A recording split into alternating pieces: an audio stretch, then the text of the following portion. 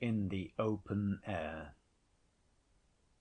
The air is fresh, but in my apartment it is not so in any sense of the word.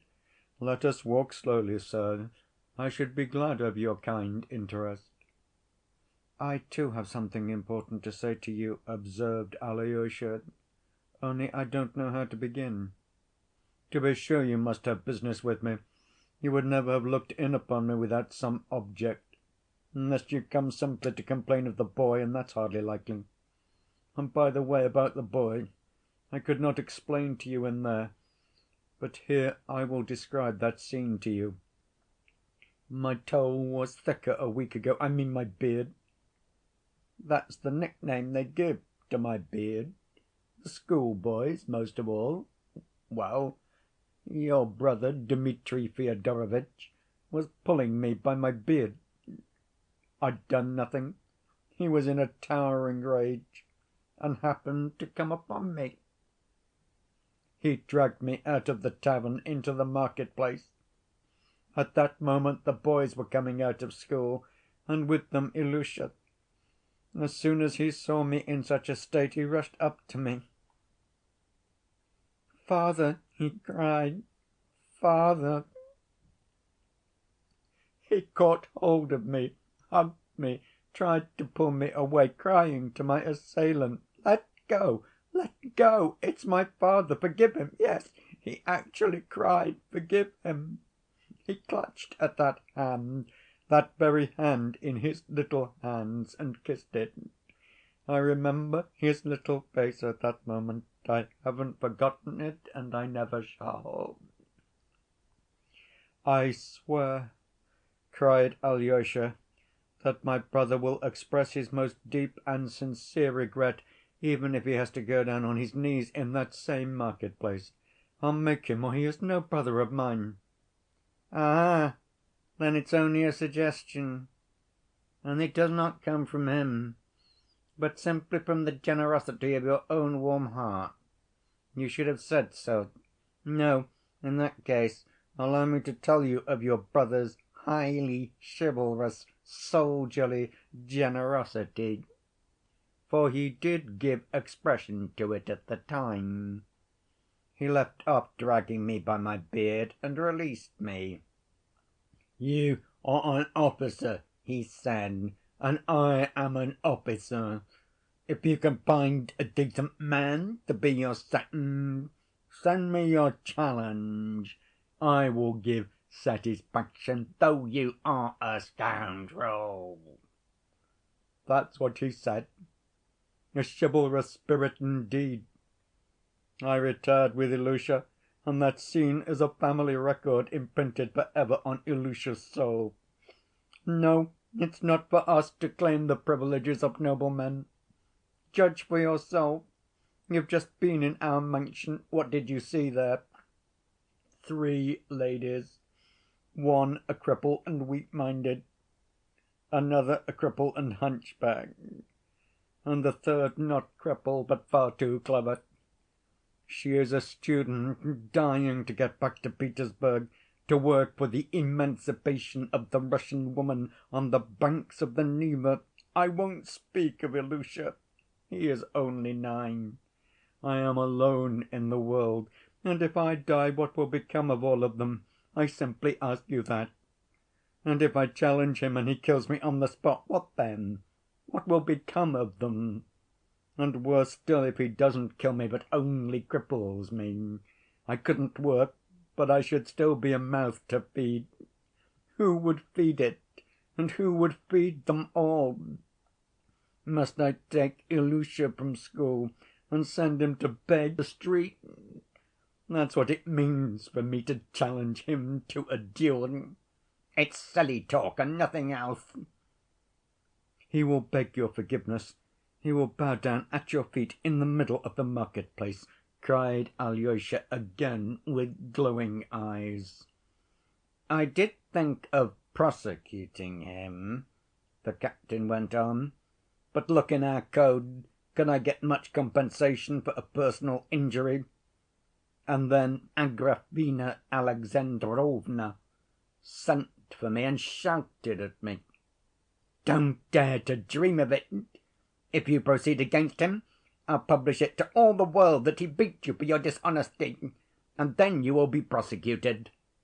I call God to witness. Whose was the dishonesty and by whose commands I acted?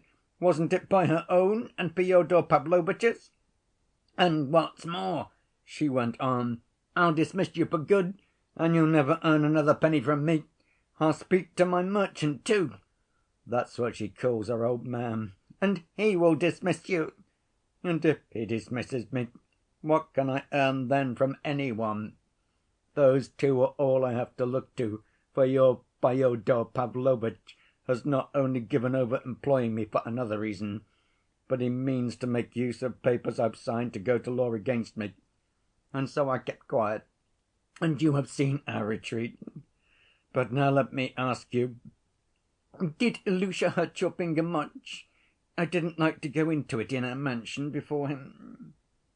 "Yes, very much, and he was in a great fury. He was avenging you on me as a Karamazov, I see that now. But if only you had seen how he was throwing stones at his schoolfellows! It's very dangerous. They might kill him. They are children and stupid. A stone may be thrown and break somebody's head." "That's just what has happened. He has been bruised by a stone to‐day, not on the head, but on the chest, just above the heart. He came home crying and groaning, and now he is ill." "And you know he attacks them first. He is bitter against them on your account.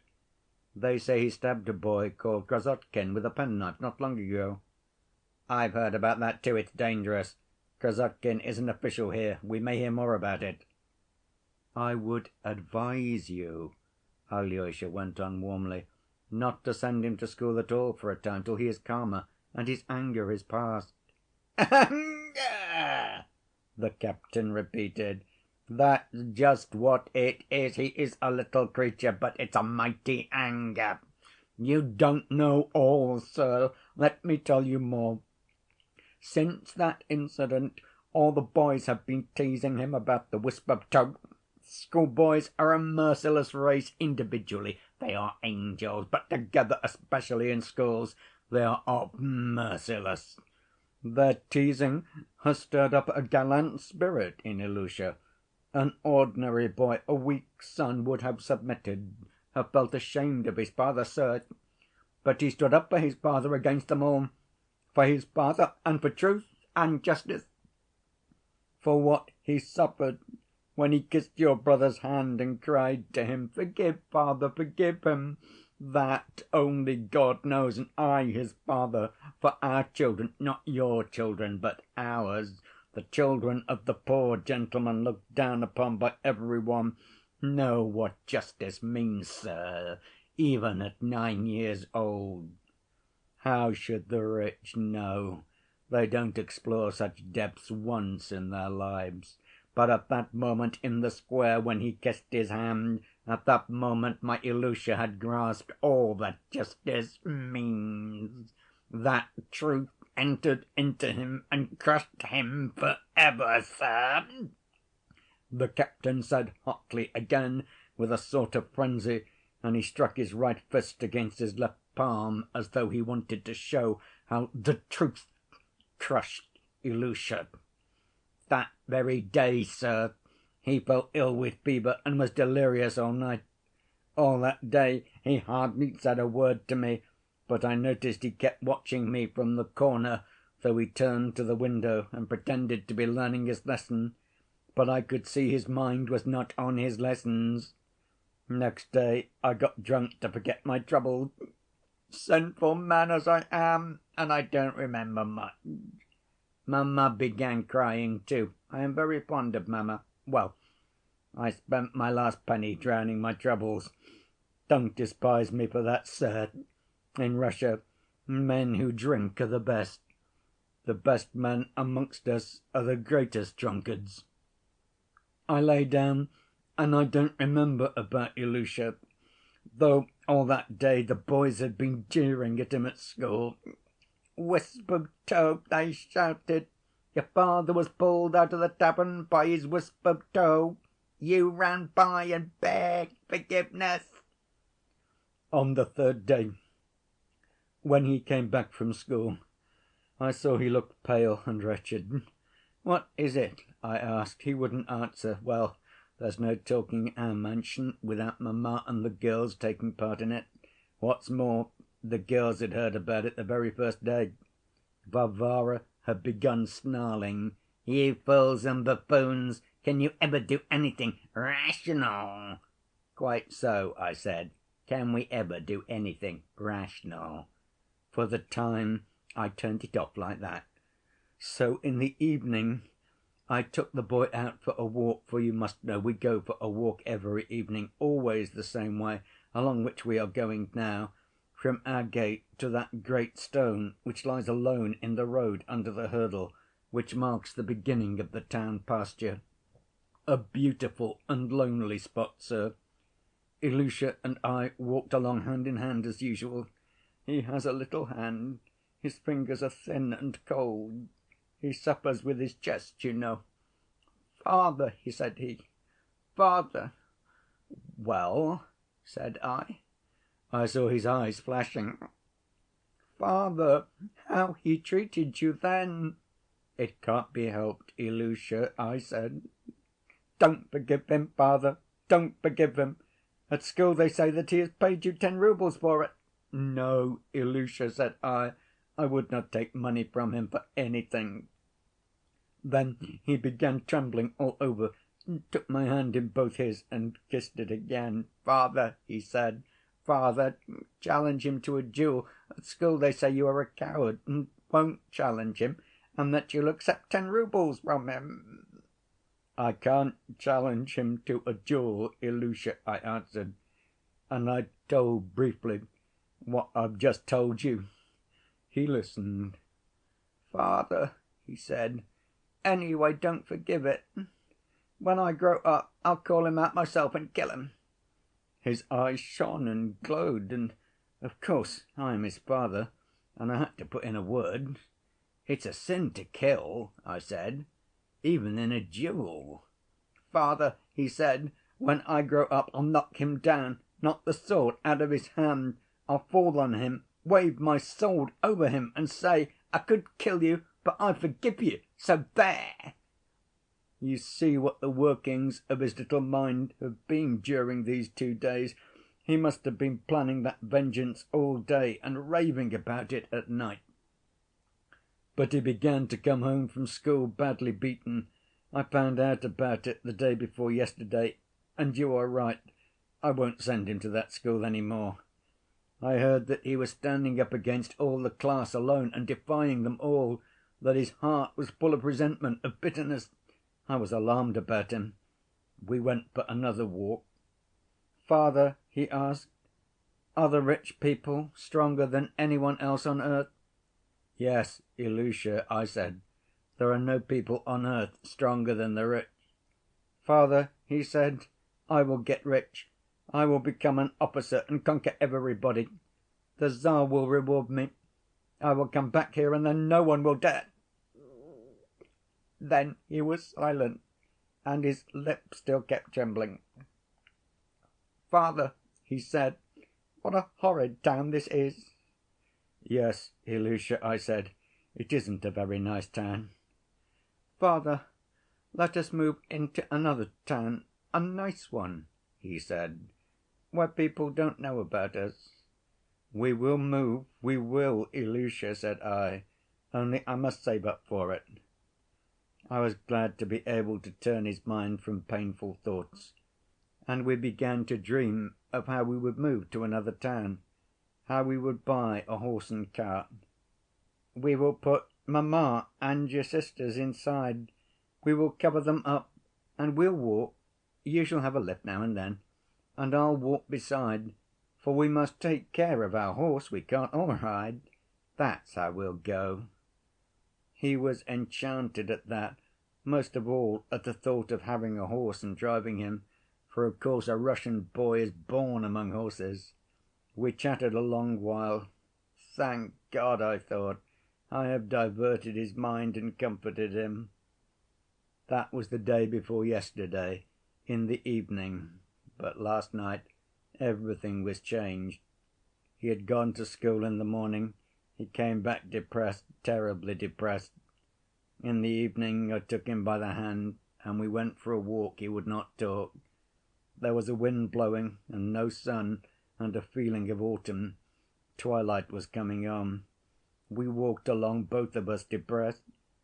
"Well, my boy," said I, "how about our setting off on our travels?" I thought I might bring him back to our talk of the day before. He didn't answer, but I felt his fingers trembling in my hand. Ah, I thought, it's a bad job, there's something fresh. We had reached the stone where we are now. I sat down on the stone, and in the air there were lots of kites flapping and whirling.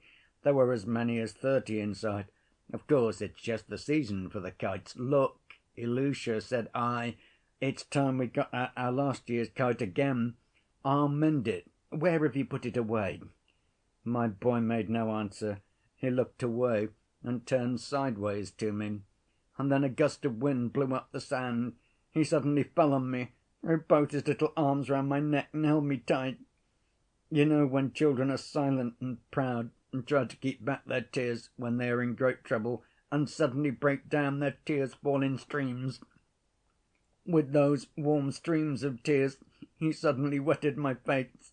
He sobbed and shook as though he were in convulsions, and squeezed up against me as I sat on the stone.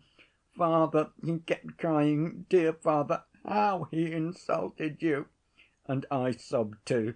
We sat shaking in each other's arms. "Ilusha," I said to him, "Ilusha, darling." No one saw us then. God alone saw us. I hope he will record it to my credit. "You must thank your brother, Alexey Fyodorovitch." "No, sir, I won't thrash my boy for your satisfaction." He had gone back to his original tone of resentful buffoonery. Alyosha felt, though, that he trusted him, and that if there had been some one else in his, Alyosha's, place, the man would not have spoken so openly, and would not have told what he had just told. This encouraged Alyosha, whose heart was trembling on the verge of tears. "Ah, how I would like to make friends with your boy!" he cried. "If you could arrange it." "Certainly, sir," muttered the captain. "But now listen to something quite different," Alyosha went on. "I have a message for you. That same brother of mine, Dmitri, has insulted his betrothed, too, a noble‐hearted girl of whom you have probably heard. I have a right to tell you of her wrong. I ought to do so, in fact, for hearing of the insult done to you and learning all about your unfortunate position, she commissioned me at once, just now, to bring you this help from her, but only from her alone, not from Dmitri, who has abandoned her, nor from me, his brother, nor from any one else, but from her, only from her. She entreats you to accept her help. You have both been insulted by the same man. She thought of you only when she had just received a similar insult from him, similar in its cruelty, I mean. She comes like a sister to help a brother in misfortune. She told me to persuade you to take these 200 roubles from her as from a sister, knowing that you are in such need. No one will know of it. It can give rise to no unjust slander. There are the 200 roubles, and I swear you must take them, unless all men are to be enemies on earth. But there are brothers even on earth. You have a generous heart. You must see that, you must." And Alyosha held out 2 new rainbow‐colored 100‐rouble notes. They were both standing at the time by the great stone close to the fence, and there was no one near. The notes seemed to produce a tremendous impression on the captain. He started, but at first only from astonishment. Such an outcome of their conversation was the last thing he expected. Nothing could have been farther from his dreams than help from any one, and such a sum. He took the notes, and for a minute he was almost unable to answer. Quite a new expression came into his face. "That for me? So much money? 200 roubles? Good heavens! Why, I haven't seen so much money for the last 4 years. Mercy on us! And she says she is a sister. And is that the truth?" "I swear that all I told you is the truth," cried Alyosha. The captain flushed red. "Listen, my dear, listen. If I take it, I shan't be behaving like a scoundrel in your eyes, Alexey Fyodorovitch. I shan't be a scoundrel. No, Alexey Fyodorovitch, listen, listen," he hurried, touching Alyosha with both his hands. "You are persuading me to take it, saying that it's a sister sends it. But inwardly, in your heart, won't you feel contempt for me if I take it, eh?" "No, no, on my salvation, I swear I shan't. And no one will ever know but me. I, you, and she, and one other lady, her great friend." "Never mind the lady. Listen, Alexey Fyodorovitch, at a moment like this you must listen, for you can't understand what these 200 roubles mean to me now." The poor fellow went on, rising gradually into a sort of incoherent, almost wild enthusiasm. He was thrown off his balance and talked extremely fast, as though afraid he would not be allowed to say all he had to say. "Besides its being honestly acquired from a sister so highly respected and revered, do you know that now I can look after mamma and Nina, my hunchback angel daughter? Dr. Herzenstube came to me in the kindness of his heart and was examining them both for a whole hour. 'I can make nothing of it,' said he, 'but he prescribed a mineral water which is kept at a chemist's here. He said it would be sure to do her good, and he ordered baths, too, with some medicine in them. The mineral water costs 30 kopecks, and she'd need to drink 40 bottles perhaps. So I took the prescription and laid it on the shelf under the ikons, and there it lies. And he ordered hot baths for Nina, with something dissolved in them morning and evening. But how can we carry out such a cure in our mansion, without servants, without help, without a bath, and without water? Nina is rheumatic all over. I don't think I told you that. All her right side aches at night. She is in agony, and would you believe it, the angel bears it without groaning, for fear of waking us. We eat what we can get, and she'll only take the leavings, what you'd scarcely give to a dog. I am not worth it. I am taking it from you. I am a burden on you.' That's what her angel eyes tried to express. We wait on her, but she doesn't like it. I am a useless cripple, no good to any one. As though she were not worth it, when she is the saving of all of us with her angelic sweetness. Without her gentle word, it would be hell among us. She softens even Varvara. And don't judge Varvara harshly either. She is an angel too. She too has suffered wrong. She came to us for the summer, and she brought 16 roubles she had earned by lessons and saved up to go back with to Petersburg in September, that is now. But we took her money and lived on it, so now she has nothing to go back with. Though indeed she couldn't go back, for she has to work for us like a slave. She is like an overdriven horse with all of us on her back. She waits on us all, mends and washes, sweeps the floor, puts mamma to bed. And mamma is capricious and tearful and insane. And now I can get a servant with this money, you understand, Alexey Fyodorovitch. I can get medicines for the dear creatures. I can send my student to Petersburg. I can buy beef. I can feed them properly. Good Lord, but it's a dream!" Alyosha was delighted that he had brought him such happiness, and that the poor fellow had consented to be made happy. "Stay, Alexey Fyodorovitch, stay." The captain began to talk with frenzied rapidity, carried away by a new daydream. "Do you know that Ilusha and I will perhaps really carry out our dream? We will buy a horse and cart, a black horse, he insists on it being black, and we will set off, as we pretended the other day. I have an old friend, a lawyer in K province, and I heard through a trustworthy man that if I were to go, he'd give me a place as clerk in his office, so who knows, maybe he would. So I just put mamma and Nina in the cart, and Ilusha could drive, and I'd walk. Why, if I only succeed in getting one debt paid that's owing me, I should have perhaps enough for that too." "There would be enough," cried Alyosha. "Katerina Ivanovna will send you as much more as you need. And you know I have money too. Take what you want, as you would from a brother, from a friend. You can give it back later. You'll get rich.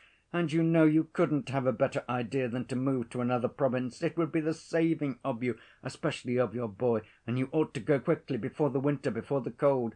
You must write to us when you are there, and we will always be brothers. No, it's not a dream." Alyosha could have hugged him, he was so pleased. But glancing at him, he stopped short. The man was standing with his neck outstretched and his lips protruding, with a pale and frenzied face. His lips were moving as though trying to articulate something. No sound came, but still his lips moved. It was uncanny. "What is it?" asked Alyosha, startled. "Alexey Fyodorovitch, you," muttered the captain, faltering, looking at him with a strange, wild, fixed stare and an air of desperate resolution. At the same time there was a sort of grin on his lips. You, sir, wouldn't you like me to show you a little trick I know?" he murmured suddenly, in a firm, rapid whisper, his voice no longer faltering. "What trick?" "A pretty trick," whispered the captain. His mouth was twisted on the left side, his left eye was screwed up. He still stared at Alyosha. "What is the matter? What trick?" Alyosha cried, now thoroughly alarmed. "Why, look!" squealed the captain suddenly, and showing him the 2 notes which he had been holding by one corner between his thumb and forefinger during the conversation, he crumpled them up savagely and squeezed them tight in his right hand. "Do you see? Do you see?" he shrieked, pale and infuriated, and suddenly flinging up his hand, he threw the crumpled notes on the sand. "Do you see?" he shrieked again, pointing to them. "Look there!" And with wild fury he began trampling them under his heel, gasping and exclaiming as he did so: "So much for your money! So much for your money! So much for your money! So much for your money!" Suddenly he darted back and drew himself up before Alyosha, and his whole figure expressed unutterable pride. "Tell those who sent you that the wisp of tow does not sell his honor!" he cried, raising his arm in the air. Then he turned quickly and began to run. But he had not run 5 steps before he turned completely round and kissed his hand to Alyosha. He ran another 5 paces and then turned round for the last time. This time his face was not contorted with laughter, but quivering all over with tears. In a tearful, faltering, sobbing voice he cried: "What should I say to my boy if I took money from you for our shame?" And then he ran on without turning. Alyosha looked after him, inexpressibly grieved. Oh, he saw that till the very last moment the man had not known he would crumple up and fling away the notes. He did not turn back. Alyosha knew he would not. He would not follow him and call him back, he knew why. When he was out of sight, Alyosha picked up the 2 notes. They were very much crushed and crumpled, and had been pressed into the sand, but were uninjured, and even rustled like new ones when Alyosha unfolded them and smoothed them out. After smoothing them out, he folded them up, put them in his pocket, and went to Katerina Ivanovna to report on the success of her commission. End of chapter 31.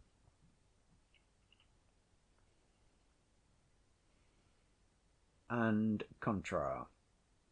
Chapter 1. The Engagement. Madame Hohlakov was again the first to meet Alyosha. She was flustered. Something important had happened. Katerina Ivanovna's hysterics had ended in a fainting fit, and then a terrible, awful weakness had followed. She lay with her eyes turned up and was delirious. Now she was in a fever. They had sent for Herzenstube. They had sent for the aunts. The aunts were already here, but Herzenstube had not yet come. They were all sitting in her room waiting. She was unconscious now, and what if it turned to brain fever?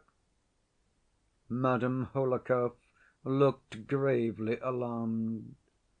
This is serious, serious," she added at every word, as though nothing that had happened to her before had been serious.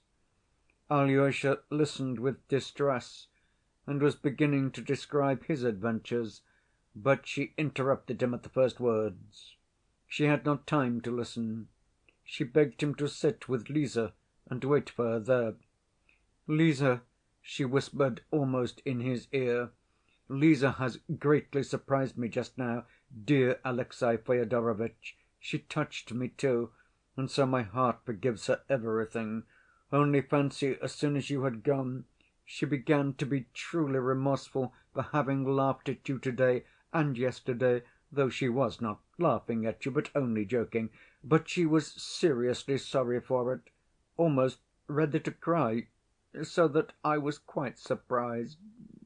She has never been really sorry for laughing at me, but has only made a joke of it. And you know she is laughing at me every minute. But this time she was in earnest. She thinks a great deal of your opinion, Alexey Fyodorovitch, and don't take offense or be wounded by her if you can help it. I am never hard upon her, for she's such a clever little thing. Would you believe it?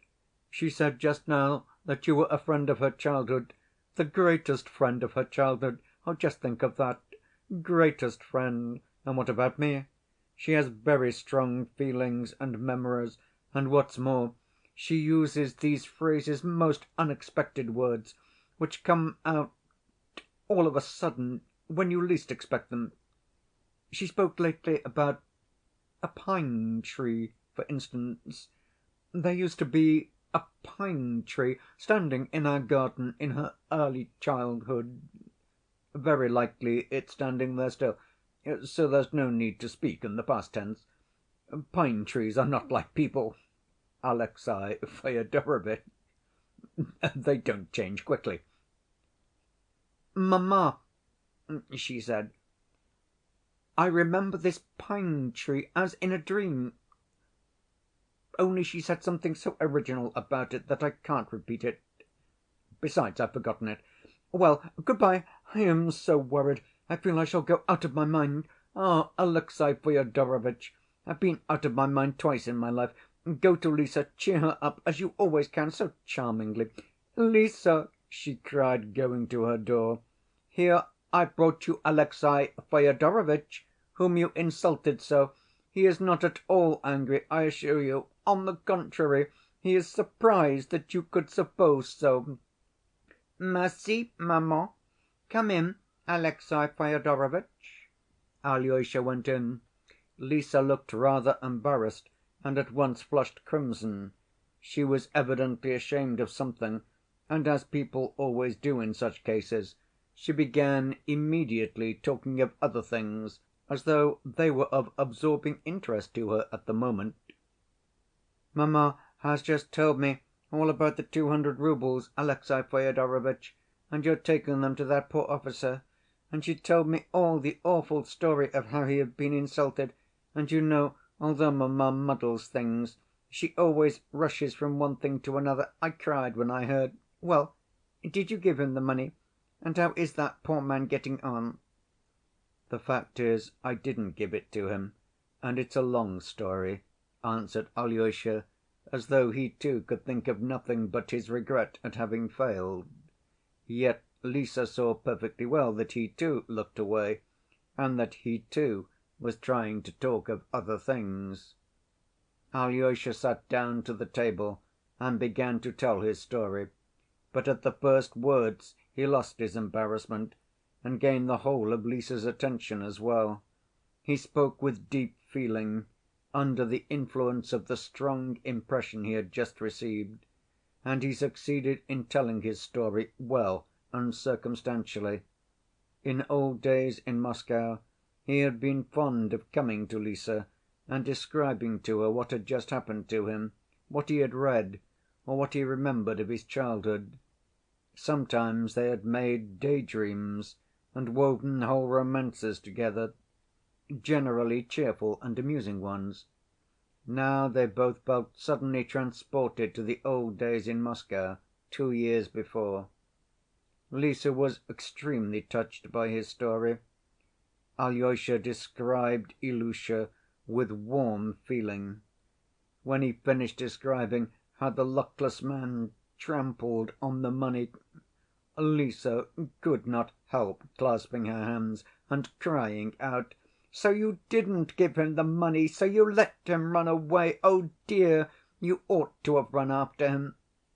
"No, Lise, it's better I didn't run after him," said Alyosha, getting up from his chair and walking thoughtfully across the room. "How so? How is it better? Now they are without food and their case is hopeless." "Not hopeless, for the 200 roubles will still come to them. He'll take the money to‐morrow. To‐morrow he will be sure to take it," said Alyosha, pacing up and down, pondering. "You see, Lise," he went on, stopping suddenly before her, "I made one blunder, but that, even that, is all for the best." "What blunder, and why is it for the best?" "I'll tell you. He is a man of weak and timorous character. He has suffered so much and is very good‐natured. I keep wondering why he took offense so suddenly, for I assure you, up to the last minute, he did not know that he was going to trample on the notes. And I think now that there was a great deal to offend him. And it could not have been otherwise in his position. To begin with, he was sore at having been so glad of the money in my presence and not having concealed it from me. If he had been pleased, but not so much, if he had not shown it, if he had begun affecting scruples and difficulties, as other people do when they take money, he might still endure to take it. But he was too genuinely delighted, and that was mortifying. Ah, Lise, he is a good and truthful man, that's the worst of the whole business. All the while he talked, his voice was so weak, so broken, he talked so fast, he kept laughing, such a laugh, or perhaps he was crying. Yes, I am sure he was crying, he was so delighted. And he talked about his daughters, and about the situation he could get in another town, and when he had poured out his heart, he felt ashamed at having shown me his inmost soul like that. So he began to hate me at once. He is one of those awfully sensitive poor people. What had made him feel most ashamed was that he had given in too soon and accepted me as a friend, you see. At first he almost flew at me and tried to intimidate me, but as soon as he saw the money, he had begun embracing me, he kept touching me with his hands. This must have been how he came to feel it all so humiliating, and then I made that blunder, a very important one. I suddenly said to him that if he had not money enough to move to another town, we would give it to him, and, indeed, I myself would give him as much as he wanted out of my own money. That struck him all at once. Why, he thought, did I put myself forward to help him? You know, Lise, it's awfully hard for a man who has been injured, when other people look at him as though they were his benefactors. I've heard that. Father Zossima told me so. I don't know how to put it, but I have often seen it myself. And I feel like that myself, too. And the worst of it was that though he did not know up to the very last minute that he would trample on the notes, he had a kind of presentiment of it, I am sure of that. That's just what made him so ecstatic, that he had that presentiment. And though it's so dreadful, it's all for the best. In fact, I believe nothing better could have happened." "Why? Why could nothing better have happened?" cried Lise, looking with great surprise at Alyosha. "Because if he had taken the money in an hour after getting home, he would be crying with mortification. That's just what would have happened. And most likely he would have come to me early to‐morrow, and perhaps have flung the notes at me and trampled upon them, as he did just now. But now he has gone home awfully proud and triumphant, though he knows he has ruined himself. So now nothing could be easier than to make him accept the 200 roubles by to‐morrow. for he has already vindicated his honor, tossed away the money and trampled it underfoot. He couldn't know when he did it that I should bring it to him again to‐morrow, and yet he is in terrible need of that money. Though he is proud of himself now, yet even to‐day he'll be thinking what a help he has lost. He will think of it more than ever at night, will dream of it, and by to‐morrow morning he may be ready to run to me to ask forgiveness. It's just then that I'll appear. 'Here, you are a proud man,' I shall say, 'you have shown it, but now take the money and forgive us,' and then he will take it." Alyosha was carried away with joy as he uttered his last words. "And then he will take it." Lise clapped her hands. "Ah, that's true, I understand that perfectly now. Ah, Alyosha, how do you know all this? So young, and yet he knows what's in the heart. I should never have worked it out." "The great thing now is to persuade him that he is on an equal footing with us, in spite of his taking money from us," Alyosha went on in his excitement, "and not only on an equal, but even on a higher footing." "On a higher footing is charming, Alexey Fyodorovitch, but go on, go on." "You mean there isn't such an expression as 'on a higher footing'? But that doesn't matter, because—" "Oh, no, of course it doesn't matter. Oh, forgive me, Alyosha, dear. You know, I scarcely respected you till now. That is, I respected you, but on an equal footing. But now I shall begin to respect you on a higher footing. Oh, don't be angry, dear, at my joking," she put in at once with strong feeling. "I am absurd and small, but listen, Alexey Fyodorovitch, isn't there in all our analysis, I mean your analysis, no, better call it ours, aren't we showing contempt for him, for that poor man, in analyzing his soul like this, as it were, from above, eh? In deciding so certainly that he will take the money?" "No, Lise, it's not contempt," Alyosha answered, as though he had prepared himself for the question. "I was thinking of that on the way here. How can it be contempt when we are all like him, when we are all just the same as he is? For you know we are just the same, no better. If we are better, we should have been just the same in his place.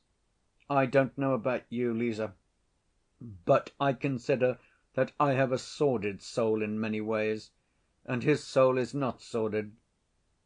On the contrary, full of fine feeling. No, Lise, I have no contempt for him. Do you know, Lise, my elder told me once to care for most people exactly as one would for children, and for some of them as one would for the sick in hospitals. Ah, Alexey Fyodorovitch, dear, let us care for people as we would for the sick." "Let us, Lise. I am ready. Though I am not altogether ready in myself. I am sometimes very impatient, and at other times I don't see things. It's different with you." "Ah, I don't believe it. Alexey Fyodorovitch, how happy I am!" "I am so glad you say so, Lise." "Alexey Fyodorovitch, you are wonderfully good, but you are sometimes sort of formal. And yet you are not a bit formal, really. Go to the door, open it gently, and see whether mamma is listening," said Lise in the nervous, hurried whisper. Alyosha went, opened the door, and reported that no one was listening. "Come here, Alexey Fyodorovitch," Lise went on, flushing redder and redder. "Give me your hand. That's right. I have to make a great confession. I didn't write to you yesterday in joke, but in earnest," and she hid her eyes with her hand. It was evident that she was greatly ashamed of the confession. Suddenly she snatched his hand and impulsively kissed it 3 times. "Ah, Lise, what a good thing!" cried Alyosha joyfully. "You know, I was perfectly sure you were in earnest." "Sure? Upon my word!" She put aside his hand, but did not leave go of it, blushing hotly, and laughing a little happy laugh. "I kiss his hand, and he says, 'What a good thing!'" But her reproach was undeserved. Alyosha, too, was greatly overcome. "I should like to please you always, Lise, but I don't know how to do it," he muttered, blushing too. "Alyosha, dear, you are cold and rude. Do you see? He has chosen me as his wife and is quite settled about it. He is sure I was in earnest. What a thing to say! Why, that's impertinence, that's what it is." "Why, was it wrong of me to feel sure?" Alyosha asked, laughing suddenly. "Ah, Alyosha, on the contrary, it was delightfully right," cried Lise, looking tenderly and happily at him. Alyosha stood still, holding her hand in his. Suddenly he stooped down and kissed her on her lips. "Oh, what are you doing?" cried Lise. Alyosha was terribly abashed. "Oh, forgive me if I shouldn't. Perhaps I'm awfully stupid. You said I was cold, so I kissed you. But I see it was stupid." Lise laughed and hid her face in her hands. "And in that dress!" she ejaculated in the midst of her mirth. But she suddenly ceased laughing and became serious, almost stern. "Alyosha, we must put off kissing. We are not ready for that yet, and we shall have a long time to wait," she ended suddenly. "Tell me rather why you, who are so clever, so intellectual, so observant, choose a little idiot, an invalid like me. Ah, Alyosha, I am awfully happy, for I don't deserve you a bit." "You do, Lise. I shall be leaving the monastery altogether in a few days. If I go into the world, I must marry, I know that. He told me to marry, too. Whom could I marry better than you? And who would have me except you? I have been thinking it over. In the first place, you've known me from a child, and you've a great many qualities I haven't. You are more light‐hearted than I am. Above all, you are more innocent than I am. I have been brought into contact with many, many things already. Oh, you don't know, but I, too, am a Karamazov. What does it matter if you do laugh and make jokes, and at me, too? Go on laughing. I am so glad you do. You laugh like a little child, but you think like a martyr." "Like a martyr? How?" "Yes, Lise, your question just now, whether we weren't showing contempt for that poor man by dissecting his soul, that was the question of a sufferer. You see, I don't know how to express it, but any one who thinks of such questions is capable of suffering. Sitting in your invalid chair, you must have thought over many things already." "Alyosha, give me your hand. Why are you taking it away?" murmured Lise in a failing voice, weak with happiness. "Listen, Alyosha, what will you wear when you come out of the monastery? What sort of suit? Don't laugh, don't be angry. It's very, very important to me." "I haven't thought about the suit, Lise, but I'll wear whatever you like." "I should like you to have a dark blue velvet coat, a white piqué waistcoat, and a soft gray felt hat. Tell me, did you believe that I didn't care for you when I said I didn't mean what I wrote?" "No, I didn't believe it." "Oh, you insupportable person! You are incorrigible!" "You see, I knew that you seemed to care for me, but I pretended to believe that you didn't care for me, to make it easier for you." "That makes it worse, worse and better than all. Oh, Alyosha, I am awfully fond of you. Just before you came this morning, I tried my fortune. I decided I would ask you for my letter, and if you brought it out calmly and gave it to me, as might have been expected from you, it would mean that you did not love me at all, that you felt nothing, and were simply a stupid boy, good for nothing, and that I am ruined. But you left the letter at home, and that cheered me. You left it behind on purpose, so as not to give it back, because you knew I would ask for it.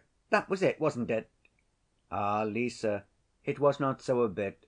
The letter is with me now, and it was this morning in this pocket. Here it is." Alyosha pulled the letter out laughing, and showed it her at a distance. "But I'm not going to give it to you. Look at it from here." "Why, then you told a lie! You, a monk, told a lie!" "I told a lie, if you like." Alyosha laughed too. "I told a lie so as not to give you back the letter. It's very precious to me," he added suddenly with strong feeling, and again he flushed. "It always will be, and I won't give it up to any one." Lise looked at him joyfully. "Alyosha," she murmured again, "look at the door. Isn't mamma listening?" "Very well, Lise, I'll look. But wouldn't it be better not to look? Why suspect your mother of such meanness?" "What meanness? As for her spying on her daughter, it's her right, it's not meanness," cried Lise, firing up. "You may be sure, Alexey Fyodorovitch, that when I am a mother, if I have a daughter like myself, I shall certainly spy on her." "Really, Lise, that's not right." "Oh, my goodness! What has meanness to do with it? If she were listening to some ordinary worldly conversation, it would be meanness. But when her own daughter is shut up with a young man.... Listen, Alyosha, do you know, I shall spy upon you as soon as we are married. And let me tell you, I shall open all your letters and read them, so you may as well be prepared." "Yes, of course, if so," muttered Alyosha, "only it's not right." "Ah, how contemptuous! Alyosha, dear, we won't quarrel the very first day. I'd better tell you the whole truth. Of course it's very wrong to spy on people, and of course I am not right and you are, only I shall spy on you all the same." "Do then. You won't find out anything," laughed Alyosha. "And, Alyosha, will you give in to me? We must decide that, too." "I shall be delighted to, Lise, and certain to, only not in the most important things. Even if you don't agree with me, I shall do my duty in the most important things." "That's right. But let me tell you, I'm ready to give in to you not only in the most important matters, but in everything. And I am ready to vow to do so now, in everything, and for all my life," cried Lise fervently. "And I'll do it gladly, gladly.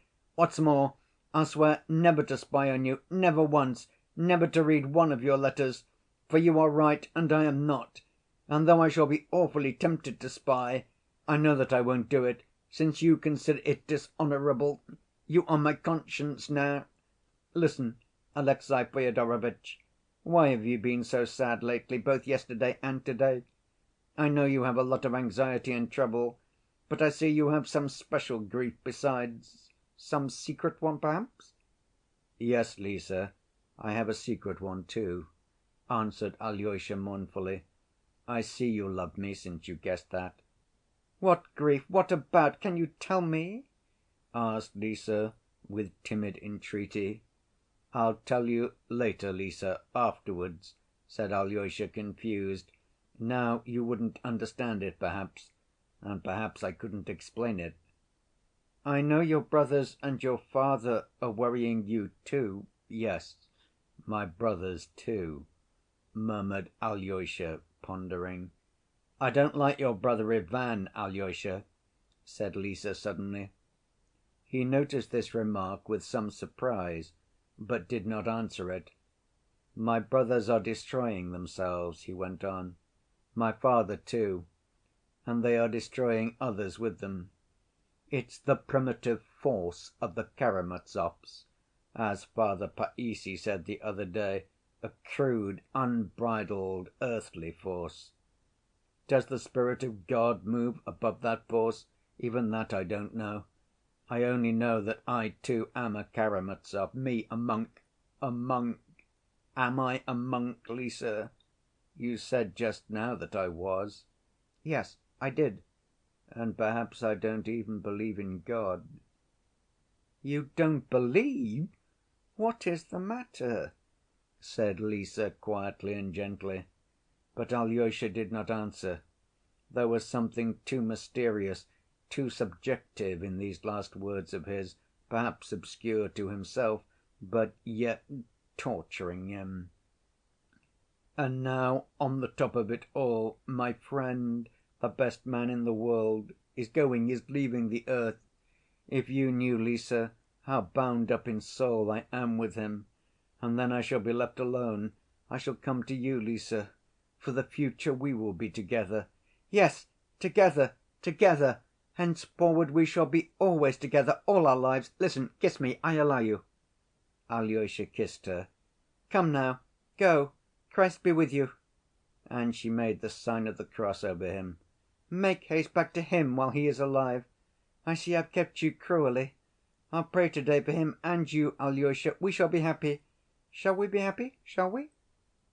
"I believe we shall, Lise." Alyosha thought it Smerdyakov with a guitar. He had no time to lose indeed. Even while he was saying good‐by to Lise, the thought had struck him that he must attempt some stratagem to find his brother Dmitri, who was evidently keeping out of his way.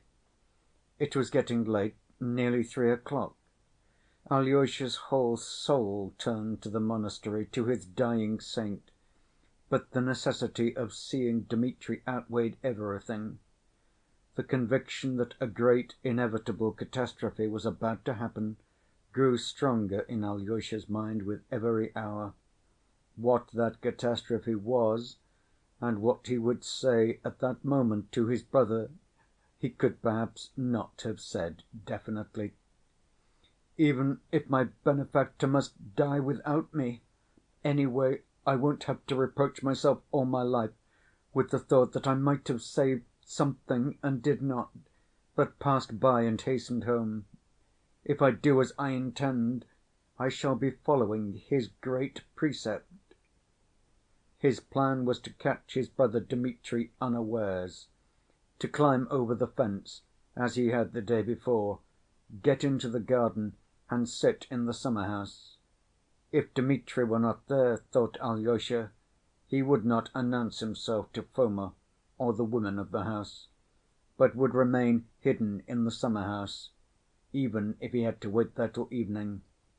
If, as before, Dmitri were lying in wait for Grushenka to come, he would be very likely to come to the summer‐house.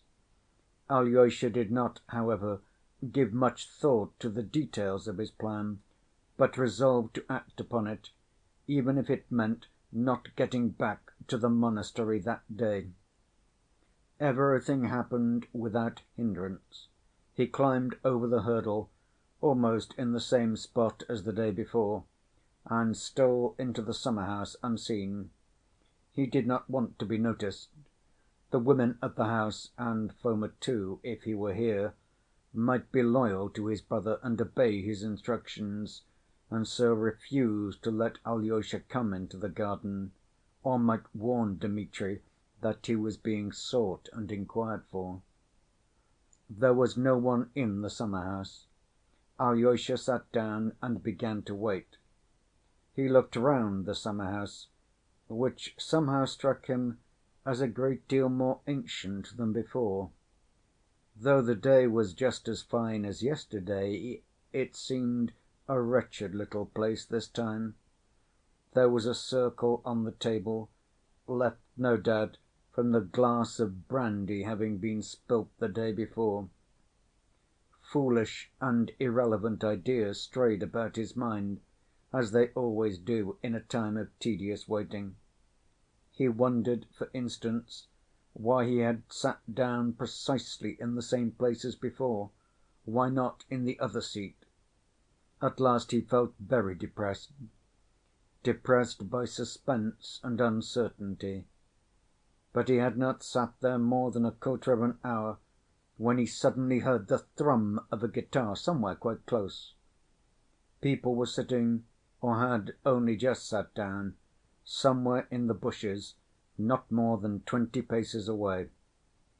Alyosha suddenly recollected that on coming out of the summer‐house the day before, he had caught a glimpse of an old green low garden seat among the bushes on the left by the fence. The people must be sitting on it now. Who were they? A man's voice suddenly began singing in a sugary falsetto, accompanying himself on the guitar. "With invincible force I am bound to my dear, O Lord, have mercy on her and on me, on her and on me, on her and on me." The voice ceased. It was a lackey's tenor and a lackey's song. Another voice, a woman's, suddenly asked, insinuatingly and bashfully, though with mincing affectation: "Why haven't you been to see us for so long, Pavel Fyodorovitch? Why do you always look down upon us?" "Not at all," answered a man's voice politely, but with emphatic dignity. It was clear that the man had the best of the position, and that the woman was making advances. "I believe the man must be Smerdyakov," thought Alyosha from his voice. "And the lady must be the daughter of the house here, who has come from Moscow, the one who wears the dress with the tail and goes to Marfa for soup." "I am awfully fond of verses of all kinds, if they rhyme," the woman's voice continued. "Why don't you go on?" The man sang again: "What do I care for royal wealth, if only my dear one be in health?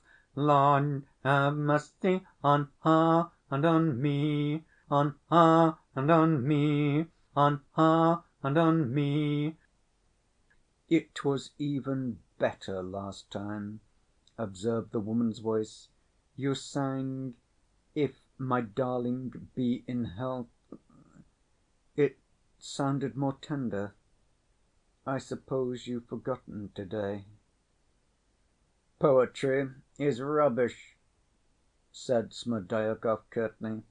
"Oh, no, I am very fond of poetry." "So far as it's poetry, it's essential rubbish. Consider yourself, whoever talks in rhyme. And if we were all to talk in rhyme, even though it were decreed by government, we shouldn't say much, should we? Poetry is no good, Marya Kondratyevna." "How clever you are!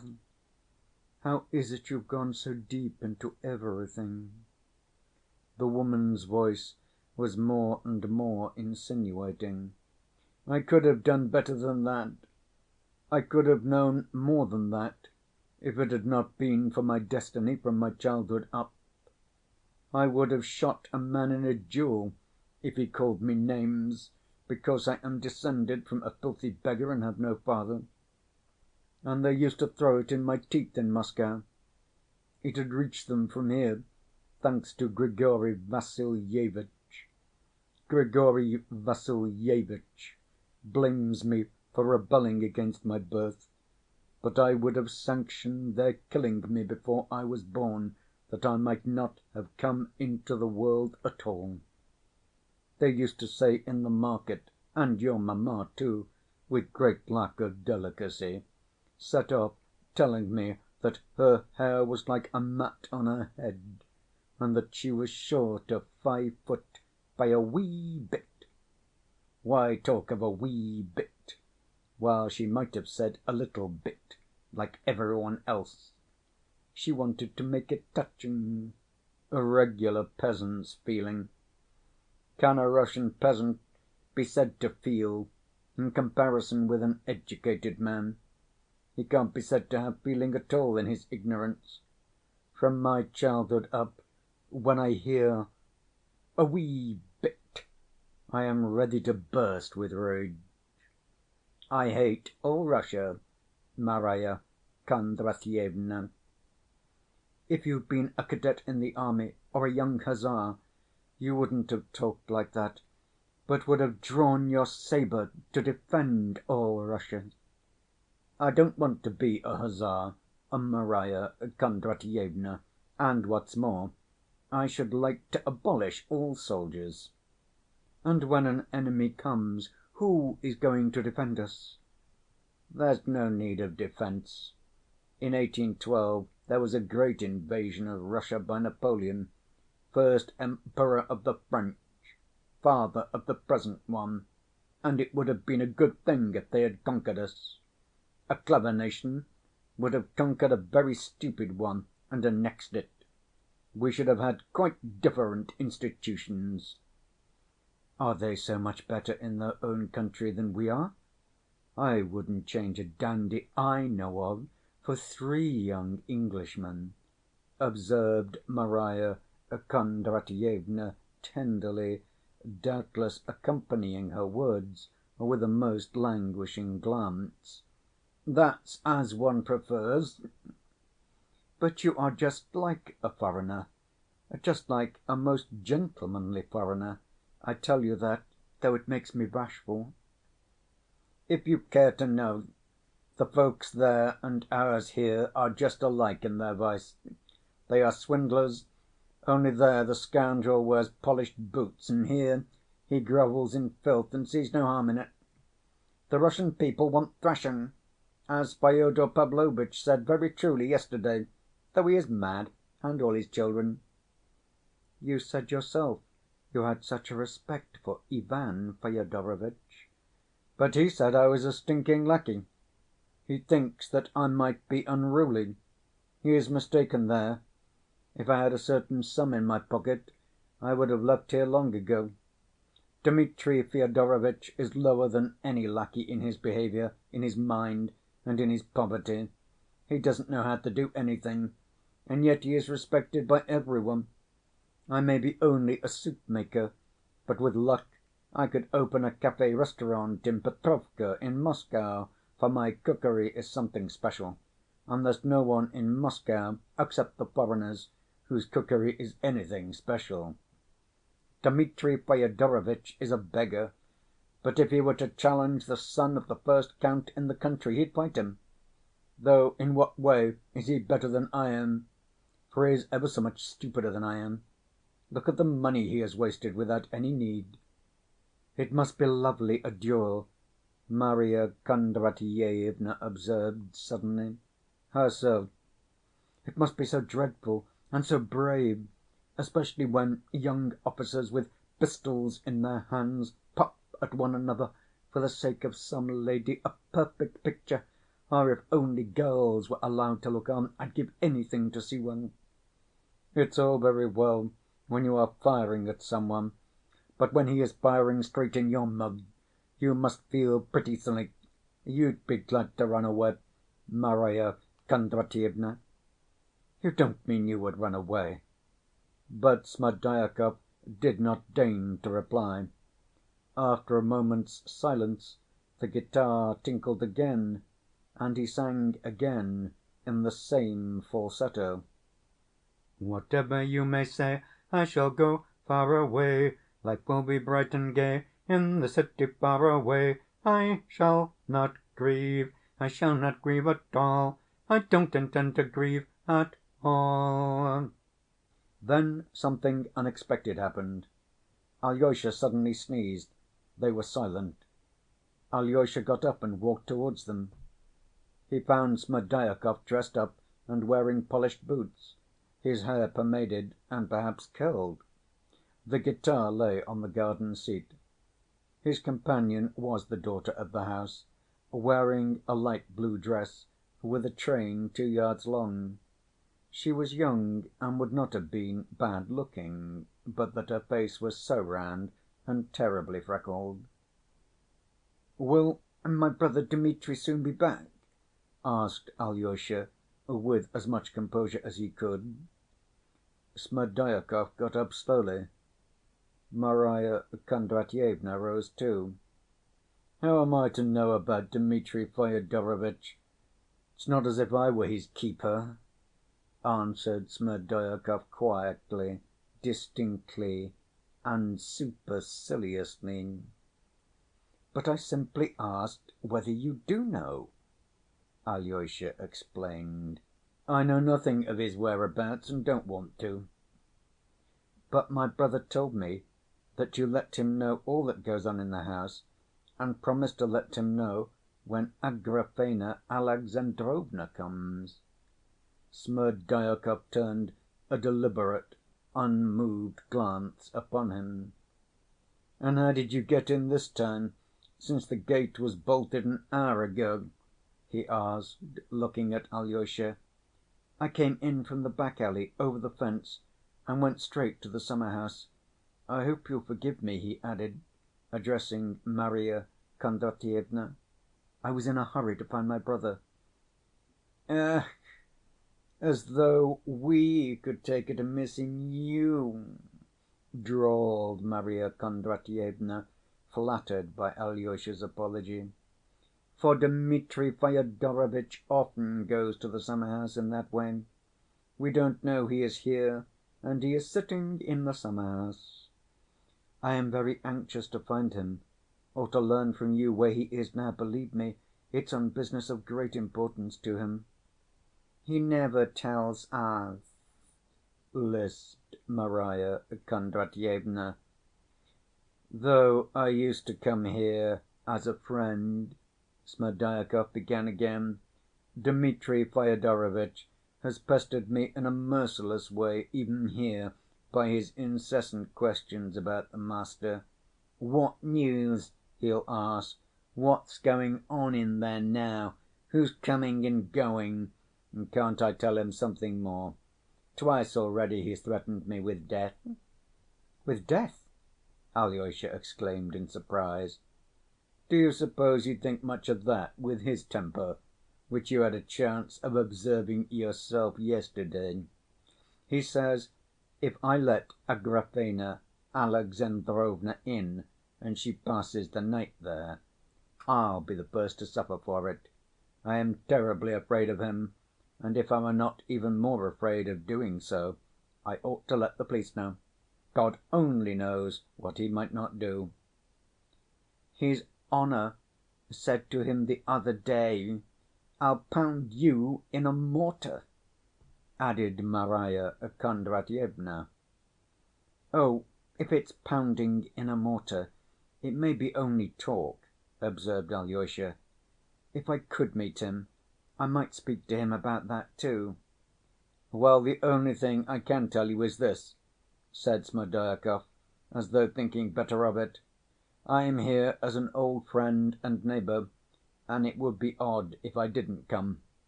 On the other hand, Ivan Fyodorovitch sent me first thing this morning to your brother's lodging in Lake Street, without a letter, but with a message to Dmitri Fyodorovitch to go to dine with him at the restaurant here in the market‐place. I went, but didn't find Dmitri Fyodorovitch at home, though it was 8 o'clock. 'He's been here, but he is quite gone.' Those were the very words of his landlady. It's as though there was an understanding between them.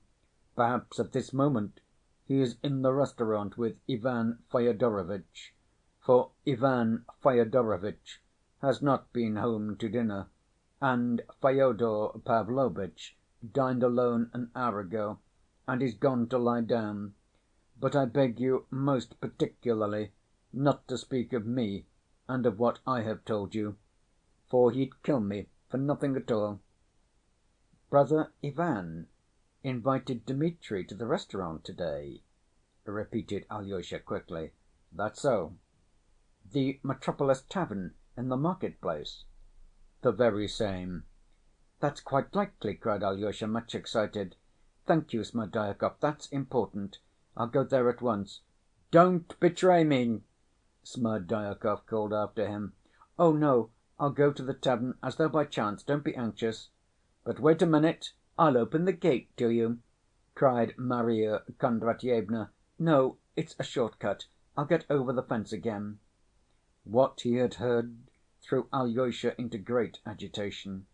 He ran to the tavern. It was impossible for him to go into the tavern in his monastic dress, but he could inquire at the entrance for his brothers and call them down. But just as he reached the tavern a window was flung open, and his brother Ivan called down to him from it. "Alyosha, can't you come up here to me? I shall be awfully grateful." "To be sure I can, only I don't quite know whether in this dress—" "But I am in a room apart. Come up the steps. I'll run down to meet you." A minute later Alyosha was sitting beside his brother. Ivan was alone. dining. End of chapter 33.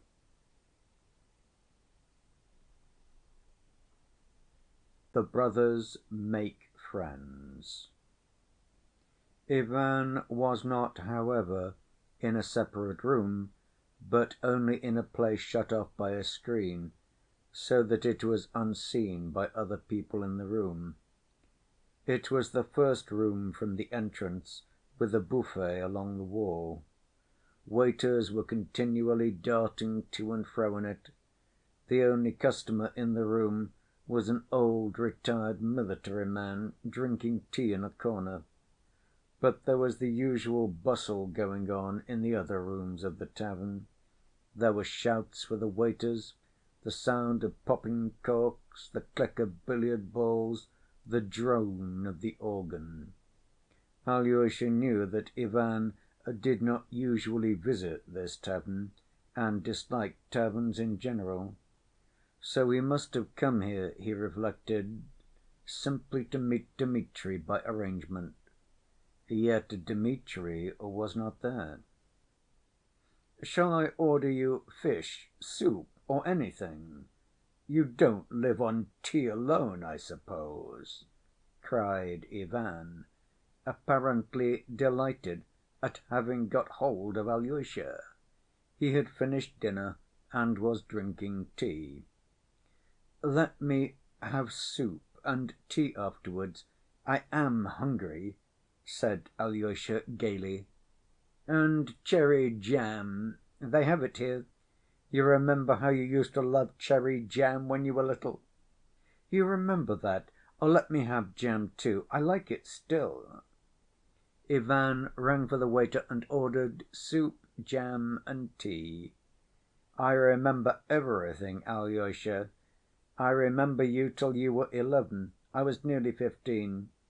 There's such a difference between 15 and 11 that brothers are never companions at those ages. I don't know whether I was fond of you even. When I went away to Moscow for the first few years, I never thought of you at all. Then, when you came to Moscow yourself, we only met once somewhere, I believe. And now I've been here more than 3 months, and so far we have scarcely said a word to each other. To‐morrow I am going away, and I was just thinking as I sat here how I could see you to say good‐by, and just then you passed." "Were you very anxious to see me then?" "Very.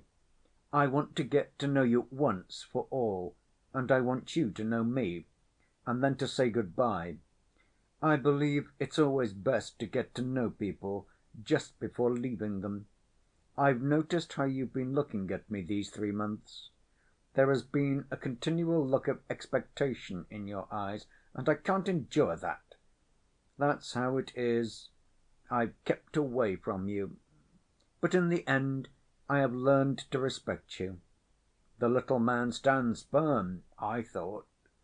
Though I am laughing, I am serious.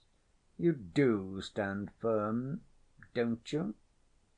I like people who are firm like that, whatever it is they stand by, even if they are such little fellows as you. Your expectant eyes ceased to annoy me. I grew fond of them in the end, those expectant eyes. You seem to love me for some reason, Alyosha." "I do love you, Ivan. Dmitri says of you, 'Ivan is a tomb.' I say of you, 'Ivan is a riddle.' You are a riddle to me even now, but I understand something in you, and I did not understand it till this morning." "What's that?"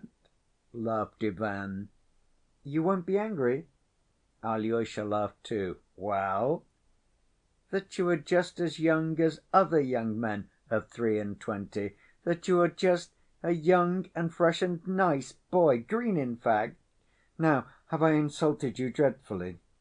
"On the contrary, I am struck by a coincidence," cried Ivan warmly and good‐humoredly. "Would you believe it, that ever since that scene with her, I have thought of nothing else but my youthful greenness, and just as though you guessed that, you begin about it. Do you know, I've been sitting here thinking to myself that if I didn't believe in life, if I lost faith in the woman I love, lost faith in the order of things, were convinced, in fact, that everything is a disorderly, damnable, and perhaps devil‐ridden chaos, if I were struck by every horror of man's disillusionment, still I should want to live, and having once tasted of the cup, I would not turn away from it till I had drained it. At 30, though, I shall be sure to leave the cup, even if I've not emptied it, and turn away. Where, I don't know. But till I am 30, I know that my youth will triumph over everything, every disillusionment, every disgust with life. I've asked myself many times whether there is in the world any despair that would overcome this frantic and perhaps unseemly thirst for life in me, and I've come to the conclusion that there isn't. That is, till I am 30, and then I shall lose it of myself, I fancy. Some driveling, consumptive moralists, and poets especially, often call that thirst for life base. It's a feature of the Karamazovs, it's true, that thirst for life regardless of everything. You have it, no doubt, too, but why is it base? The centripetal force on our planet is still fearfully strong, Alyosha. I have a longing for life, and I go on living in spite of logic. Though I may not believe in the order of the universe, yet I love the sticky little leaves as they open in spring. I love the blue sky. I love some people whom one loves, you know, sometimes without knowing why. I love some great deeds done by men, though I've long ceased perhaps to have faith in them, yet from old habit one's heart prizes them. Here, they have brought the soup for you. Eat it, it will do you good. It's first‐rate soup, they know how to make it here. I want to travel in Europe, Alyosha. I shall set off from here, and yet I know that I am only going to a graveyard. But it's a most precious graveyard, that's what it is. Precious are the dead that lie there. Every stone over them speaks of such burning life in the past, of such passionate faith in their work, their truth, their struggle, and their science, that I know I shall fall on the ground and kiss those stones and weep over them, though I'm convinced in my heart that it's long been nothing but a graveyard. And I shall not weep from despair, but simply because I shall be happy in my tears. I shall steep my soul in my emotion. I love the sticky leaves in spring, the blue sky. That's all it is. It's not a matter of intellect or logic. It's loving with one's inside, with one's stomach. One loves the first strength of one's youth.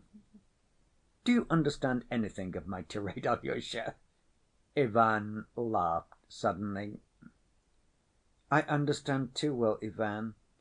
One longs to love with one's inside, with one's stomach. You said that so well, and I am awfully glad that you have such a longing for life," cried Alyosha. "I think every one should love life above everything in the world." "Love life more than the meaning of it?" "Certainly, love it, regardless of logic, as you say. It must be regardless of logic, and it's only then one will understand the meaning of it. I have thought so a long time. Half your work is done, Ivan. You love life. Now you've only to try to do the second half, and you are saved." "You are trying to save me, but perhaps I am not lost." "And what does your second half mean?" "Why, one has to raise up your dead, who perhaps have not died after all. Oh, come, let me have tea. I am so glad of our talk, Ivan." "I see you are feeling inspired. I am awfully fond of such professions de foi from such novices. You are a steadfast person, Alexey. Is it true that you mean to leave the monastery?" "Yes, my elder sends me out into the world." "We shall see each other then in the world. We shall meet before I am 30, when I shall begin to turn aside from the cup. Father doesn't want to turn aside from his cup till he is 70. He dreams of hanging on to 80, in fact, so he says.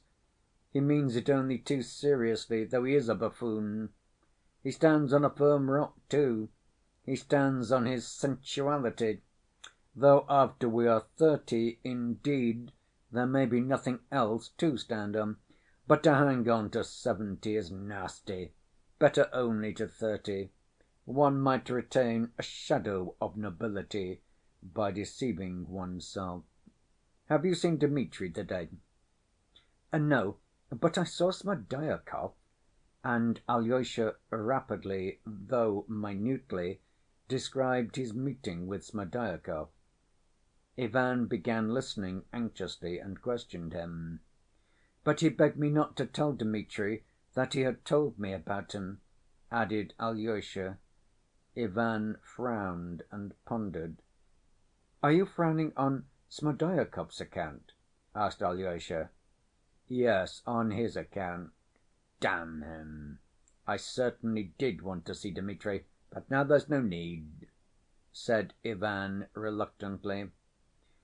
"But are you really going so soon, brother?" "Yes." "What of Dmitri and father? How will it end?" asked Alyosha anxiously. "You are always harping upon it. What have I to do with it? Am I my brother Dmitri's keeper?" Ivan snapped irritably, but then he suddenly smiled bitterly. Cain's answer about his murdered brother, wasn't it? Perhaps that's what you're thinking at this moment. Well, damn it all, I can't stay here to be their keeper, can I? I've finished what I had to do, and I am going. Do you imagine I am jealous of Dmitri, that I've been trying to steal his beautiful Katerina Ivanovna for the last 3 months? Nonsense! I had business of my own. I finished it. I am going. I finished it just now. You were witness." "At Katerina Ivanovna's?" "Yes, and I've released myself once for all. And after all, what have I to do with Dmitri? Dmitri doesn't come in. I had my own business to settle with Katerina Ivanovna. You know, on the contrary, that Dmitri behaved as though there was an understanding between us.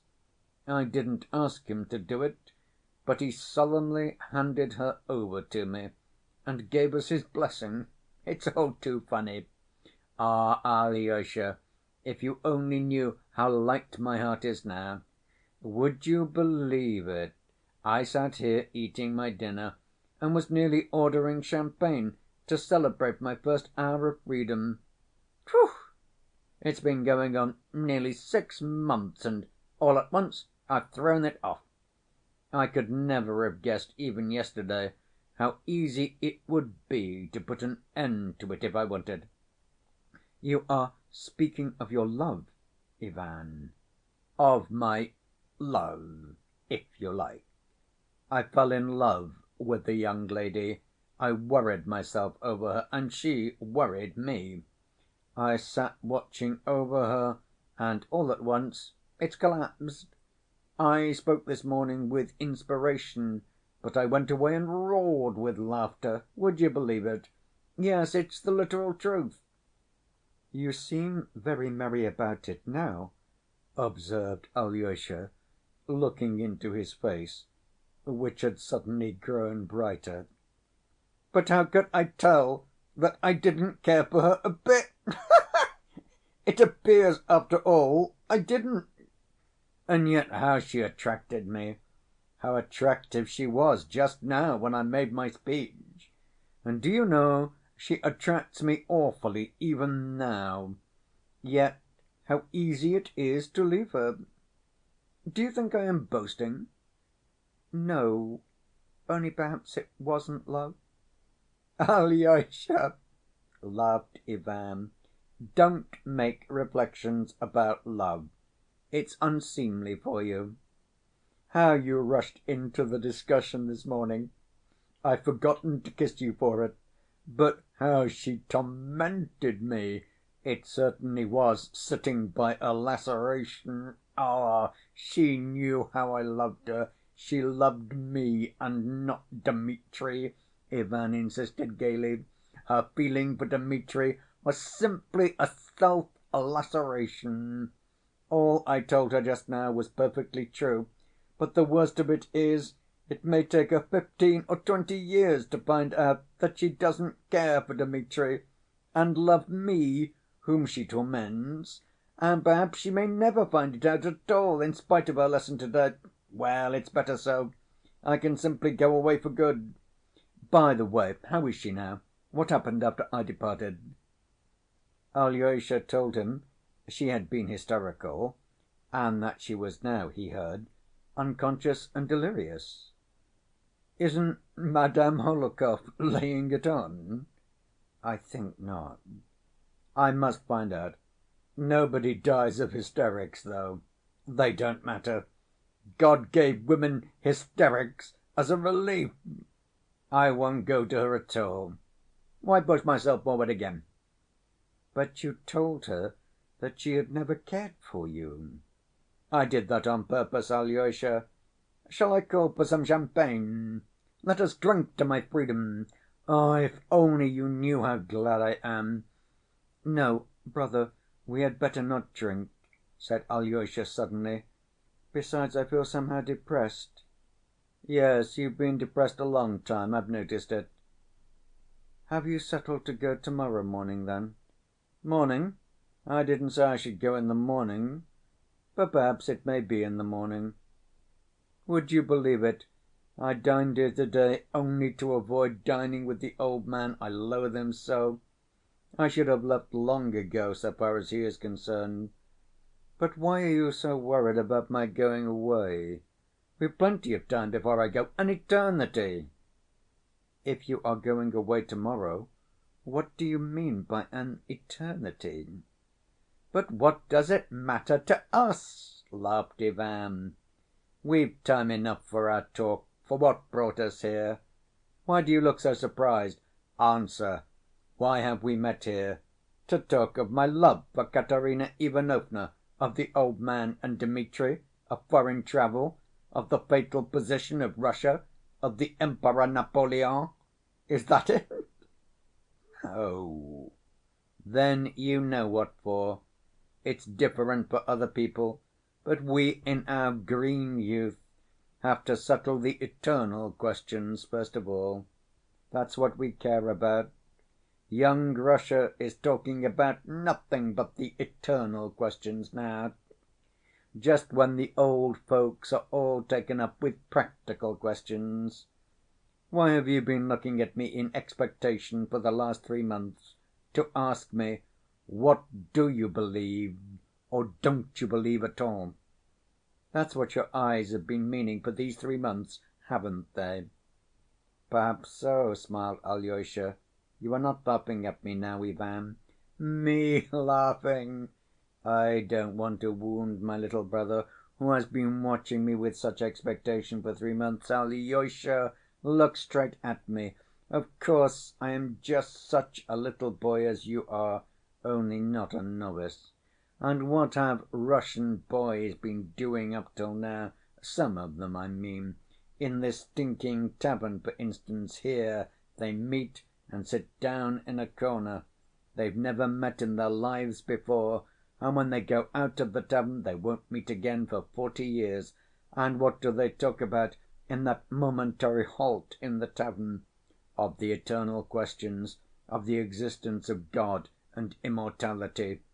and those who do not believe in God talk of socialism or anarchism, of the transformation of all humanity on a new pattern, so that it all comes to the same, they're the same questions turned inside out, and masses of the most original Russian boys do nothing but talk of the eternal questions.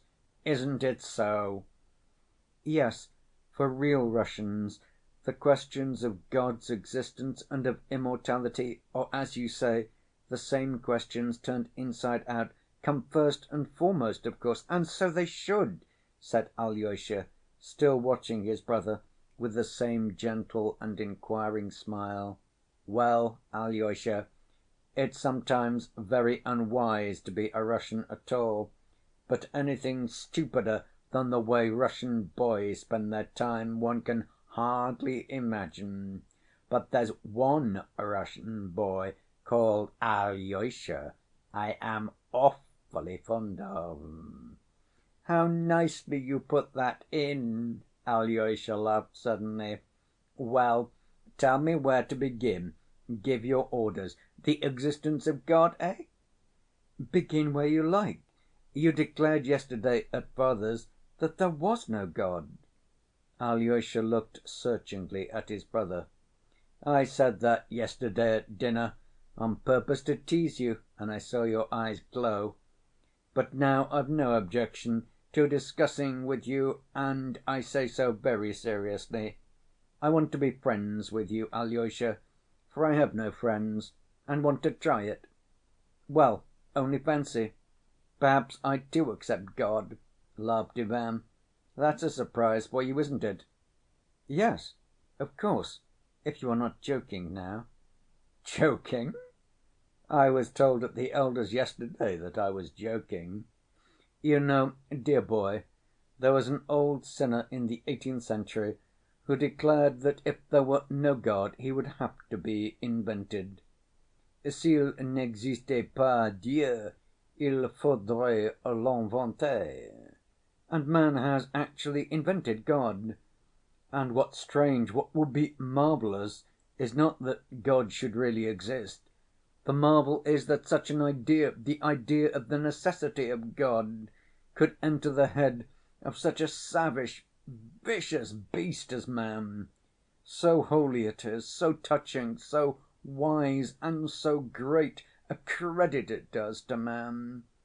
As for me, I've long resolved not to think whether man created God or God man, and I won't go through all the axioms laid down by Russian boys on that subject, all derived from European hypotheses, for what's a hypothesis there is an axiom with the Russian boy, and not only with the boys but with their teachers too, for our Russian professors are often just the same boys themselves. And so I omit all the hypotheses. For what are we aiming at now? I am trying to explain as quickly as possible my essential nature. That is what manner of man I am, what I believe in, and for what I hope. That's it, isn't it? And therefore I tell you that I accept God simply.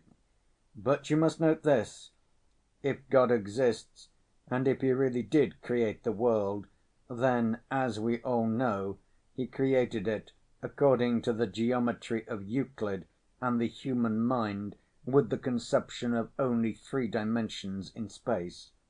Yet there have been, and still are, geometricians and philosophers, and even some of the most distinguished, who doubt whether the whole universe, or, to speak more widely, the whole of being, was only created in Euclid's geometry. They even dare to dream that two parallel lines which, according to Euclid, can never meet on earth, may meet somewhere in infinity. I have come to the conclusion that, since I can't understand even that, I can't expect to understand about God. I acknowledge humbly that I have no faculty for settling such questions. I have a Euclidean, earthly mind, and how could I solve problems that are not of this world? And I advise you never to think about it either, my dear Alyosha, especially about God, whether He exists or not. All such questions are utterly inappropriate for a mind created with an idea of only three dimensions. And so I accept God, and am glad to, and what's more, I accept His wisdom, His purpose, which are utterly beyond our ken. I believe in the underlying order and the meaning of life. I believe in the eternal harmony in which they say we shall one day be blended. I believe in the Word to which the universe is striving, and which itself was with God, and which itself is God, and so on, to infinity. There are all sorts of phrases for it. I seem to be on the right path, don't I? Yet, would you believe it, in the final result, I don't accept this world of God's, and although I know it exists, I don't accept it at all. It's not that I don't accept God, you must understand. It's the world created by Him I don't and cannot accept. Let me make it plain. I believe, like a child, that suffering will be healed and made up for, that all the humiliating absurdity of human contradictions will vanish like a pitiful mirage, like the despicable fabrication of the impotent and infinitely small Euclidean mind of man, that in the world's finale, at the moment of eternal harmony, something so precious will come to pass that it will suffice for all hearts, for the comforting of all resentments, for the atonement of all the crimes of humanity, of all the blood they've shed, that it will make it not only possible to forgive, but to justify all that has happened with men. But though all that may come to pass, I don't accept it. I won't accept it. Even if parallel lines do meet, and I see it myself, I shall see it and say that they've met, but still I won't accept it. That's what's at the root of me, Alyosha, that's my creed. I am in earnest in what I say. I began our talk as stupidly as I could on purpose, but I've led up to my confession, for that's all you want. You didn't want to hear about God, but only to know what the brother you love lives by, and so I've told you." Ivan concluded his long tirade with marked and unexpected feeling. "And why did you begin as stupidly as you could?" asked Alyosha, looking dreamily at him. "To begin with, for the sake of being Russian. Russian conversations on such subjects are always carried on inconceivably stupidly.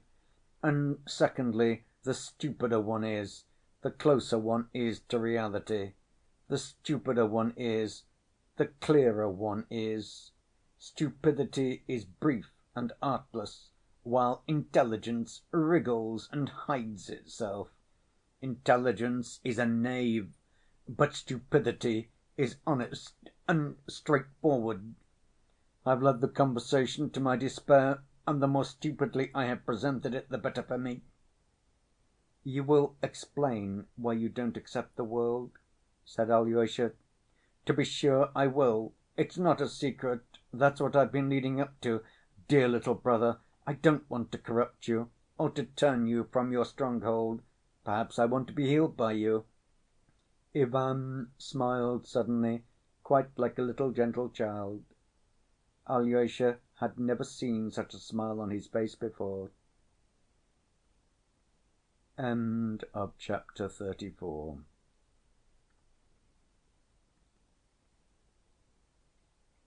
"I must make you one confession," Ivan began. "I could never understand how one can love one's neighbors. It's just one's neighbors, to my mind, that one can't love, though one might love those at a distance.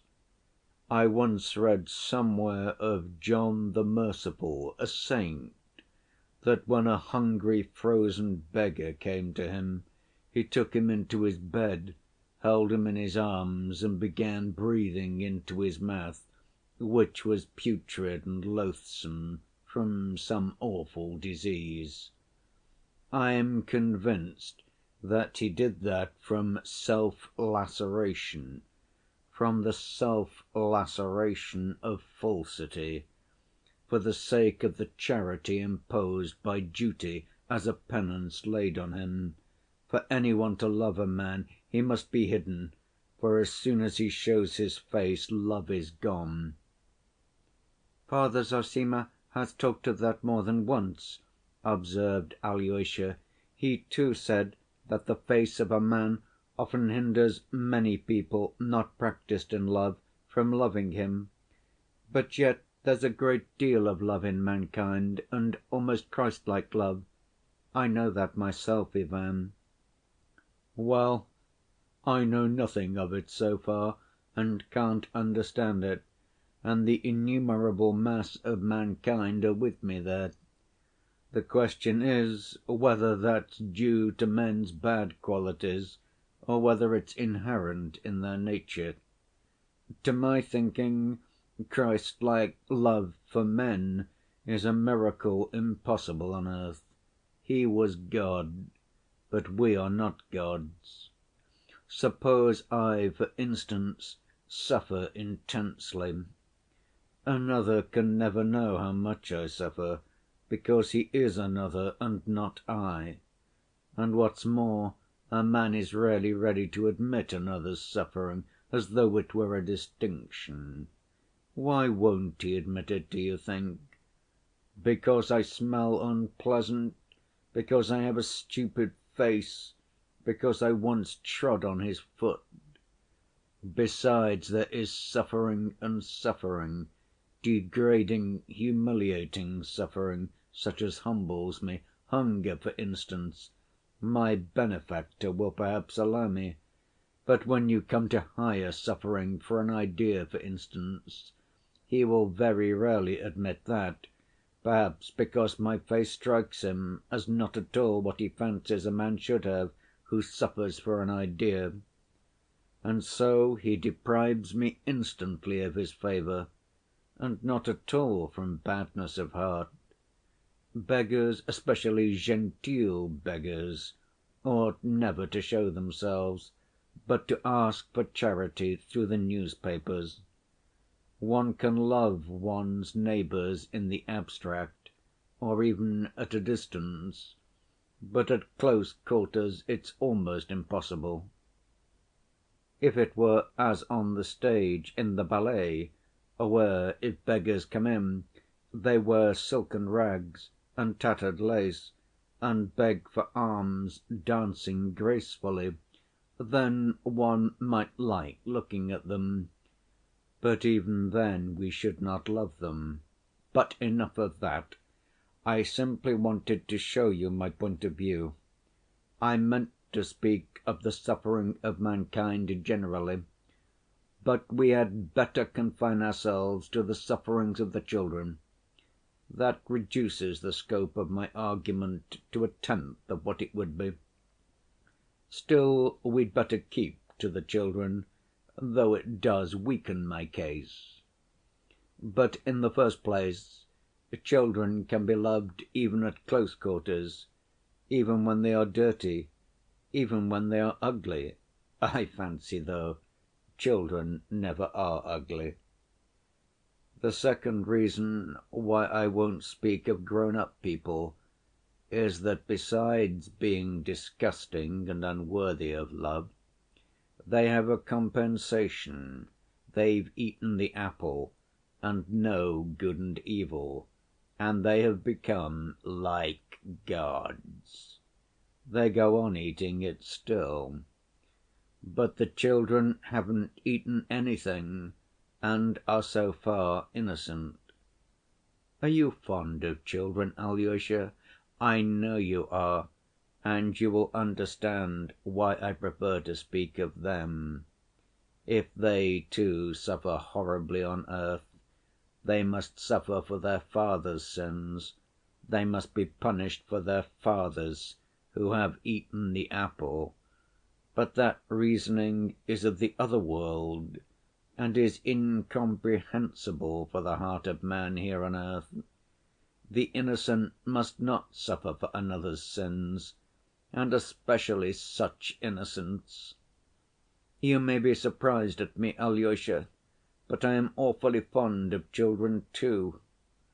And observe, cruel people, the violent, the rapacious, the Karamazovs, are sometimes very fond of children. Children, while they are quite little, up to 7, for instance, are so remote from grown‐up people. They are different creatures, as it were, of a different species. I knew a criminal in prison who had, in the course of his career as a burglar, murdered whole families, including several children. But when he was in prison he had a strange affection for them. He spent all his time at his window, watching the children playing in the prison‐yard. He trained one little boy to come up to his window and made great friends with him. You don't know why I am telling you all this, Alyosha. My head aches, and I am sad. You speak with a strange air, observed Alyosha uneasily, as though you were not quite yourself. By the way, a Bulgarian I met lately in Moscow, Ivan went on, seeming not to hear his brother's words, told me about the crimes committed by Turks and Circassians in all parts of Bulgaria through fear of a general rising of the Slavs. They burn villages, murder, outrage women and children. They nail their prisoners by the ears to the fences, leave them so till morning, and in the morning they hang them. All sorts of things you can't imagine. People talk sometimes of bestial cruelty, but that's a great injustice and insult to the beasts. A beast can never be so cruel as a man, so artistically cruel. The tiger only tears and gnaws, that's all he can do. He would never think of nailing people by the ears, even if he were able to do it.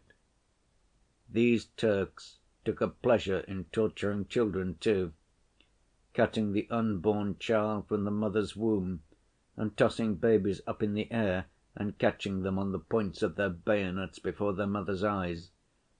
Doing it before the mother's eyes was what gave zest to the amusement. Here is another scene that I thought very interesting. Imagine a trembling mother with her baby in her arms, a circle of invading Turks around her. They've planned a diversion. They pet the baby, laugh to make it laugh. They succeed, the baby laughs. At that moment a Turk points a pistol 4 inches from the baby's face. The baby laughs with glee, holds out its little hands to the pistol, and he pulls the trigger in the baby's face and blows out its brains. Artistic, wasn't it? By the way, Turks are particularly fond of sweet things, they say. "Brother, what are you driving at?" asked Alyosha. "I think if the devil doesn't exist, but man has created him, he has created him in his own image and likeness." "Just as he did God, then," observed Alyosha. "It's wonderful how you can turn words, as Polonius says in Hamlet," laughed Ivan. "You turn my words against me. Well, I am glad. Yours must be a fine God, if man created him in his image and likeness. You asked just now what I was driving at. You see, I am fond of collecting certain facts, and, would you believe, I even copy anecdotes of a certain sort from newspapers and books, and I've already got a fine collection. The Turks, of course, have gone into it, but they are foreigners. I have specimens from home that are even better than the Turks. You know we prefer beating, rods and scourges. That's our national institution. Nailing ears is unthinkable for us, for we are after all Europeans. But the rod and the scourge we have always with us, and they cannot be taken from us. Abroad now they scarcely do any beating. Manners are more humane, or laws have been passed, so that they don't dare to flog men now. But they make up for it in another way, just as national as ours. And so national that it would be practically impossible among us, though I believe we are being inoculated with it, since the religious movement began in our aristocracy. I have a charming pamphlet, translated from the French, describing how, quite recently, 5 years ago, a murderer, Richard, was executed, a young man, I believe, of 23, who repented and was converted to the Christian faith at the very scaffold. This Richard was an illegitimate child, who was given as a child of 6 by his parents to some shepherds on the Swiss mountains. They brought him up to work for them. He grew up like a little wild beast among them. The shepherds taught him nothing, and scarcely fed or clothed him, but sent him out at 7 to herd the flock in cold and wet, and no one hesitated or scrupled to treat him so. Quite the contrary, they thought they had every right, for Richard had been given to them as a chattel, and they did not even see the necessity of feeding him. Richard himself describes how in those years, like the prodigal son in the Gospel, he longed to eat of the mash given to the pigs, which were fattened for sale. But they wouldn't even give him that, and beat him when he stole from the pigs. And that was how he spent all his childhood and his youth, till he grew up and was strong enough to go away and be a thief. The savage began to earn his living as a day laborer in Geneva. He drank what he earned. He lived like a brute, and finished by killing and robbing an old man. He was caught, tried, and condemned to death. They are not sentimentalists there. And in prison he was immediately surrounded by pastors, members of Christian brotherhoods, philanthropic ladies, and the like. They taught him to read and write in prison, and expounded the Gospel to him. They exhorted him, worked upon him, drummed at him incessantly, till at last he solemnly confessed his crime. He was converted. He wrote to the court himself that he was a monster, but that in the end God had vouchsafed him light and shown grace. All Geneva was in excitement about him, all philanthropic and religious Geneva. All the aristocratic and well‐bred society of the town rushed to the prison, kissed Richard and embraced him. "You are our brother, you have found grace!" And Richard does nothing but weep with emotion. "Yes, I found grace. All my youth and childhood I was glad of pig's food, but now even I have found grace. I am dying in the Lord." "Yes, Richard, die in the Lord.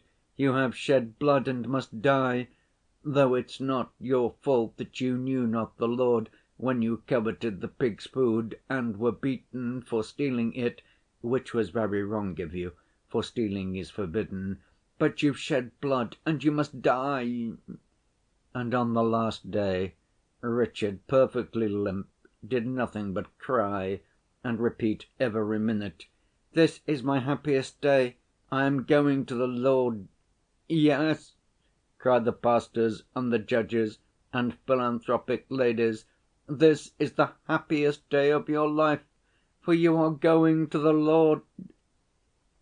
They all walk or drive to the scaffold in procession behind the prison van. At the scaffold they call to Richard, "Die, brother, Die in the Lord, for even Thou hast found grace." And so, covered with his brother's kisses, Richard is dragged on to the scaffold and led to the guillotine. And they chopped off his head in brotherly fashion because he had found grace. Yes, that's characteristic.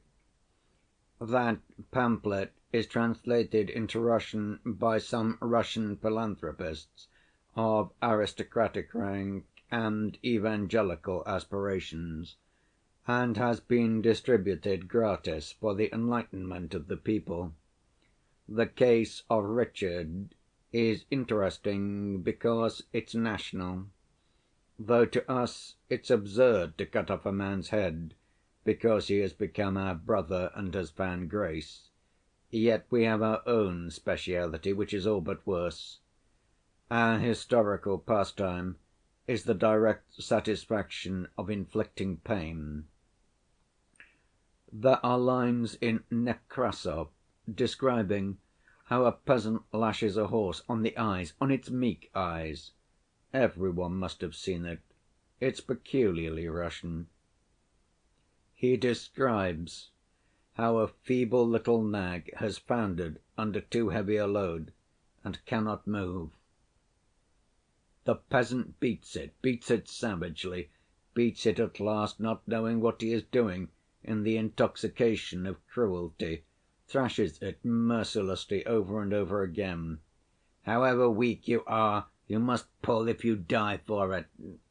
The nag strains, and then he begins lashing the poor defenseless creature on its weeping, on its meek eyes. The frantic beast tugs and draws the load, trembling all over, gasping for breath, moving sideways with a sort of unnatural spasmodic action. It's awful in Nekrasov. But that's only a horse. God has given horses to be beaten.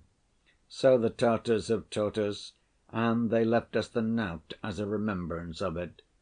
But men too can be beaten. A well‐educated, cultured gentleman and his wife beat their own child with a birch rod, a girl of 7. I have an exact account of it.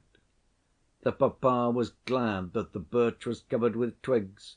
"It stings more," said he, and so he began stinging his daughter. I know for a fact there are people who at every blow are worked up to sensuality, to literal sensuality, which increases progressively at every blow they inflict. They beat for a minute, for 5 minutes, for 10 minutes, more often and more savagely. The child screams. At last the child cannot scream, it gasps, "Daddy, daddy." By some diabolical, unseemly chance the case was brought into court. A counsel is engaged. The Russian people have long called a barrister a conscience for hire. The counsel protests in his client's defense. "It's such a simple thing," he says, "an everyday domestic event.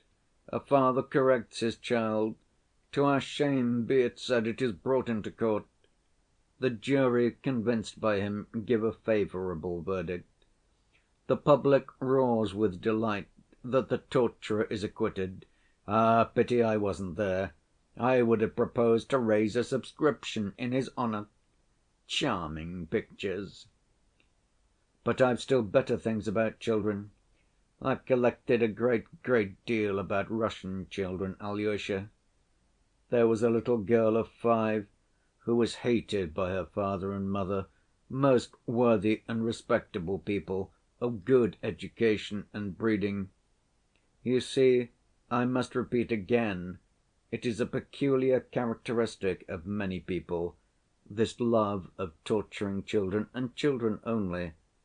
To all other types of humanity, these torturers behave mildly and benevolently, like cultivated and humane Europeans, but they are very fond of tormenting children, even fond of children themselves in that sense.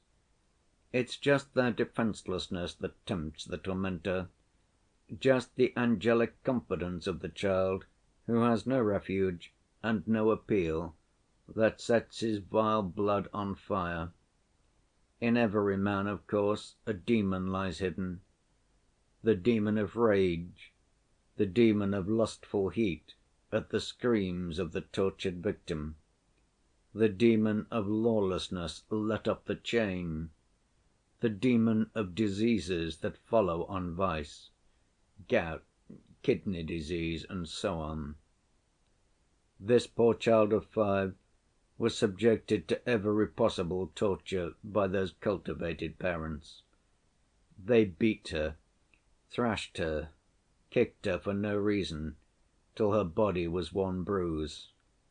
Then they went to greater refinements of cruelty, shut her up all night in the cold and frost in a privy, and because she didn't ask to be taken up at night, as though a child of 5, sleeping its angelic sound sleep, could be trained to wake and ask, they smeared her face and filled her mouth with excrement, and it was her mother did this, and that mother could sleep, hearing the poor child's groans. Can you understand why a little creature, who can't even understand what's done to her, should beat her little aching heart with her tiny fist in the dark and the cold, and weep her meek, unresentful tears to dear, kind God to protect her? Do you understand that, friend and brother, you pious and humble novice? Do you understand why this infamy must be and is permitted? Without it, I am told, man could not have existed on earth, for he could not have known good and evil. Why should he know that diabolical good and evil when it costs so much? Why, the whole world of knowledge is not worth that child's prayer to dear, kind God. I say nothing of the sufferings of grown‐up people. They have eaten the apple, damn them, and the devil take them all. But these little ones— I am making you suffer, Alyosha. You are not yourself. I'll leave off if you like. Never mind, I want to suffer too, muttered Alyosha. One picture, only one more, because it's so curious, so characteristic, and I've only just read it in some collection of Russian antiquities. I've forgotten the name, I must look it up. It was in the darkest days of serfdom, at the beginning of the century, and long live the liberator of the people!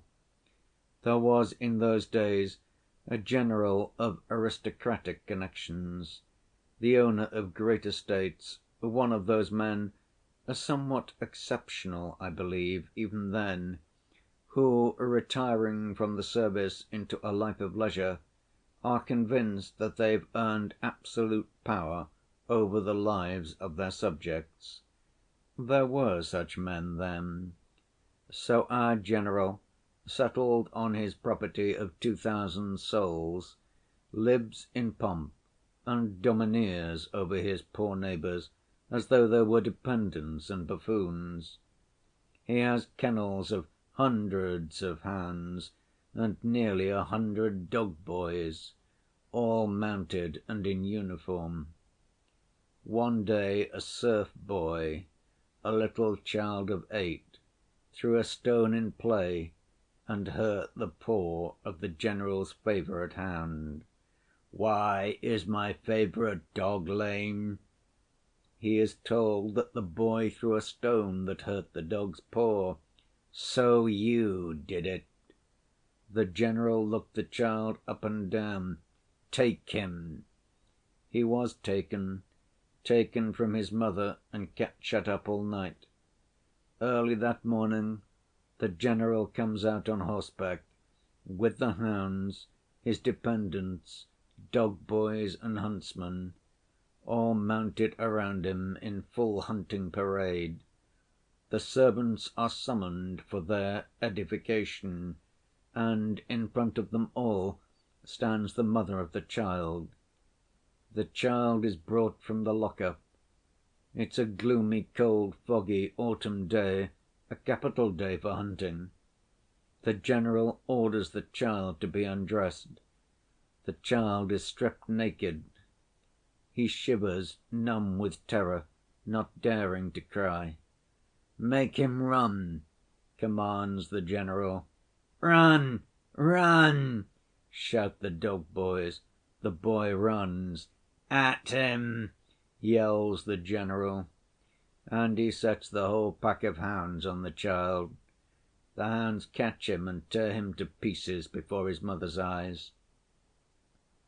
I believe the general was afterwards declared incapable of administering his estates.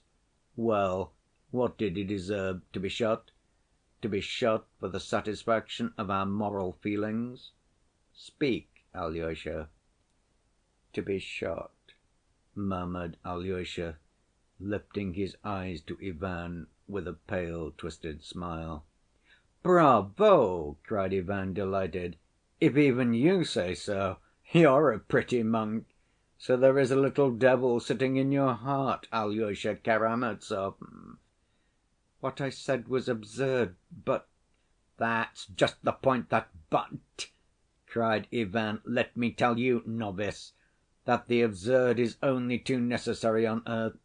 The world stands on absurdities, and perhaps nothing would have come to pass in it without them. We know what we know." "What do you know?"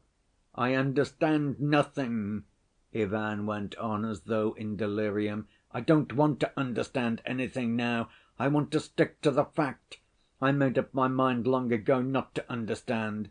If I try to understand anything, I shall be false to the fact, and I have determined to stick to the fact." "Why are you trying me?" Alyosha cried with sudden distress. "Will you say what you mean at last?" "Of course I will. That's what I've been leading up to. You are dear to me. I don't want to let you go, and I won't give you up to your Zosima." Ivan for a minute was silent. His face became all at once very sad. "Listen. I took the case of children only to make my case clearer. Of the other tears of humanity with which the earth is soaked from its crust to its center, I will say nothing. I have narrowed my subject on purpose. I am a bug, and I recognize in all humility that I cannot understand why the world is arranged as it is. Men are themselves to blame, I suppose. They were given paradise, they wanted freedom, and stole fire from heaven, though they knew they would become unhappy, so there is no need to pity them. With my pitiful, earthly, Euclidean understanding, all I know is that there is suffering and that there are none guilty, that cause follows effect simply and directly, that everything flows and finds its level. But that's only Euclidean nonsense, I know that, and I can't consent to live by it. What comfort is it to me that there are none guilty, and that cause follows effect simply and directly, and that I know it? I must have justice, or I will destroy myself. And not justice in some remote infinite time and space, but here on earth, and that I could see myself. I have believed in it. I want to see it, and if I am dead by then, let me rise again, for if it all happens without me, it will be too unfair. Surely I haven't suffered, simply that I, my crimes and my sufferings, may manure the soil of the future harmony for somebody else. I want to see with my own eyes the hind lie down with the lion, and the victim rise up and embrace his murderer. I want to be there when every one suddenly understands what it has all been for. All the religions of the world are built on this longing, and I am a believer. But then there are the children, and what am I to do about them? That's a question I can't answer. For the 100th time I repeat, there are numbers of questions, but I've only taken the children. because in their case what I mean is so unanswerably clear. Listen, if all must suffer to pay for the eternal harmony, what have children to do with it? Tell me, please.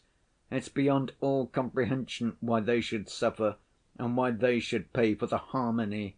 Why should they, too, furnish material to enrich the soil for the harmony of the future? I understand solidarity in sin among men. I understand solidarity in retribution, too, but there can be no such solidarity with children. And if it is really true that they must share responsibility for all their father's crimes, such a truth is not of this world and is beyond my comprehension. Some jester will say, perhaps, that the child would have grown up and have sinned, but you see he didn't grow up. He was torn to pieces by the dogs at 8 years old. Oh, Alyosha, I am not blaspheming. I understand, of course, what an upheaval of the universe it will be when everything in heaven and earth blends in one hymn of praise, and everything that lives and has lived cries aloud, "Thou art just, O Lord, for thy ways are revealed." When the mother embraces the fiend who threw her child to the dogs, and all three cry aloud with tears, "Thou art just, O Lord," then, of course, the crown of knowledge will be reached and all will be made clear. But what pulls me up here is that I can't accept that harmony, and while I am on earth I make haste to take my own measures. You see, Alyosha, perhaps it really may happen that if I live to that moment, or rise again to see it, I too, perhaps, may cry aloud with the rest, looking at the mother embracing the child's torturer, "Thou art just, O Lord." But I don't want to cry aloud then. While there is still time, I hasten to protect myself, and so I renounce the higher harmony altogether.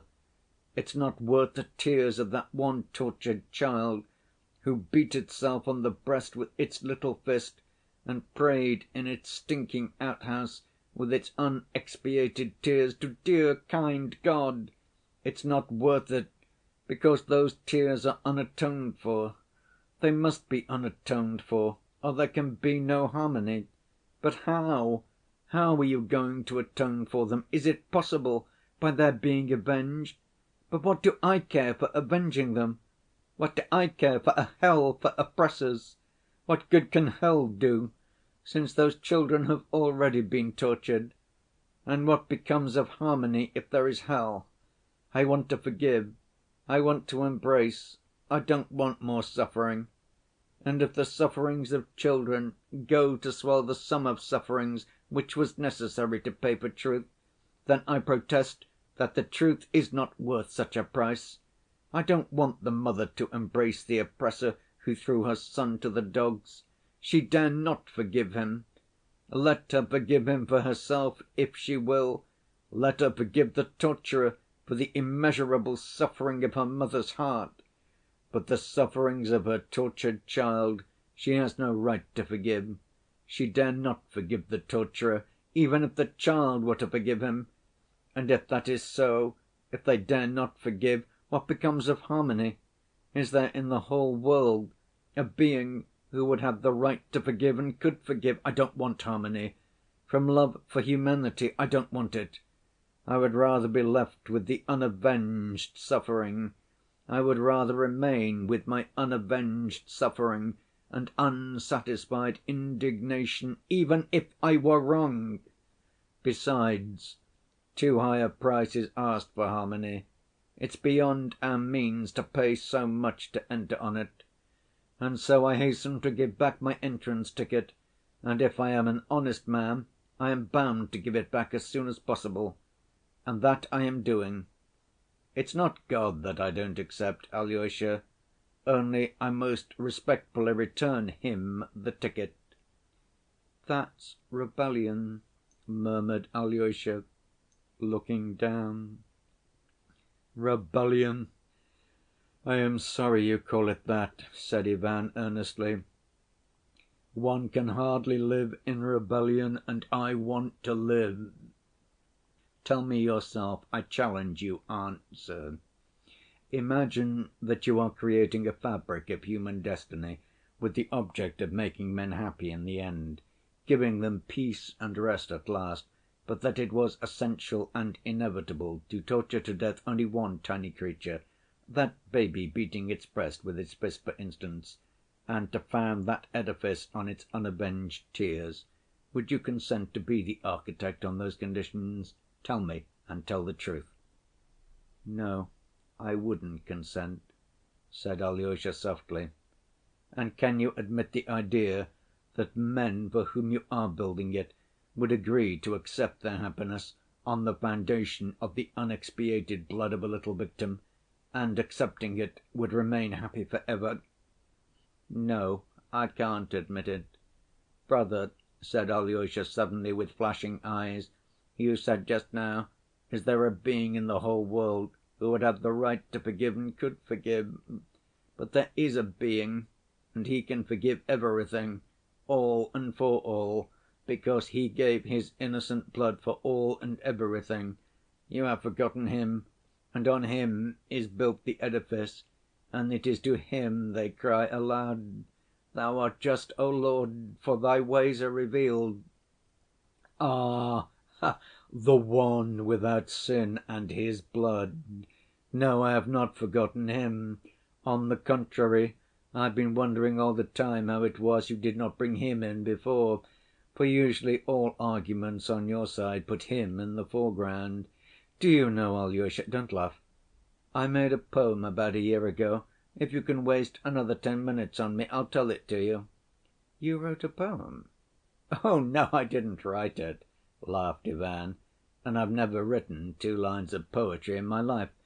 But I made up this poem in prose, and I remembered it. I was carried away when I made it up. You will be my first reader, that is, listener. Why should an author forego even one listener?" smiled Ivan. "Shall I tell it to you?" "I am all attention," said Alyosha. "My poem is called 'The Grand Inquisitor.' It's a ridiculous thing, but I want to tell it to you." End of chapter 35.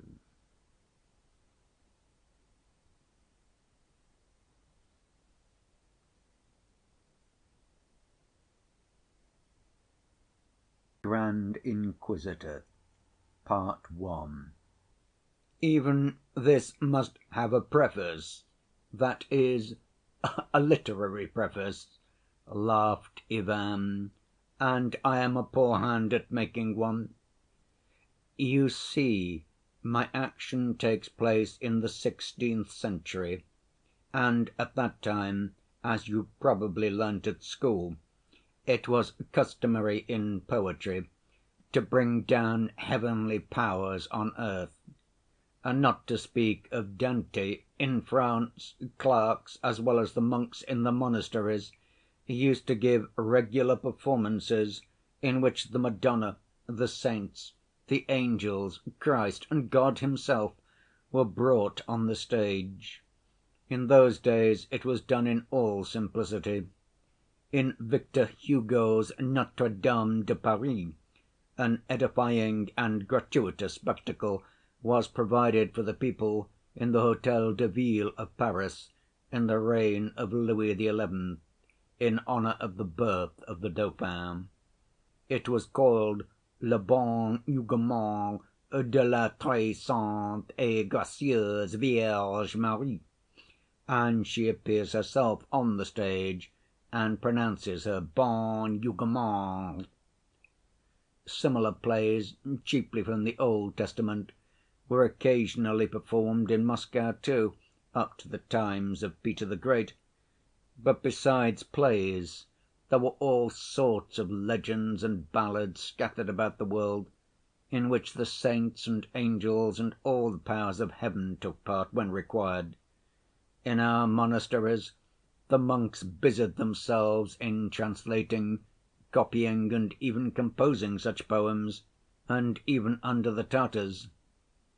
There is, for instance, one such poem, of course from the Greek, "The Wanderings of Our Lady through Hell," with descriptions as bold as Dante's. Our Lady visits Hell, and the Archangel Michael leads her through the torments. She sees the sinners and their punishment. There she sees, among others, one noteworthy set of sinners in a burning lake. Some of them sink to the bottom of the lake so that they can't swim out. And these God forgets. An expression of extraordinary depth and force. And so Our Lady, shocked and weeping, falls before the throne of God and begs for mercy for all in hell, for all she has seen there indiscriminately. Her conversation with God is immensely interesting. She beseeches Him she will not desist, and when God points to the hands and feet of her Son nailed to the cross, and asks, "How can I forgive His tormentors?"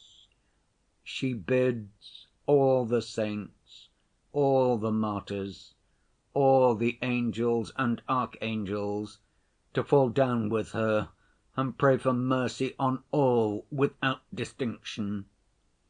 It ends by her winning from God a respite of suffering every year from Good Friday till Trinity Day, and the sinners at once raise a cry of thankfulness from hell, chanting, "Thou art just, O Lord, in this judgment." Well, my poem would have been of that kind if it had appeared at that time. He comes on the scene in my poem, but he says nothing, only appears and passes on. 15 centuries have passed since he promised to come in his glory, 15 centuries since his prophet wrote, "Behold, I come quickly." Of that day and that hour knoweth no man, neither the Son, but the Father, as he himself predicted on earth. But humanity awaits him with the same faith and with the same love, oh, with greater faith, for it is 15 centuries since man has ceased to see signs from heaven. No signs from heaven come to‐day to add to what the heart doth say. There was nothing left but faith in what the heart doth say. It is true, there were many miracles in those days. There were saints who performed miraculous cures.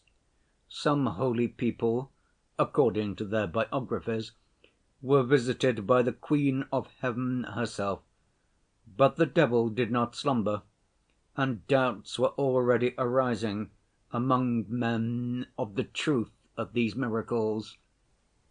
And just then there appeared in the north of Germany a terrible new heresy. A huge star like to a torch, that is, to a church, fell on the sources of the waters, and they became bitter.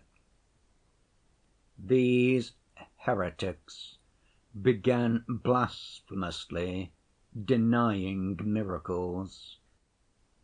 But those who remained faithful were all the more ardent in their faith. The tears of humanity rose up to him as before, awaited his coming, loved him, hoped for him, yearned to suffer and die for him as before, and so many ages mankind had prayed with faith and fervor, "O Lord our God, hasten Thy coming," so many ages called upon Him that in His infinite mercy He deigned to come down to His servants. Before that day He had come down. He had visited some holy men, martyrs and hermits, as is written in their lives. Among us, Tyutchev, with absolute faith in the truth of his words, bore witness that, bearing the cross in slavish dress, weary and worn, the heavenly King our Mother Russia came to bless, and through our land went wandering. And that certainly was so, I assure you. And behold, He deigned to appear for a moment to the people, to the tortured, suffering people, sunk in iniquity, but loving Him like children. My story is laid in Spain, in Seville, in the most terrible time of the Inquisition, when fires were lighted every day to the glory of God, and in the splendid auto da fe the wicked heretics were burnt. Oh, of course, this was not the coming in which He will appear according to His promise at the end of time in all His heavenly glory, and which will be sudden as lightning flashing from east to west. No. He visited His children only for a moment, and there, where the flames were crackling round the heretics, in His infinite mercy, He came once more among men in that human shape in which He walked among men for 3 years, 15 centuries ago. He came down to the hot pavements of the southern town in which, on the day before, almost 100 heretics had, ad majorem gloriam Dei, been burnt by the Cardinal, the Grand Inquisitor, in a magnificent auto da fe, in the presence of the king, the court, the knights, the cardinals, the most charming ladies of the court, and the whole population of Seville. He came softly, unobserved, and yet, strange to say, every one recognized Him. That might be one of the best passages in the poem. I mean, why they recognized Him. The people are irresistibly drawn to Him. They surround Him. They flock about Him, follow Him. He moves silently in their midst, with a gentle smile of infinite compassion. The sun of love burns in His heart. Light and power shine from His eyes, and their radiance, shed on the people, stirs their hearts with responsive love. He holds out His hands to them, blesses them, and a healing virtue comes from contact with Him, even with His garments. An old man in the crowd, blind from childhood, cries out, "O Lord, heal me, and I shall see Thee," and, as it were, scales fall from his eyes, and the blind man sees Him. The crowd weeps and kisses the earth under His feet. Children throw flowers before Him, sing and cry, Hosanna! It is he! It is he! All repeat. It must be he! It can be no one but him! He stops at the steps of the Seville cathedral at the moment when the weeping mourners are bringing in a little open white coffin. In it lies a child of 7, the only daughter of a prominent citizen. The dead child lies hidden in flowers. "He will raise your child," the crowd shouts to the weeping mother. The priest, coming to meet the coffin, looks perplexed and frowns, but the mother of the dead child throws herself at his feet with a wail. "If it is Thou, raise my child!" she cries, holding out her hands to him. The procession halts, the coffin is laid on the steps at his feet. He looks with compassion, and his lips once more softly pronounce, "Maiden, arise," and the maiden arises. The little girl sits up in the coffin and looks round, smiling with wide‐open, wondering eyes, holding a bunch of white roses they had put in her hand.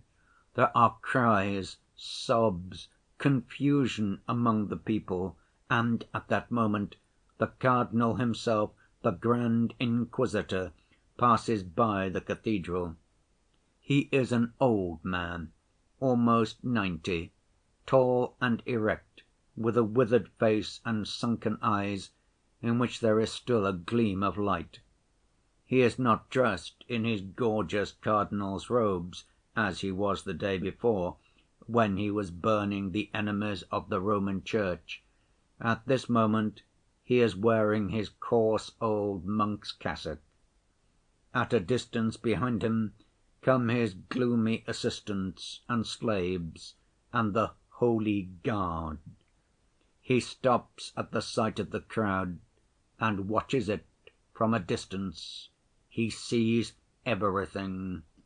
He sees them set the coffin down at his feet, sees the child rise up, and his face darkens. He knits his thick gray brows, and his eyes gleam with a sinister fire. He holds out his finger and bids the guards take him. And such is his power, so completely are the people cowed into submission and trembling obedience to him, that the crowd immediately makes way for the guards, and in the midst of death‐like silence they lay hands on him and lead him away. The crowd instantly bows down to the earth like one man before the old Inquisitor. He blesses the people in silence and passes on. The guards lead their prisoner to the close, gloomy, vaulted prison in the ancient palace of the Holy Inquisition and shut him in it. The day passes and is followed by the dark, burning, breathless night of Seville. The air is fragrant with laurel and lemon. In the pitch darkness, the iron door of the prison is suddenly opened, and the Grand Inquisitor himself comes in with a light in his hand. He is alone, the door is closed at once behind him. He stands in the doorway and for a minute or two gazes into his face. At last he goes up slowly, sets the light on the table, and speaks. End of chapter 36. 2. Is it thou? Thou? But receiving no answer, he adds at once, "Don't answer, be silent. What canst thou say indeed? I know too well what thou wouldst say, and thou hast no right to add anything to what thou hast said of old. Why then art thou come to hinder us? For thou hast come to hinder us, and thou knowest that. But dost thou know what will be to‐morrow? I know not who thou art, and care not to know whether it is thou or only a semblance of him. But to‐morrow I shall condemn thee and burn thee at the stake as the worst of heretics. And the very people who have to‐day kissed thy feet, to‐morrow, at the faintest sign from me, will rush to heap up the embers of thy fire. Knowest thou that? Yes, maybe thou knowest it," he added, with thoughtful penetration, never for a moment taking his eyes off the prisoner. "I don't quite understand, Ivan. What does it mean?"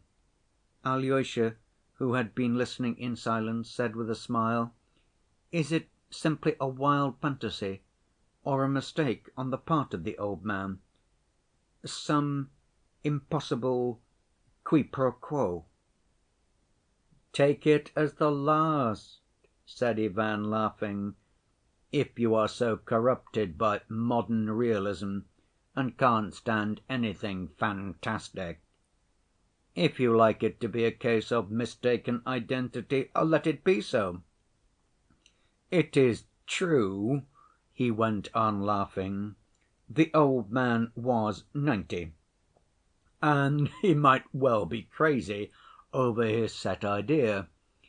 He might have been struck by the appearance of the prisoner. It might, in fact, be simply his ravings, the delusion of an old man of 90, over‐excited by the auto‐da‐fé of 100 heretics the day before. But does it matter to us, after all, whether it was a mistake of identity or a wild fantasy? All that matters is that the old man should speak out, should speak openly of what he has thought in silence for 90 years." "And the prisoner, too, is silent. Does he look at him and not say a word?"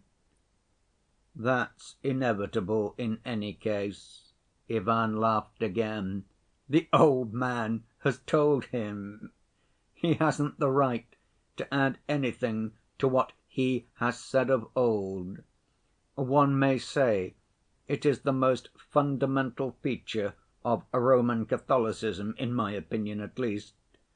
'All has been given by thee to the Pope,' they say, 'and all, therefore, is still in the Pope's hands, and there is no need for thee to come now at all. Thou must not meddle, for the time at least.' That's how they speak and write too, the Jesuits at any rate. I've read it myself in the works of their theologians. Hast thou the right to reveal to us one of the mysteries of that world from which thou hast come?" my old man asks him, and answers the question for him. "No, thou hast not. That thou mayest not add to what has been said of old, and mayest not take from men the freedom which thou didst exalt when thou wast on earth. Whatsoever thou revealest anew will encroach on men's freedom of faith, for it will be manifest as a miracle, and the freedom of their faith was dearer to thee than anything in those days 1,500 years ago. Didst thou not often say then, 'I will make you free'? But now thou hast seen these free men," the old man adds suddenly, with a pensive smile. "Yes, we've paid dearly for it," he goes on, looking sternly at him. But at last we have completed that work in thy name. For 15 centuries we have been wrestling with thy freedom, but now it is ended and over for good. Dost thou not believe that it's over for good? Thou lookest meekly at me, and deignest not even to be wroth with me. But let me tell thee that now, to‐day, people are more persuaded than ever that they have perfect freedom. Yet they have brought their freedom to us and laid it humbly at our feet. But that has been our doing. Was this what thou didst? Was this thy freedom?" "I don't understand again," Alyosha broke in. "Is he ironical? Is he jesting?" "Not a bit of it. He claims it as a merit for himself and his Church that at last they have vanquished freedom, and have done so to make men happy. For now," he is speaking of the Inquisition, of course, "for the first time it has become possible to think of the happiness of men. Man was created a rebel, and how can rebels be happy? 'Thou wast warned,' he says to him. 'Thou hast had no lack of admonitions and warnings, but thou didst not listen to those warnings. Thou didst reject the only way by which men might be made happy. But fortunately, departing, thou didst hand on the work to us. Thou hast promised, thou hast established by thy word, thou hast given to us the right to bind and to unbind, and now, of course, thou canst not think of taking it away. Why, then, hast thou come to hinder us?" "And what's the meaning of no lack of admonitions and warnings?" asked Alyosha. "Why, that's the chief part of what the old man must say." "The wise and dread spirit, the spirit of self‐destruction and non‐existence," the old man goes on, "the Great Spirit talked with thee in the wilderness, and we are told in the books that he tempted thee. Is that so? And could anything truer be said than what he revealed to thee in 3 questions, and what thou didst reject, and what in the books is called the temptation? And yet, if there has ever been on earth a real stupendous miracle, it took place on that day, on the day of the 3 temptations. The statement of those 3 questions was itself the miracle. If it were possible to imagine, simply for the sake of argument, that those 3 questions of the dread spirit had perished utterly from the books, and that we had to restore them and to invent them anew, and to do so had gathered together all the wise men of the earth, rulers, chief priests, learned men, philosophers, poets, and had set them the task to invent 3 questions, such as would not only fit the occasion, but express in 3 words, 3 human phrases, the whole future history of the world and of humanity. Dost thou believe that all the wisdom of the earth united could have invented anything in depth and force equal to the 3 questions which were actually put to thee then by the wise and mighty spirit in the wilderness? From those questions alone, from the miracle of their statement, we can see that we have here to do not with the fleeting human intelligence, but with the absolute and eternal. For in those 3 questions the whole subsequent history of mankind is, as it were, brought together into one whole and foretold, and in them are united all the unsolved historical contradictions of human nature. At the time it could not be so clear, since the future was unknown. But now that 1500 years have passed, we see that everything in those three questions was so justly divined and foretold, and has been so truly fulfilled, that nothing can be added to them or taken from them. Judge thyself who was right, thou or he who questioned thee then. Remember the first question, its meaning, in other words, was this: thou wouldst go into the world, and art going with empty hands, with some promise of freedom which men in their simplicity and their natural unruliness cannot even understand, which they fear and dread.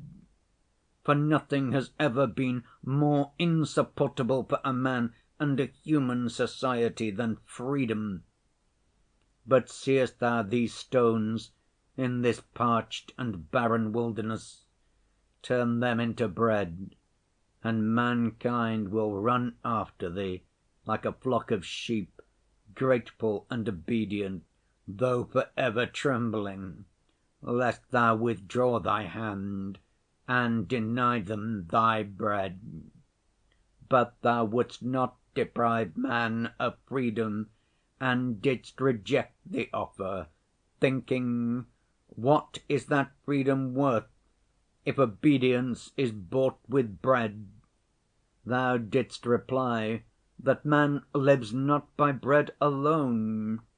But dost thou know that, for the sake of that earthly bread, the spirit of the earth will rise up against thee, and will strive with thee, and overcome thee, and all will follow him, crying, who can compare with this beast? He has given us fire from heaven.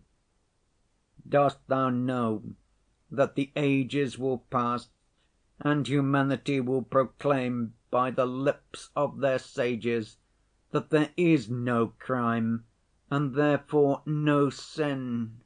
There is only hunger. Feed men, and then ask of them virtue. That's what they'll write on the banner which they will raise against thee, and with which they will destroy thy temple. Where thy temple stood will rise a new building. The terrible Tower of Babel will be built again, and though, like the one of old, it will not be finished, yet thou mightest have prevented that new tower, and have cut short the sufferings of men for 1,000 years. For they will come back to us after 1,000 years of agony with their tower. They will seek us again, hidden underground in the catacombs, for we shall be again persecuted and tortured. They will find us and cry to us, feed us, for those who have promised us fire from heaven haven't given it. And then we shall finish building their tower, for he finishes the building who feeds them. And we alone shall feed them in thy name, declaring falsely that it is in thy name. Oh, never, never can they feed themselves without us. No science will give them bread so long as they remain free. In the end they will lay their freedom at our feet and say to us, make us your slaves, but feed us. They will understand themselves at last, that freedom and bread enough for all are inconceivable together. For never, never will they be able to share between them. They will be convinced, too, that they can never be free, for they are weak, vicious, worthless, and rebellious. Thou didst promise them the bread of heaven, but I repeat again, can it compare with earthly bread in the eyes of the weak, ever sinful and ignoble race of man? And if, for the sake of the bread of heaven, thousands shall follow Thee, what is to become of the millions and tens of thousands of millions of creatures who will not have the strength to forego the earthly bread for the sake of the heavenly? Or dost Thou care only for the tens of thousands of the great and strong, while the millions, numerous as the sands of the sea, who are weak but love Thee, must exist only for the sake of the great and strong? No, we care for the weak too. They are sinful and rebellious, but in the end they too will become obedient. They will marvel at us and look on us as gods, because we are ready to endure the freedom which they have found so dreadful, and to rule over them, so awful it will seem to them to be free. But we shall tell them that we are Thy servants and rule them in Thy name. We shall deceive them again, for we will not let Thee come to us again. That deception will be our suffering, for we shall be forced to lie. This is the significance of the first question in the wilderness, and this is what Thou hast rejected for the sake of that freedom which Thou hast exalted above everything. Yet in this question lies hid the great secret of this world. Choosing bread, Thou wouldst have satisfied the universal and everlasting craving of humanity to find some one to worship. So long as man remains free, he strives for nothing so incessantly and so painfully as to find some one to worship.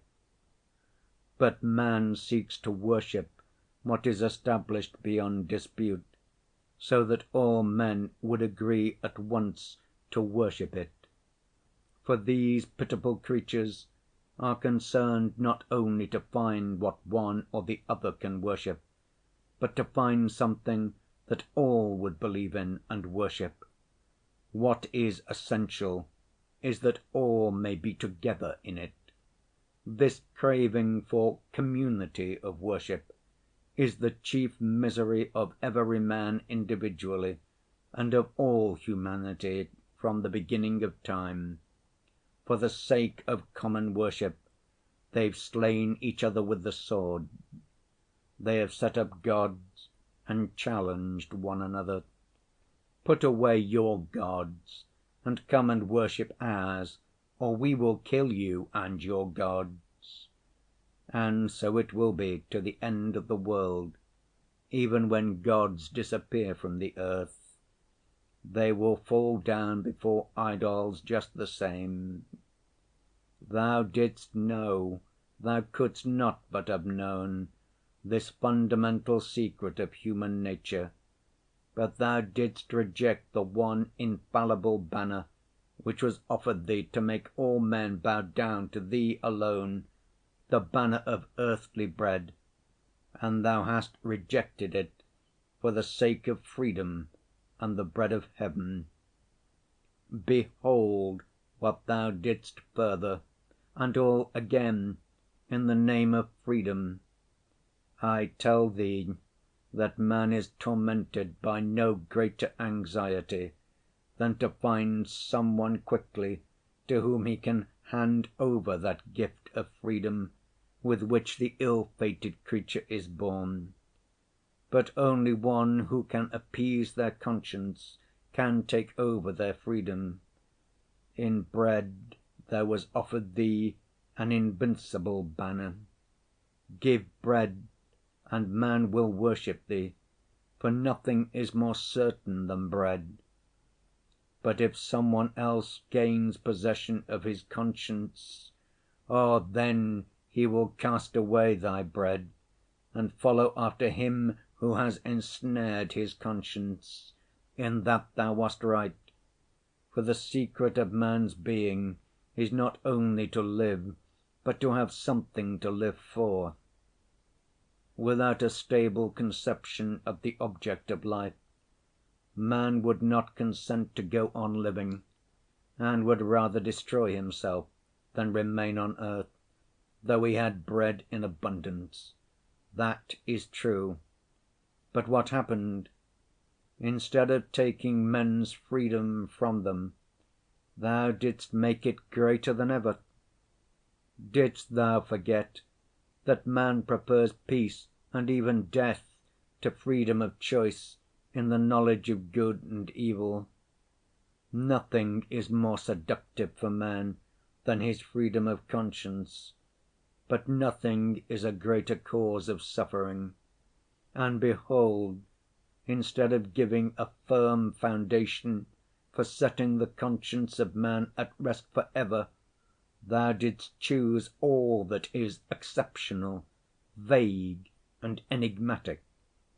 Thou didst choose what was utterly beyond the strength of men, acting as though thou didst not love them at all, thou who didst come to give thy life for them. Instead of taking possession of men's freedom, thou didst increase it, and burdened the spiritual kingdom of mankind with its sufferings for ever. Thou didst desire man's free love, that he should follow thee freely, enticed and taken captive by thee. In place of the rigid ancient law, man must hereafter with free heart decide for himself what is good and what is evil, having only thy image before him as his guide. But didst thou not know that he would at last reject even thy image and thy truth if he is weighed down with the fearful burden of free choice?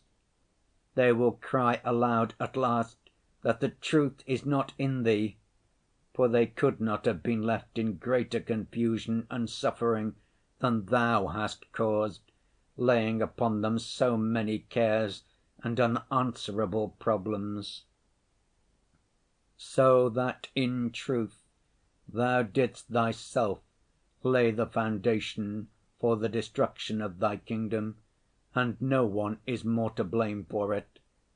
Yet what was offered thee? There are three powers alone, able to conquer and to hold captive for ever the conscience of these impotent rebels for their happiness. Those forces are miracle, mystery, and authority. Thou hast rejected all three, and hast set the example for doing so.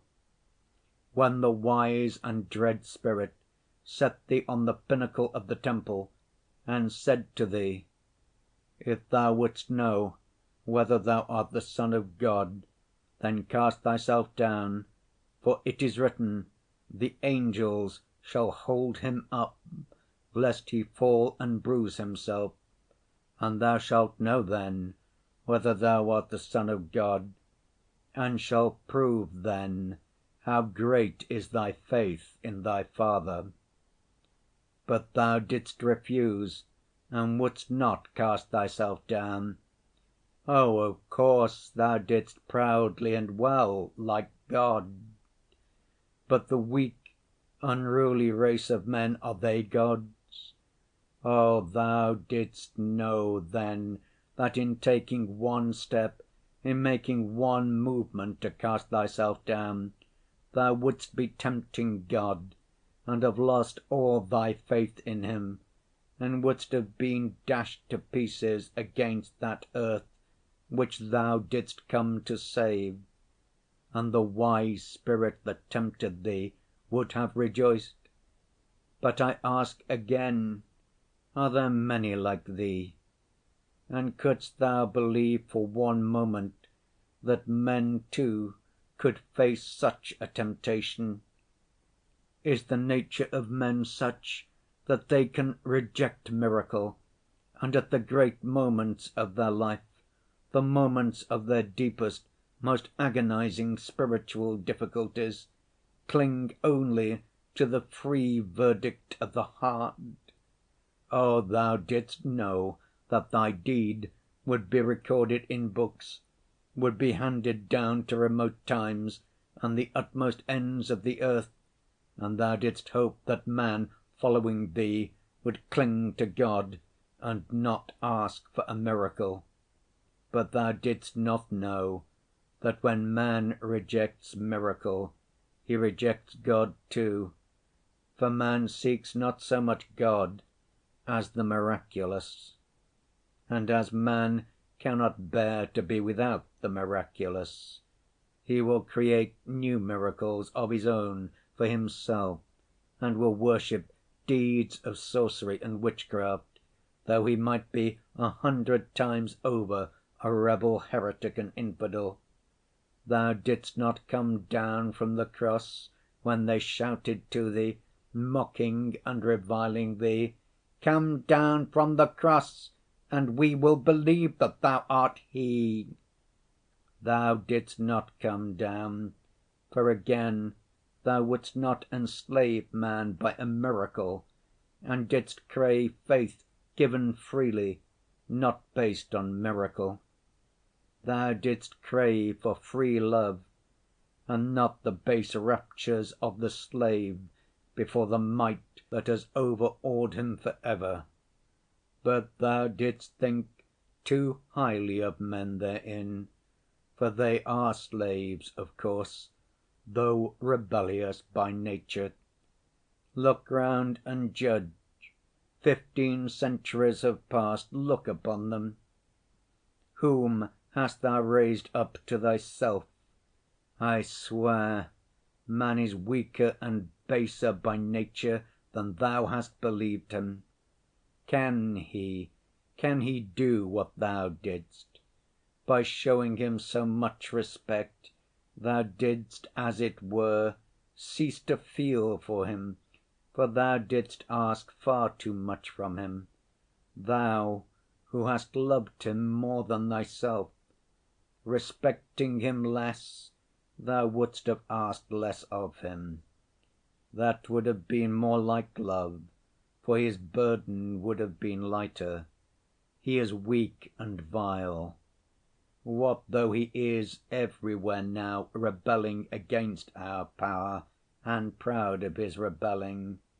It is the pride of a child and a schoolboy.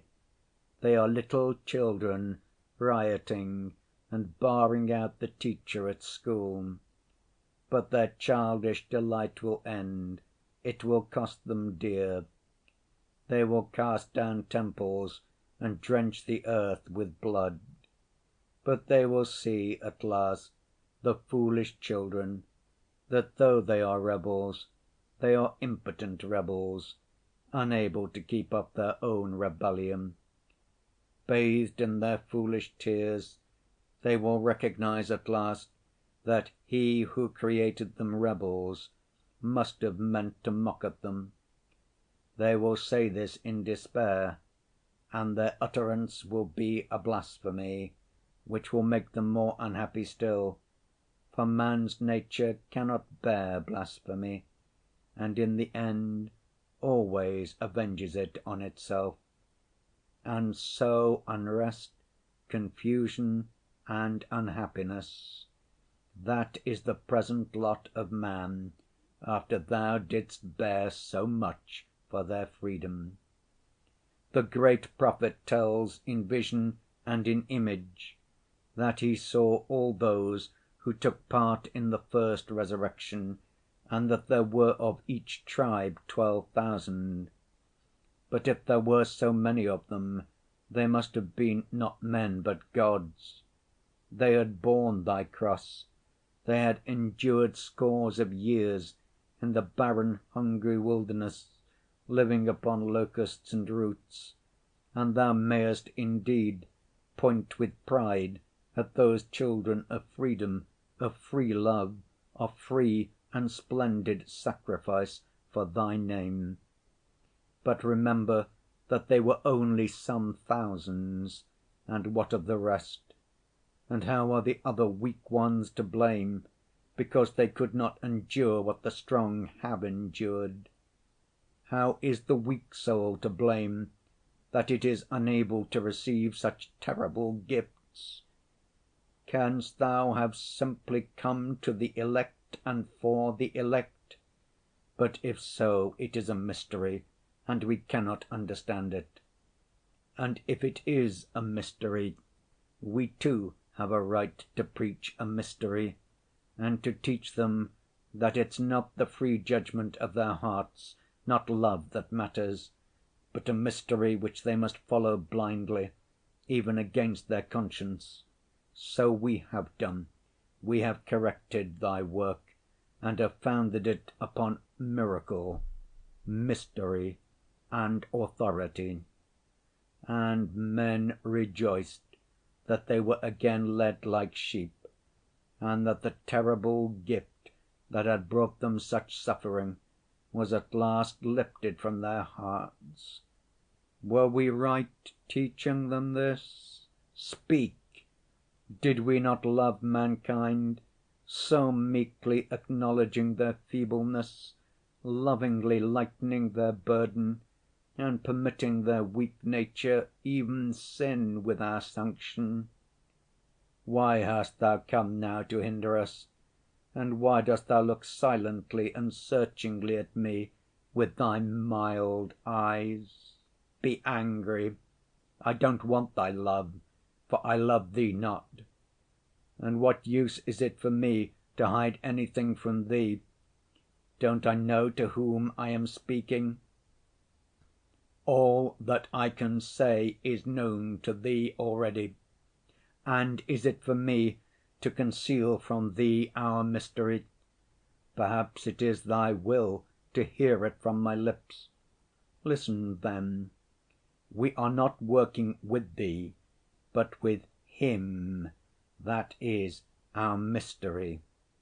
It's long, 8 centuries, since we have been on His side and not on Thine. Just 8 centuries ago we took from Him what Thou didst reject with scorn, that last gift He offered Thee, showing Thee all the kingdoms of the earth. We took from Him Rome and the sword of Caesar, and proclaimed ourselves sole rulers of the earth, though hitherto we have not been able to complete our work. But whose fault is that? Oh, the work is only beginning, but it has begun. It has long to await completion, and the earth has yet much to suffer, but we shall triumph and shall be Caesars, and then we shall plan the universal happiness of man. But Thou mightest have taken even then the sword of Caesar. Why didst Thou reject that last gift? Hadst Thou accepted that last counsel of the mighty Spirit, Thou wouldst have accomplished all that man seeks on earth. That is, some one to worship, some one to keep his conscience, and some means of uniting all in one unanimous and harmonious ant‐heap. For the craving for universal unity is the third and last anguish of men. Mankind as a whole has always striven to organize a universal state. There have been many great nations with great histories, but the more highly they were developed, the more unhappy they were, for they felt more acutely than other people the craving for world‐wide unity. They felt more acutely than other people the craving for world‐wide union. The great conquerors Timurs and Genghis Khans whirled like hurricanes over the face of the earth, striving to subdue its people, and they too were but the unconscious expression of the same craving for universal unity. Hadst thou taken the world and Caesar's purple, thou wouldst have founded the universal state and have given universal peace. For who can rule men if not he who holds their conscience and their bread in his hands? We have taken the sword of Caesar, and in taking it, of course, have rejected thee and followed him. Oh, ages are yet to come of the confusion of free thought, of their science and cannibalism. For having begun to build their Tower of Babel without us, they will end, of course, with cannibalism. But then the beast will crawl to us and lick our feet and spatter them with tears of blood, and we shall sit upon the beast and raise the cup, and on it will be written Mystery. But then, and only then, the reign of peace and happiness will come for men. Thou art proud of thine elect, but thou hast only the elect, while we give rest to all. And besides, how many of those elect, those mighty ones who could become elect, have grown weary waiting for thee, and have transferred and will transfer the powers of their spirit and the warmth of their heart to the other camp, and end by raising their free banner against thee. Thou didst thyself lift up that banner. But with us all will be happy, and will no more rebel nor destroy one another as under thy freedom. Oh, we shall persuade them that they will only become free when they renounce their freedom to us and submit to us. And shall we be right, or shall we be lying? They will be convinced that we are right, for they will remember the horrors of slavery and confusion to which thy freedom brought them. Freedom, free thought and science will lead them into such straits and will bring them face to face with such marvels and insoluble mysteries that some of them, the fierce and rebellious, will destroy themselves, others, rebellious but weak, will destroy one another, while the rest, weak and unhappy, will crawl fawning to our feet and whine to us, "Yes, you were right. You alone possess his mystery, and we come back to you. Save us from ourselves." Receiving bread from us, they will see clearly that we take the bread made by their hands from them to give it to them without any miracle. They will see that we do not change the stones to bread, but in truth they will be more thankful for taking it from our hands than for the bread itself, for they will remember only too well that in old days without our help, even the bread they made turned to stones in their hands, while since they have come back to us, the very stones have turned to bread in their hands. Too well will they know the value of complete submission, and until men know that, they will be unhappy. Who is most to blame for their not knowing it? Speak! Who scattered the flock and sent it astray on unknown paths? But the flock will come together again and will submit once more, and then it will be once for all. Then we shall give them the quiet, humble happiness of weak creatures such as they are by nature. Oh, we shall persuade them at last not to be proud, for thou didst lift them up and thereby taught them to be proud. We shall show them that they are weak, that they are only pitiful children, but that childlike happiness is the sweetest of all. they will become timid, and will look to us, and huddle close to us in fear, as chicks to the hen. They will marvel at us, and will be awe‐stricken before us, and will be proud at our being so powerful and clever that we have been able to subdue such a turbulent flock of thousands of millions. They will tremble impotently before our wrath. Their minds will grow fearful. They will be quick to shed tears like women and children, but they will be just as ready at a sign from us to pass to laughter and rejoicing, to happy mirth and childish song. Yes, we shall set them to work, but in their leisure hours we shall make their life like a child's game, with children's songs and innocent dance. Oh, we shall allow them even sin.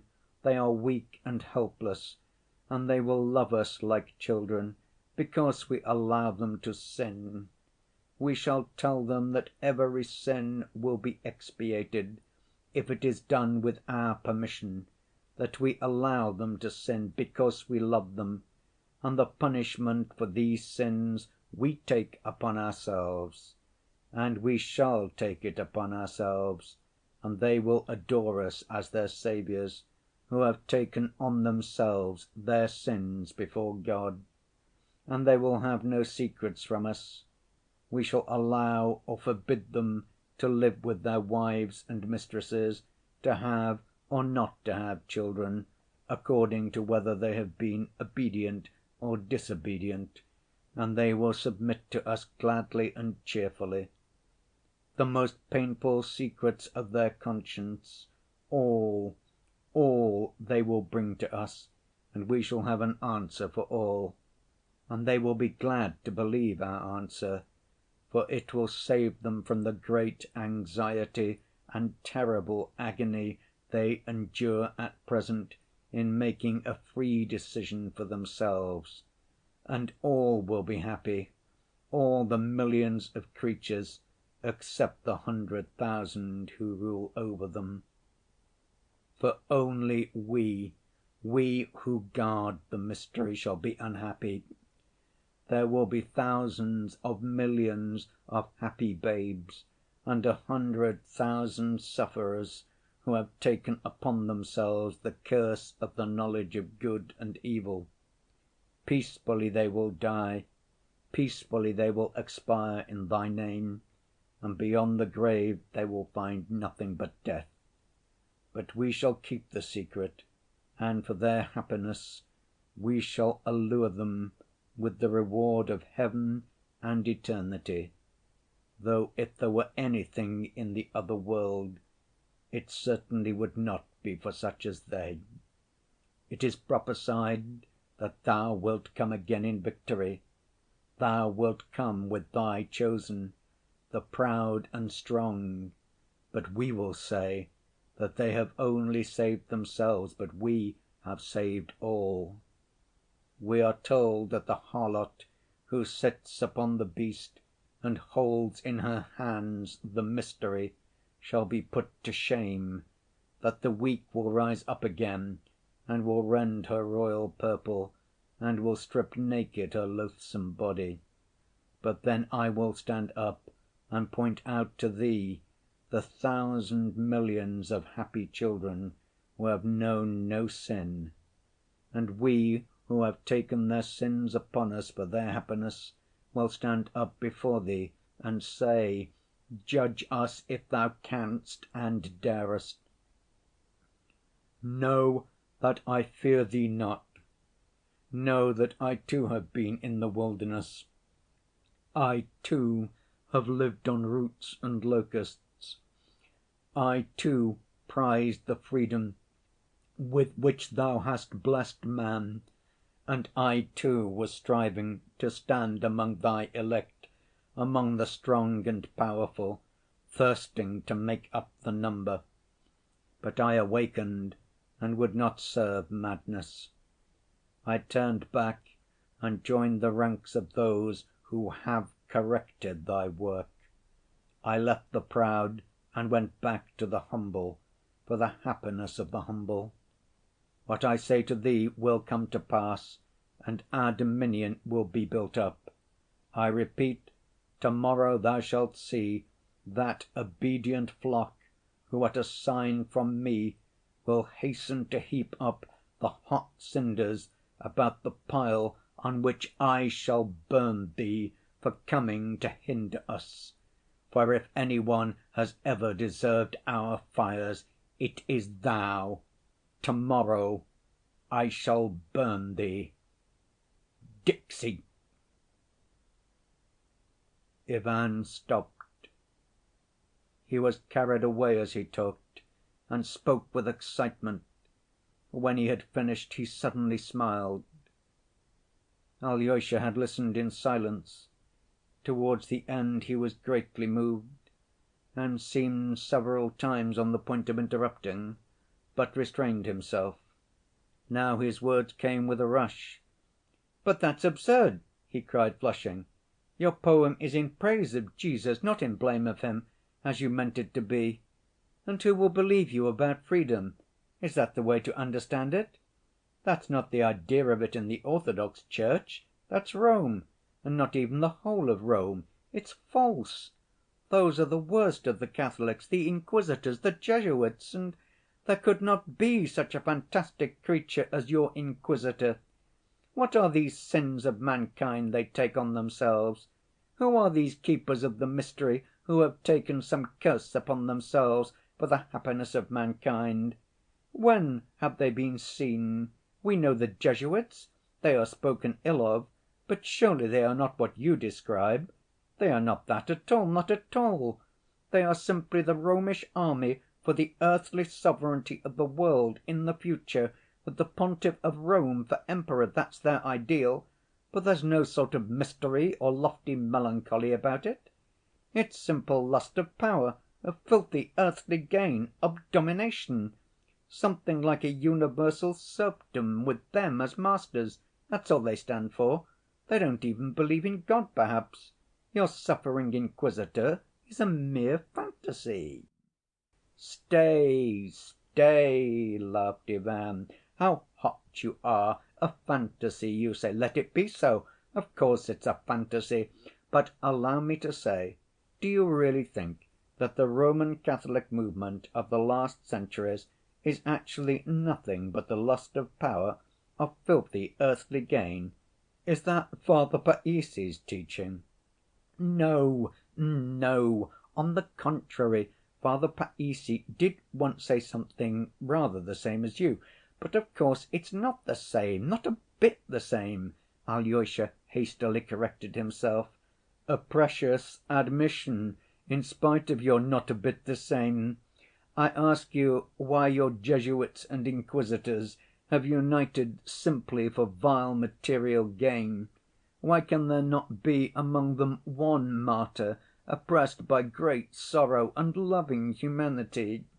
You see, only suppose that there was one such man among all those who desire nothing but filthy material gain. If there's only one, like my old Inquisitor, who had himself eaten roots in the desert and made frenzied efforts to subdue his flesh, to make himself free and perfect. But yet all his life he loved humanity, and suddenly his eyes were opened, and he saw that it is no great moral blessedness to attain perfection and freedom, if at the same time one gains the conviction that millions of God's creatures have been created as a mockery, that they will never be capable of using their freedom, that these poor rebels can never turn into giants to complete the tower, that it was not for such geese that the great idealist dreamt his dream of harmony. Seeing all that, he turned back and joined the clever people. Surely that could have happened." "Joined whom? What clever people?" cried Alyosha, completely carried away. "They have no such great cleverness, and no mysteries and secrets. Perhaps nothing but atheism. That's all their secret. Your Inquisitor does not believe in God. That's his secret." "What if it is so? At last you have guessed it. It's perfectly true. It's true that that's the whole secret. But isn't that suffering? At least for a man like that, who has wasted his whole life in the desert, and yet could not shake off his incurable love of humanity. In his old age he reached the clear conviction that nothing but the advice of the great dread spirit could build up any tolerable sort of life for the feeble, unruly, incomplete, empirical creatures created in jest, and so convinced of this, he sees that he must follow the counsel of the wise spirit, the dread spirit of death and destruction, and therefore accept lying and deception, and lead men consciously to death and destruction, and yet deceive them all the way, so that they may not notice where they are being led, that the poor blind creatures may at least on the way think themselves happy. And note the deception is in the name of Him in whose ideal the old man had so fervently believed all his life long. Is not that tragic? And if only one such stood at the head of the whole army, filled with the lust of power only for the sake of filthy gain, would not one such be enough to make a tragedy? More than that, one such standing at the head is enough to create the actual leading idea of the Roman Church, with all its armies and Jesuits, its highest idea. I tell you frankly that I firmly believe that there has always been such a man among those who stood at the head of the movement. Who knows, there may have been some such even among the Roman popes. Who knows, perhaps the spirit of that accursed old man who loves mankind so obstinately in his own way is to be found even now in a whole multitude of such old men, existing not by chance but by agreement, as a secret league formed long ago for the guarding of the mystery, to guard it from the weak and the unhappy, so as to make them happy. No doubt it is so, and so it must be indeed. I fancy that even among the Masons there's something of the same mystery at the bottom, and that that's why the Catholics so detest the Masons as their rivals, breaking up the unity of the idea, while it is so essential that there should be one flock and one shepherd. But from the way I defend my idea, I might be an author impatient of your criticism. Enough of it." "You are perhaps a Mason yourself," broke suddenly from Alyosha. "You don't believe in God," he added, speaking this time very sorrowfully. He fancied besides that his brother was looking at him ironically. "How does your poem end?" he asked, suddenly looking down. "Or was it the end?" "I meant to end it like this." When the Inquisitor ceased speaking, he waited some time for his prisoner to answer him. His silence weighed down upon him. He saw that the prisoner had listened intently all the time, looking gently in his face and evidently not wishing to reply. The old man longed for him to say something, however bitter and terrible, but he suddenly approached the old man in silence and softly kissed him on his bloodless, aged lips. That was all his answer. The old man shuddered, his lips moved. He went to the door, opened it, and said to him, "Go and come no more, come not at all, never, never," and he let him out into the dark alleys of the town. The prisoner went away. And the old man? The kiss glows in his heart, but the old man adheres to his idea. "And you with him, you too?" cried Alyosha mournfully. Ivan laughed. "Why, it's all nonsense, Alyosha. It's only a senseless poem of a senseless student who could never write 2 lines of verse. Why do you take it so seriously? Surely you don't suppose I'm going straight off to the Jesuits to join the men who are correcting his work? Good Lord, it's no business of mine. I told you, all I want is to live on to 30, and then dash the cup to the ground." "But the little sticky leaves, and the precious tombs, and the blue sky, and the woman you love? How will you live? How will you love them?" Alyosha cried sorrowfully. "With such a hell in your heart and your head, how can you? No, that's just what you are going away for, to join them. If not, you will kill yourself. You can't endure it." "There is a strength to endure everything," Ivan said with a cold smile. "What strength?" "The strength of the Karamazovs, the strength of the Karamazov baseness." "To sink into debauchery, to stifle your soul with corruption, yes?" "Possibly even that. Only perhaps till I am 30. I shall escape it, and then—" "How will you escape it? By what will you escape it? That's impossible with your ideas." "In the Karamazov way again." "Everything is lawful, you mean? Everything is lawful, is that it?" Ivan scowled and all at once turned strangely pale. "Ah, you've caught up yesterday's phrase, which so offended Miüsov, and which Dmitri pounced upon so naïvely and paraphrased." He smiled queerly. "Yes, if you like, everything is lawful, since the word has been said. I won't deny it. And Mitya's version isn't bad." Alyosha looked at him in silence. "I thought that going away from here I have you at least," Ivan said suddenly with unexpected feeling. "But now I see that there is no place for me even in your heart, my dear hermit. The formula, 'all is lawful,' I won't renounce. Will you renounce me for that? Yes?" Alyosha got up, went to him, and softly kissed him on the lips. "That's plagiarism!" cried Ivan, highly delighted. "You stole that from my poem. Thank you, though. Get up, Alyosha. It's time we were going, both of us." They went out, but stopped when they reached the entrance of the restaurant. "Listen, Alyosha," Ivan began in a resolute voice. "If I am really able to care for the sticky little leaves, I shall only love them, remembering you. It's enough for me that you are somewhere here, and I shan't lose my desire for life yet. Is that enough for you? Take it as a declaration of love, if you like. And now you go to the right and I to the left. And it's enough, do you hear? Enough. I mean, even if I don't go away to‐morrow, I think I certainly shall go, and we meet again, don't say a word more on these subjects. I beg that particularly, and about Dmitri, too. I ask you specially, never speak to me again," he added with sudden irritation. "It's all exhausted. It has all been said over and over again, hasn't it? And I'll make you one promise in return for it.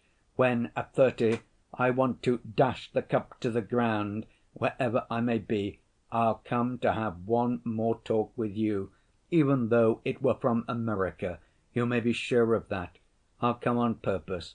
It will be very interesting to have a look at you, to see what you'll be by that time. It's rather a solemn promise, you see, and we really may be parting for 7 years or 10. Come, go now to your Pater Seraphicus. He is dying. If he dies without you, you will be angry with me for having kept you. Good‐by. Kiss me once more. That's right. Now go." Ivan turned suddenly and went his way without looking back. It was just as Dmitri had left Alyosha the day before, though the parting had been very different. The strange resemblance flashed like an arrow through Alyosha's mind in the distress and dejection of that moment. He waited a little, looking after his brother. He suddenly noticed that Ivan swayed as he walked, and that his right shoulder looked lower than his left. He had never noticed it before. But all at once he turned too, and almost ran to the monastery. It was nearly dark, and he felt almost frightened. Something new was growing up in him, for which he could not account. The wind had risen again as on the previous evening, and the ancient pines murmured gloomily about him when he entered the hermitage copse. He almost ran, Pater Seraphicus. He got that name from somewhere. Where from? Alyosha wondered. Ivan, poor Ivan. And when shall I see you again? Here is the hermitage. Yes, yes, that he is. Pater Seraphicus. He will save me. From him and for ever. Several times afterwards he wondered how he could, on leaving Ivan, so completely forget his brother Dmitri, though he had that morning, only a few hours before, so firmly resolved to find him and not to give up doing so, even should he be unable to return to the monastery that night. End of chapter 37.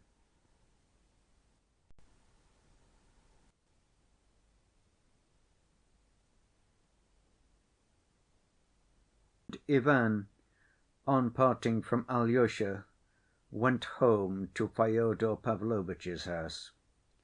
But strange to say, he was overcome by insufferable depression, which grew greater at every step he took towards the house.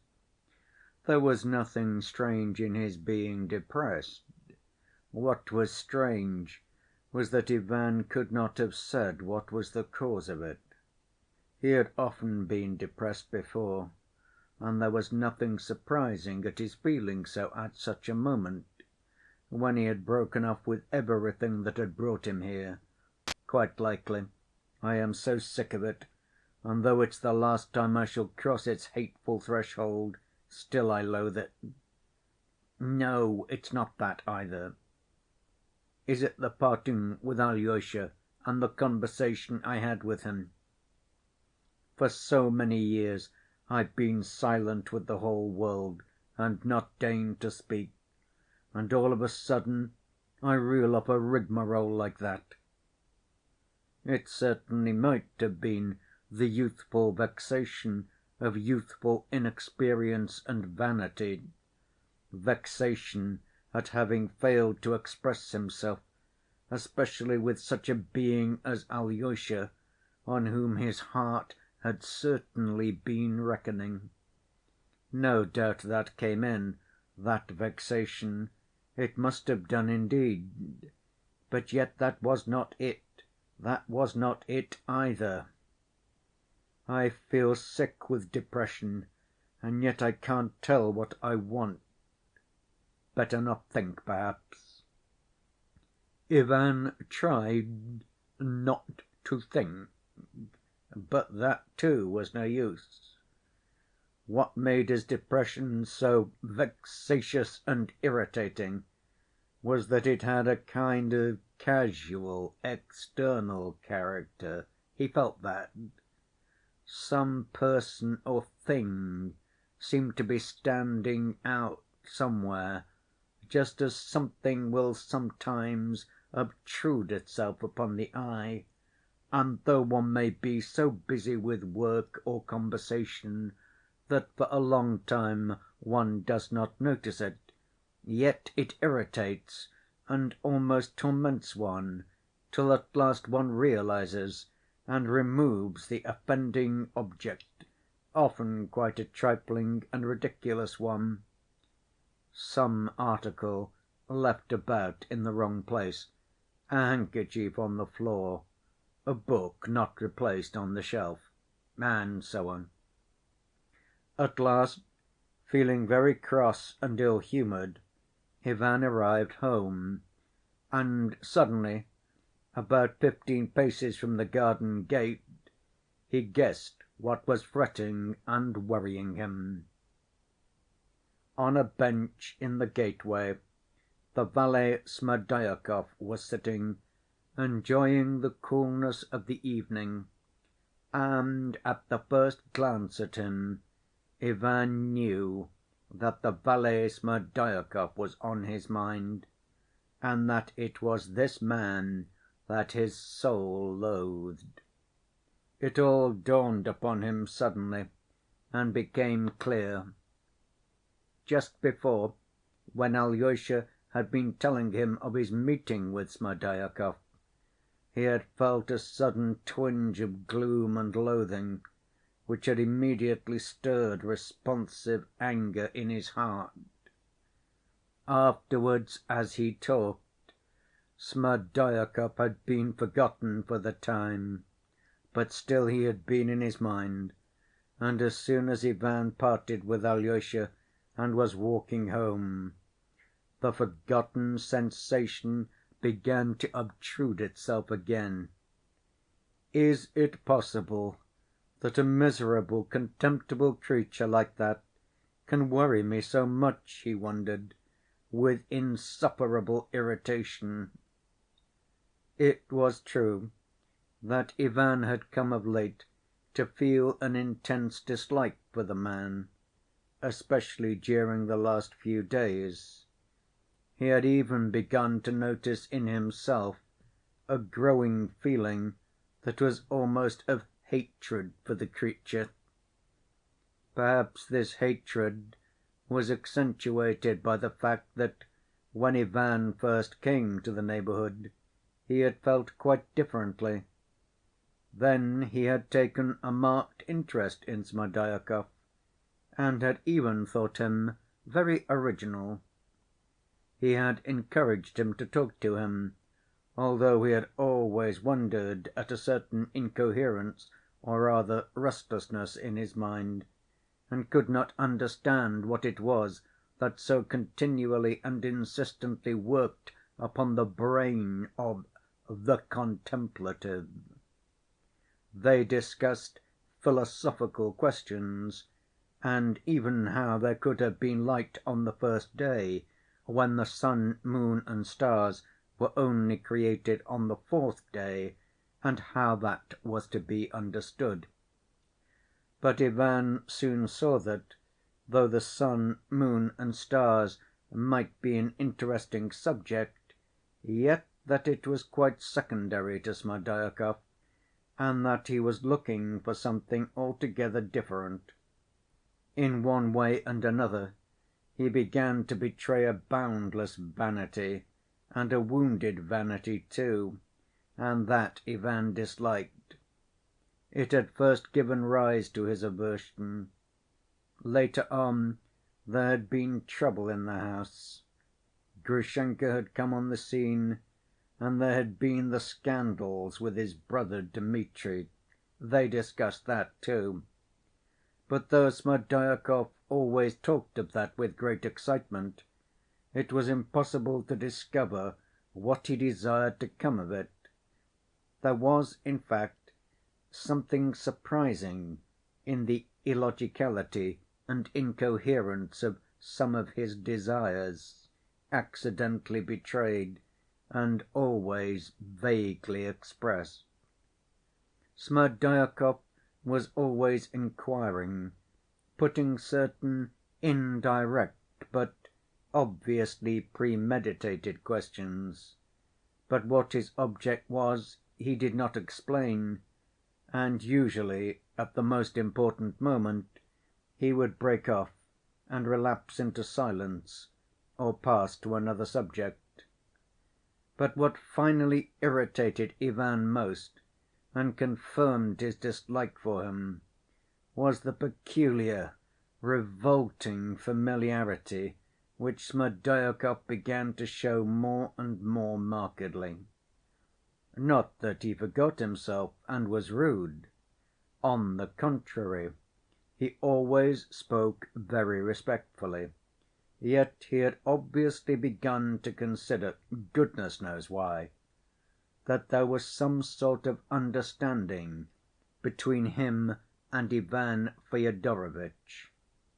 He always spoke in a tone that suggested that those two had some kind of compact, some secret between them, that had at some time been expressed on both sides, only known to them and beyond the comprehension of those around them.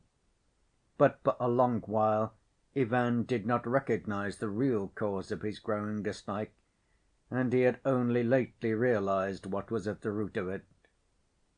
With a feeling of disgust and irritation, he tried to pass in at the gate without speaking or looking at Smerdyakov. But Smerdyakov rose from the bench, and from that action alone Ivan knew instantly that he wanted particularly to talk to him. Ivan looked at him and stopped, and the fact that he did stop instead of passing by, as he meant to the minute before, drove him to fury. With anger and repulsion he looked at Smerdyakov's emasculate, sickly face with the little curls combed forward on his forehead. His left eye winked, and he grinned as if to say, "Where are you going? You won't pass by. You see that we two clever people have something to say to each other." Ivan shook.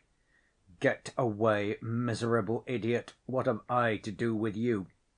was on the tip of his tongue, but to his profound astonishment he heard himself say, "Is my father still asleep, or has he waked?" He asked the question softly and meekly to his own surprise, and at once, again to his own surprise, sat down on the bench. For an instant he felt almost frightened. He remembered it afterwards. Smerdyakov stood facing him, his hands behind his back, looking at him with assurance and almost severity. "His honor is still asleep," he articulated deliberately. "You were the first to speak, not I," he seemed to say. "I am surprised at you, sir," he added after a pause, dropping his eyes affectedly, setting his right foot forward and playing with the tip of his polished boot. "Why are you surprised at me?" Ivan asked abruptly and sullenly, doing his utmost to restrain himself, and suddenly realizing with disgust that he was feeling intense curiosity and would not on any account have gone away without satisfying it. "Why don't you go to Tchermashnya, sir?" Smerdyakov suddenly raised his eyes and smiled familiarly. "Why I smile you must understand of yourself, if you are a clever man." His screwed‐up left eye seemed to say. "Why should I go to Tchermashnya?" Ivan asked in surprise. Smerdyakov was silent again. "Fyodor Pavlovitch himself has so begged you to," he said at last, slowly and apparently attaching no significance to his answer. "I put you off with a secondary reason," he seemed to suggest, "simply to say something." "Damn you! Speak out what you want!" Ivan cried angrily at last, passing from meekness to violence. Smerdyakov drew his right foot up to his left, pulled himself up, but still looked at him with the same serenity and the same little smile. "Substantially nothing, but just by way of conversation." Another silence followed. They did not speak for nearly a minute. Ivan knew that he ought to get up and show anger, and Smerdyakov stood before him and seemed to be waiting, as though to see whether he would be angry or not. So at least it seemed to Ivan. At last he moved to get up. Smerdyakov seemed to seize the moment. "I'm in an awful position, Ivan Fyodorovitch. I don't know how to help myself," he said resolutely and distinctly, and at his last word he sighed. Ivan Fyodorovitch sat down again. "They are both utterly crazy. They are no better than little children. Smerdyakov went on. "I am speaking of your parent and your brother, Dmitri Fyodorovitch. Here Fyodor Pavlovitch will get up directly and begin worrying me every minute. 'Has she come? Why hasn't she come?' and so on up till midnight, and even after midnight. And if Agrafena Alexandrovna doesn't come, for very likely she does not mean to come at all, then he will be at me again to‐morrow morning. 'Why hasn't she come? When will she come?' As though I were to blame for it. On the other side it's no better. As soon as it gets dark, or even before, your brother will appear with his gun in his hands. 'Look out, you rogue, you suit‐maker! If you miss her and don't let me know she's been, I'll kill you before any one.' When the night's over, in the morning he too, like Fyodor Pavlovitch, begins worrying me to death. 'Why hasn't she come? Will she come soon?' And he too thinks me to blame because his lady hasn't come. And every day and every hour they get angrier and angrier, so that I sometimes think I shall kill myself in a fright. I can't depend upon them, sir." "And why have you meddled? Why did you begin to spy for Dmitri Fyodorovitch?" said Ivan irritably. "How could I help meddling? Though indeed I haven't meddled at all, if you want to know the truth of the matter. I kept quiet from the very beginning, not daring to answer, but he pitched on me to be his servant. He has had only one thing to say since: 'I'll kill you, you scoundrel, if you miss her.' I feel certain, sir, that I shall have a long fit to‐morrow." "What do you mean by a long fit?" "A long fit, lasting a long time, several hours, or perhaps a day or two. Once it went on for 3 days. I fell from the garret that time. The struggling ceased and then began again, and for 3 days I couldn't come back to my senses. Fyodor Pavlovitch sent for Herzenstube, the doctor here, and he put ice on my head and tried another remedy, too. I might have died." "But they say one can't tell with epilepsy when a fit is coming. What makes you say you will have one to‐morrow?" Ivan inquired with a peculiar, irritable curiosity. "That's just so. You can't tell beforehand." "Besides, you fell from the garret then." "I climb up to the garret every day. I might fall from the garret again to‐morrow. And if not, I might fall down the cellar steps. I have to go into the cellar every day, too." Ivan took a long look at him. "You are talking nonsense, I see, and I don't quite understand you," he said softly, but with a sort of menace. "Do you mean to pretend to be ill to‐morrow for 3 days, eh?" Smerdyakov, who was looking at the ground again and playing with the toe of his right foot, set the foot down, moved the left one forward, and, grinning, articulated: "If I were able to play such a trick, that is, pretend to have a fit, and it would not be difficult for a man accustomed to them, I should have a perfect right to use such a means to save myself from death. For even if Agrafena Alexandrovna comes to see his father while I am ill, his honor can't blame a sick man for not telling him. He'd be ashamed to." "Hang it all!" Ivan cried, his face working with anger. "Why are you always in such a funk for your life?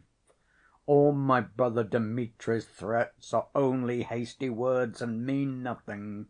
He won't kill you. It's not you he'll kill." "He'd kill me first of all, like a fly. But even more than that, I am afraid I shall be taken for an accomplice of his when he does something crazy to his father." "Why should you be taken for an accomplice?" "They'll think I am an accomplice because I let him know the signals as a great secret." "What signals? Whom did you tell? Confound you, speak more plainly." "I'm bound to admit the fact," Smerdyakov drawled with pedantic composure, "that I have a secret with Fyodor Pavlovitch in this business. As you know yourself, if only you do know it, he has for several days past locked himself in as soon as night or even evening comes on. Of late you've been going upstairs to your room early every evening, and yesterday you did not come down at all, and so perhaps you don't know how carefully he has begun to lock himself in at night. And even if Grigory Vassilyevitch comes to the door, he won't open to him till he hears his voice. But Grigory Vassilyevitch does not come, because I wait upon him alone in his room now. That's the arrangement he made himself ever since this to-do with Agrafena Alexandrovna began. But at night, by his orders, I go away to the lodge, so that I don't get to sleep till midnight, but am on the watch, getting up and walking about the yard, waiting for Agrafena Alexandrovna to come. For the last few days he's been perfectly frantic expecting her. What he argues is, she is—" He spoke. Meeting Fyodor Pavlovitch in the drawing‐room directly he went in, he shouted to him, waving his hands, "I am going upstairs to my room, not into you. Good‐by," and passed by, trying not even to look at his father. Very possibly the old man was too hateful to him at that moment, but such an unceremonious display of hostility was a surprise even to Fyodor Pavlovitch, and the old man evidently wanted to tell him something at once, and had come to meet him in the drawing‐room on purpose. Receiving this amiable greeting, he stood still in silence and with an ironical air watched his son going upstairs till he passed out of sight. "What's the matter with him?" he promptly asked Smerdyakov, who had followed Ivan. "Angry about something? You can tell," the valet muttered evasively. "Confound him! Let him be angry then. Bring in the samovar and get along with you. Look sharp. No news?" Then followed a series of questions, such as Smerdyakov had just complained of to Ivan, all relating to his expected visitor, and these questions we will omit. Half an hour later the house was locked, and the crazy old man was wandering along through the rooms in excited expectation of hearing every minute the 5 knocks agreed upon. Now and then he peered out into the darkness, seeing nothing. It was very late, but Ivan was still awake and reflecting. He sat up late that night, till 2 o'clock. But we will not give an account of his thoughts, and this is not the place to look into that soul. Its turn will come. And even if one tried, it would be very hard to give an account of them, for there were no thoughts in his brain, but something very vague and, above all, intense excitement. He felt himself that he had lost his bearings. He was fretted, too, by all sorts of strange and almost surprising desires. For instance, after midnight, he suddenly had an intense, irresistible inclination to go down, open the door, go to the lodge, and beat Smerdyakov. But if he had been asked why, he could not have given any exact reason, except perhaps that he loathed the valet as one who had insulted him more gravely than any one in the world. On the other hand, he was more than once that night overcome by a sort of inexplicable, humiliating terror, which he felt positively paralyzed his physical powers. His head ached and he was giddy. A feeling of hatred was rankling in his heart, as though he meant to avenge himself on some one. He even hated Alyosha, recalling the conversation he had just had with him. At moments he hated himself intensely.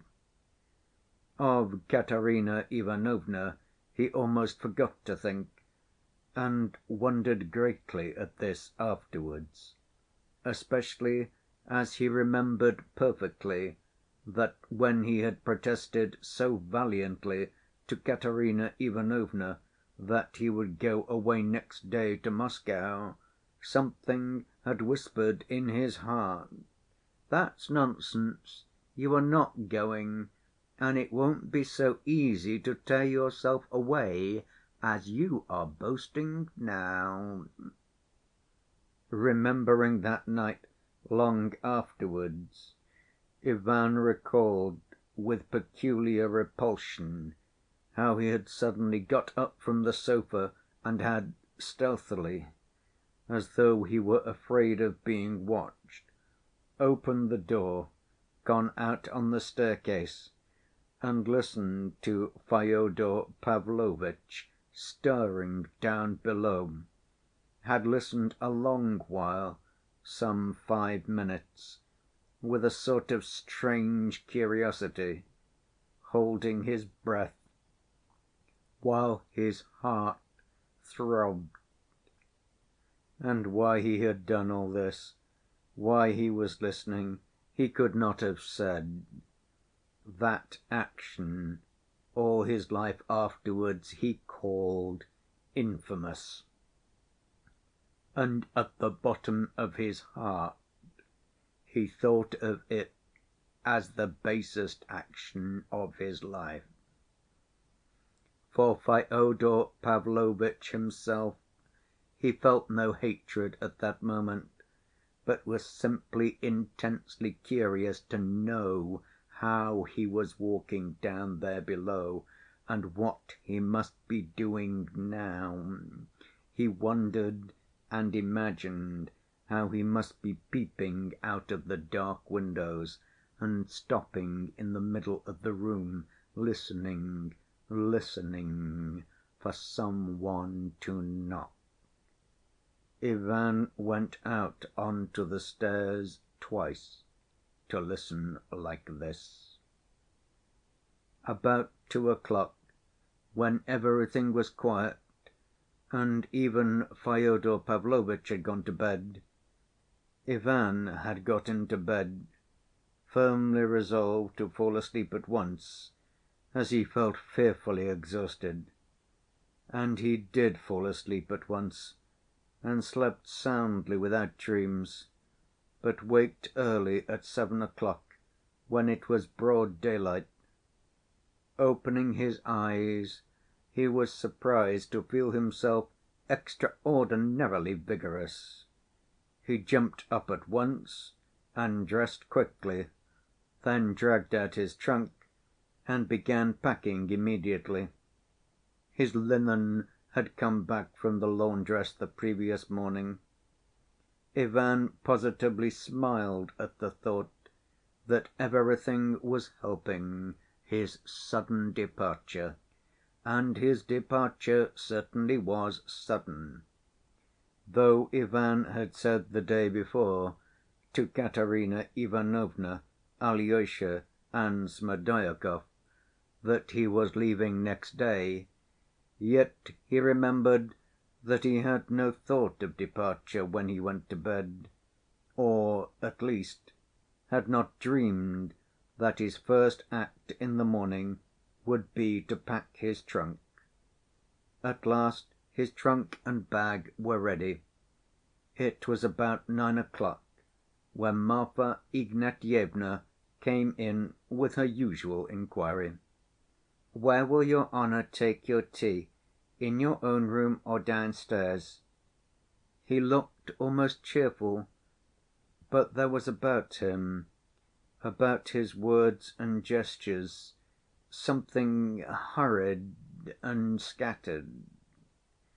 Greeting his father affably, and even inquiring specially after his health, though he did not wait to hear his answer to the end, he announced that he was starting off in an hour to return to Moscow for good, and begged him to send for the horses. His father heard this announcement with no sign of surprise, and forgot in an unmannerly way to show regret at losing him. Instead of doing so, he flew into a great flutter at the recollection of some important business of his own. "What a fellow you are not to tell me yesterday! Never mind, we'll manage it all the same. Do me a great service, my dear boy. Go to Tchermashnya on the way. It's only to turn to the left from the station at Volovya, only another 12 versts, and you come to Tchermashnya." "I'm sorry, I can't. It's 80 versts to the railway, and the train starts for Moscow at 11:00 to‐night. I can only just catch it." "You'll catch it to‐morrow or the day after, but to‐day turn off to Tchermashnya. It won't put you out much to humor your father. If I hadn't had something to keep me here, I would have run over myself long ago, for I've some business there in a hurry, but here it's not the time for me to go now. You see, I've 2 pieces of copse land there. The Maslovs, an old merchant and his son, will give 8,000 for the timber, but last year I just missed a purchaser who would have given 12. There's no getting any one about here to buy it. The Maslovs have it all their own way. One has to take what they'll give, for no one here dare bid against them. The priest at Ilyinskoe wrote to me last Thursday that a merchant called Gorstkin, a man I know, had turned up. What makes him valuable is that he is not from these parts, so he is not afraid of the Maslovs. He says he will give me 11,000 for the copse. Do you hear? But he'll only be here, the priest writes, for a week altogether. So you must go at once and make a bargain with him." "Well, you write to the priest, he'll make the bargain." "He can't do it, he has no eye for business. He's a perfect treasure. I'd give him 20,000 to take care of for me without a receipt. But he has no eye for business, he is a perfect child, a crow could deceive him. And yet he is a learned man, would you believe it? This Gorstkin looks like a peasant. He wears a blue kaftan, but he is a regular rogue. That's the common complaint. He is a liar. Sometimes he tells such lies that you wonder why he is doing it. He told me the year before last that his wife was dead and that he had married another. And would you believe it? There was not a word of truth in it. His wife has never died at all. She is alive to this day and gives him a beating twice a week. So what you have to find out is whether he is lying or speaking the truth when he says he wants to buy it and would give 11,000. I shall be no use in such a business. I have no eye either. Stay, wait a bit. You will be of use, for I will tell you the signs by which you can judge about Gorstkin. I've done business with him a long time. You see, you must watch his beard. He has a nasty thin red beard. If his beard shakes when he talks and he gets cross, it's all right. He is saying what he means. He wants to do business. But if he strokes his beard with his left hand and grins, he is trying to cheat you. Don't watch his eyes. You won't find out anything from his eyes. He is a deep one, a rogue. But watch his beard. I'll give you a note, and you show it to him. He's called Gorstkin, though his real name is Lyagavy. But don't call him so. He will be offended. If you come to an understanding with him and see it's all right, write here at once. You need only write, 'He's not lying.' Stand out for 11,000. 1,000 you can knock off, but not more. Just think, there's a difference between 8,000 and 11,000.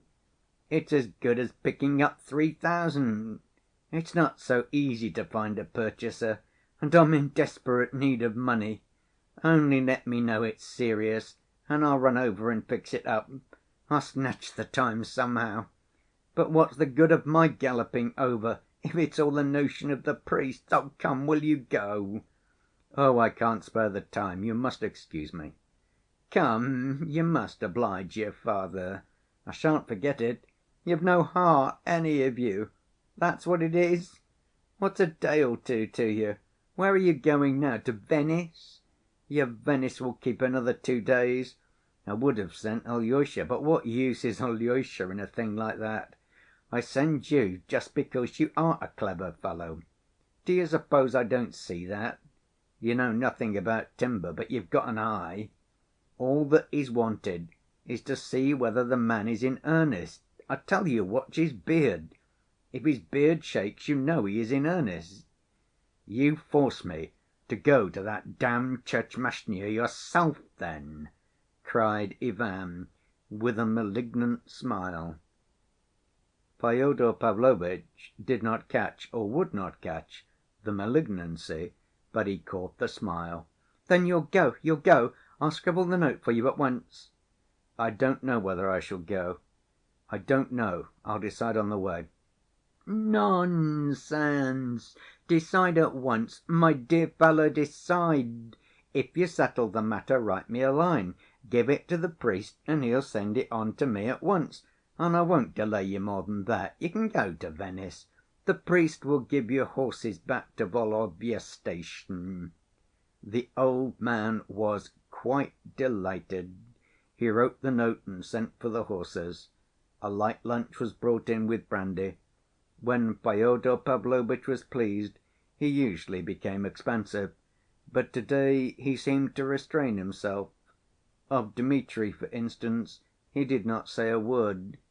He was quite unmoved by the parting, and seemed, in fact, at a loss for something to say. Ivan noticed this particularly. He must be bored with me, he thought.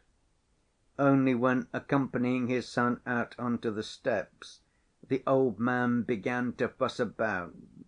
He would have kissed him, but Ivan made haste to hold out his hand, obviously avoiding the kiss. His father saw it at once and instantly pulled himself up. "Well, good luck to you, good luck to you," he repeated from the steps. "You'll come again some time or other? Mind you do come. I shall always be glad to see you. Well, Christ be with you." Ivan got into the carriage. "Good‐by, Ivan. Don't be too hard on me." The father called for the last time. The whole household came out to take leave: Smerdyakov, Marfa, and Grigory. Ivan gave them 10 roubles each. When he had seated himself in the carriage, Smerdyakov jumped up to arrange the rug.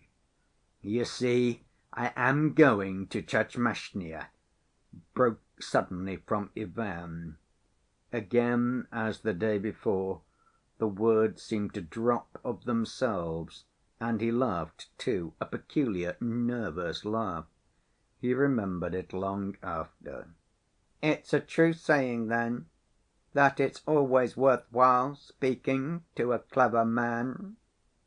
answered Smerdyakov firmly, looking significantly at Ivan. The carriage rolled away. Nothing was clear in Ivan's soul, but he looked eagerly around him at the fields, at the hills, at the trees, at a flock of geese flying high overhead in the bright sky, and all of a sudden he felt very happy. He tried to talk to the driver, and he felt intensely interested in an answer the peasant made him, but a minute later he realized that he was not catching anything, and that he had not really even taken in the peasant's answer. He was silent, and it was pleasant even so. The air was fresh, pure and cool, the sky bright. The images of Alyosha and Katerina Ivanovna floated into his mind. But he softly smiled, blew softly on the friendly phantoms, and they flew away. "There's plenty of time for them," he thought. They reached the station quickly, changed horses, and galloped to Volovya. Why is it worth while speaking to a clever man? What did he mean by that? The thought seemed suddenly to clutch at his breathing. And why did I tell him I was going to Tchermashnya? They reached Volovya station. Ivan got out of the carriage, and the driver stood round him, bargaining over the journey of 12 versts to Tchermashnya. He told them to harness the horses. He went into the station‐house, looked round, glanced at the overseer's wife, and suddenly went back to the entrance. "I won't go to Tchermashnya. Am I too late to reach the railway by Seven Brothers?" "We shall just do it. Shall we get the carriage out?" "At once. Will any one of you be going to the town to‐morrow?" "To be sure. Mitri here will." "Can you do me a service, Mitri? Go to my father's, to Fyodor Pavlovitch Karamazov, and tell him I haven't gone to Tchermashnya. Can you?" "Of course I can. I've known Fyodor Pavlovitch a long time." "And here's something for you, for I dare say he won't give you anything," said Ivan, laughing gayly. "You may depend on it he won't." Mitya laughed too. "Thank you, sir. I'll be sure to do it." At 7 o'clock Ivan got into the train and set off to Moscow. Away with the past. I've done with the old world for ever, and may I have no news, no echo from it. To a new life, new places, and no looking back. But instead of delight, his soul was filled with such gloom, and his heart ached with such anguish as he had never known in his life before. He was thinking all the night. The train flew on, and only at daybreak, when he was approaching Moscow, he suddenly roused himself from his meditation.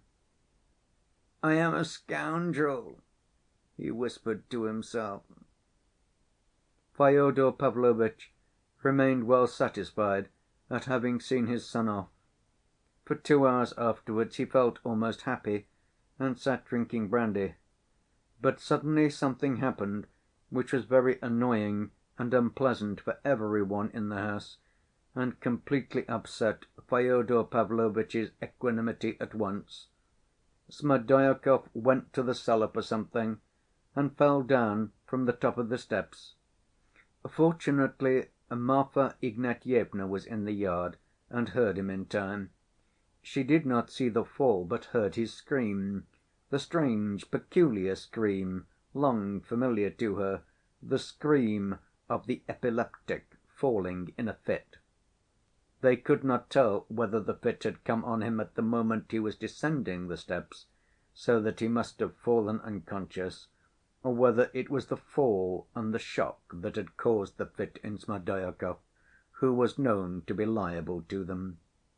They found him at the bottom of the cellar steps, writhing in convulsions and foaming at the mouth. It was thought at first that he must have broken something, an arm or a leg, and hurt himself, but God had preserved him, as Marfa Ignatyevna expressed it. Nothing of the kind had happened, but it was difficult to get him out of the cellar. They asked the neighbors to help and managed it somehow. Fyodor Pavlovitch himself was present at the whole ceremony. He helped, evidently alarmed and upset. The sick man did not regain consciousness. The convulsions ceased for a time, but then began again, and every one concluded that the same thing would happen as had happened a year before, when he accidentally fell from the garret. They remembered that ice had been put on his head then. There was still ice in the cellar, and Marfa Ignatyevna had some brought up. In the evening Fyodor Pavlovitch sent for Doctor Herzenstube, who arrived at once. He was a most estimable old man, and the most careful and conscientious doctor in the province. After careful examination, he concluded that the fit was a very violent one and might have serious consequences, that meanwhile he, Herzenstube, did not fully understand it, but that by to‐morrow morning, if the present remedies were unavailing, he would venture to try something else. The invalid was taken to the lodge, to a room next to Grigory's and Marfa Ignatyevna's. Then Fyodor Pavlovitch had one misfortune after another to put up with that day. Marfa Ignatyevna cooked the dinner, and the soup compared with Smerdyakov's was no better than dish‐water, and the fowl was so dried up that it was impossible to masticate it. To her master's bitter, though deserved, reproaches, Marfa Ignatyevna replied that the fowl was a very old one to begin with, and that she had never been trained as a cook. In the evening there was another trouble in store for Fyodor Pavlovitch. He was informed that Grigory, who had not been well for the last 3 days, was completely laid up by his lumbago. Fyodor Pavlovitch finished his tea as early as possible and locked himself up alone in the house. He was in terrible excitement and suspense. That evening he reckoned on Grushenka's coming almost as a certainty. He had received from Smerdyakov that morning an assurance that she had promised to come without fail. The incorrigible old man's heart throbbed with excitement. He paced up and down his empty rooms listening. He had to be on the alert. Dmitri might be on the watch for her somewhere, and when she knocked on the window, Smerdyakov had informed him 2 days before that he had told her where and how to knock. The door must be opened at once. She must not be a second in the passage for fear, which God forbid, that she should be frightened and run away. Fyodor Pavlovitch had much to think of, but never had his heart been steeped in such voluptuous hopes. This time he could say almost certainly that she would come. End of chapter 39.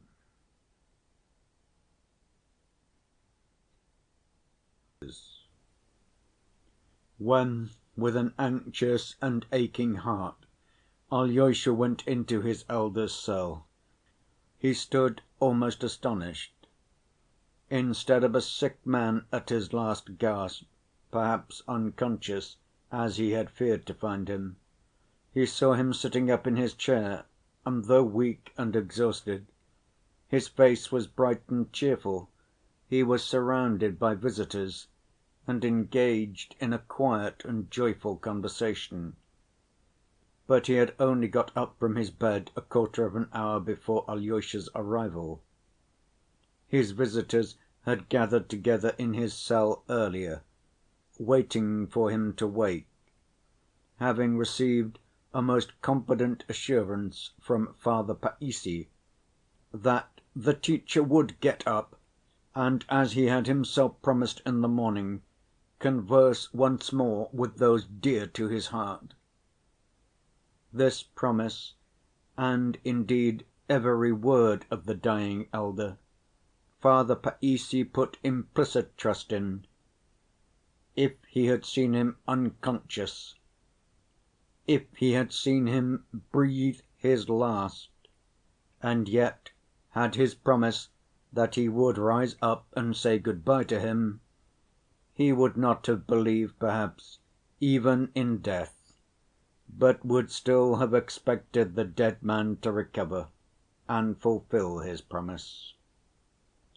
In the morning, as he lay down to sleep, Father Zossima had told him positively, "I shall not die without the delight of another conversation with you, beloved of my heart. I shall look once more on your dear face and pour out my heart to you once again." The monks who had gathered for this probably last conversation with Father Zossima had all been his devoted friends for many years. There were 4 of them, Father Iosif and Father Païssy, Father Mihail, the warden of the hermitage, a man not very old and far from being learned. He was of humble origin, of strong will and steadfast faith, of austere appearance, but of deep tenderness, though he obviously concealed it as though he were almost ashamed of it. The 4th, Father Anfim, was a very old and humble little monk of the poorest peasant class. He was almost illiterate and very quiet, scarcely speaking to any one. He was the humblest of the humble, and looked as though he had been frightened by something great and awful beyond the scope of his intelligence. Father Zossima had a great affection for this timorous man, and always treated him with marked respect, though perhaps there was no one he had known to whom he had said less, in spite of the fact that he had spent years wandering about Holy Russia with him. That was very long ago, 40 years before, when Father Zossima first began his life as a monk in a poor and little monastery at Kostroma, and when, shortly after, he had accompanied Father Anfim on his pilgrimage to collect alms for their poor monastery. The whole party were in the bedroom, which, as we mentioned before, was very small, so that there was scarcely room for the four of them, in addition to Porfiry, the novice, who stood, to sit round Father Zossima on chairs brought from the sitting‐room. It was already beginning to get dark. The room was lighted up by the lamps and the candles before the ikons. Seeing Alyosha standing embarrassed in the doorway, Father Zossima smiled at him joyfully and held out his hand. "Welcome, my quiet one, welcome, my dear. Here you are too. I knew you would come." Alyosha went up to him, bowed down before him to the ground and wept. Something surged up from his heart, his soul was quivering, he wanted to sob. "Come, don't weep over me yet." Father Zossima smiled, laying his right hand on his head. "You see I am sitting up talking. Maybe I shall live another 20 years yet, as that dear, good woman from Vyshegorye, with her little Lizaveta in her arms, wished me yesterday. God bless the mother and the little girl Lizaveta." He crossed himself. "Porfiry, did you take her offering where I told you?" He meant the 60 kopecks brought him the day before by the good‐humored woman to be given to some one poorer than me.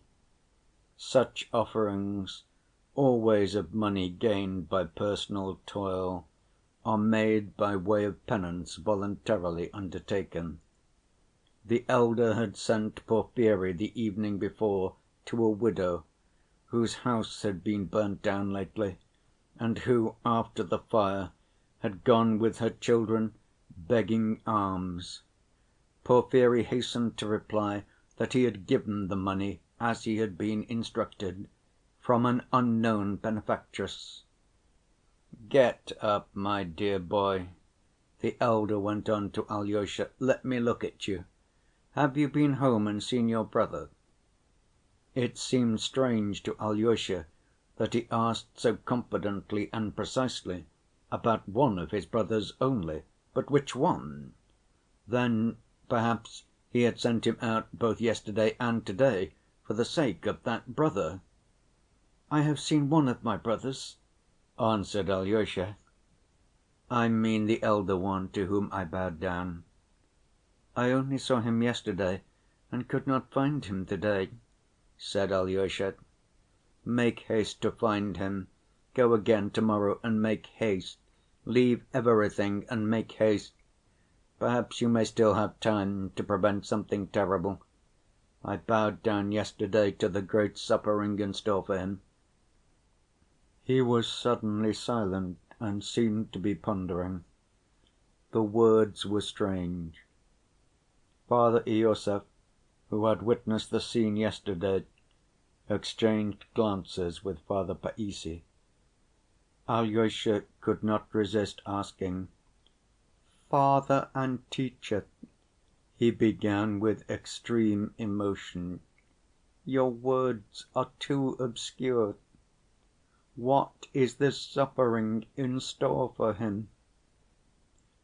"Don't inquire.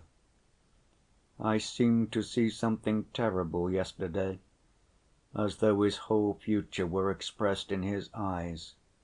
A look came into his eyes, so that I was instantly horror‐stricken at what that man is preparing for himself. Once or twice in my life I've seen such a look in a man's face, reflecting as it were his future fate, and that fate, alas, came to pass. I sent you to him, Alexey, for I thought your brotherly face would help him. But everything and all our fates are from the Lord. Except a corn of wheat fall into the ground and die, it abideth alone. But if it die, it bringeth forth much fruit. Remember that. You, Alexey, I've many times silently blessed for your face. Know that," added the elder, with a gentle smile. "This is what I think of you. You will go forth from these walls, but will live like a monk in the world. You will have many enemies, but even your foes will love you. Life will bring you many misfortunes, but you will find your happiness in them, and will bless life, and will make others bless it, which is what matters most. Well, that is your character. Fathers and teachers," he addressed his friends with a tender smile, "I have never till to‐day told even him why the face of this youth is so dear to me. Now I will tell you. His face has been, as it were, a remembrance and a prophecy for me. At the dawn of my life, when I was a child, I had an elder brother who died before my eyes at 17. And later on, in the course of my life, I gradually became convinced that that brother had been for a guidance and a sign from on high for me. For had he not come into my life, I should never, perhaps so I fancy at least, have become a monk and entered on this precious path. He appeared first to me in my childhood, and here, at the end of my pilgrimage, he seems to have come to me over again. It is marvelous, fathers and teachers, that Alexey, who has some, though not a great, resemblance in face, seems to me so like him spiritually, that many times I have taken him for that young man, my brother, mysteriously come back to me at the end of my pilgrimage, as a reminder and an inspiration, so that I positively wondered at so strange a dream in myself. Do you hear this, Porfiry?" He turned to the novice who waited on him. "Many times I've seen in your face, as it were, a look of mortification that I love Alexey more than you. Now you know why that was so, but I love you too, know that, and many times I grieved at your mortification. I should like to tell you, dear friends, of that youth, my brother, for there has been no presence in my life more precious, more significant and touching. My heart is full of tenderness, and I look at my whole life at this moment as though living through it again. Here I must observe that this last conversation of Father Zossima with the friends who visited him on the last day of his life has been partly preserved in writing. Alexey Fyodorovitch Karamazov wrote it down from memory some time after his elder's death. But whether this was only the conversation that took place then, or whether he added to it his notes of parts of former conversations with his teacher, I cannot determine. In his account, Father Zossima's talk goes on without interruption, as though he told his life to his friends in the form of a story, though there is no doubt, from other accounts of it, that the conversation that evening was general. Though the guests did not interrupt Father Zossima much, yet they too talked, perhaps even told something themselves. Besides, Father Zossima could not have carried on an uninterrupted narrative, for he was sometimes gasping for breath, his voice failed him, and he even lay down to rest on his bed, though he did not fall asleep, and his visitors did not leave their seats. Once or twice the conversation was interrupted by Father Païssy's reading the Gospel. It is worthy of note, too, that no one of them supposed that he would die that night, for on that evening of his life, after his deep sleep in the day, he seemed suddenly to have found new strength. which kept him up through this long conversation. It was like a last effort of love, which gave him marvelous energy.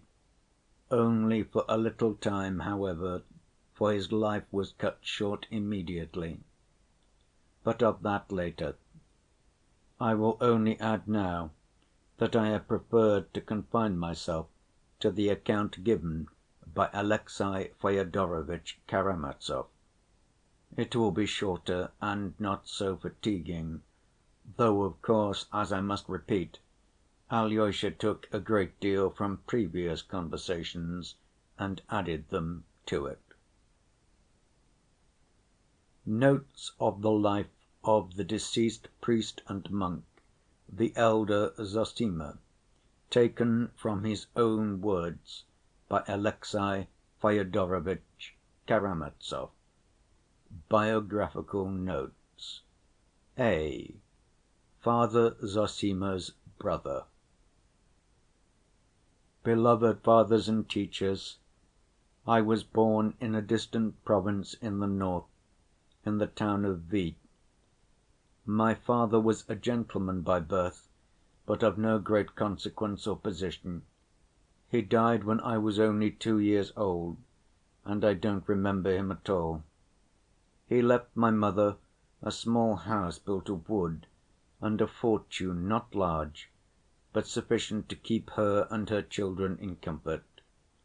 There were 2 of us, my elder brother, Markel, and I. He was 8 years older than I was, of hasty, irritable temperament, but kind‐hearted and never ironical. He was remarkably silent, especially at home with me, his mother, and the servants. He did well at school, but did not get on with his schoolfellows, though he never quarreled, at least so my mother has told me. 6 months before his death, when he was 17, he made friends with a political exile who had been banished from Moscow to our town for free‐thinking and led a solitary existence there. He was a good scholar who had gained distinction in philosophy in the university. Something made him take a fancy to Markel, and he used to ask him to see him. The young man would spend whole evenings with him during the winter, till the exile was summoned to Petersburg to take up his post again at his own request, as he had powerful friends. It was the beginning of Lent, and Markel would not fast. He was rude and laughed at it. "That's all silly twaddle, and there is no God," he said, horrifying my mother, the servants, and me too. For though I was only 9, I too was aghast at hearing such words. We had 4 servants, all serfs. I remember my mother selling one of the 4, the cook, Afimya, who was lame and elderly, for 60 paper roubles, and hiring a free servant to take her place. In the 6th week in Lent, my brother, who was never strong and had a tendency to consumption, was taken ill. He was tall but thin and delicate‐looking, and of very pleasing countenance. I suppose he caught cold. Anyway, the doctor, who came, soon whispered to my mother that it was galloping consumption, that he would not live through the spring. My mother began weeping, and careful not to alarm my brother, she entreated him to go to church to confess and take the sacrament, as he was still able to move about. This made him angry, and he said something profane about the church. He grew thoughtful, however. He guessed at once that he was seriously ill, and that that was why his mother was begging him to confess and take the sacrament. He had been aware, indeed, for a long time past, that he was far from well, and had a year before coolly observed at dinner to our mother and me, "My life won't be long among you. I may not live another year," which seemed now like a prophecy. 3 days passed, and Holy Week had come, and on Tuesday morning my brother began going to church. "I am doing this simply for your sake, mother, to please and comfort you," he said. My mother wept with joy and grief.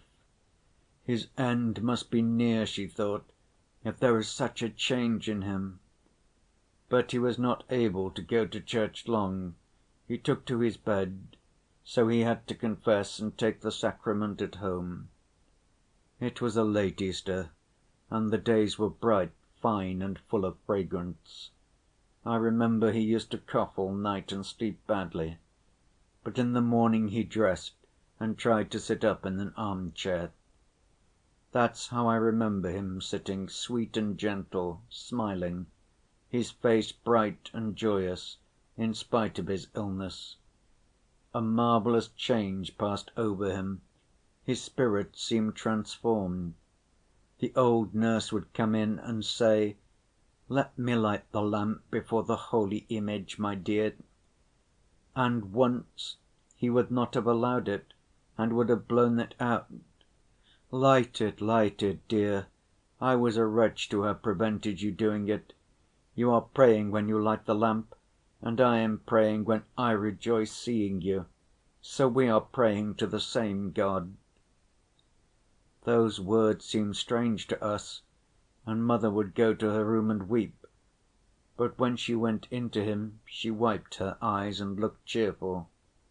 "Mother, don't weep, darling," he would say. "I've long to live yet, long to rejoice with you, and life is glad and joyful." "Ah, dear boy, how can you talk of joy when you lie feverish at night, coughing as though you would tear yourself to pieces?"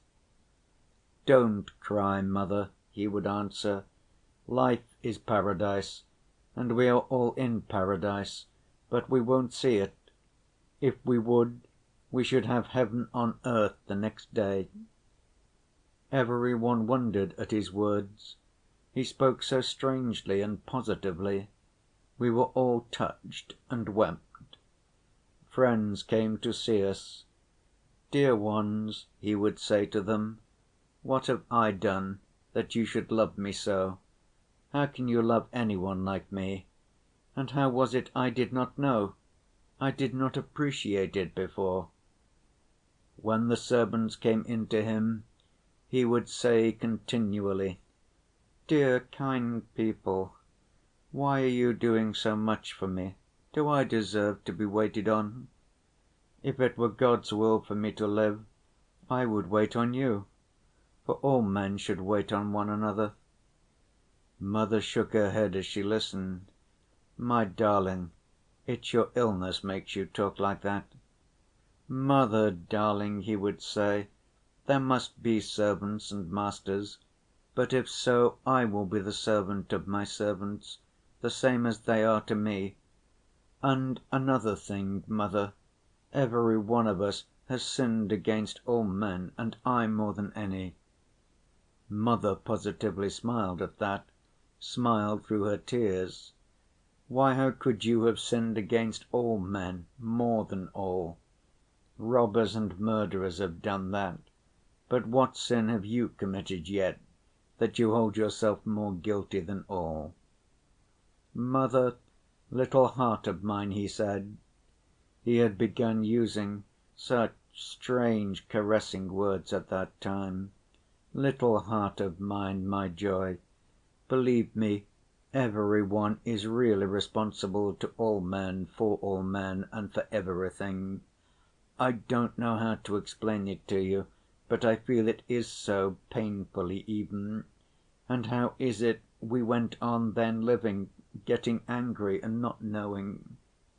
So he would get up every day, more and more sweet and joyous and full of love. When the doctor, an old German called Eisenschmidt, came, "Well, doctor, Have I another day in this world?" he would ask, joking. "You'll live many days yet," the doctor would answer, "and months and years, too." "Months and years!" he would exclaim. "Why reckon the days?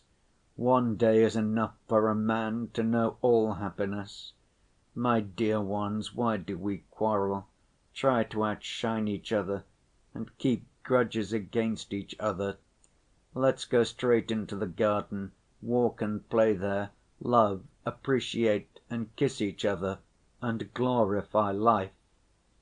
"Your son cannot last long," the doctor told my mother as she accompanied him to the door.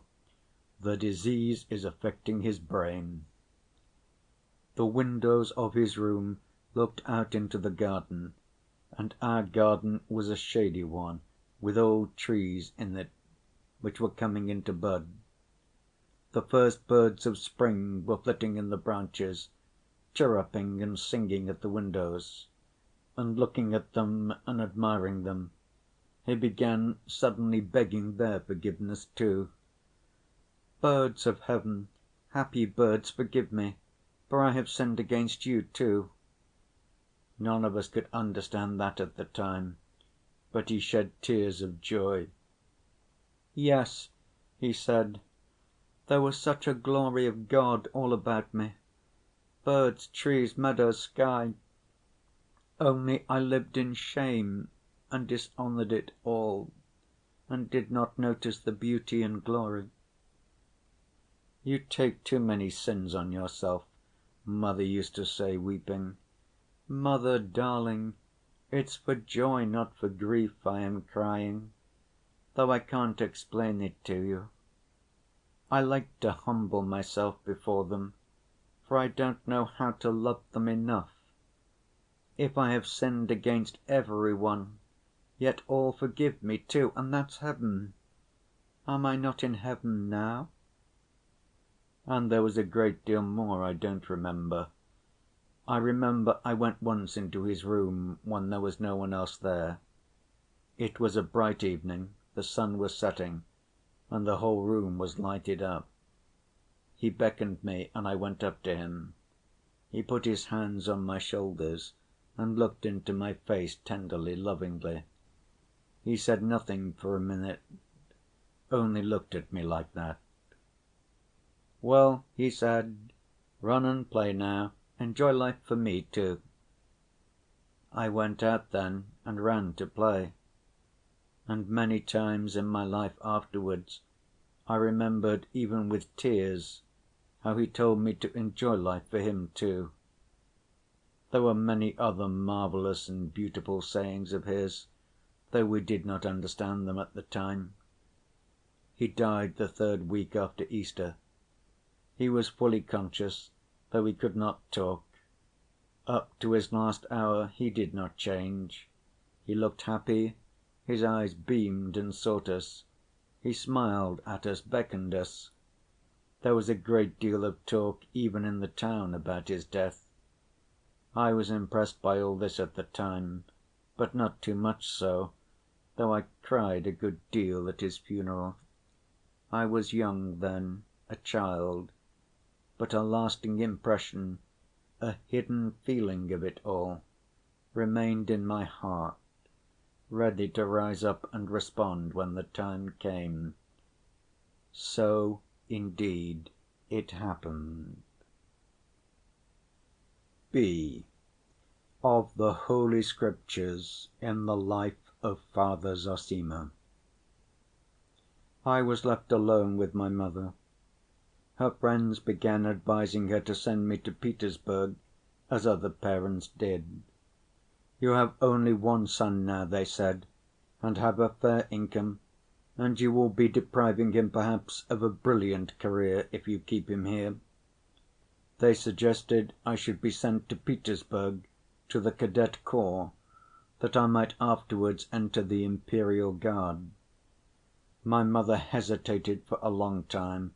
It was awful to part with her only child, but she made up her mind to it at last, though not without many tears, believing she was acting for my happiness. She brought me to Petersburg and put me into the cadet corps, and I never saw her again, for she too died 3 years afterwards. She spent those 3 years mourning and grieving for both of us. From the house of my childhood I have brought nothing but precious memories, for there are no memories more precious than those of early childhood in one's first home.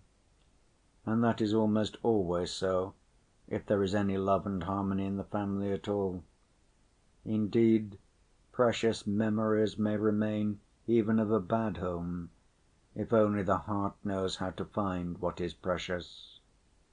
With my memories of home I count, too, my memories of the Bible, which, child as I was very eager to read at home.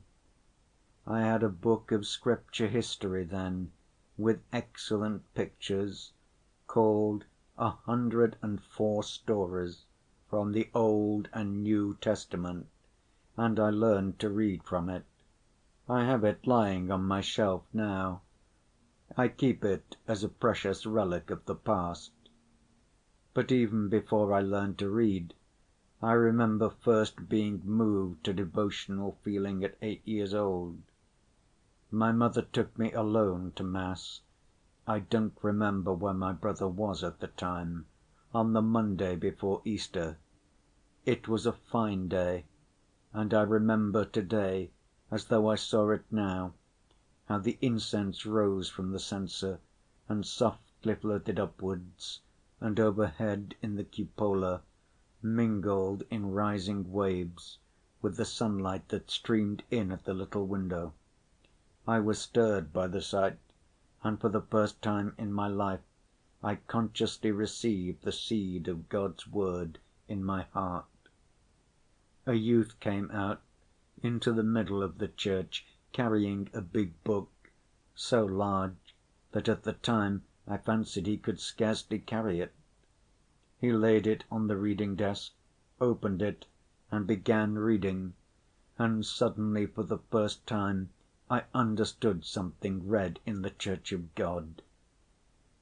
In the land of Uz there lived a man, righteous and God‐fearing, and he had great wealth, so many camels, so many sheep and asses, and his children feasted, and he loved them very much and prayed for them. It may be that my sons have sinned in their feasting. Now the devil came before the Lord together with the sons of God, and said to the Lord that he had gone up and down the earth and under the earth.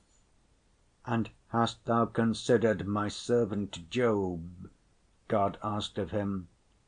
And God boasted to the devil, pointing to his great and holy servant. And the devil laughed at God's words. "Give him over to me, and thou wilt see that thy servant will murmur against thee and curse thy name." And God gave up the just man he loved so to the devil. And the devil smote his children and his cattle, and scattered his wealth all of a sudden like a thunderbolt from heaven. And Job rent his mantle and fell down upon the ground and cried aloud, "Naked came I out of my mother's womb, and naked shall I return into the earth. The Lord gave, and the Lord has taken away. Blessed be the name of the Lord for ever and ever." Fathers and teachers, forgive my tears now, for all my childhood rises up again before me, and I breathe now as I breathed then, with the breast of a little child of 8, and I feel as I did then awe and wonder and gladness.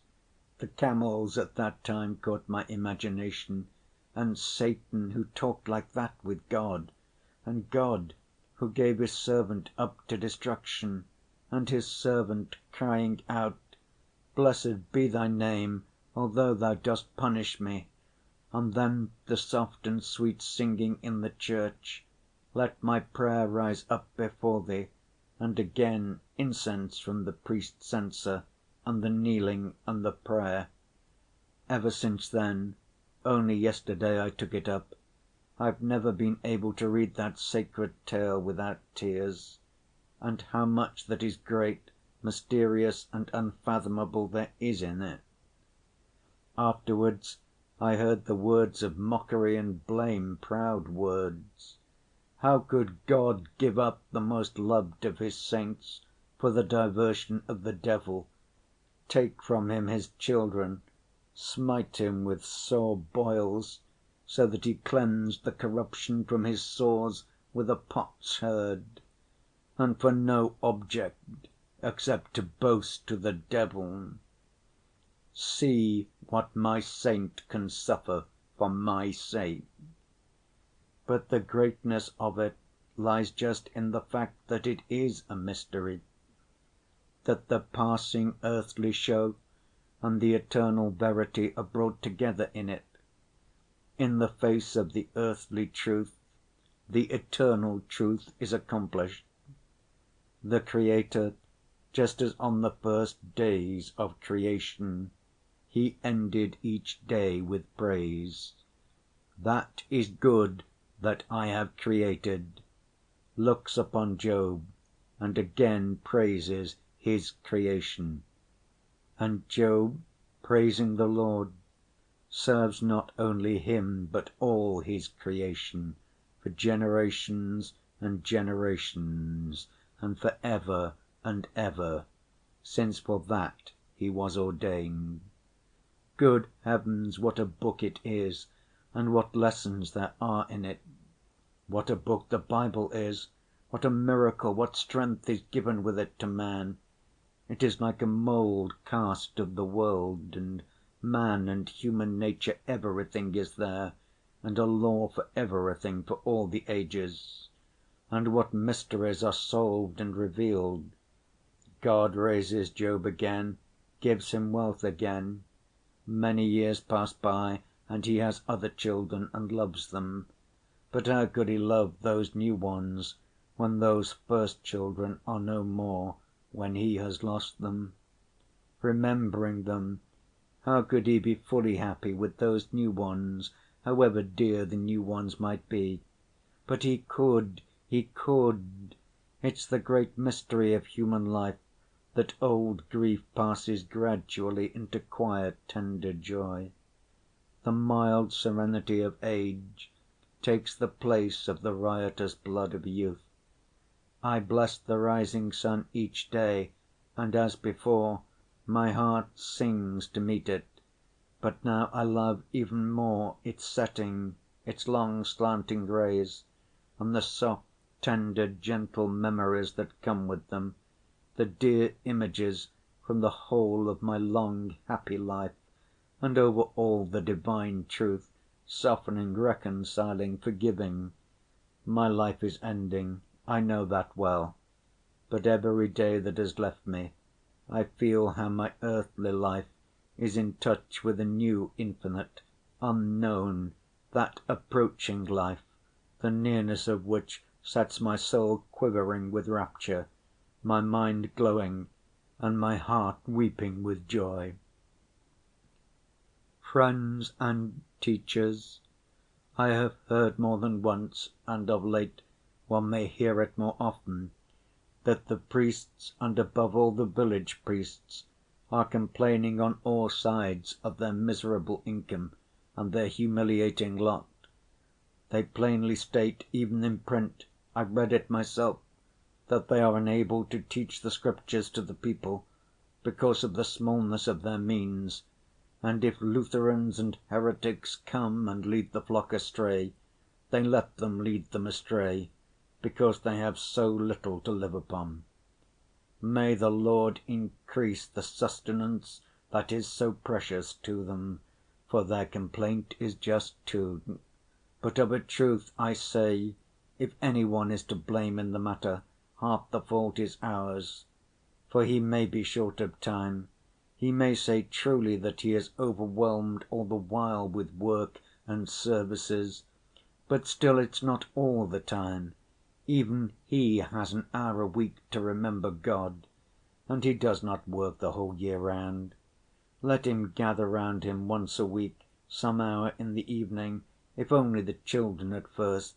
The fathers will hear of it, and they too will begin to come. There's no need to build halls for this. Let him take them into his own cottage. They won't spoil his cottage. They would only be there 1 hour.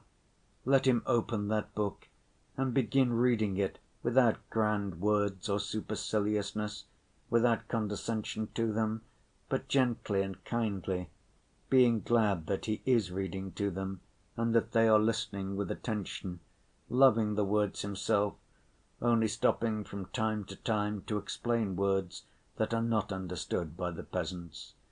Don't be anxious. They will understand everything.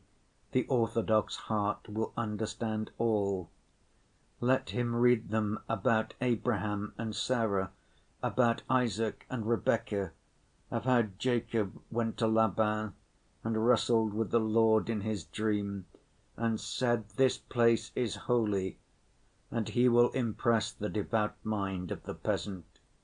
Let him read, especially to the children, how the brothers sold Joseph, the tender boy, the dreamer and prophet, into bondage, and told their father that a wild beast had devoured him, and showed him his blood‐stained clothes. Let him read them how the brothers afterwards journeyed into Egypt for corn, and Joseph, already a great ruler, unrecognized by them, tormented them, accused them, kept his brother Benjamin, and all through love. I love you, and loving you, I torment you. For he remembered all his life how they had sold him to the merchants in the burning desert by the well, and how, wringing his hands, he had wept and besought his brothers not to sell him as a slave in a strange land, and how, seeing them again after many years, he loved them beyond measure, but he harassed and tormented them in love. He left them at last, not able to bear the suffering of his heart, flung himself on his bed and wept. Then, wiping his tears away, he went out to them joyful and told them, "Brothers, I am your brother Joseph." Let him read them further how happy old Jacob was on learning that his darling boy was still alive, and how he went to Egypt, leaving his own country, and died in a foreign land, bequeathing his great prophecy that had lain mysteriously hidden in his meek and timid heart all his life, that from his offspring, from Judah, will come the great hope of the world, the Messiah and Savior. Fathers and teachers, forgive me and don't be angry that, like a little child, I've been babbling of what you know long ago and can teach me 100 times more skillfully. I only speak from rapture, and forgive my tears. For I love the Bible. Let him too weep, the priest of God, and be sure that the hearts of his listeners will throb in response. Only a little tiny seed is needed. Drop it into the heart of the peasant and it won't die, it will live in his soul all his life. It will be hidden in the midst of his darkness and sin, like a bright spot, like a great reminder. And there's no need of much teaching or explanation, he will understand it all simply. Do you suppose that the peasants don't understand? Try reading them the touching story of the fair Esther and the haughty Vashti, or the miraculous story of Jonah in the whale. Don't forget either the parables of our Lord. Choose especially from the Gospel of St. Luke, that's what I did, and then from the Acts of the Apostles, the conversion of St. Paul, that you mustn't leave out on any account, and from the lives of the saints, for instance, the life of Alexey, the man of God, and greatest of all, the happy martyr and the seer of God. Mary of Egypt, and you will penetrate their hearts with these simple tales. Give 1 hour a week to it, in spite of your poverty, only 1 little hour, and you will see for yourselves that our people is gracious and grateful and will repay you 100-fold. Mindful of the kindness of their priest and the moving words they have heard from him, they will of their own accord help him in his fields and in his house, and will treat him with more respect than before, so that it will even increase his worldly well‐being too. The thing is so simple that sometimes one is even afraid to put it into words for fear of being laughed at. And yet how true it is! One who does not believe in God will not believe in God's people. He who believes in God's people will see His holiness too, even though he had not believed in it till then. Only the people and their future spiritual power will convert our atheists who have torn themselves away from their native soil. And what is the use of Christ's words unless we set an example? The people is lost without the word of God, for its soul is athirst for the word and for all that is good. In my youth, long ago, nearly 40 years ago, I traveled all over Russia with Father Anfim, collecting funds for our monastery, and we stayed one night on the bank of a great navigable river with some fishermen. A good‐looking peasant lad, about 18, joined us. He had to hurry back next morning to pull a merchant's barge along the bank. I noticed him looking straight before him with clear and tender eyes. It was a bright, warm, still July night. A cool mist rose from the broad river. We could hear the plash of a fish. The birds were still. All was hushed and beautiful, everything praying to God. Only we two were not sleeping, the lad and I, and we talked of the beauty of this world of God's and of the great mystery of it. Every blade of grass, every insect, ant, and golden bee, all so marvelously know their path, though they have not intelligence, they bear witness to the mystery of God and continually accomplish it themselves. I saw the dear lad's heart was moved. He told me that he loved the forest and the forest birds. He was a bird‐catcher, knew the note of each of them, could call each bird. "I know nothing better than to be in the forest," said he, "though all things are good." "Truly," I answered him, "all things are good and fair, because all is truth. Look," said I, "at the horse, that great beast that is so near to man, or the lowly pensive ox, which feeds him and works for him. Look at their faces, what meekness, what devotion to man, who often beats them mercilessly. What gentleness, what confidence, and what beauty! It's touching to know that there's no sin in them, for all except man is sinless, and Christ has been with them before us." "Why," asked the boy, "is Christ with them too?" "It cannot but be so," said I, "since the word is for all creation and all creatures, every leaf is striving to the word, singing glory to God, weeping to Christ, unconsciously accomplishing this by the mystery of their sinless life. Yonder," said I, "in the forest wanders the dreadful bear, fierce and menacing, and yet innocent in it." And I told him how once a bear came to a great saint who had taken refuge in a tiny cell in the wood, and the great saint pitied him, went up to him without fear, and gave him a piece of bread. "Go along," said he, "Christ be with you." and the savage beast walked away meekly and obediently, doing no harm. And the lad was delighted that the bear had walked away without hurting the saint, and that Christ was with him too. "Ah," said he, "how good that is, how good and beautiful is all God's work!" He sat musing softly and sweetly. I saw he understood. And he slept beside me, a light and sinless sleep. May God bless youth! And I prayed for him as I went to sleep. Lord, send peace and light to thy people. End of chapter 40.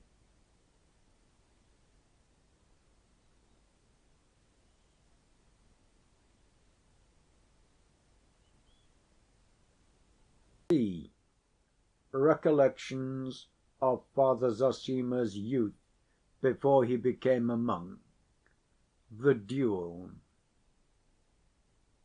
I spent a long time, almost 8 years, in the military cadet school at Petersburg, and in the novelty of my surroundings there, many of my childish impressions grew dimmer, though I forgot nothing. I picked up so many new habits and opinions that I was transformed into a cruel, absurd, almost savage creature. A surface polish of courtesy and society manners I did acquire, together with the French language. But we all, myself included, looked upon the soldiers in our service as cattle. I was perhaps worse than the rest in that respect, for I was so much more impressionable than my companions. By the time we left the school as officers, we were ready to lay down our lives for the honor of the regiment, but no one of us had any knowledge of the real meaning of honor, and if any one had known it, he would have been the first to ridicule it. Drunkenness, debauchery, and devilry were what we almost prided ourselves on. I don't say that we were bad by nature. All those young men were good fellows, but they behaved badly, and I worst of all. What made it worse for me was that I had come into my own money, and so I flung myself into a life of pleasure, and plunged headlong into all the recklessness of youth. I was fond of reading, yet, strange to say, the Bible was the one book I never opened at that time, though I always carried it about with me, and I was never separated from it. In very truth, I was keeping that book for the day and the hour, for the month and the year, though I knew it not. After 4 years of this life, I chanced to be in the town of K., where our regiment was stationed at the time. We found the people of the town hospitable, rich, and fond of entertainments. I met with a cordial reception everywhere, as I was of a lively temperament, and was known to be well off, which always goes a long way in the world. And then a circumstance happened which was the beginning of it all. I formed an attachment to a beautiful and intelligent young girl of noble and lofty character, the daughter of people much respected. They were well‐to‐do people of influence and position. They always gave me a cordial and friendly reception. I fancied that the young lady looked on me with favor, and my heart was aflame at such an idea. Later on I saw and fully realized that I perhaps was not so passionately in love with her at all, but only recognized the elevation of her mind and character, which I could not, indeed, have helped doing. I was prevented, however, from making her an offer at the time by my selfishness. I was loath to part with the allurements of my free and licentious bachelor life in the heyday of my youth, and with my pockets full of money. I did drop some hint as to my feelings, however, though I put off taking any decisive step for a time. Then, all of a sudden, we were ordered off for 2 months to another district. On my return, 2 months later, I found the young lady already married to a rich neighboring landowner, a very amiable man, still young, though older than I was, connected with the best Petersburg society, which I was not, and of excellent education, which I also was not. I was so overwhelmed at this unexpected circumstance that my mind was positively clouded. The worst of it all was that, as I learned then, the young landowner had been a long while betrothed to her, and I had met him, indeed, many times in her house, but blinded by my conceit, I had noticed nothing. And this particularly mortified me. Almost everybody had known all about it, while I knew nothing. I was filled with sudden irrepressible fury. With flushed face, I began recalling how often I had been on the point of declaring my love to her, and as she had not attempted to stop me or to warn me, she must, I concluded, have been laughing at me all the time. Later on, of course, I reflected and remembered that she had been very far from laughing at me. On the contrary, she used to turn off any love‐making on my part with a jest and begin talking of other subjects. But at that moment I was incapable of reflecting and was all eagerness for revenge. I am surprised to remember that my wrath and revengeful feelings were extremely repugnant to my own nature, for being of an easy temper, I found it difficult to be angry with any one for long, and so I had to work myself up artificially, and became at last revolting and absurd. I waited for an opportunity, and succeeded in insulting my rival in the presence of a large company. I insulted him on a perfectly extraneous pretext, jeering at his opinion upon an important public event. It was in the year 1826, and my jeer was, so people said, clever and effective. Then I forced him to ask for an explanation, and behaved so rudely that he accepted my challenge in spite of the vast inequality between us, as I was younger, a person of no consequence, and of inferior rank. I learned afterwards for a fact that it was from a jealous feeling on his side also that my challenge was accepted. He had been rather jealous of me on his wife's account before their marriage. He fancied now that if he submitted to be insulted by me, and refused to accept my challenge, and if she heard of it, she might begin to despise him and waver in her love for him. I soon found a second in a comrade, an ensign of our regiment.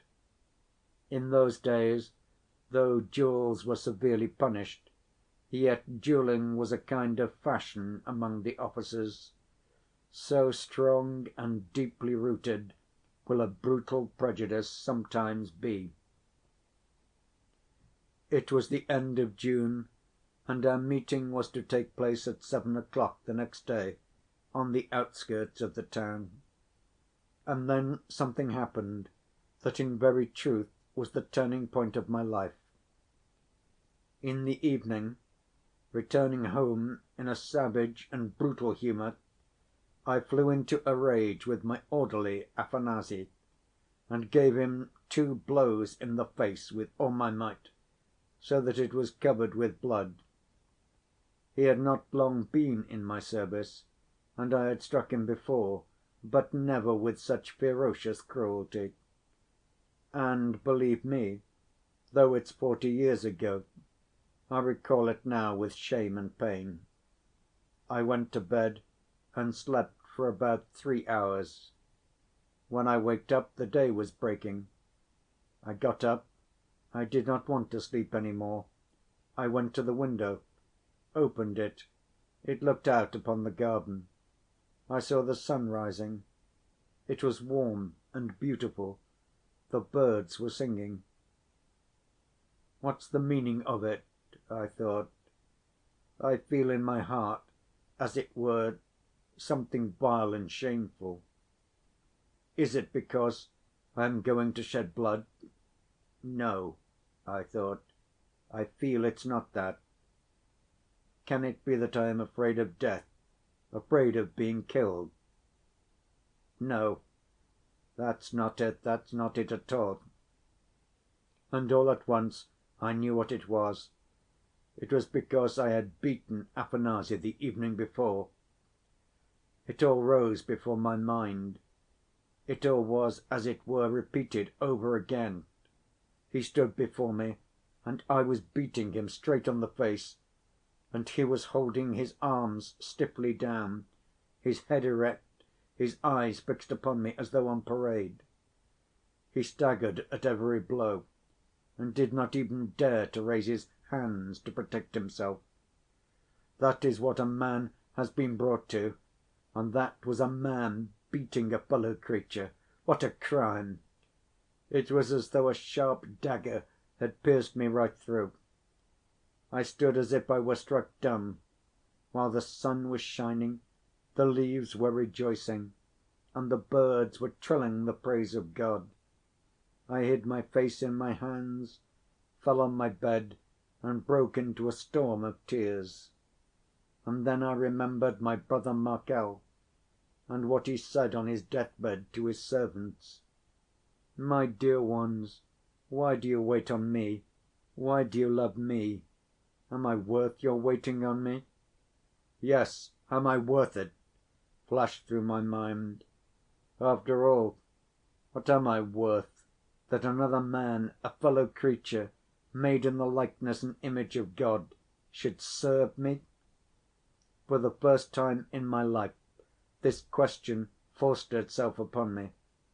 He had said, "Mother, my little heart, in truth we are each responsible to all for all. It's only that men don't know this. If they knew it, the world would be a paradise at once."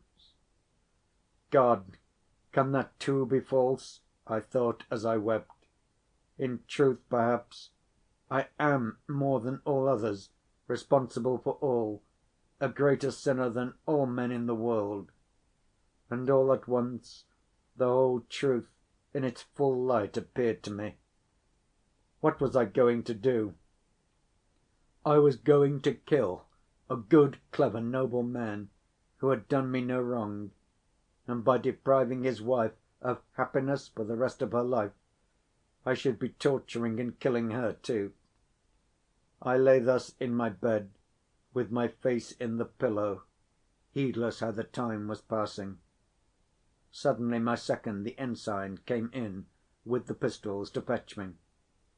"Ah," said he, "it's a good thing you're up already. It's time we were off. Come along." I did not know what to do, and hurried to and fro undecided. We went out to the carriage, however. "Wait here a minute," I said to him. "I'll be back directly. I have forgotten my purse." And I ran back alone to Afanasy's little room. "Afanasy," I said, "I gave you 2 blows on the face yesterday. Forgive me," I said. He started as though he were frightened, and looked at me, and I saw that it was not enough, and on the spot, in my full officer's uniform, I dropped at his feet and bowed my head to the ground. "Forgive me," I said. Then he was completely aghast. "Your honor, sir, what are you doing? Am I worth it?" And he burst out crying, as I had done before. hid his face in his hands, turned to the window, and shook all over with his sobs. I flew out to my comrade and jumped into the carriage. "Ready!" I cried. "Have you ever seen a conqueror?" I asked him. "Here is one before you." I was in ecstasy, laughing and talking all the way, I don't remember what about. He looked at me. "Well, brother, you are a plucky fellow. You'll keep up the honor of the uniform, I can see." So we reached the place and found them there waiting us. We were placed 12 paces apart. He had the first shot. I stood gaily, looking him full in the face.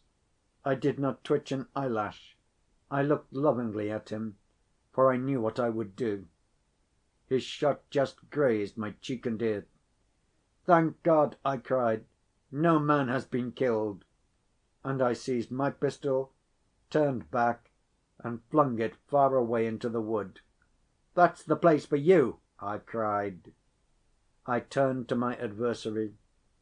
"Forgive me, young fool that I am, sir," I said, "for my unprovoked insult to you, and for forcing you to fire at me. I am 10 times worse than you, and more, maybe. Tell that to the person whom you hold dearest in the world."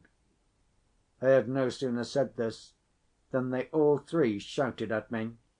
"Upon my word," cried my adversary, annoyed, "if you did not want to fight, why did not you let me alone? Yesterday I was a fool, to‐day I know better," I answered him gaily. "As to yesterday, I believe you, but as for to‐day, it is difficult to agree with your opinion," said he. "Bravo!" I cried, clapping my hands. "I agree with you there, too. I have deserved it." "Will you shoot, sir, or not?" "No, I won't," I said. "If you like, fire at me again. But it would be better for you not to fire." The seconds, especially mine, were shouting too. "Can you disgrace the regiment like this, facing your antagonist and begging his forgiveness? If I'd only known this!"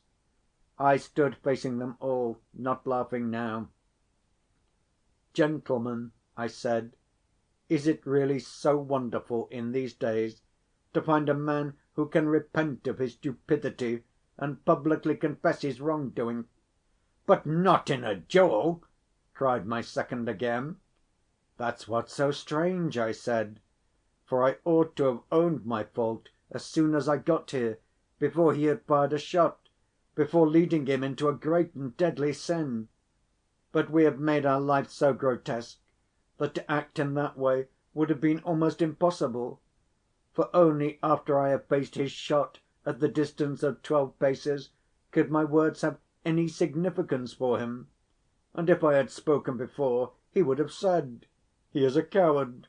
The sight of the pistols has frightened him. No use to listen to him.'" "Gentlemen," I cried suddenly, speaking straight from my heart, "look around you at the gifts of God, the clear sky, the pure air, the tender grass, the birds. Nature is beautiful and sinless, and we, only we, are sinful and foolish. And we don't understand that life is heaven, for we have only to understand that, and it will at once be fulfilled in all its beauty. We shall embrace each other and weep." I would have said more, but I could not. My voice broke with the sweetness and youthful gladness of it, and there was such bliss in my heart as I had never known before in my life. "All this is rational and edifying," said my antagonist, "and in any case you are an original person." "You may laugh," I said to him, laughing too, "but afterwards you will approve of me." "Oh, I am ready to approve of you now," said he. "Will you shake hands? For I believe you are genuinely sincere." "No," I said, "not now. Later on, when I have grown worthier and deserve your esteem, then shake hands and you will do well." We went home, my second upbraiding me all the way. while I kissed him. All my comrades heard of the affair at once, and gathered together to pass judgment on me the same day. "He has disgraced the uniform," they said. "Let him resign his commission." Some stood up for me. "He faced the shot," they said. "Yes, but he was afraid of his other shot and begged for forgiveness." If he had been afraid of being shot, he would have shot his own pistol first before asking forgiveness, while he flung it loaded into the forest. No, there's something else in this, something original. I enjoyed listening and looking at them. "My dear friends and comrades," said I, "don't worry about my resigning my commission, for I have done so already. I have sent in my papers this morning, and as soon as I get my discharge I shall go into a monastery. It's with that object I am leaving the regiment." When I had said this, every one of them burst out laughing. "You should have told us of that first. That explains everything. We can't judge a monk." They laughed and could not stop themselves, and not scornfully, but kindly and merrily. They all felt friendly to me at once, even those who had been sternest in their censure, and all the following month, before my discharge came, they could not make enough of me. "Ah, you monk," they would say, and every one said something kind to me. They began trying to dissuade me, even to pity me. "What are you doing to yourself? No," they would say, "he is a brave fellow. He faced fire and could have fired his own pistol too, but he had a dream the night before that he should become a monk. That's why he did it." It was the same thing with the society of the town. Till then I had been kindly received, but had not been the object of special attention, and now all came to know me at once and invited me. They laughed at me, but they loved me. I may mention that although everybody talked openly of our duel, the authorities took no notice of it, because my antagonist was a near relation of our general, and as there had been no bloodshed and no serious consequences, and as I resigned my commission, they took it as a joke. And I began then to speak aloud and fearlessly, regardless of their laughter, for it was always kindly and not spiteful laughter. These conversations mostly took place in the evenings, in the company of ladies. Women particularly liked listening to me then, and they made the men listen. "But how can I possibly be responsible for all?" every one would laugh in my face. "Can I, for instance, be responsible for you?" "You may well not know it," I would answer, "since the whole world has long been going on a different line, since we consider the veriest lies as truth, and demand the same lies from others. Here I have for once in my life acted sincerely, and well, you all look upon me as a madman, though you are friendly to me, yet, you see, you all laugh at me." "But how can we help being friendly to you?" said my hostess, laughing. The room was full of people. All of a sudden the young lady rose, on whose account the duel had been fought, and whom only lately I had intended to be my future wife. I had not noticed her coming into the room. She got up, came to me, and held out her hand. "Let me tell you," she said, "that I am the first not to laugh at you, but on the contrary I thank you with tears and express my respect for you for your action then." Her husband, too, came up, and then they all approached me and almost kissed me. My heart was filled with joy, but my attention was especially caught by a middle‐aged man who came up to me with the others. I knew him by name already, but had never made his acquaintance nor exchanged a word with him till that evening. D. The Mysterious Visitor. He had long been an official in the town. He was in a prominent position, respected by all, rich, and had a reputation for benevolence. He subscribed considerable sums to the almshouse and the orphan asylum. He was very charitable, too, in secret, a fact which only became known after his death. He was a man of about 50, almost stern in appearance and not much given to conversation. He had been married about 10 years, and his wife, who was still young, had borne him 3 children. Well, I was sitting alone in my room the following evening when my door suddenly opened and this gentleman walked in. I must mention, by the way, that I was no longer living in my former quarters. As soon as I resigned my commission, I took rooms with an old lady, the widow of a government clerk. My landlady's servant waited upon me, for I had moved into her rooms simply because on my return from the duel I had sent Afanasy back to the regiment, as I felt ashamed to look him in the face after my last interview with him. So prone is the man of the world to be ashamed of any righteous action.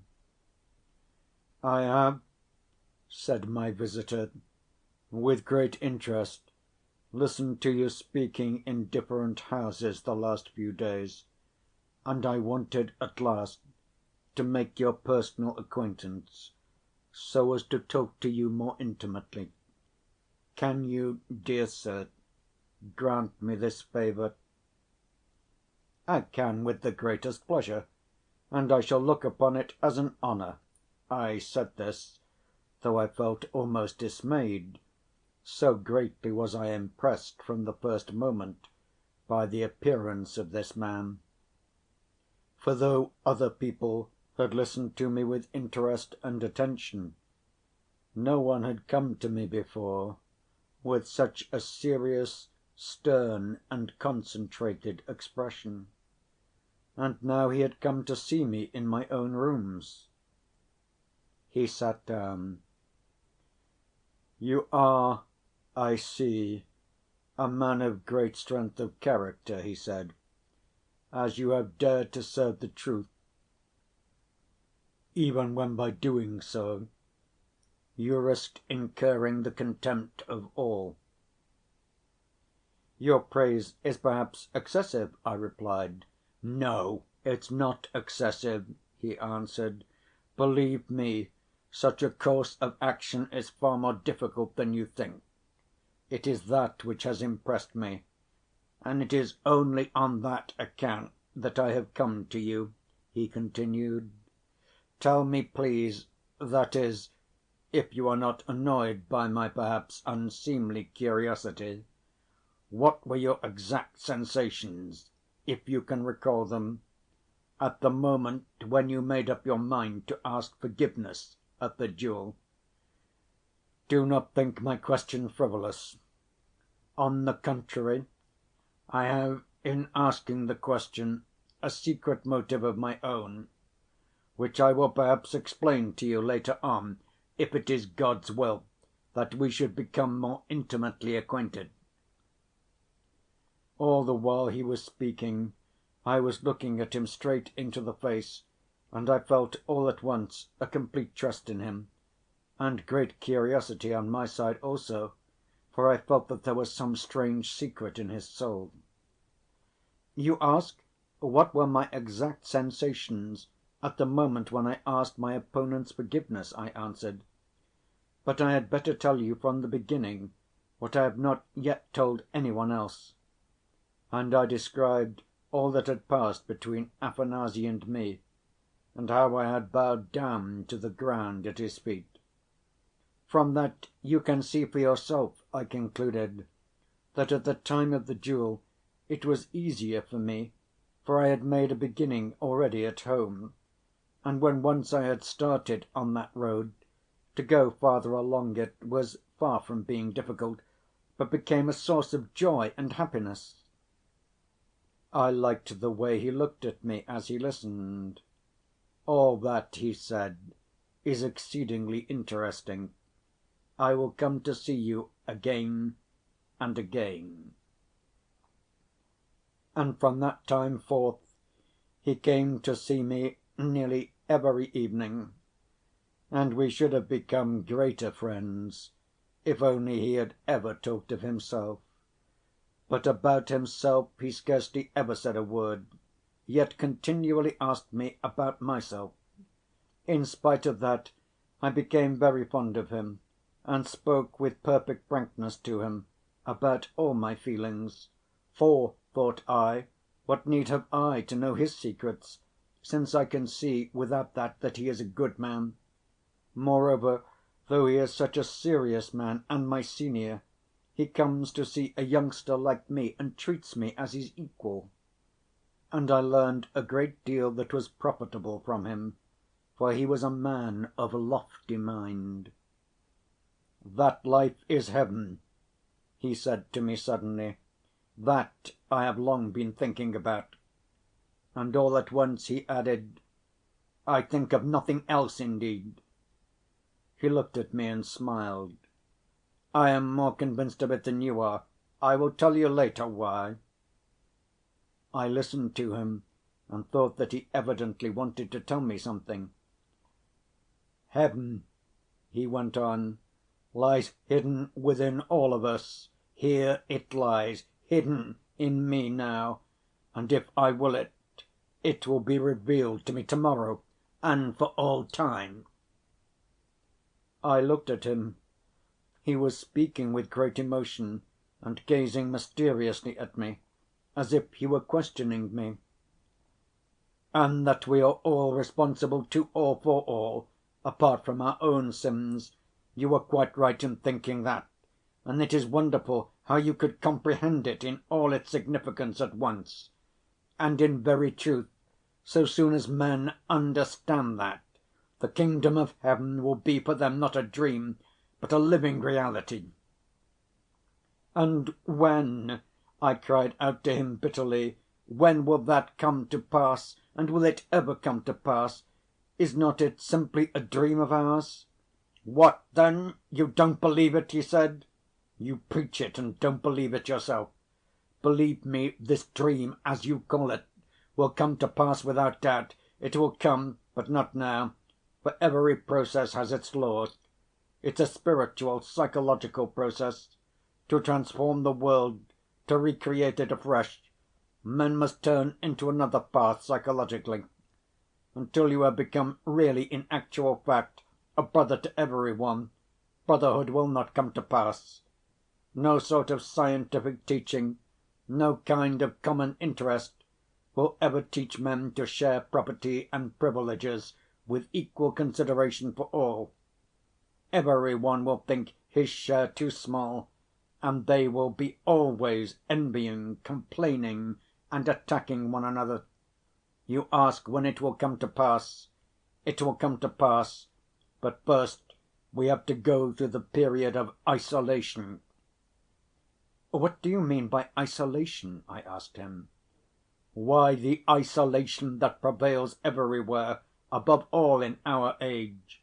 It has not fully developed, it has not reached its limit yet, for every one strives to keep his individuality as apart as possible, wishes to secure the greatest possible fullness of life for himself, but meantime all his efforts result not in attaining fullness of life, but self‐destruction. For instead of self‐realization, he ends by arriving at complete solitude. All mankind in our age have split up into units, they all keep apart, each in his own groove, each one holds aloof, hides himself and hides what he has from the rest. And he ends by being repelled by others and repelling them. He heaps up riches by himself and thinks, 'How strong I am now, and how secure!' And in his madness he does not understand that the more he heaps up, the more he sinks into self‐destructive impotence. For he is accustomed to rely upon himself alone, and to cut himself off from the whole. He has trained himself not to believe in the help of others, in men and in humanity, and only trembles for fear he should lose his money and the privileges that he has won for himself. Everywhere in these days men have in their mockery ceased to understand that the true security is to be found in social solidarity rather than in isolated individual effort. But this terrible individualism must inevitably have an end, and all will suddenly understand how unnaturally they are separated from one another. It will be the spirit of the time, and people will marvel that they have sat so long in darkness without seeing the light. And then the sign of the Son of Man will be seen in the heavens. But until then we must keep the banner flying. Sometimes, even if he has to do it alone, and his conduct seems to be crazy, a man must set an example, and so draw men's souls out of their solitude, and spur them to some act of brotherly love, that the great idea may not die. Our evenings, one after another, were spent in such stirring and fervent talk. I gave up society and visited my neighbors much less frequently. Besides, my vogue was somewhat over. I say this not as blame, for they still loved me and treated me good‐humoredly, but there's no denying that fashion is a great power in society. I began to regard my mysterious visitor with admiration, for besides enjoying his intelligence, I began to perceive that he was brooding over some plan in his heart, and was preparing himself perhaps for a great deed. Perhaps he liked my not showing curiosity about his secret, not seeking to discover it by direct question, nor by insinuation. But I noticed at last that he seemed to show signs of wanting to tell me something. This had become quite evident, indeed, about a month after he first began to visit me. "Do you know," he said to me once, "that people are very inquisitive about us in the town, and wonder why I come to see you so often. But let them wonder, for soon all will be explained." Sometimes an extraordinary agitation would come over him, and almost always on such occasions he would get up and go away.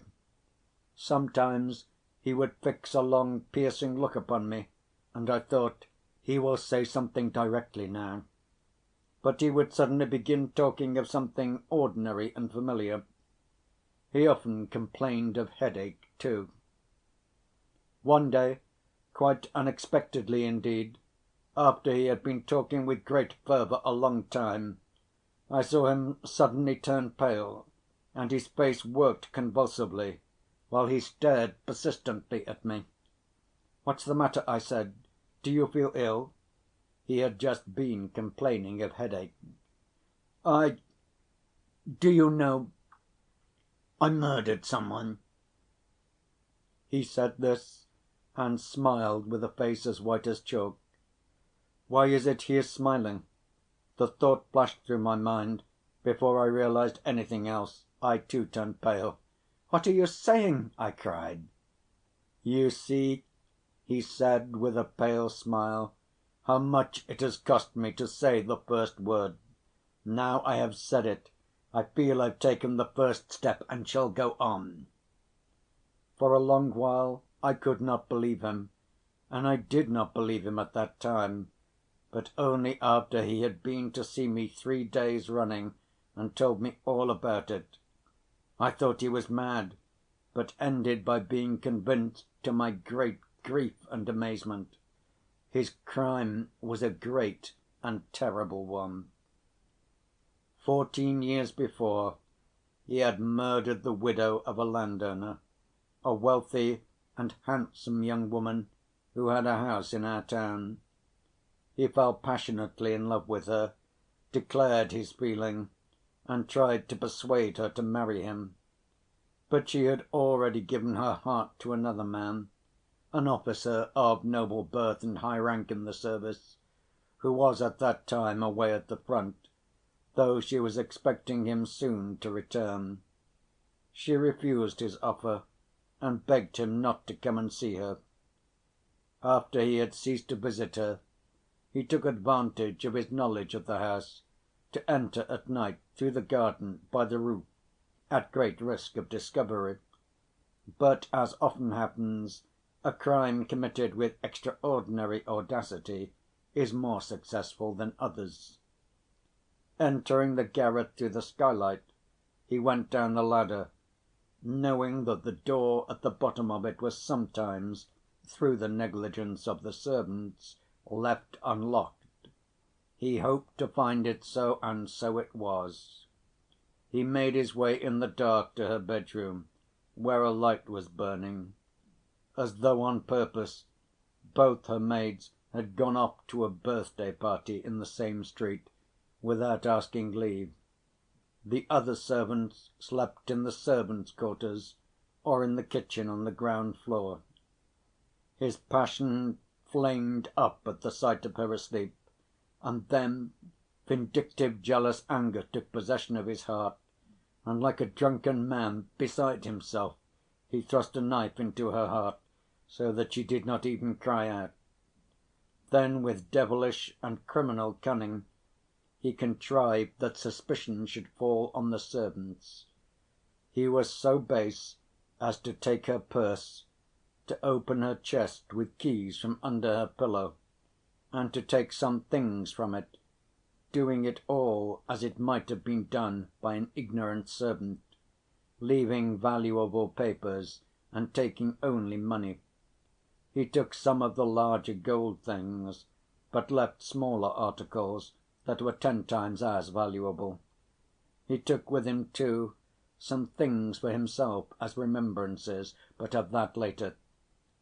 Having done this awful deed, he returned by the way he had come. Neither the next day, when the alarm was raised, nor at any time after in his life, did any one dream of suspecting that he was the criminal.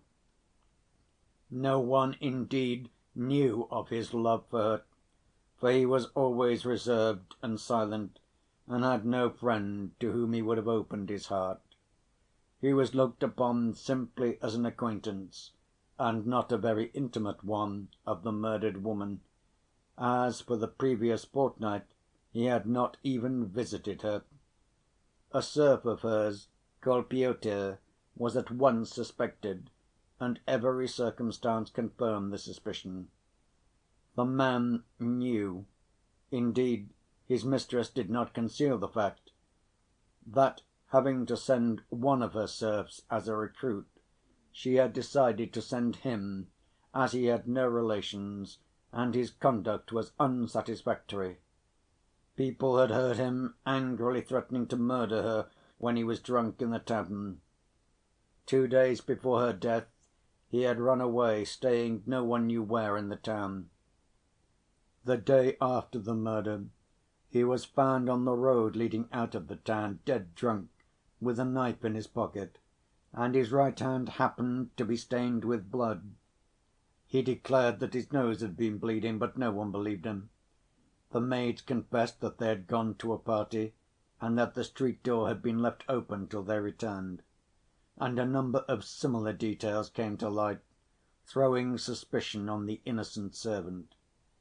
They arrested him, and he was tried for the murder, but a week after the arrest the prisoner fell sick of a fever and died unconscious in the hospital. There the matter ended, and the judges and the authorities and every one in the town remained convinced that the crime had been committed by no one but the servant who had died in the hospital. And after that the punishment began. My mysterious visitor, now my friend, told me that at first he was not in the least troubled by pangs of conscience. He was miserable a long time, but not for that reason, only from regret that he had killed the woman he loved, that she was no more, that in killing her he had killed his love, while the fire of passion was still in his veins. But of the innocent blood he had shed, of the murder of a fellow creature, he scarcely thought. The thought that his victim might have become the wife of another man was insupportable to him, and so for a long time he was convinced in his conscience that he could not have acted otherwise. At first he was worried at the arrest of the servant, but his illness and death soon set his mind at rest, for the man's death was apparently, so he reflected at the time, not owing to his arrest or his fright, but a chill he had taken on the day he ran away, when he had lain all night dead drunk on the damp ground.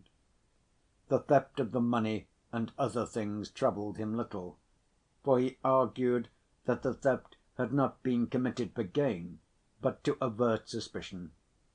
The sum stolen was small, and he shortly afterwards subscribed the whole of it, and much more, towards the fund for maintaining an alms‐house in the town. He did this on purpose to set his conscience at rest about the theft, and it's a remarkable fact that for a long time he really was at peace. He told me this himself.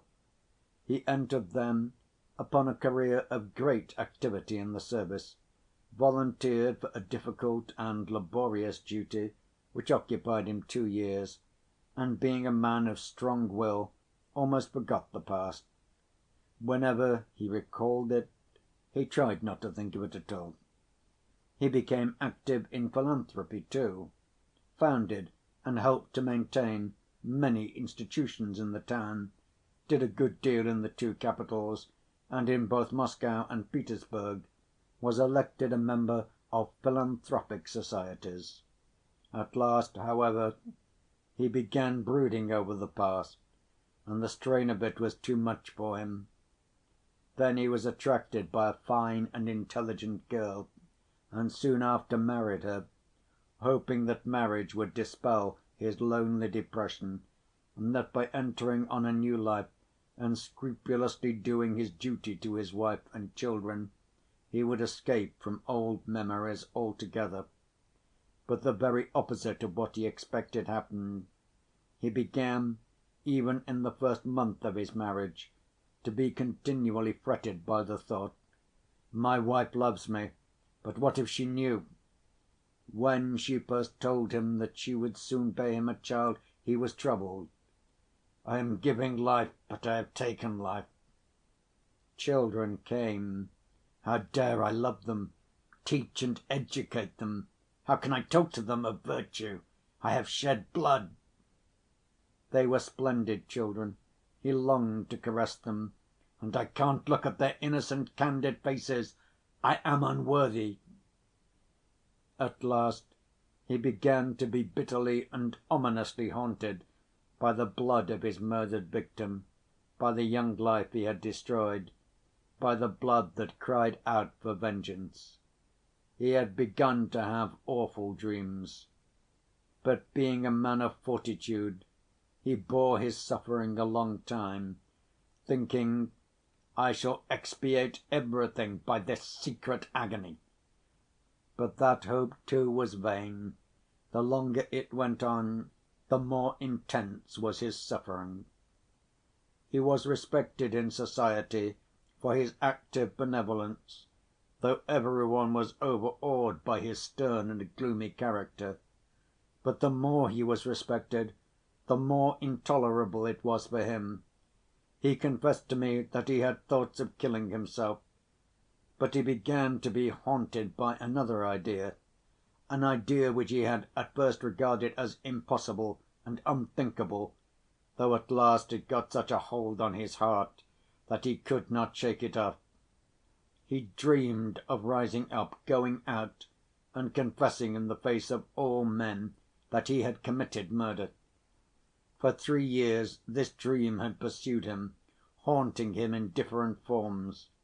At last he believed with his whole heart that if he confessed his crime he would heal his soul and would be at peace for ever. But this belief filled his heart with terror, for how could he carry it out? And then came what happened at my duel. Looking at you, I have made up my mind." I looked at him. "Is it possible," I cried, clasping my hands, "that such a trivial incident could give rise to such a resolution in you?" "My resolution has been growing for the last 3 years," he answered, "and your story only gave the last touch to it. Looking at you, I reproached myself and envied you." He said this to me almost sullenly. "But you won't be believed," I observed. "It's 14 years ago." "I have proofs, great proofs. I shall show them." Then I cried and kissed him. "Tell me one thing," he said, as though it all depended upon me. "My wife, my children, my wife may die of grief, and though my children won't lose their rank and property, they'll be a convict's children and for ever, and what a memory of me I shall leave in their hearts!" I said nothing. "And to part from them, to leave them for ever, it's for ever, you know, for ever." I sat still and repeated a silent prayer. I got up at last. I felt afraid. "Well?" He looked at me. "Go," said I, "confess. Everything passes, only the truth remains. Your children will understand when they grow up the nobility of your resolution." He left me that time as though he had made up his mind. Yet for more than a fortnight afterwards he came to me every evening, still preparing himself, still unable to bring himself to the point. He made my heart ache. One day he would come determined and say fervently, "I know it will be heaven for me, heaven, the moment I confess. 14 years I've been in hell. I want to suffer. I will take my punishment and begin to live. You can pass through the world doing wrong, but there's no turning back. Now I dare not love my neighbor, nor even my own children. Good God, my children will understand, perhaps, what my punishment has cost me, and will not condemn me. God is not in strength, but in truth." "All will understand your sacrifice," I said to him. "If not at once, they will understand later, for you have served truth, the higher truth, not of the earth." And he would go away, seeming comforted, but next day he would come again, bitter, pale, sarcastic. "Every time I come to you, you look at me so inquisitively, as though to say, 'He has still not confessed.' Wait a bit, don't despise me too much. It's not such an easy thing to do as you would think. Perhaps I shall not do it at all. You won't go and inform against me then, will you?" And far from looking at him with indiscreet curiosity, I was afraid to look at him at all. I was quite ill from anxiety, and my heart was full of tears. I could not sleep at night. "I have just come from my wife," he went on. "Do you understand what the word 'wife' means? When I went out, the children called to me, 'Good‐by, father. Make haste back to read the children's magazine with us.' No, you don't understand that. No one is wise from another man's woe." His eyes were glittering, his lips were twitching. Suddenly he struck the table with his fist so that everything on it danced. It was the first time he had done such a thing. He was such a mild man. "But need I?" he exclaimed. "Must I? No one has been condemned. No one has been sent to Siberia in my place. The man died of fever. And I've been punished by my sufferings for the blood I shed. And I shan't be believed. They won't believe my proofs. Need I confess? Need I? I am ready to go on suffering all my life for the blood I have shed, if only my wife and children may be spared. Will it be just to ruin them with me? Aren't we making a mistake? What is right in this case? And will people recognize it? Will they appreciate it? Will they respect it?" Good Lord, I thought to myself, he is thinking of other people's respect at such a moment. And I felt so sorry for him then that I believe I would have shared his fate. if it could have comforted him. I saw he was beside himself. I was aghast, realizing with my heart as well as my mind what such a resolution meant. "Decide my fate!" he exclaimed again. "Go and confess," I whispered to him. My voice failed me, but I whispered it firmly. I took up the New Testament from the table, the Russian translation, and showed him the Gospel of St. John, chapter 12, verse 24. "Verily, verily, I say unto you, except a corn of wheat fall into the ground and die, it abideth alone. But if it die, it bringeth forth much fruit." I had just been reading that verse when he came in. He read it. "That's true," he said, but he smiled bitterly. "It's terrible the things you find in those books," he said, after a pause. "It's easy enough to thrust them upon one. And who wrote them? Can they have been written by men?" "The Holy Spirit wrote them," said I. "It's easy for you to prate." He smiled again, this time almost with hatred. I took the book again, opened it in another place, and showed him the Epistle to the Hebrews, chapter 10, verse 31. He read, "It is a fearful thing to fall into the hands of the living God." He read it and simply flung down the book. He was trembling all over. "An awful text," he said. "There's no denying you've picked out fitting ones." He rose from the chair. "Well," he said, "good‐by. Perhaps I shan't come again. We shall meet in heaven. So I have been for 14 years in the hands of the living God. That's how one must think of those 14 years. To‐morrow I will beseech those hands to let me go." I wanted to take him in my arms and kiss him, but I did not dare. His face was contorted and somber. He went away. Good God, I thought, what has he gone to face? I fell on my knees before the ikon and wept for him before the Holy Mother of God, our swift defender and helper. I was half an hour praying in tears, and it was late, about midnight. Suddenly I saw the door open and he came in again. I was surprised. "Where have you been?" I asked him. "I think," he said, "I've forgotten something. My handkerchief, I think." "Well, even if I've not forgotten anything, let me stay a little." He sat down. I stood over him. "You sit down too," said he. I sat down. We sat still for 2 minutes. He looked intently at me and suddenly smiled. I remembered that. Then he got up, embraced me warmly, and kissed me. "Remember," he said, "how I came to you a second time? Do you hear? Remember it?" And he went out. To‐morrow, I thought. And so it was. I did not know that evening that the next day was his birthday. I had not been out for the last few days, so I had no chance of hearing it from any one. On that day he always had a great gathering. Every one in the town went to it. It was the same this time.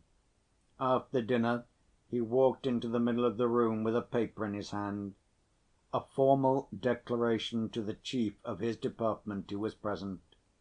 This declaration he read aloud to the whole assembly. It contained a full account of the crime in every detail. "I cut myself off from men as a monster. God has visited me," he said in conclusion. "I want to suffer for my sin." Then he brought out and laid on the table all the things he had been keeping for 14 years, that he thought would prove his crime. The jewels belonging to the murdered woman, which he had stolen to divert suspicion, a cross and a locket taken from her neck, with a portrait of her betrothed in the locket, her note‐book and two letters, one from her betrothed, telling her that he would soon be with her, and her unfinished answer left on the table to be sent off next day. He carried off these two letters, what for?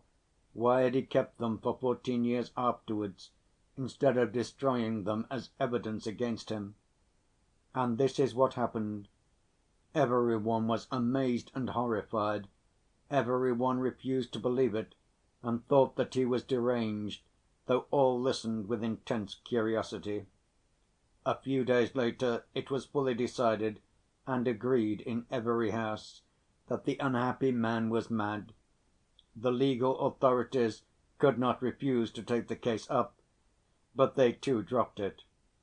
Though the trinkets and letters made them ponder, they decided that even if they did turn out to be authentic, no charge could be based on those alone. Besides, she might have given him those things as a friend, or asked him to take care of them for her.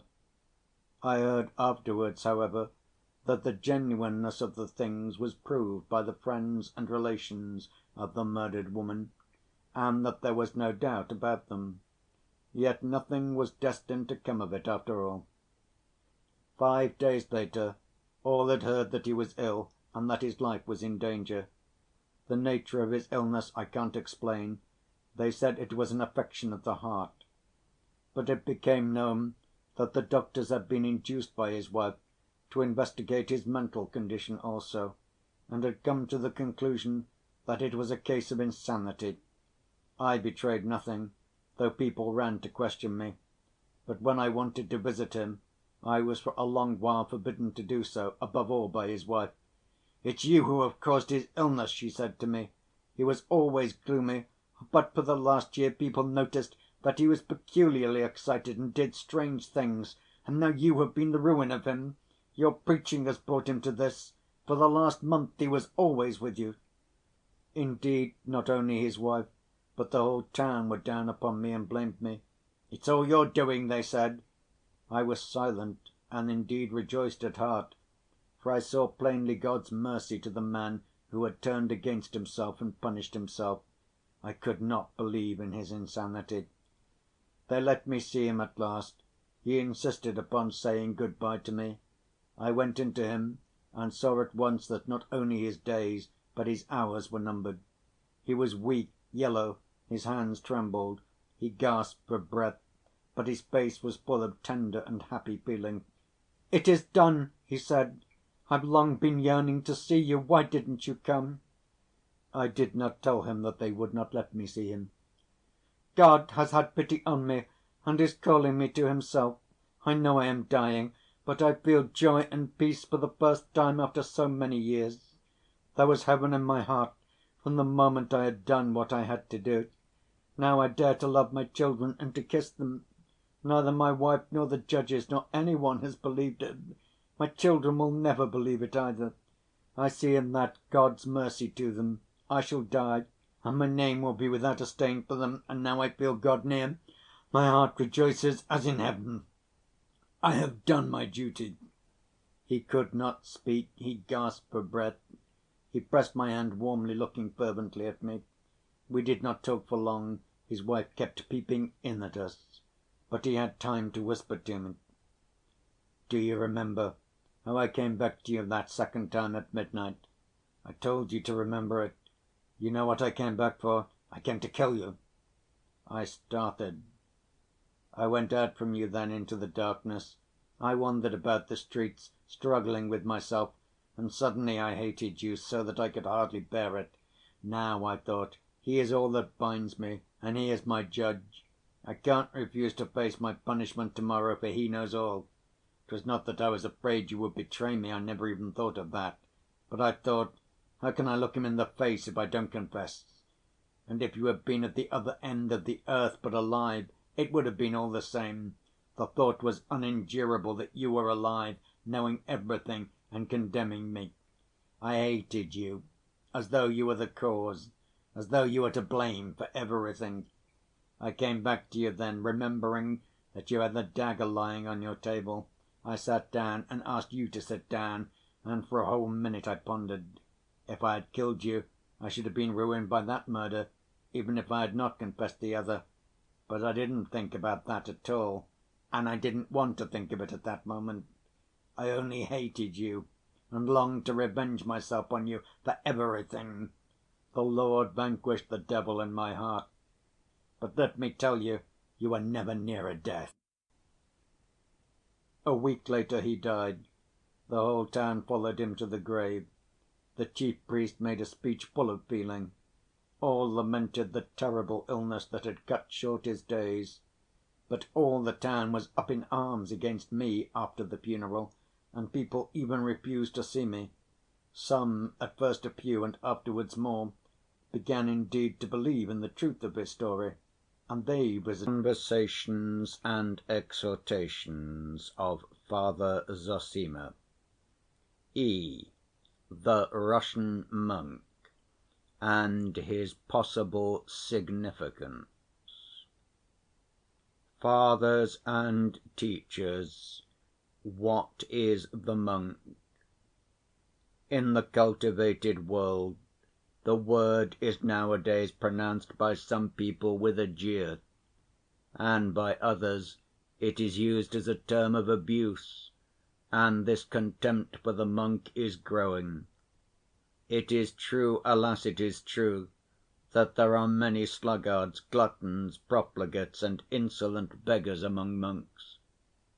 Educated people point to these. You are idlers, useless members of society. You live on the labor of others. You are shameless beggars. And yet how many meek and humble monks there are, yearning for solitude and fervent prayer in peace. These are less noticed or passed over in silence. And how surprised men would be if I were to say that from these meek monks who yearn for solitary prayer, the salvation of Russia will come perhaps once more. For they are in truth made ready in peace and quiet, for the day and the hour, the month and the year. Meanwhile, in their solitude, they keep the image of Christ fair and undefiled in the purity of God's truth from the times of the fathers of old, the apostles and the martyrs. And when the time comes, they will show it to the tottering creeds of the world. That is a great thought. That star will rise out of the east. That is my view of the monk. And is it false? Is it too proud? Look at the worldly and all who set themselves up above the people of God. Has not God's image and his truth been distorted in them? They have science, but in science there is nothing but what is the object of sense. The spiritual world, the higher part of man's being, is rejected altogether, dismissed with a sort of triumph, even with hatred. The world has proclaimed the reign of freedom, especially of late. But what do we see in this freedom of theirs? Nothing but slavery and self‐destruction. For the world says, "You have desires, and so satisfy them, for you have the same rights as the most rich and powerful. Don't be afraid of satisfying them, and even multiply your desires." That is the modern doctrine of the world. In that they see freedom. And what follows from this right of multiplication of desires? In the rich, isolation and spiritual suicide. In the poor, envy and murder. For they have been given rights, but have not been shown the means of satisfying their wants. They maintain that the world is getting more and more united, more and more bound together in brotherly community, as it overcomes distance and sets thoughts flying through the air. Alas, put no faith in such a bond of union. Interpreting freedom as the multiplication and rapid satisfaction of desires, men distort their own nature, for many senseless and foolish desires and habits and ridiculous fancies are fostered in them. They live only for mutual envy, for luxury and ostentation. To have dinners, visits, carriages, rank, and slaves to wait on one is looked upon as a necessity, for which life, honor, and human feeling are sacrificed, and men even commit suicide if they are unable to satisfy it. We see the same thing among those who are not rich, while the poor drown their unsatisfied need and their envy in drunkenness. But soon they will drink blood instead of wine. They are being led on to it. I ask you, is such a man free? I knew one champion of freedom who told me himself that when he was deprived of tobacco in prison, he was so wretched at the privation that he almost went and betrayed his cause for the sake of getting tobacco again. And such a man says, "I am fighting for the cause of humanity." How can such a one fight? What is he fit for? He is capable perhaps of some action quickly over, but he cannot hold out long.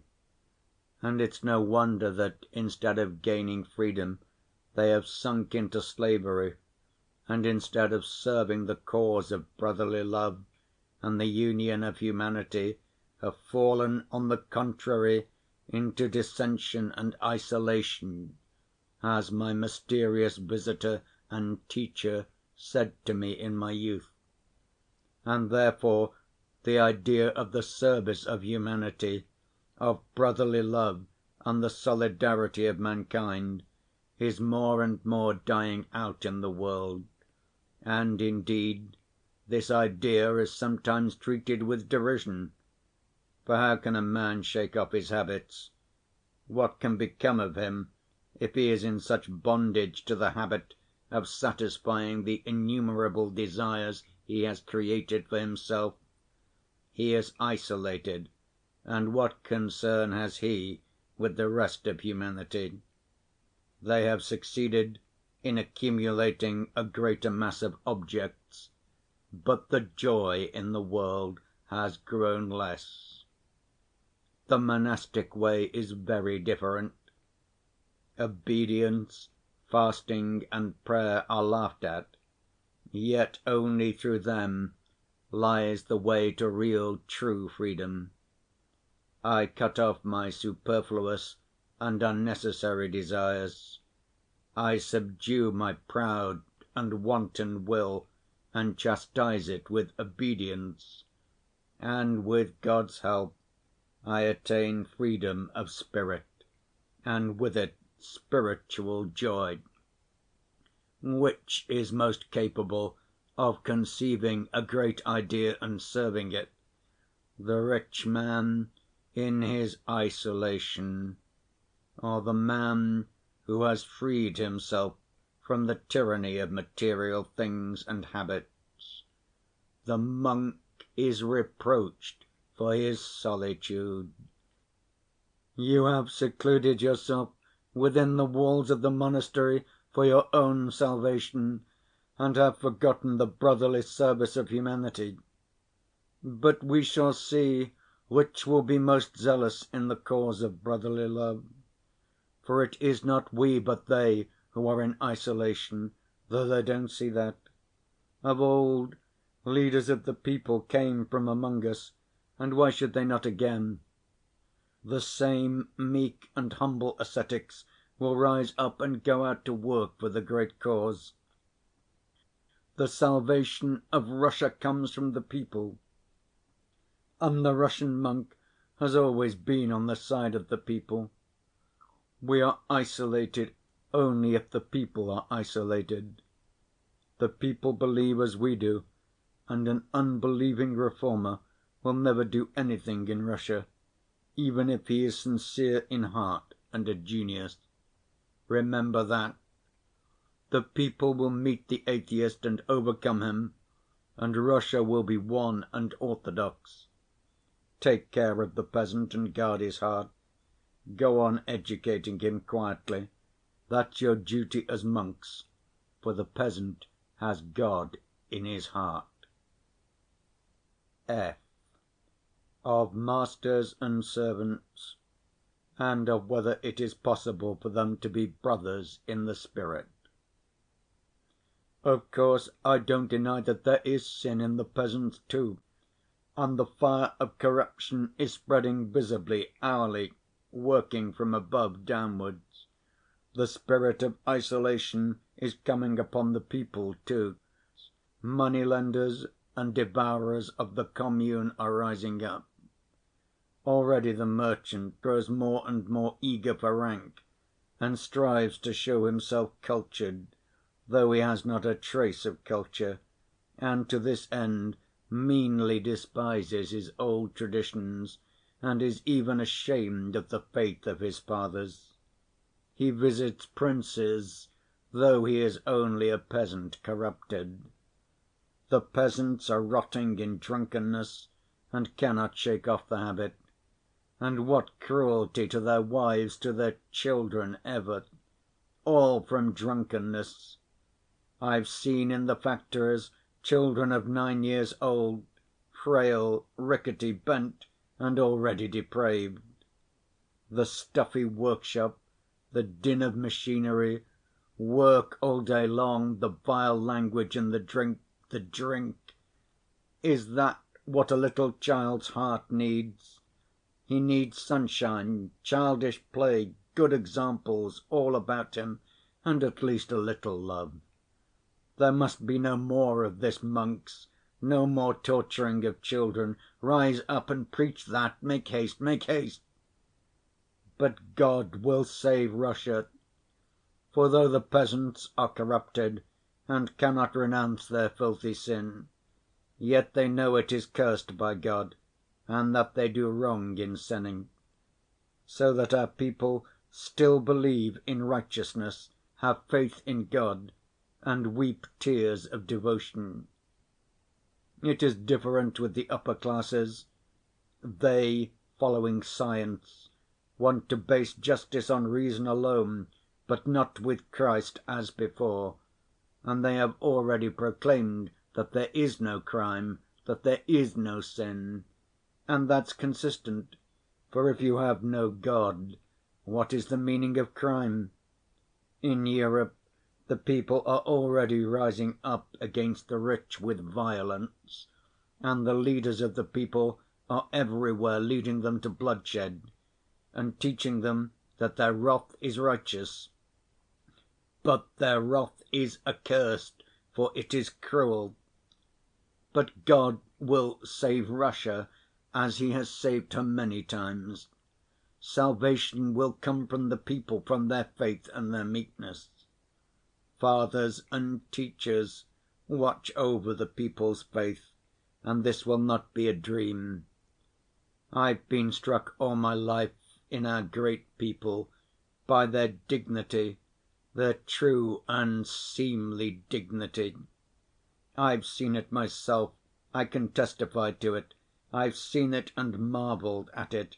I've seen it in spite of the degraded sins and poverty‐stricken appearance of our peasantry. They are not servile, and even after 2 centuries of serfdom they are free in manner and bearing, yet without insolence, and not revengeful and not envious. You are rich and noble, you are clever and talented. Well, be so, God bless you, I respect you, but I know that I too am a man. by the very fact that I respect you without envy, I prove my dignity as a man. In truth, if they don't say this, for they don't know how to say this yet, that is how they act. I have seen it myself, I have known it myself, and would you believe it, the poorer our Russian peasant is, the more noticeable is that serene goodness, for the rich among them are for the most part corrupted already, and much of that is due to our carelessness and indifference. But God will save His people, for Russia is great in her humility. I dream of seeing, and seem to see clearly already, our future. It will come to pass that even the most corrupt of our rich will end up by being ashamed of his riches before the poor, and the poor, seeing his humility, will understand and give way before him, will respond joyfully and kindly to his honorable shame. Believe me that it will end in that. Things are moving to that. Equality is to be found only in the spiritual dignity of man, and that will only be understood among us. If we were brothers, there would be fraternity, but before that, they will never agree about the division of wealth. We preserve the image of Christ, and it will shine forth like a precious diamond to the whole world. So may it be, so may it be.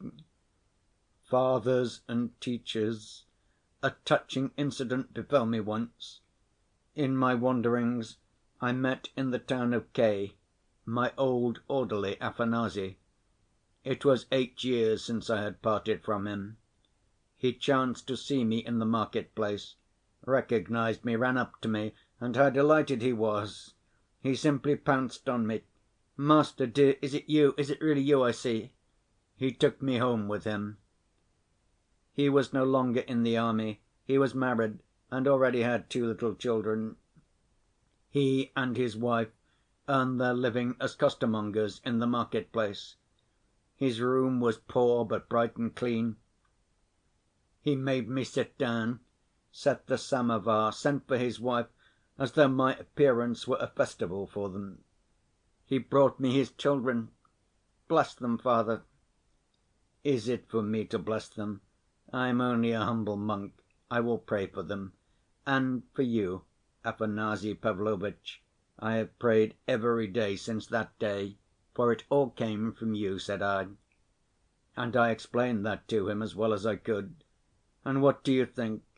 The man kept gazing at me and could not believe that I, his former master and officer, was now before him in such a guise and position. It made him shed tears. "Why are you weeping?" said I. "Better rejoice over me, dear friend, whom I can never forget, for my path is a glad and joyful one." He did not say much, but kept sighing and shaking his head over me tenderly. "What has become of your fortune?" he asked. "I gave it to the monastery," I answered. "We live in common." After tea I began saying good‐by, and suddenly he brought out half a rouble as an offering to the monastery, and another half‐rouble I saw him thrusting hurriedly into my hand. "That's for you in your wanderings. It may be of use to you, Father." I took his half‐rouble, bowed to him and his wife, and went out rejoicing. And on my way I thought, here we are both now, he at home and I on the road, sighing and shaking our heads, no doubt, and yet smiling joyfully in the gladness of our hearts, remembering how God brought about our meeting. I have never seen him again since then. I had been his master and he my servant, but now when we exchanged a loving kiss with softened hearts, there was a great human bond between us.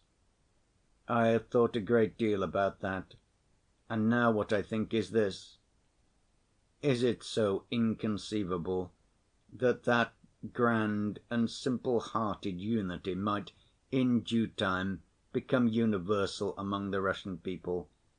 I believe that it will come to pass, and that the time is at hand. And of servants I will add this. In old days when I was young, I was often angry with servants. The cook had served something too hot, the orderly had not brushed my clothes. But what taught me better then was a thought of my dear brother's, which I had heard from him in childhood. Am I worth it, that another should serve me and be ordered about by me in his poverty and ignorance? And I wondered at the time that such simple and self‐evident ideas should be so slow to occur to our minds. It is impossible that there should be no servants in the world. But act so that your servant may be freer in spirit than if he were not a servant. And why cannot I be a servant to my servant, and even let him see it, and that without any pride on my part or any mistrust on his? Why should not my servant be like my own kindred, so that I may take him into my family and rejoice in doing so? Even now this can be done, but it will lead to the grand unity of men in the future, when a man will not seek servants for himself, or desire to turn his fellow‐creatures into servants, as he does now, but on the contrary will long with his whole heart to be the servant of all, as the Gospel teaches. And can it be a dream that in the end man will find his joy only in deeds of light and mercy, and not in cruel pleasures as now, in gluttony, fornication, ostentation, boasting, and envious rivalry of one with the other? I firmly believe that it is not, and that the time is at hand. People laugh and ask, when will that time come, and does it look like coming? I believe that with Christ's help we shall accomplish this great thing.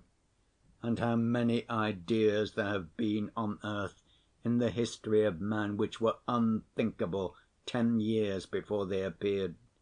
Yet when their destined hour had come, they came forth and spread over the whole earth.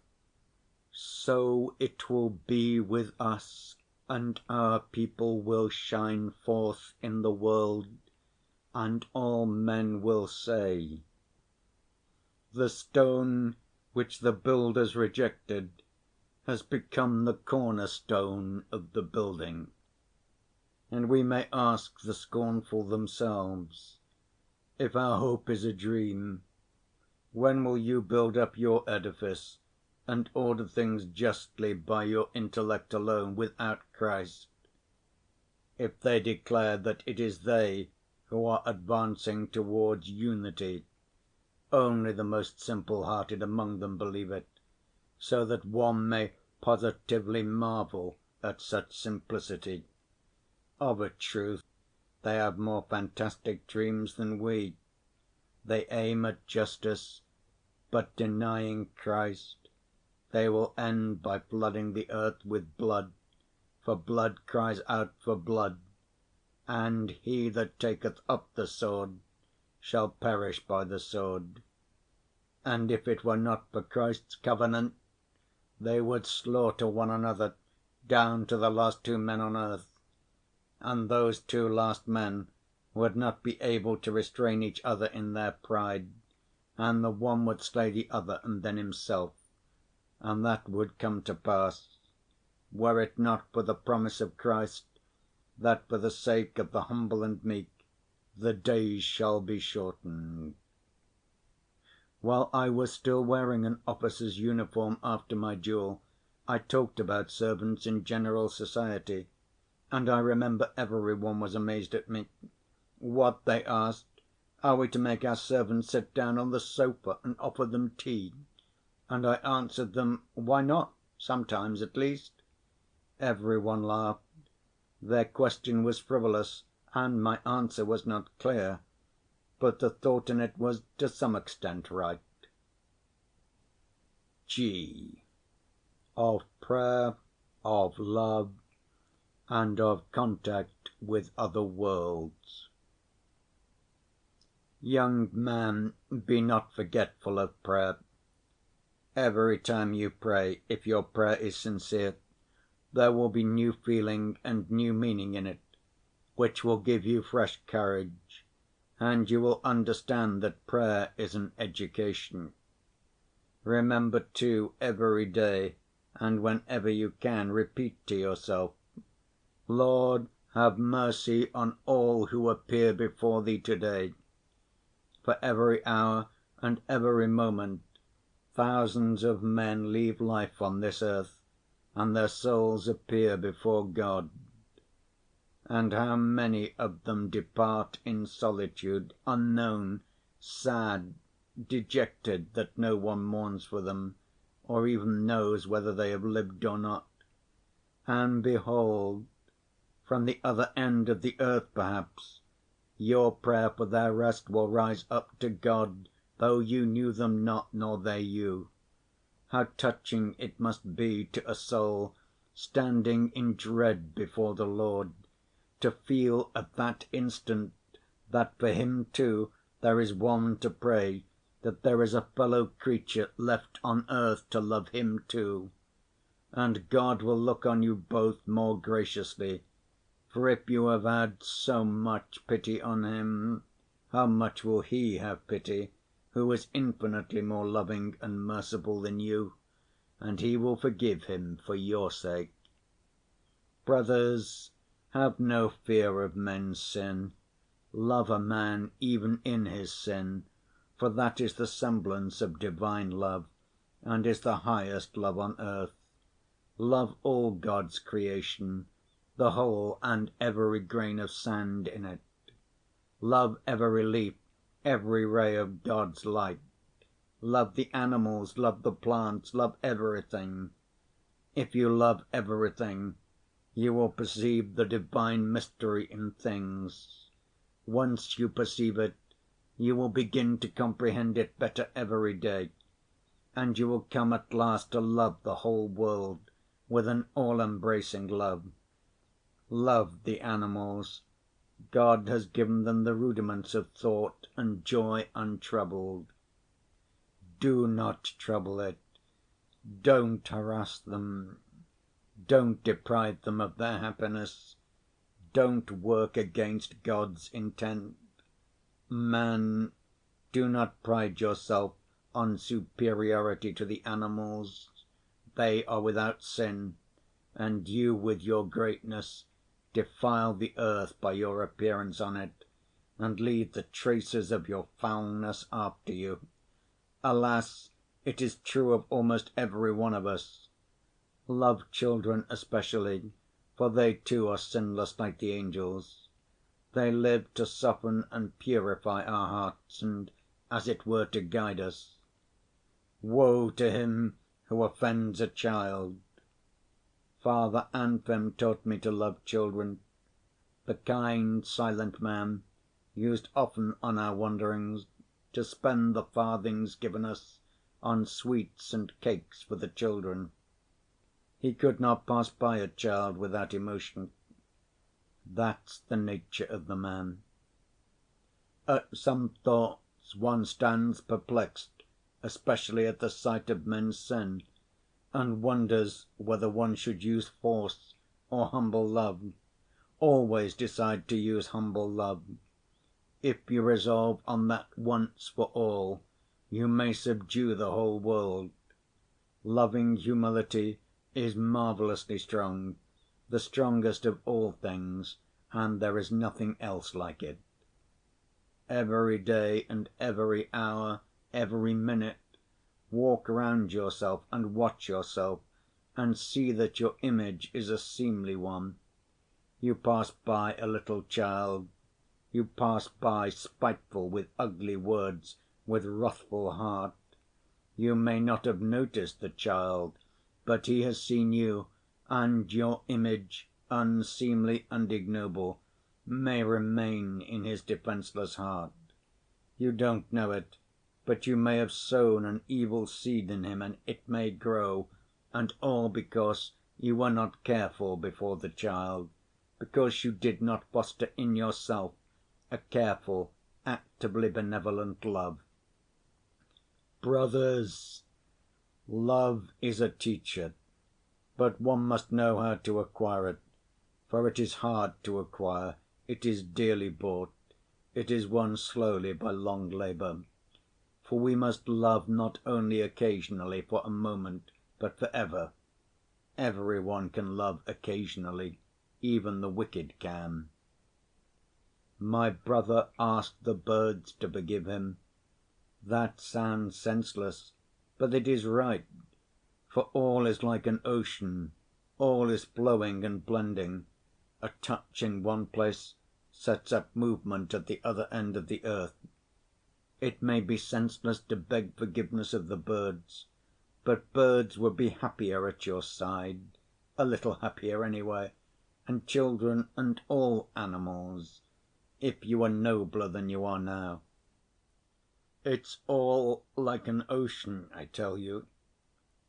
Then you would pray to the birds too, consumed by an all‐embracing love, in a sort of transport, and pray that they too will forgive you your sin. Treasure this ecstasy, however senseless it may seem to men. My friends, pray to God for gladness. Be glad as children, as the birds of heaven, and let not the sin of men confound you in your doings. Fear not that it will wear away your work and hinder its being accomplished. Do not say, sin is mighty, wickedness is mighty, evil environment is mighty, and we are lonely and helpless, and evil environment is wearing us away and hindering our good work from being done. Fly from that dejection, children. There is only one means of salvation. Then take yourself and make yourself responsible for all men's sins. That is the truth, you know, friends, for as soon as you sincerely make yourself responsible for everything and for all men, you will see at once that it is really so, and that you are to blame for every one and for all things. But throwing your own indolence and impotence on others, you will end by sharing the pride of Satan and murmuring against God. Of the pride of Satan, what I think is this: it is hard for us on earth to comprehend it, and therefore it is so easy to fall into error and to share it, even imagining that we are doing something grand and fine. Indeed, many of the strongest feelings and movements of our nature we cannot comprehend on earth. Let not that be a stumbling block, and think not that it may serve as a justification to you for anything. For the eternal Judge asks of you what you can comprehend and not what you cannot. You will know that yourself hereafter, for you will behold all things truly then, and will not dispute them. On earth, indeed, we are as it were astray, and if it were not for the precious image of Christ before us, we should be undone and altogether lost, as was the human race before the flood. Much on earth is hidden from us, but to make up for that, we have been given a precious mystic sense of our living bond with the other world, with the higher heavenly world, and the roots of our thoughts and feelings are not here but in other worlds. That is why the philosophers say that we cannot apprehend the reality of things on earth. God took seeds from different worlds and sowed them on this earth, and his garden grew up, and everything came up that could come up, but what grows lives and is alive only through the feeling of its contact with other mysterious worlds. If that feeling grows weak or is destroyed in you, the heavenly growth will die away in you. Then you will be indifferent to life and even grow to hate it. That's what I think. H. Can a man judge his fellow creatures? Faith to the end.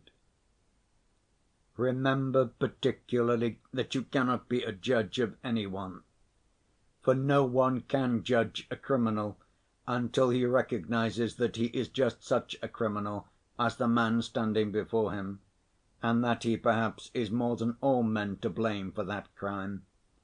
When he understands that, he will be able to be a judge. Though that sounds absurd, it is true. If I had been righteous myself, perhaps there would have been no criminal standing before me. If you can take upon yourself the crime of the criminal your heart is judging, take it at once, suffer for him yourself, and let him go without reproach. And even if the law itself makes you his judge, act in the same spirit so far as possible, for he will go away and condemn himself more bitterly than you have done. If, after your kiss, he goes away untouched, mocking at you, do not let that be a stumbling block to you. It shows his time has not yet come, but it will come in due course. And if it come not, no matter. If not he, then another in his place will understand and suffer and judge and condemn himself, and the truth will be fulfilled. Believe that, believe it without doubt, for in that lies all the hope and faith of the saints. Work without ceasing. If you remember in the night as you go to sleep, I have not done what I ought to have done, rise up at once and do it. If the people around you are spiteful and callous and will not hear you, fall down before them and beg their forgiveness, for in truth you are to blame for their not wanting to hear you. And if you cannot speak to them in their bitterness, serve them in silence and in humility, never losing hope.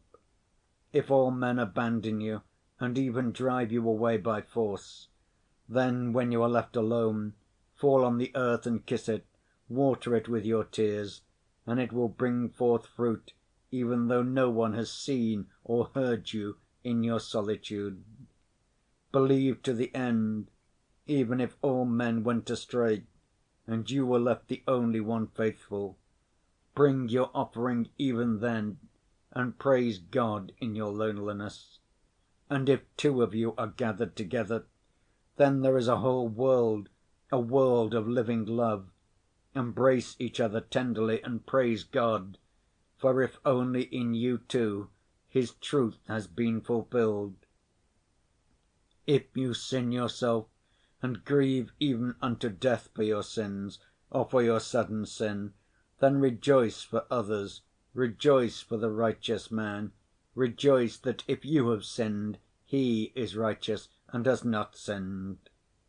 If the evil‐doing of men moves you to indignation and overwhelming distress, even to a desire for vengeance on the evil‐doers, shun above all things that feeling.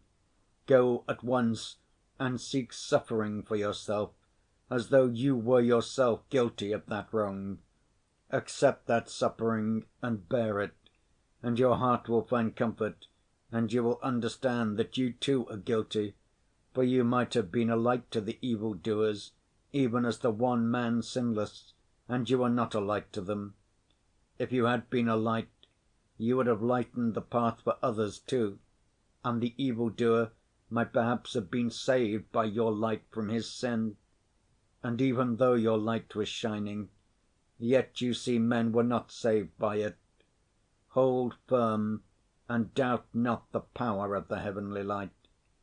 Believe that if they were not saved, they will be saved hereafter. And if they are not saved hereafter, then their sons will be saved. For your light will not die even when you are dead.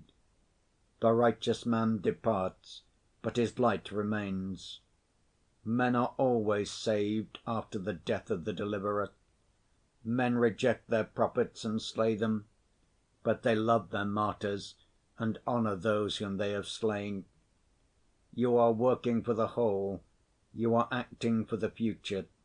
Seek no reward, for great is your reward on this earth, the spiritual joy which is only vouchsafed to the righteous man. Fear not the great nor the mighty, but be wise and ever serene. Know the measure, know the time, study that. When you are left alone, pray, love to throw yourself on the earth and kiss it. Kiss the earth and love it with an unceasing, consuming love. Love all men, love everything, seek that rapture and ecstasy. Water the earth with the tears of your joy and love those tears. Don't be ashamed of that ecstasy. Prize it, for it is a gift of God and a great one. It is not given to many, but only to the elect. I. Of Hell and Hell‐fire. A Mystic Reflection. Fathers and teachers, I ponder, what is hell? I maintain that it is the suffering of being unable to love. Once in infinite existence, immeasurable in time and space, a spiritual creature was given on his coming to earth the power of saying, I am and I love. Once, only once, there was given him a moment of active living love, and for that was earthly life given him, and with it times and seasons. And that happy creature rejected the priceless gift, prized it and loved it not, scorned it and remained callous. Such a one, having left the earth, sees Abraham's bosom and talks with Abraham, as we are told in the parable of the rich man and Lazarus, and beholds heaven and can go up to the Lord.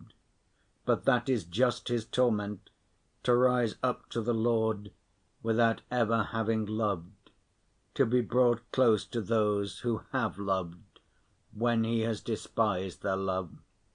For he sees clearly and says to himself, now I have understanding, and though I now thirst to love, there will be nothing great, no sacrifice in my love, for my earthly life is over, and Abraham will not come even with a drop of living water, that is the gift of earthly active life, to cool the fiery thirst of spiritual love which burns in me now, though I despised it on earth.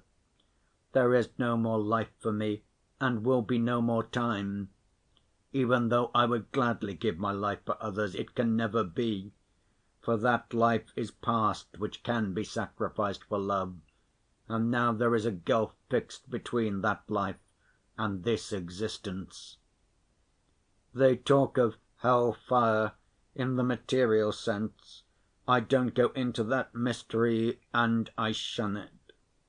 But I think if there were fire in material sense, they would be glad of it, for I imagine that in material agony their still greater spiritual agony would be forgotten for a moment. Moreover, that spiritual agony cannot be taken from them, for that suffering is not external but within them. And if it could be taken from them, I think it would be bitterer still for the unhappy creatures.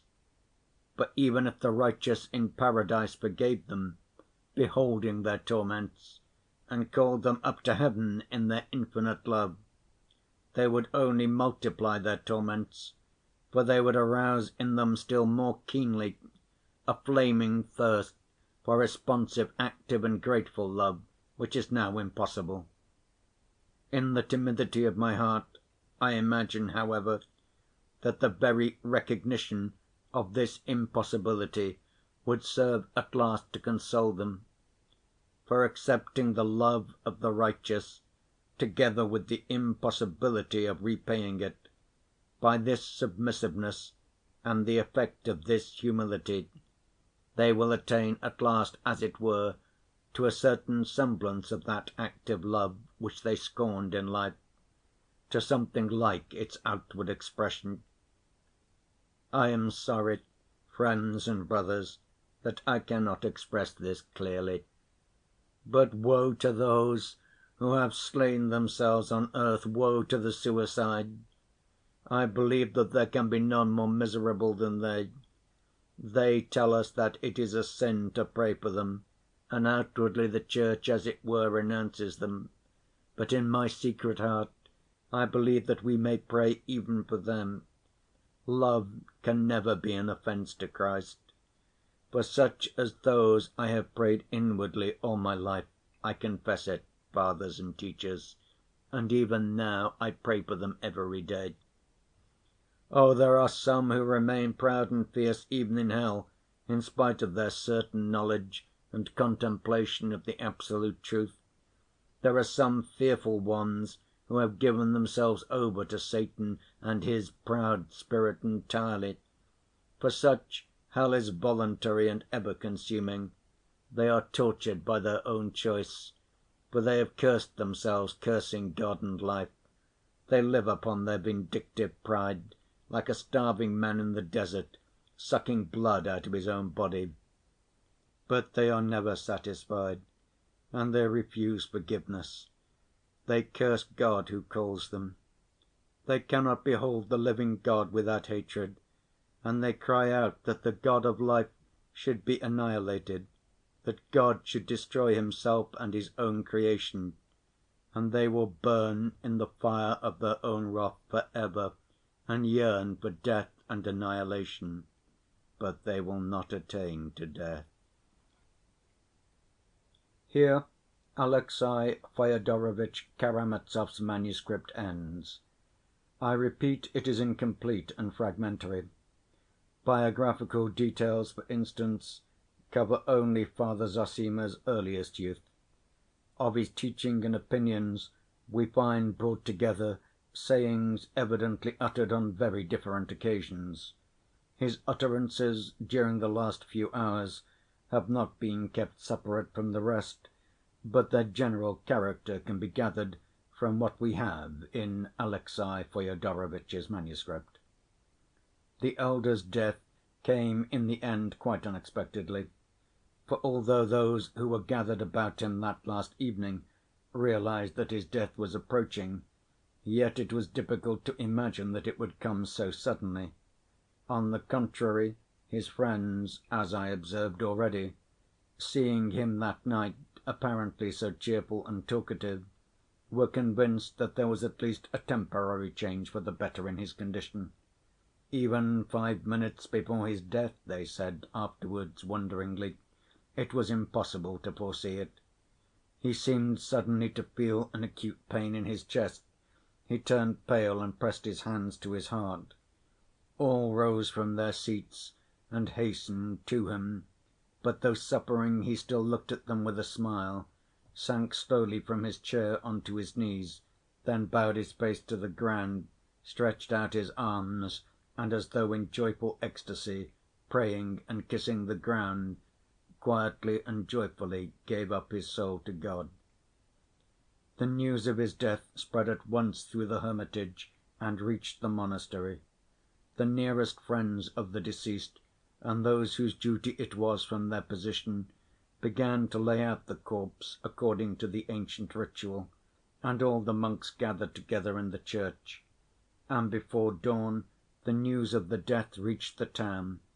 By the morning all the town was talking of the event, and crowds were flocking from the town to the monastery. But this subject will be treated in the next book. I will only add here that before a day had passed, something happened so unexpected, so strange, upsetting, and bewildering in its effect on the monks and the townspeople, that after all these years that day of general suspense is still vividly remembered in the town. End of chapter 42.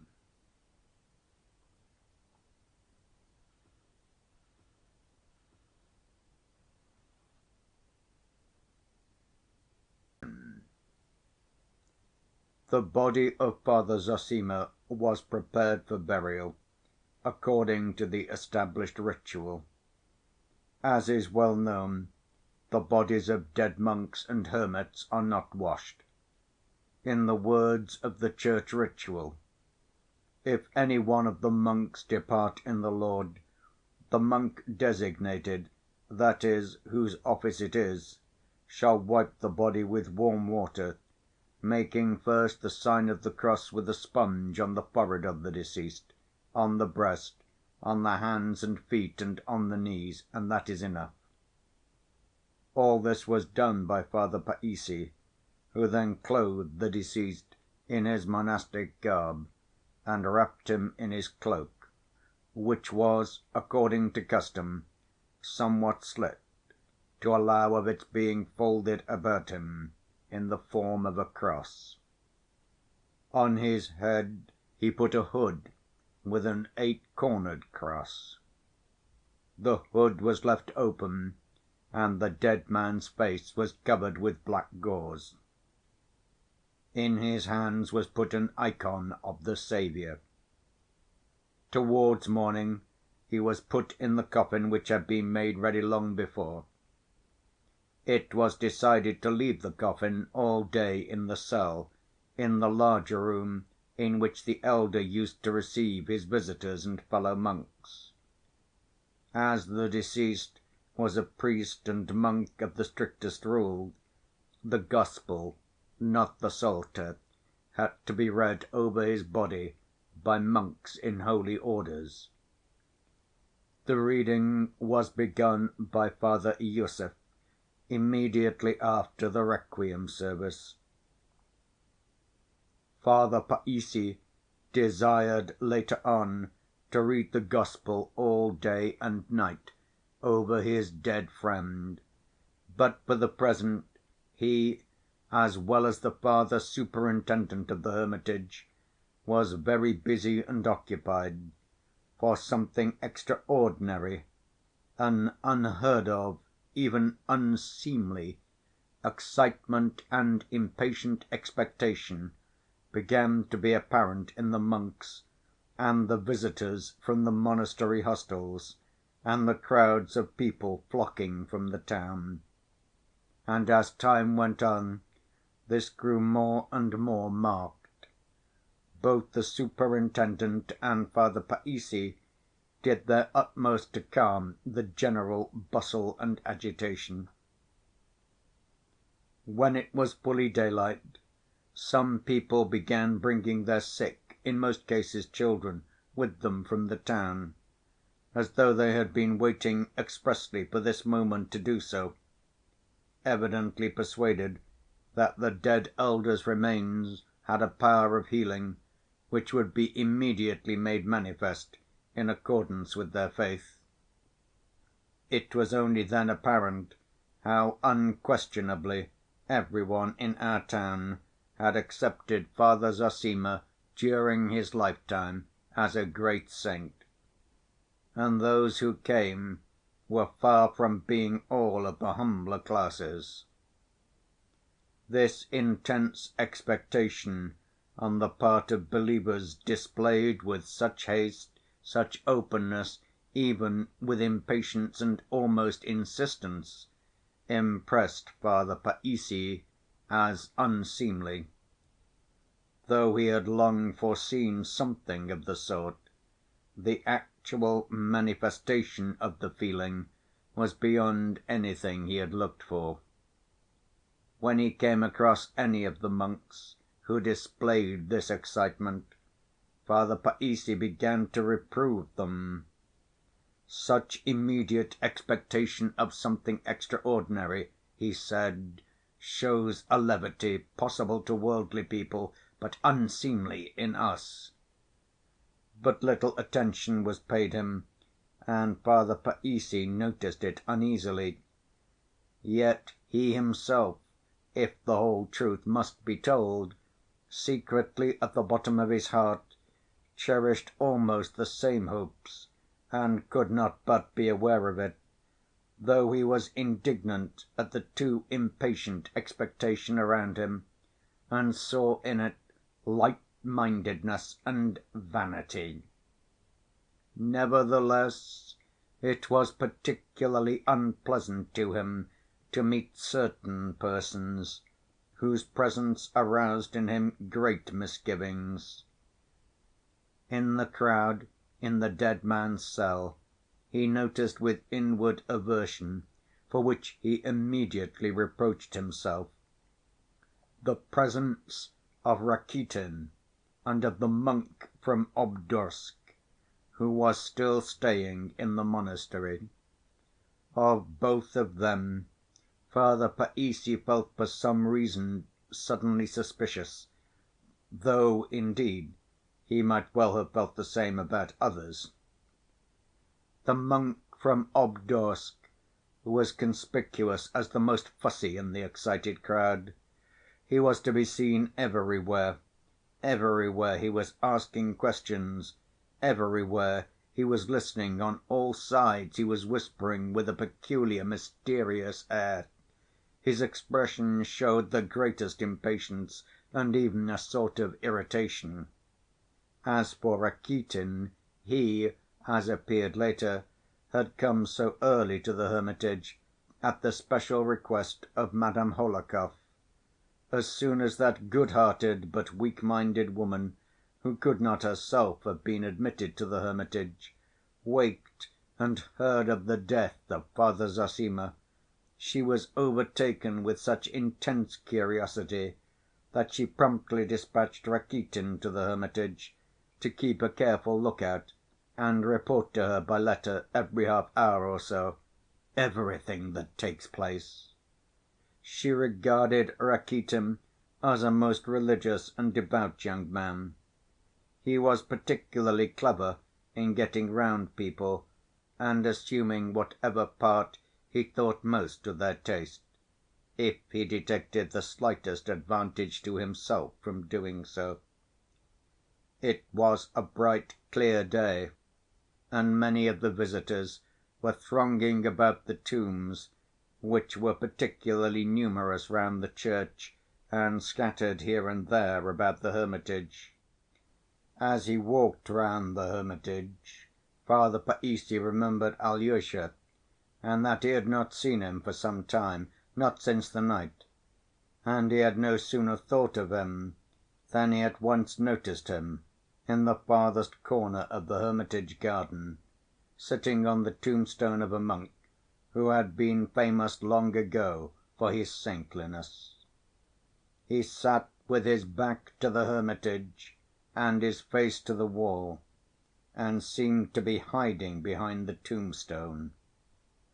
Going up to him, Father Païssy saw that he was weeping quietly but bitterly, with his face hidden in his hands, and that his whole frame was shaking with sobs.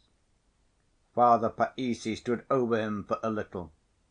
"Enough, dear son, enough, dear," he pronounced with feeling at last. "Why do you weep? Rejoice and weep not. Don't you know that this is the greatest of his days? Think only where he is now, at this moment." Alyosha glanced at him, uncovering his face, which was swollen with crying like a child's, but turned away at once without uttering a word, and hid his face in his hands again. "Maybe it is well," said Father Païssy thoughtfully. "Weep if you must. Christ has sent you those tears. Your touching tears are but a relief to your spirit, and will serve to gladden your dear heart," he added to himself, walking away from Alyosha and thinking lovingly of him. He moved away quickly, however, for he felt that he too might weep looking at him. Meanwhile the time was passing.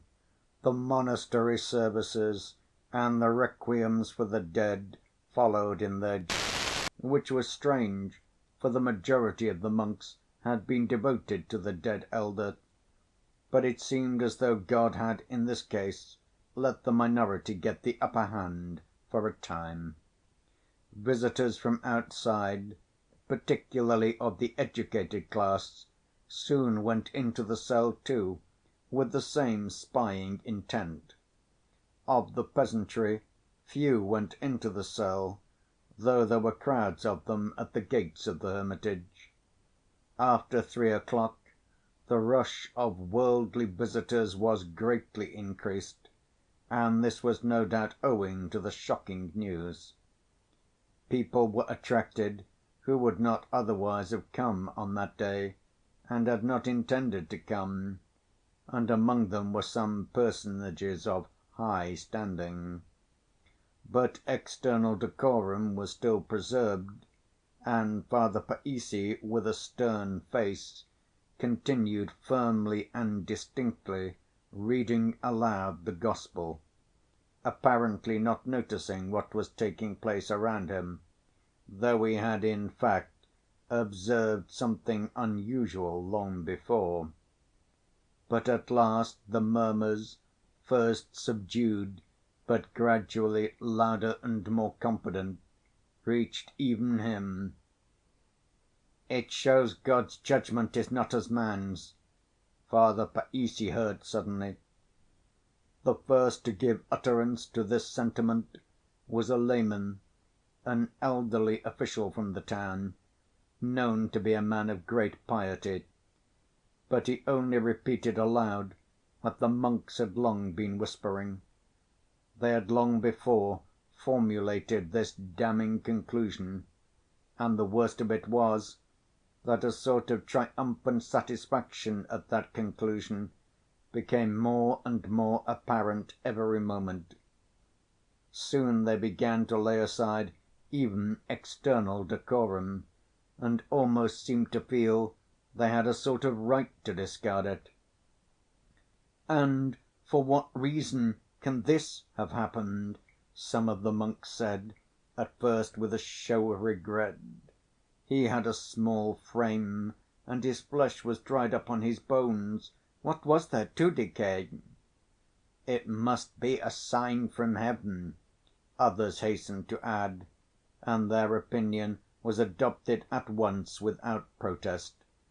For it was pointed out, too, that if the decomposition had been natural, as in the case of every dead sinner, it would have been apparent later, after a lapse of at least 24 hours, but this premature corruption was in excess of nature, and so the finger of God was evident. It was meant for a sign.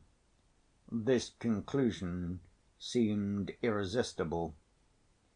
Gentle Father Iosif, the librarian, a great favorite of the dead man's, tried to reply to some of the evil speakers that this is not held everywhere alike, and that the incorruptibility of the bodies of the just was not a dogma of the Orthodox Church, but only an opinion, and that even in the most orthodox regions, at Athos, for instance, they were not greatly confounded by the smell of corruption, and there the chief sign of the glorification of the saved was not bodily incorruptibility, but the color of the bones when the bodies have lain many years in the earth and have decayed in it. And if the bones are yellow as wax, that is the great sign that the Lord has glorified the dead saint. If they are not yellow but black, it shows that God has not deemed him worthy of such glory. That is the belief in Athos, a great place, where the orthodox doctrine has been preserved from of old, unbroken, and in its greatest purity," said Father Iosif in conclusion. But the meek Father's words had little effect, and even provoked a mocking retort. "That's all pedantry and innovation. No use listening to it," the monks decided. "We stick to the old doctrine. There are all sorts of innovations nowadays. Are we to follow them all?" added others. "We have had as many holy fathers as they had. There they are among the Turks. They have forgotten everything. Their doctrine has long been impure, and they have no bells even," the most sneering added. Father Iosif walked away, grieving the more since he had put forward his own opinion with little confidence, as though scarcely believing in it himself. He foresaw with distress that something very unseemly was beginning, and that there were positive signs of disobedience.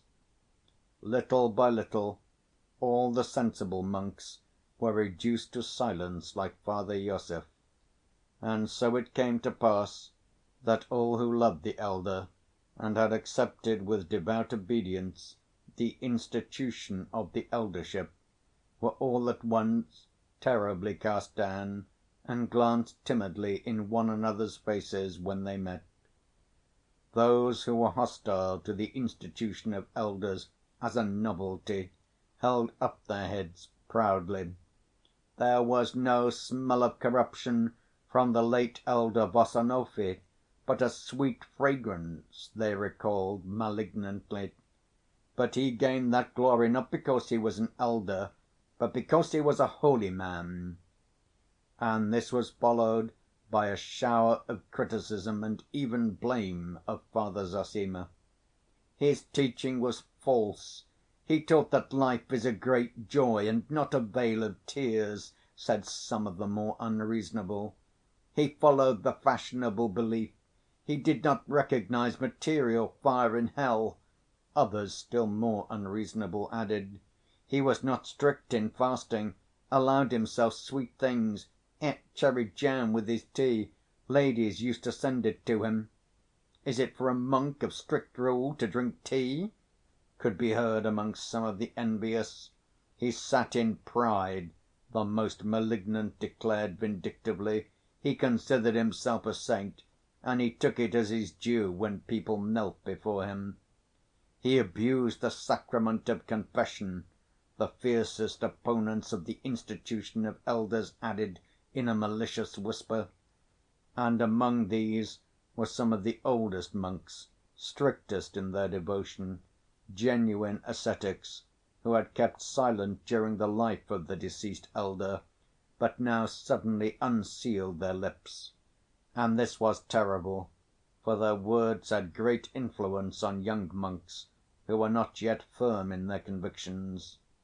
The monk from Obdorsk heard all this attentively, heaving deep sighs and nodding his head. Yes, clearly Father Ferapont was right in his judgment yesterday. And at that moment Father Ferapont himself made his appearance, as though on purpose to increase the confusion. I have mentioned already that he rarely left his wooden cell by the apiary. He was seldom even seen at church, and they overlooked this neglect on the ground of his craziness, and did not keep him to the rules binding on all the rest. But if the whole truth is to be told, they hardly had a choice about it, for it would have been discreditable to insist on burdening with the common regulations so great an ascetic, who prayed day and night. He even dropped asleep on his knees. If they had insisted, the monks would have said, "He is holier than all of us, and he follows a rule harder than ours, and if he does not go to church it's because he knows when he ought to. He has his own rule." It was to avoid the chance of these sinful murmurs that Father Ferapont was left in peace. As every one was aware, Father Ferapont particularly disliked Father Zossima, and now the news had reached him in his hut that God's judgment is not the same as man's, and that something had happened which was in excess of nature.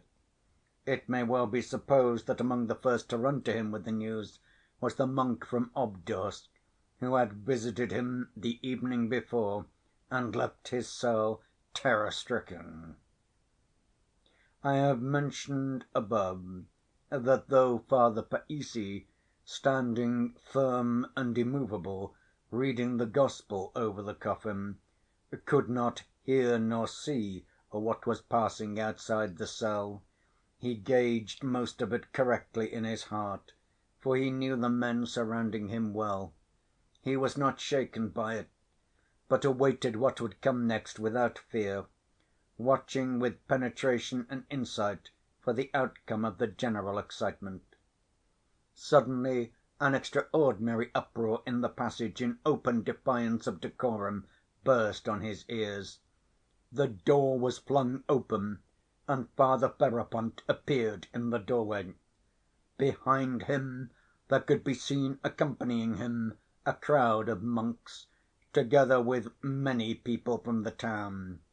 They did not, however, enter the cell, but stood at the bottom of the steps, waiting to see what Father Ferapont would say or do, for they felt with a certain awe, in spite of their audacity, that he had not come for nothing. Standing in the doorway, Father Ferapont raised his arms, and under his right arm the keen, inquisitive little eyes of the monk from Obdorsk peeped in. He alone, in his intense curiosity, could not resist running up the steps after Father Ferapont. The others, on the contrary, pressed farther back in sudden alarm when the door was noisily flung open.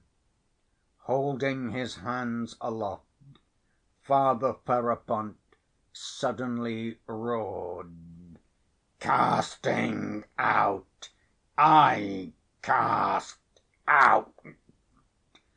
And turning in all directions, he began at once making the sign of the cross at each of the four walls and four corners of the cell in succession.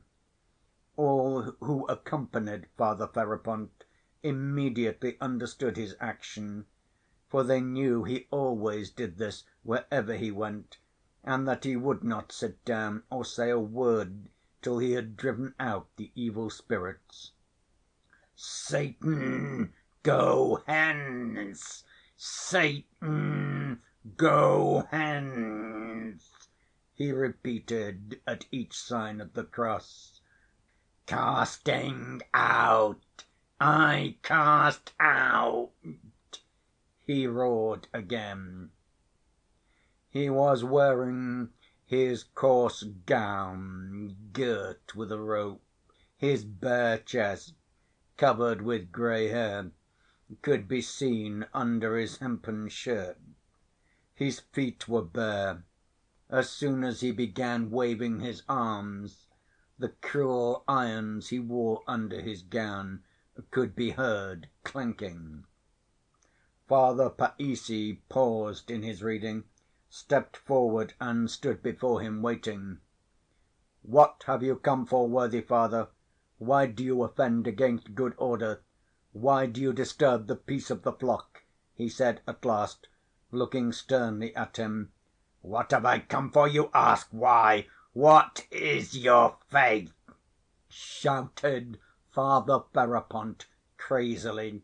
"I've come here to drive out your visitors, the unclean devils. I've come to see how many have gathered here while I have been away. I want to sweep them out with a birch broom."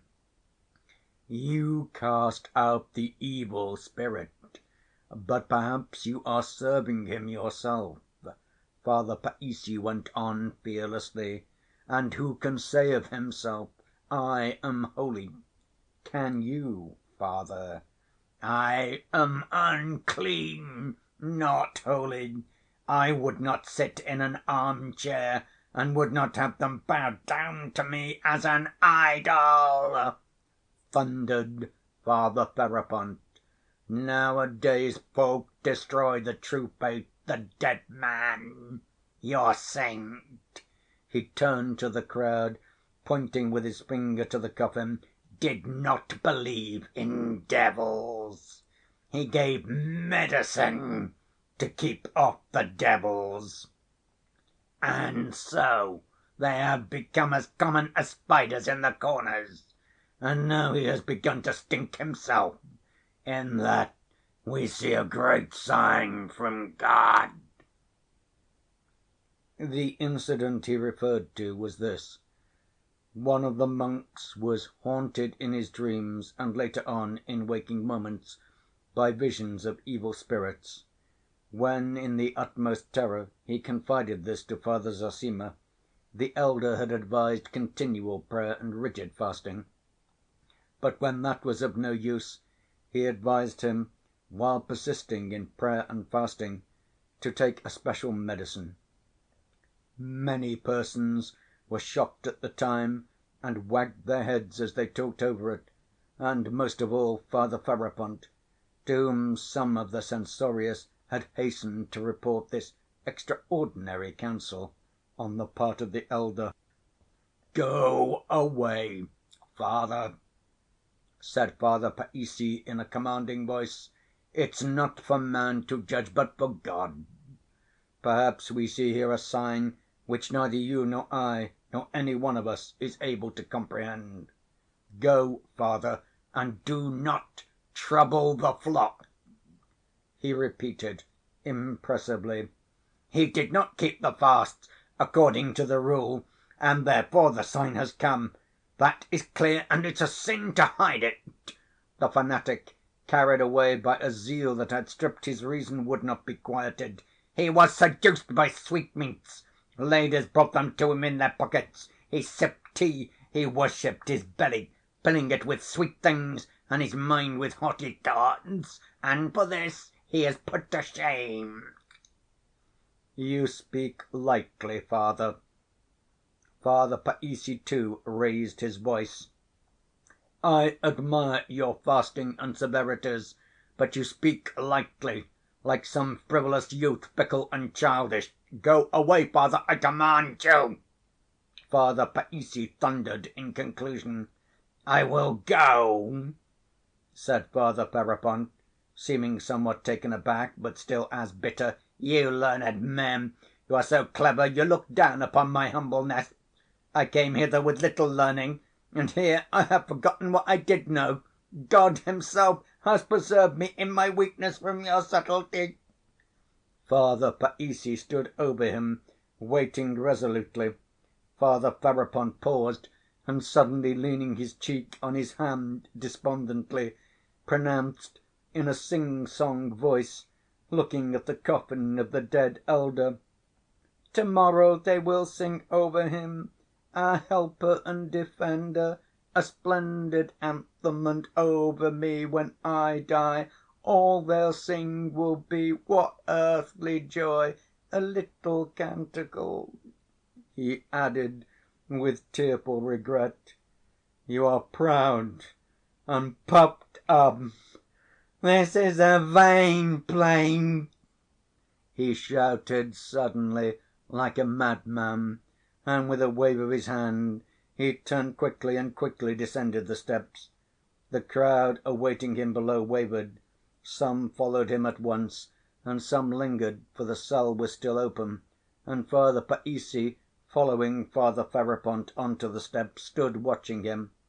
But the excited old fanatic was not completely silenced. Walking 20 steps away, he suddenly turned towards the setting sun, raised both his arms, and as though some one had cut him down, fell to the ground with a loud scream. "My God has conquered! Christ has conquered the setting sun!"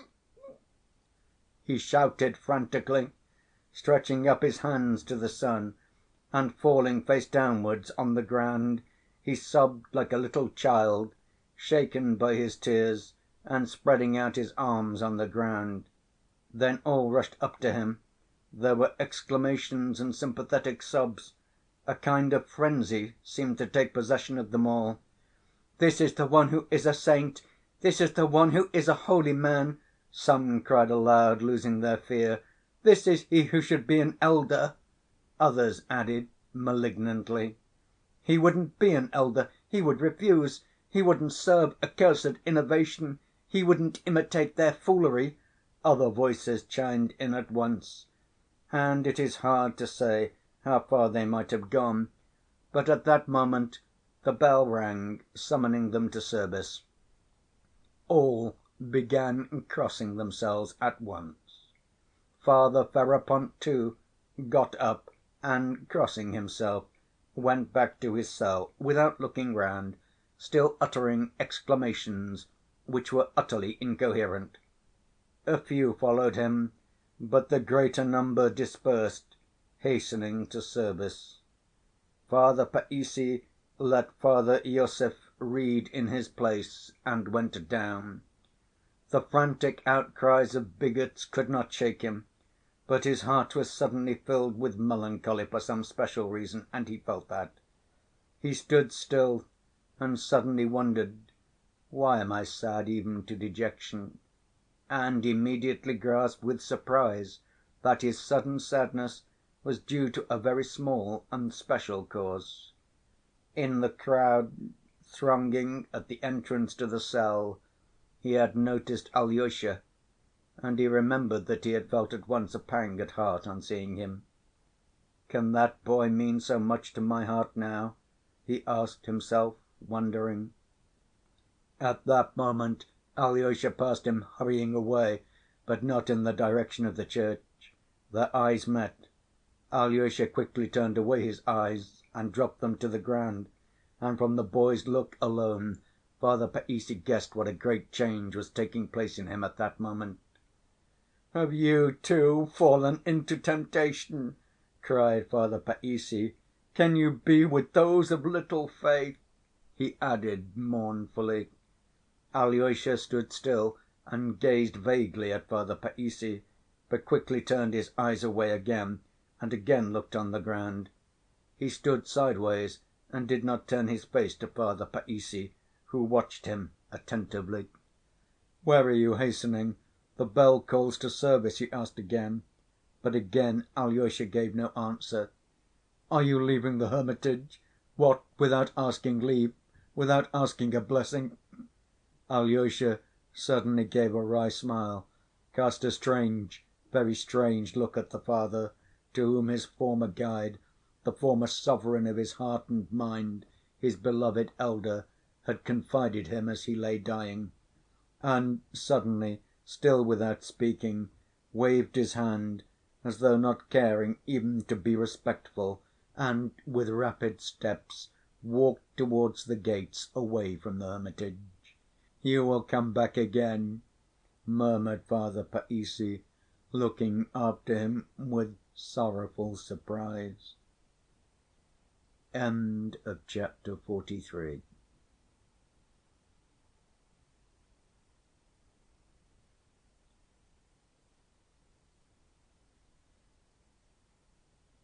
A critical moment. Father Païssy, of course, was not wrong when he decided that his dear boy would come back again. Perhaps, indeed, to some extent, he penetrated with insight into the true meaning of Alyosha's spiritual condition. Yet I must frankly own that it would be very difficult for me to give a clear account of that strange, vague moment in the life of the young hero I love so much. To Father Païssy's sorrowful question, "Are you, too, with those of little faith?" I could, of course, confidently answer for Alyosha, "No, he is not with those of little faith. Quite the contrary. Indeed, all his trouble came from the fact that he was of great faith. But still the trouble was there, and was so agonizing that even long afterwards Alyosha thought of that sorrowful day as one of the bitterest and most fatal days of his life. If the question is asked, could all his grief and disturbance have been only due to the fact that his elder's body had shown signs of premature decomposition instead of at once performing miracles? I must answer, without beating about the bush, yes, it certainly was. I would only beg the reader not to be in too great a hurry to laugh at my young hero's pure heart. I am far from intending to apologize for him, or to justify his innocent faith on the ground of his youth, or the little progress he had made in his studies, or any such reason.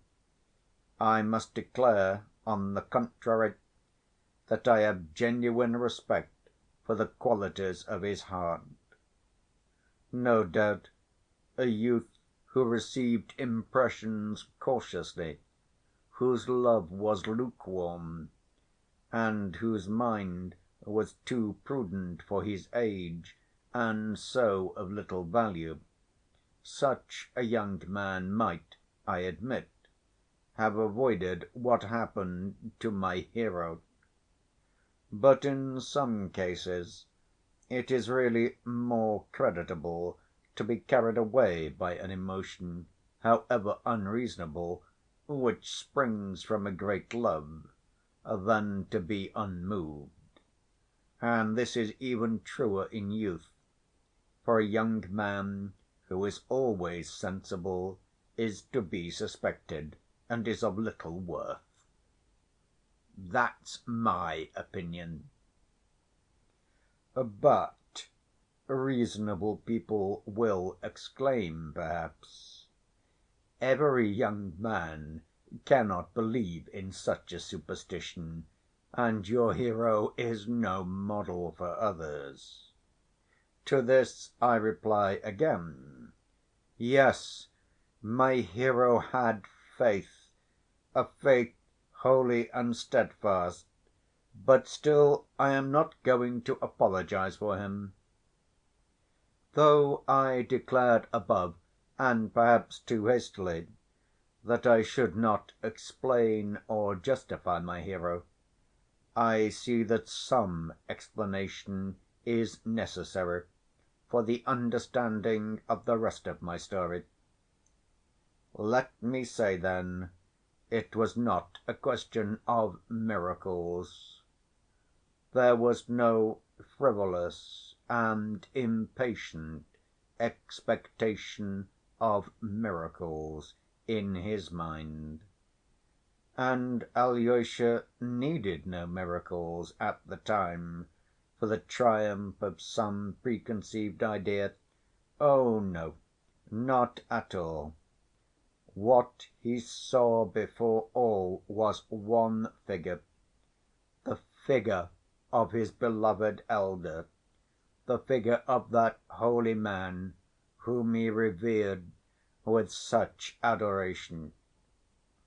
The fact is that all the love that lay concealed in his pure young heart for every one and everything had for the past year been concentrated, and perhaps wrongly so, on one being, his beloved elder.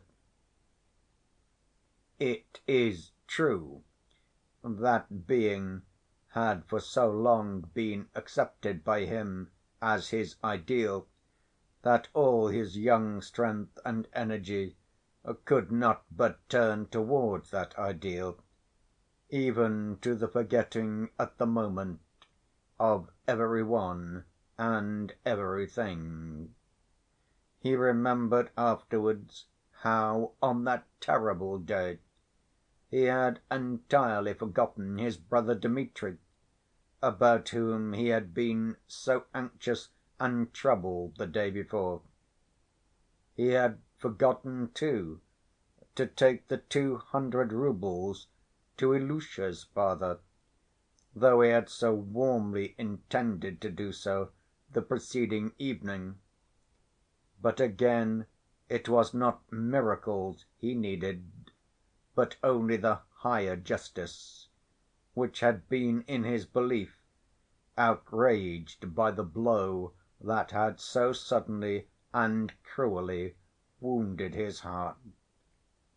And what does it signify that this justice looked for by Alyosha inevitably took the shape of miracles to be wrought immediately by the ashes of his adored teacher. Why, every one in the monastery cherished the same thought and the same hope, even those whose intellects Alyosha revered, Father Païssy himself, for instance. And so Alyosha, untroubled by doubts, clothed his dreams too in the same form as all the rest, and a whole year of life in the monastery had formed the habit of this expectation in his heart. But it was justice, justice he thirsted for, not simply miracles. And now the man who should, he believed, have been exalted above every one in the whole world, that man, instead of receiving the glory that was his due, was suddenly degraded and dishonored. What for? Who had judged him? Who could have decreed this? Those were the questions that wrung his inexperienced and virginal heart. He could not endure without mortification, without resentment even, that the holiest of holy men should have been exposed to the jeering and spiteful mockery of the frivolous crowd so inferior to him. Even had there been no miracles, had there been nothing marvelous to justify his hopes, why this indignity, why this humiliation, why this premature decay in excess of nature, as the spiteful monks said? Why this sign from heaven, which they so triumphantly acclaimed in company with Father Ferapont? And why did they believe they had gained the right to acclaim it? Where is the finger of Providence? Why did Providence hide its face at the most critical moment?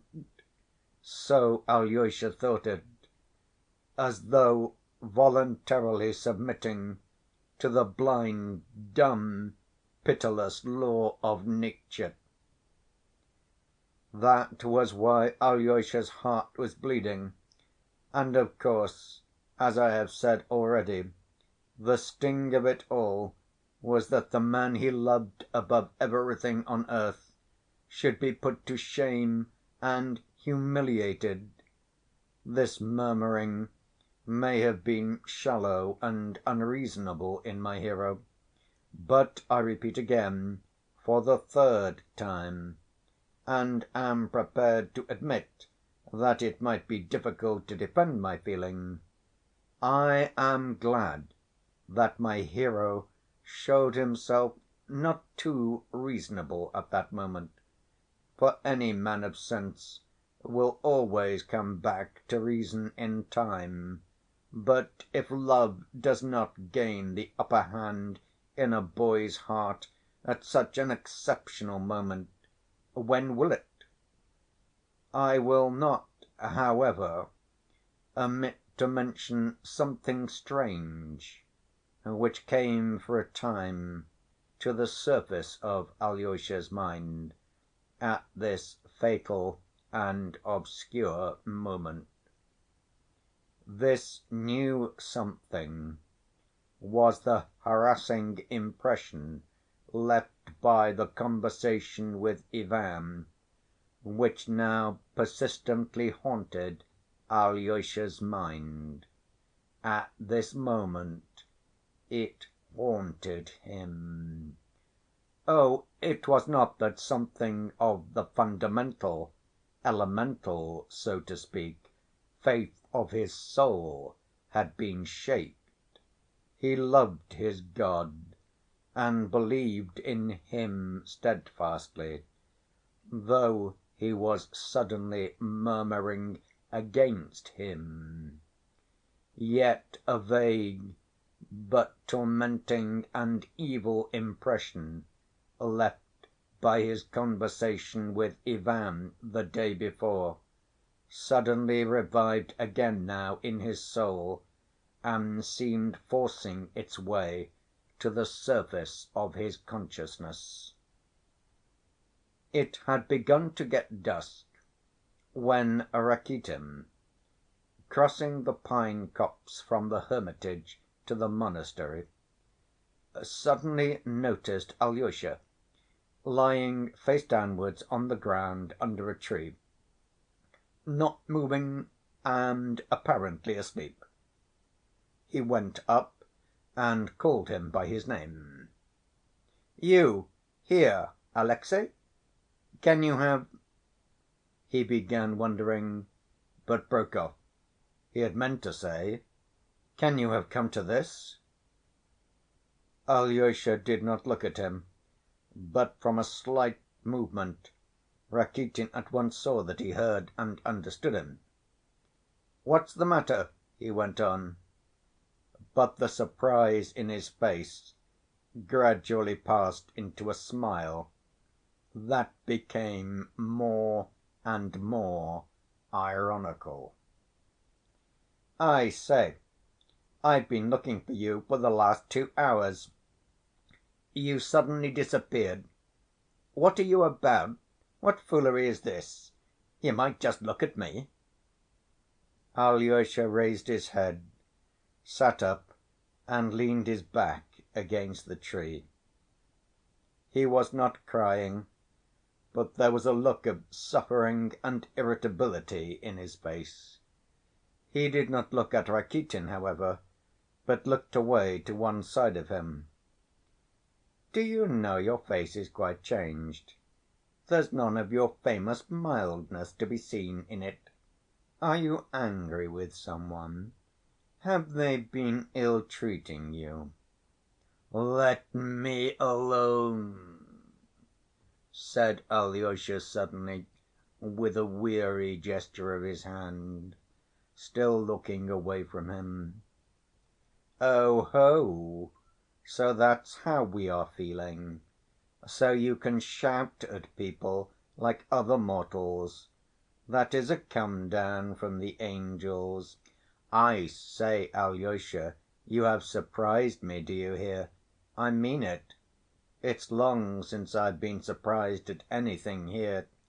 I always took you for an educated man."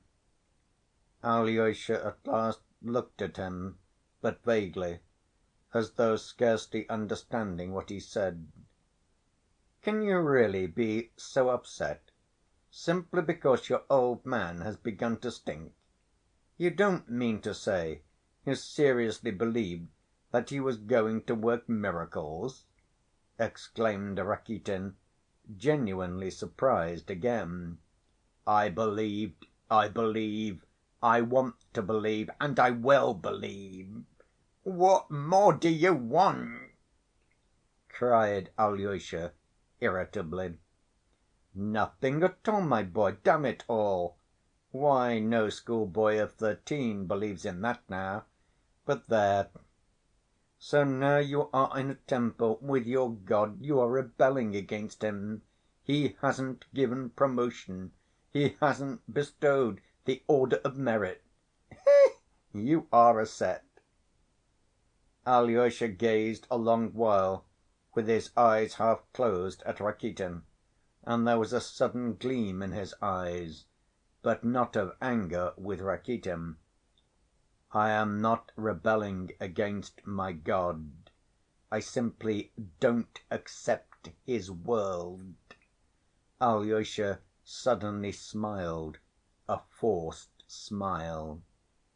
"How do you mean you don't accept the world?" Rakitin thought a moment over his answer. "What idiocy is this?" Alyosha did not answer. "Come, enough nonsense. Now to business. Have you had anything to eat to‐day?" "I don't remember. I think I have." "You need keeping up, to judge by your face. It makes one sorry to look at you. You didn't sleep all night either, I hear. You had a meeting in there, and then all this bobbery afterwards. Most likely you've had nothing to eat but a mouthful of holy bread. I've got some sausage in my pocket. I've brought it from the town in case of need. Only you won't eat sausage. Give me some. I say, you are going it. Why, it's a regular mutiny with barricades. Well, my boy, we must make the most of it. Come to my place. I shouldn't mind a drop of vodka myself. I am tired to death. Vodka is going too far for you, I suppose. Or would you like some? Give me some vodka, too. Hullo! You surprise me, brother. Rakitin looked at him in amazement. Well, one way or another, vodka or sausage, this is a jolly fine chance and mustn't be missed. Come along. Alyosha got up in silence and followed Rakitin. If your little brother Ivan could see this, wouldn't he be surprised? By the way, your brother Ivan set off to Moscow this morning, did you know? Yes, answered Alyosha listlessly, and suddenly the image of his brother Dmitri rose before his mind, but only for a minute, and though it reminded him of something that must not be put off for a moment, some duty, some terrible obligation, even that reminder made no impression on him, did not reach his heart, and instantly faded out of his mind and was forgotten. But a long while afterwards Alyosha remembered this. Your brother Ivan declared once that I was a liberal booby with no talents whatsoever. Once you, too, could not resist letting me know I was dishonorable. Well, I should like to see what your talents and sense of honor will do for you now. This phrase Rakitin finished to himself in a whisper. Listen, he said aloud. Let's go by the path beyond the monastery straight to the town. I ought to go to Madame Hohlakov's, by the way. Only fancy, I've written to tell her everything that happened, and would you believe it? She answered me instantly in pencil. The lady has a passion for writing notes. That she would never have expected such conduct from a man of such a reverend character as Father Zossima. That was her very word, conduct.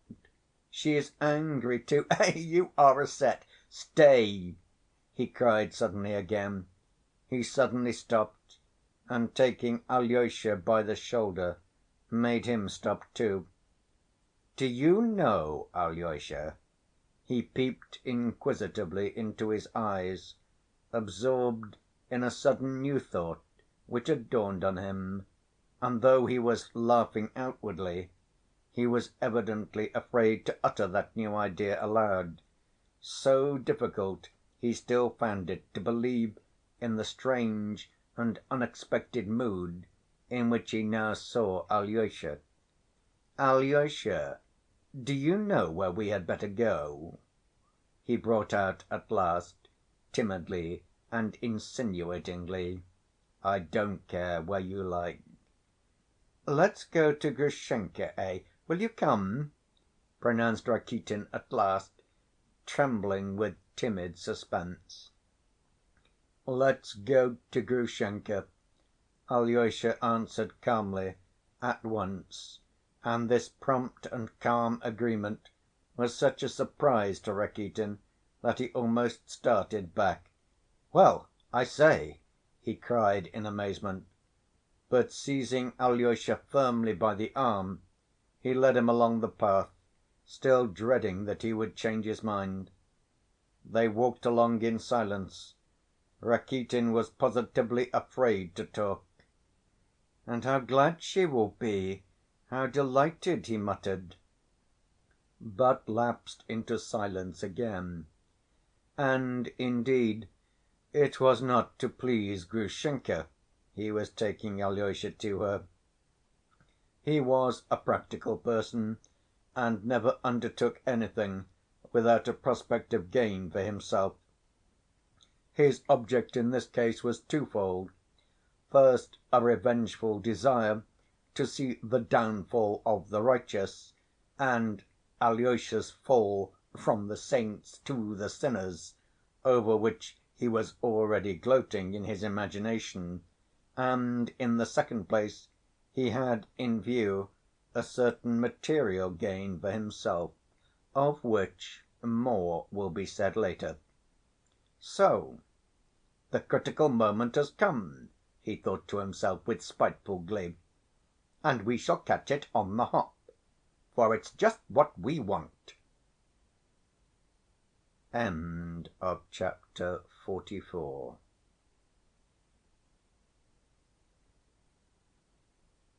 Grushenka lived in the busiest part of the town, near the cathedral square, in a small wooden lodge in the courtyard belonging to the house of the widow Morozov. The house was a large stone building of 2 stories, old and very ugly. The widow led a secluded life with her 2 unmarried nieces, who were also elderly women. She had no need to let her lodge, but every one knew that she had taken in Grushenka as a lodger 4 years before, solely to please her kinsman, the merchant Samsonov, who was known to be the girl's protector. It was said that the jealous old man's object in placing his "favorite" with the widow Morozov was that the old woman should keep a sharp eye on her new lodger's conduct. But this sharp eye soon proved to be unnecessary, and in the end the widow Morozov seldom met Grushenka, and did not worry her by looking after her in any way. It is true that 4 years had passed since the old man had brought the slim, delicate, shy, timid, dreamy, and sad girl of 18 from the chief town of the province, and much had happened since then. Little was known of the girl's history in the town, and that little was vague. Nothing more had been learnt during the last 4 years, even after many persons had become interested in the beautiful young woman into whom Agrafena Alexandrovna had meanwhile developed. There were rumors that she had been at 17 betrayed by some one, some sort of officer, and immediately afterwards abandoned by him. The officer had gone away and afterwards married, while Grushenka had been left in poverty and disgrace. It was said, however, that though Grushenka had been raised from destitution by the old man Samsonov, she came of a respectable family, belonging to the clerical class, that she was the daughter of a deacon, or something of the sort. And now, after 4 years, the sensitive, injured, and pathetic little orphan had become a plump, rosy beauty of the Russian type, a woman of bold and determined character, proud and insolent. She had a good head for business, was acquisitive, saving, and careful, and by fair means or foul had succeeded, it was said, in amassing a little fortune. There was only one point on which all were agreed. Grushenka was not easily to be approached, and except her aged protector, there had not been one man who could boast of her favors during those 4 years. It was a positive fact, for there had been a good many, especially during the last 2 years, who had attempted to obtain those favors. But all their efforts had been in vain, and some of these suitors had been forced to beat an undignified and even comic retreat, owing to the firm and ironical resistance they met from the strong‐willed young person. It was known, too, that the young person had, especially of late, been given to what is called speculation, and that she had shown marked abilities in that direction, so that many people began to say that she was no better than a Jew. It was not that she lent money on interest, but it was known, for instance, that she had for some time past, in partnership with old Karamazov, actually invested in the purchase of bad debts for a trifle, a tenth of their nominal value, and afterwards had made out of them 10 times their value. The old widower Samsonov, a man of large fortune, was stingy and merciless. He tyrannized over his grown‐up sons, but for the last year, during which he had been ill and lost the use of his swollen legs, he had fallen greatly under the influence of his protégé, whom he had at first kept strictly and in humble surroundings, "on Lenten fare," as the wit said at the time.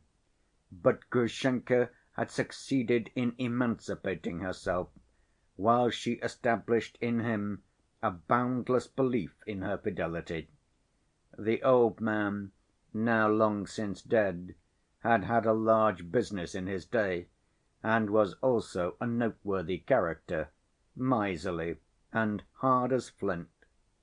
Though Grushenka's hold upon him was so strong that he could not live without her, it had been so especially for the last 2 years.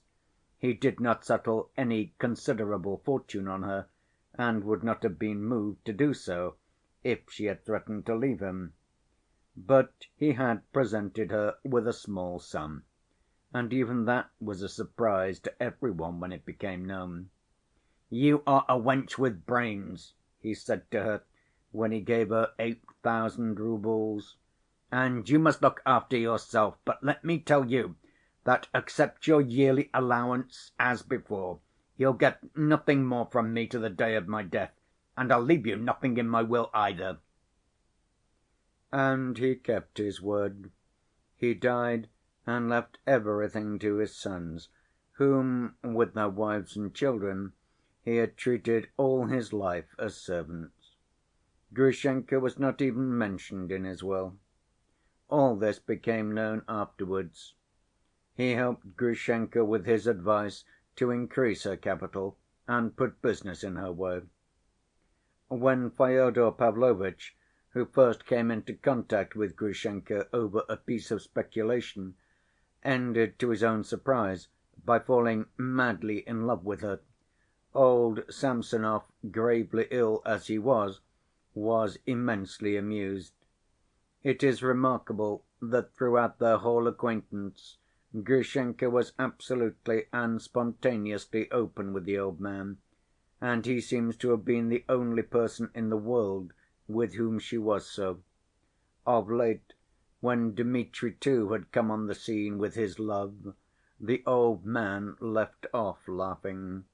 On the contrary, he once gave Grushenka a stern and earnest piece of advice. "If you have to choose between the two, father or son, you'd better choose the old man, if only you make sure the old scoundrel will marry you and settle some fortune on you beforehand. But don't keep on with the captain, you'll get no good out of that." These were the very words of the old profligate, who felt already that his death was not far off, and who actually died 5 months later.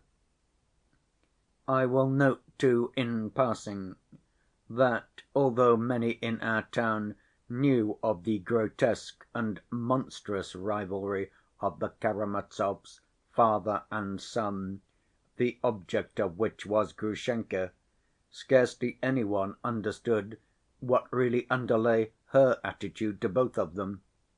Even Grushenka's two servants, after the catastrophe of which we will speak later, testified in court that she received Dmitri Fyodorovitch simply from fear, because he threatened to murder her. These servants were an old cook, invalidish and almost deaf, who came from Grushenka's old home, and her granddaughter, a smart young girl of 20, who performed the duties of a maid. Grushenka lived very economically, and her surroundings were anything but luxurious. Her lodge consisted of 3 rooms furnished with mahogany furniture in the fashion of 1820, belonging to her landlady. It was quite dark when Rakitin and Alyosha entered her rooms, yet they were not lighted up. Grushenka was lying down in her drawing‐room on the big, hard, clumsy sofa with a mahogany back. The sofa was covered with shabby and ragged leather. Under her head she had 2 white down pillows taken from her bed. She was lying stretched out motionless on her back, with her hands behind her head. She was dressed as though expecting some one, in a black silk dress, with a dainty lace fichu on her head, which was very becoming. Over her shoulders was thrown a lace shawl, pinned with a massive gold brooch. She certainly was expecting some one. She lay as though impatient and weary, her face rather pale, and her lips and eyes hot, restlessly tapping the arm of the sofa with the tip of her right foot. The appearance of Rakitin and Alyosha caused a slight excitement. From the hall they could hear Grushenka leap up from the sofa and cry out in a frightened voice, "Who's there?" But the maid met the visitors and at once called back to her mistress, "It's not he, it's nothing, only other visitors." "What can be the matter?" muttered Rakitin, leading Alyosha into the drawing‐room. Grushenka was standing by the sofa as though still alarmed. A thick coil of her dark brown hair escaped from its lace covering and fell on her right shoulder, but she did not notice it and did not put it back till she had gazed at her visitors and recognized them. "Ah, it's you, Rakitin? You quite frightened me. Whom have you brought? Who is this with you? Good heavens, you have brought him!" she exclaimed, recognizing Alyosha. "Do send for candles," said Rakitin, with the free and easy air of a most intimate friend, who is privileged to give orders in the house. "Candles, of course, candles. Fenya, fetch him a candle. Well, you have chosen a moment to bring him," she exclaimed again, nodding towards Alyosha, and turning to the looking‐glass, she began quickly fastening up her hair with both hands. She seemed displeased. "Haven't I managed to please you?" asked Rakitin, instantly almost offended. "You frightened me, Rakitin, that's what it is." Grushenka turned with a smile to Alyosha. "Don't be afraid of me, my dear Alyosha. You cannot think how glad I am to see you, my unexpected visitor. But you frightened me, Rakitin. I thought it was Mitya breaking in. You see, I deceived him just now. I made him promise to believe me, and I told him a lie. I told him that I was going to spend the evening with my old man, Kuzma Kuzmitch, and should be there till late, counting up his money. I always spend one whole evening a week with him making up his accounts. We lock ourselves in, and he counts on the reckoning beads, while I sit and put things down in the book. I am the only person he trusts. Mitya believes that I am there, but I came back and have been sitting locked in here expecting some news." How was it Fenya let you in? Oh, Fenya, Fenya, run out to the gate, open it, and look about whether the captain is to be seen. Perhaps he is hiding and spying. I am dreadfully frightened." "There's no one there, Agrafena Alexandrovna. I've just looked out. I keep running to peep through the crack. I am in fear and trembling myself." "Are the shutters fastened, Fenya? And we must draw the curtains. That's better." She drew the heavy curtains herself. "He'd rush in at once if he saw a light. I am afraid of your brother Mitya to‐day, Alyosha." Grushenka spoke aloud, and though she was alarmed, she seemed very happy about something. "Why are you so afraid of Mitya to‐day?" inquired Rakitin. "I should have thought you were not timid with him. You'd twist him round your little finger." "I tell you I am expecting news, priceless news, so I don't want Mitya at all, and he didn't believe, I feel he didn't, that I should stay at Kuzma Kuzmitch's. He must be in his ambush now, behind Fyodor Pavlovitch's in the garden, watching for me, and if he's there he won't come here, so much the better. But I really have been to Kuzma Kuzmitch's. Mitya escorted me there. I told him I should stay there till midnight, and I asked him to be sure to come at midnight to fetch me home. He went away, and I sat 10 minutes with Kuzma Kuzmitch and came back here again. Ah, I was afraid! I ran for fear of meeting him." "And why are you so dressed up? What a curious cap you've got on." "How curious you are yourself, Rakitin. I tell you, I am expecting a message. If the message comes, I shall fly. I shall gallop away and you will see no more of me. That's why I am dressed up so as to be ready." "And where are you flying to?" "If you know too much, you'll get old too soon." "Upon my word, you are highly delighted. I've never seen you like this before. You are dressed up as if you were going to a ball." Rakitin looked her up and down. "Much you know about balls." "And do you know much about them?" "I have seen a ball. The year before last, Kuzma Kuzmitch's son was married, and I looked on from the gallery. Do you suppose I want to be talking to you, Rakitin, while a prince like this is standing here? Such a visitor! Alyosha, my dear boy, I gaze at you and can't believe my eyes. Good heavens, can you have come here to see me? To tell you the truth, I never had a thought of seeing you, and I didn't think that you would ever come and see me. Though this is not the moment now, I am awfully glad to see you. Sit down on the sofa here, that's right, my bright young moon. I really can't take it in even now. Eh, Rakitin, if only you had brought him yesterday or the day before. But I am glad as it is. Perhaps it's better he has come now at such a moment, and not the day before yesterday." She gaily sat down beside Alyosha on the sofa, looking at him with positive delight. And she really was glad, she was not lying when she said so. Her eyes glowed, her lips laughed, but it was a good‐hearted, merry laugh. Alyosha had not expected to see such a kind expression in her face. He had hardly met her till the day before. He had formed an alarming idea of her, and had been horribly distressed the day before by the spiteful and treacherous trick she had played on Katerina Ivanovna. He was greatly surprised to find her now altogether different from what he had expected, and, crushed as he was by his own sorrow, his eyes involuntarily rested on her with attention. Her whole manner seemed changed for the better since yesterday.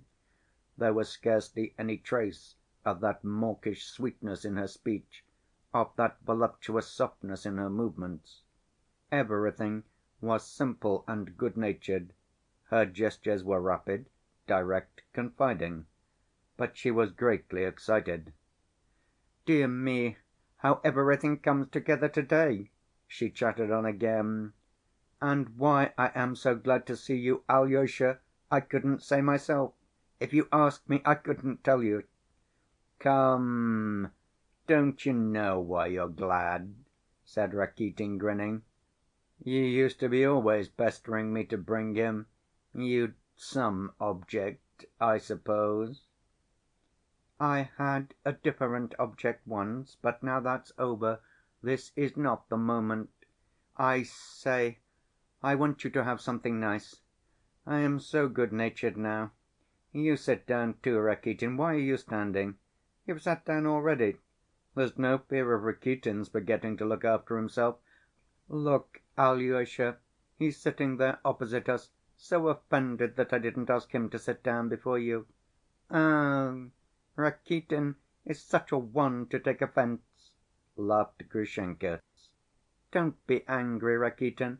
I'm kind to‐day. Why are you so depressed, Alyosha? Are you afraid of me?" She peeped into his eyes with merry mockery. "He's sad. The promotion has not been given," boomed Rakitin. "What promotion?" "His elder stinks." "What? You are talking some nonsense. You want to say something nasty. Be quiet, you stupid. Let me sit on your knee, Alyosha, like this." She suddenly skipped forward and jumped laughing on his knee like a nestling kitten, with her right arm about his neck. "I'll cheer you up, my pious boy. Yes, really, will you let me sit on your knee? You won't be angry? If you tell me, I'll get off." Alyosha did not speak. He sat afraid to move. He heard her words, "If you tell me, I'll get off." But he did not answer. But there was nothing in his heart, such as Rakitin, for instance, watching him malignantly from his corner, might have expected or fancied. The great grief in his heart swallowed up every sensation that might have been aroused, and if only he could have thought clearly at that moment, he would have realized that he had now the strongest armor to protect him from every lust and temptation. Yet in spite of the vague irresponsiveness of his spiritual condition, and the sorrow that overwhelmed him, he could not help wondering at a new and strange sensation in his heart. This woman, this dreadful woman, had no terror for him now, none of that terror that had stirred in his soul at any passing thought of woman. On the contrary, this woman, dreaded above all women, sitting now on his knee, holding him in her arms, aroused in him now a quite different, unexpected, peculiar feeling, a feeling of the intensest and purest interest, without a trace of fear of his former terror. That was what instinctively surprised him. "You've talked nonsense enough," cried Rakitin. "You'd much better give us some champagne. You owe it me, you know you do." "Yes, I really do. Do you know, Alyosha, I promised him champagne on the top of everything if he'd bring you. I'll have some too. Fenya, Fenya, bring us the bottle Mitya left. Look sharp. Though I am so stingy, I'll stand a bottle. Not for you, Rakitin, you're a toadstool, but he is a falcon. And though my heart is full of something very different, so be it. I'll drink with you. I long for some dissipation." "But what is the matter with you? And what is this message, may I ask? Or is it a secret?" Rakitin put in inquisitively, doing his best to pretend not to notice the snubs that were being continually aimed at him. It's not a secret, and you know it, too," Grushenka said in a voice suddenly anxious, turning her head towards Rakitin and drawing a little away from Alyosha, though she still sat on his knee with her arm round his neck. "My officer is coming, Rakitin, my officer is coming." "I heard he was coming, but is he so near?" "He is at Mokroe now. He'll send a messenger from there, so he wrote. I got a letter from him to‐day. I am expecting the messenger every minute." "You don't say so. Why at Mokroe?" "That's a long story. I've told you enough." "Mitya'll be up to something now. I say, does he know or doesn't he?" "He know? Of course he doesn't. If he knew, there would be murder. But I am not afraid of that now. I am not afraid of his knife. Be quiet, Rakitin. Don't remind me of Dmitri Fyodorovitch. He has bruised my heart. And I don't want to think of that at this moment. I can think of Alyosha here. I can look at Alyosha. Smile at me, my dear. Cheer up, smile at my foolishness, at my pleasure. Ah, he's smiling, he's smiling. How kindly he looks at me. And you know, Alyosha, I've been thinking all this time you were angry with me because of the day before yesterday, because of that young lady. I was a cur, that's the truth. But it's a good thing it happened so. It was a horrid thing, but a good thing, too." Grushenka smiled dreamily, and a little cruel line showed in her smile. "Mitya told me that she screamed out that I ought to be flogged. I did insult her dreadfully. She sent for me. She wanted to make a conquest of me, to win me over with her chocolate. No, it's a good thing it did end like that." She smiled again. "But I am still afraid of your being angry." "Yes, that's really true," Rakitin put in suddenly with genuine surprise. "Alyosha, she is really afraid of a chicken like you." "He is a chicken to you, Rakitin, because you've no conscience, that's what it is. You see, I love him with all my soul, that's how it is. Alyosha, do you believe I love you with all my soul?" "Ah, you shameless woman! She is making you a declaration, Alexey." "Well, what of it? I love him." "And what about your officer and the priceless message from Mokroe?" "That is quite different." "That's a woman's way of looking at it."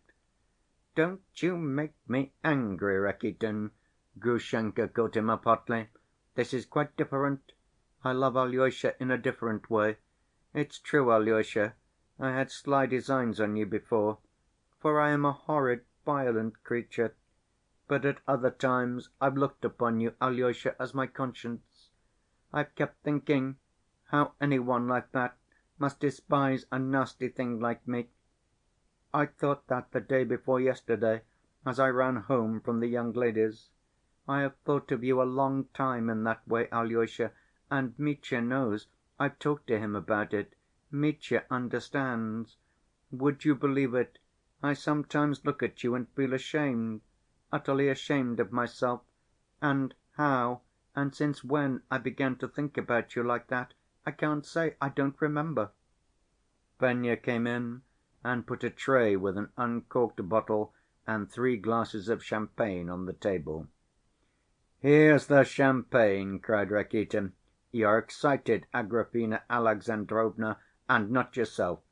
When you've had a glass of champagne, you'll be ready to dance. Eh, they can't even do that properly," he added, looking at the bottle. "The old woman's poured it out in the kitchen, and the bottle's been brought in warm and without a cork. Well, let me have some anyway." He went up to the table, took a glass, emptied it at one gulp, and poured himself out another. "One doesn't often stumble upon champagne," he said, licking his lips. "Now, Alyosha, take a glass, show what you can do. What shall we drink to, the gates of paradise? Take a glass, Grushenka, you drink to the gates of paradise, too." "What gates of paradise?" She took a glass. Alyosha took his, tasted it and put it back. "No, I'd better not," he smiled gently. "And you bragged!" cried Rakitin. "Well, if so, I won't either," chimed in Grushenka. "I really don't want any. You can drink the whole bottle alone, Rakitin. If Alyosha has some, I will." "What touching sentimentality!" said Rakitin tauntingly. "And she's sitting on his knee, too. He's got something to grieve over, but what's the matter with you? He is rebelling against his God and ready to eat sausage." "How so?" "His elder died to‐day, Father Zossima, the saint." "So Father Zossima is dead!" cried Grushenka. "Good God, I did not know!" She crossed herself devoutly. "Goodness, what have I been doing, sitting on his knee like this at such a moment?" She stared up as though in dismay, instantly slipped off his knee and sat down on the sofa. Alyosha bent a long, wondering look upon her, and a light seemed to dawn in his face. "Rakitin," he said suddenly, in a firm and loud voice, "don't taunt me with having rebelled against God. I don't want to feel angry with you, so you must be kinder too. I've lost a treasure such as you have never had, and you cannot judge me now. You had much better look at her. Do you see how she has pity on me? I came here to find a wicked soul. I felt drawn to evil because I was base and evil myself, and I've found a true sister.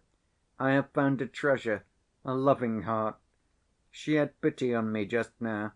Agrafena Alexandrovna, I am speaking of you.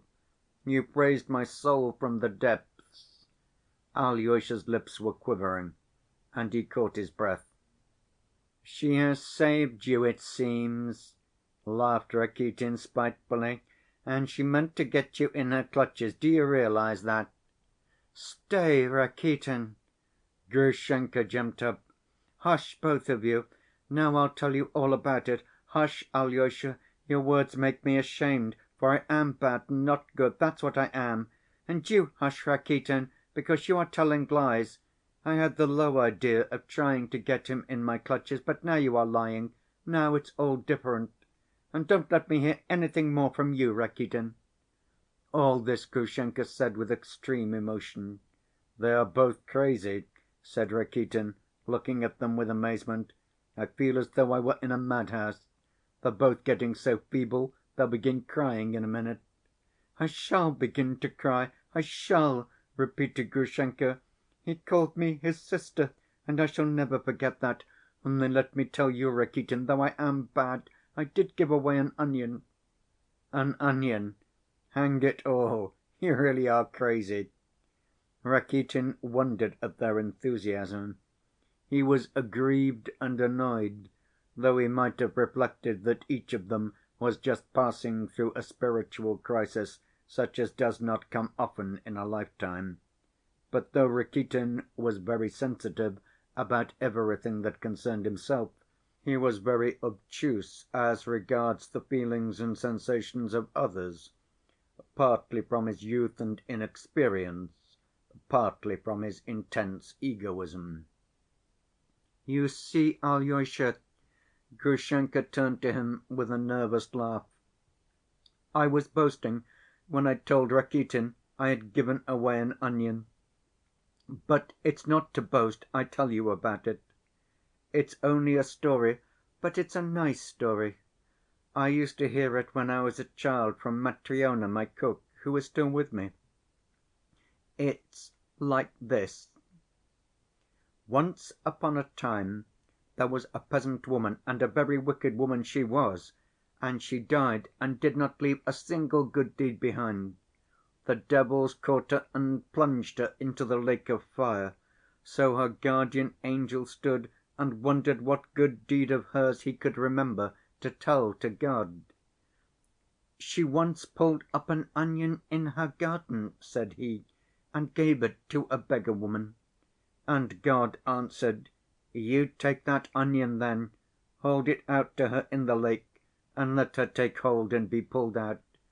And if you can pull her out of the lake, let her come to paradise. But if the onion breaks, then the woman must stay where she is.' The angel ran to the woman and held out the onion to her. 'Come,' said he, 'catch hold and I'll pull you out.' And he began cautiously pulling her out. He had just pulled her right out when the other sinners in the lake, seeing how she was being drawn out, began catching hold of her so as to be pulled out with her. But she was a very wicked woman, and she began kicking them. 'I'm to be pulled out, not you. It's my onion, not yours.' As soon as she said that, the onion broke, and the woman fell into the lake, and she is burning there to this day. So the angel wept and went away. So that's the story, Alyosha. I know it by heart, for I am that wicked woman myself. I boasted to Rakitin that I had given away an onion, but to you I'll say, I've done nothing but give away one onion all my life. That's the only good deed I've done. So don't praise me, Alyosha, don't think me good. I am bad. I am a wicked woman, and you make me ashamed if you praise me. Eh, I must confess everything. Listen, Alyosha, I was so anxious to get hold of you that I promised Rakitin 25 roubles if he would bring you to me. Stay, Rakitin, wait." She went with rapid steps to the table, opened a drawer, pulled out a purse, and took from it a 25‐rouble note. "What nonsense, what nonsense!" cried Rakitin, disconcerted. "Take it, Rakitin, I owe it you. There's no fear of your refusing it, you asked for it yourself." And she threw the note to him. "Likely I should refuse it," boomed Rakitin, obviously ashamed, but carrying off his confusion with a swagger. "That will come in very handy. Fools are made for wise men's profit." "And now hold your tongue, Rakitin. What I am going to say now is not for your ears. Sit down in that corner and keep quiet. You don't like us, so hold your tongue." "What should I like you for?" Rakitin snarled, not concealing his ill‐humor. He put the 25‐rouble note in his pocket, and he felt ashamed at Alyosha's seeing it. He had reckoned on receiving his payment later, without Alyosha's knowing of it, and now, feeling ashamed, he lost his temper. Till that moment he had thought it discreet not to contradict Grushenka too flatly, in spite of her snubbing, since he had something to get out of her. But now he, too, was angry. "One loves people for some reason. But what have either of you done for me?" "You should love people without a reason, as Alyosha does." "How does he love you? How has he shown it, that you make such a fuss about it?" Grushenka was standing in the middle of the room. She spoke with heat, and there were hysterical notes in her voice. "Hush, Rakitin, you know nothing about us, and don't dare to speak to me like that again. How dare you be so familiar, sit in that corner and be quiet, as though you were my footman. And now, Alyosha, I'll tell you the whole truth, that you may see what a wretch I am. I am not talking to Rakitin, but to you. I wanted to ruin you, Alyosha, that's the holy truth. I quite meant to. I wanted to so much that I bribed Rakitin to bring you. And why did I want to do such a thing? You know nothing about it, Alyosha. You turned away from me. If you passed me, you dropped your eyes. And I've looked at you 100 times before to‐day. I began asking every one about you. Your face haunted my heart. He despises me, I thought. He won't even look at me. And I felt it so much at last that I wondered at myself for being so frightened of a boy. I'll get him in my clutches and laugh at him. I was full of spite and anger. Would you believe it? Nobody here dares talk or think of coming to Agrafena Alexandrovna with any evil purpose. Old Kuzma is the only man I have anything to do with here. I was bound and sold to him. Satan brought us together, but there has been no one else. But looking at you, I thought, I'll get him in my clutches and laugh at him. You see what a spiteful cur I am, and you called me your sister. And now that man who wronged me has come.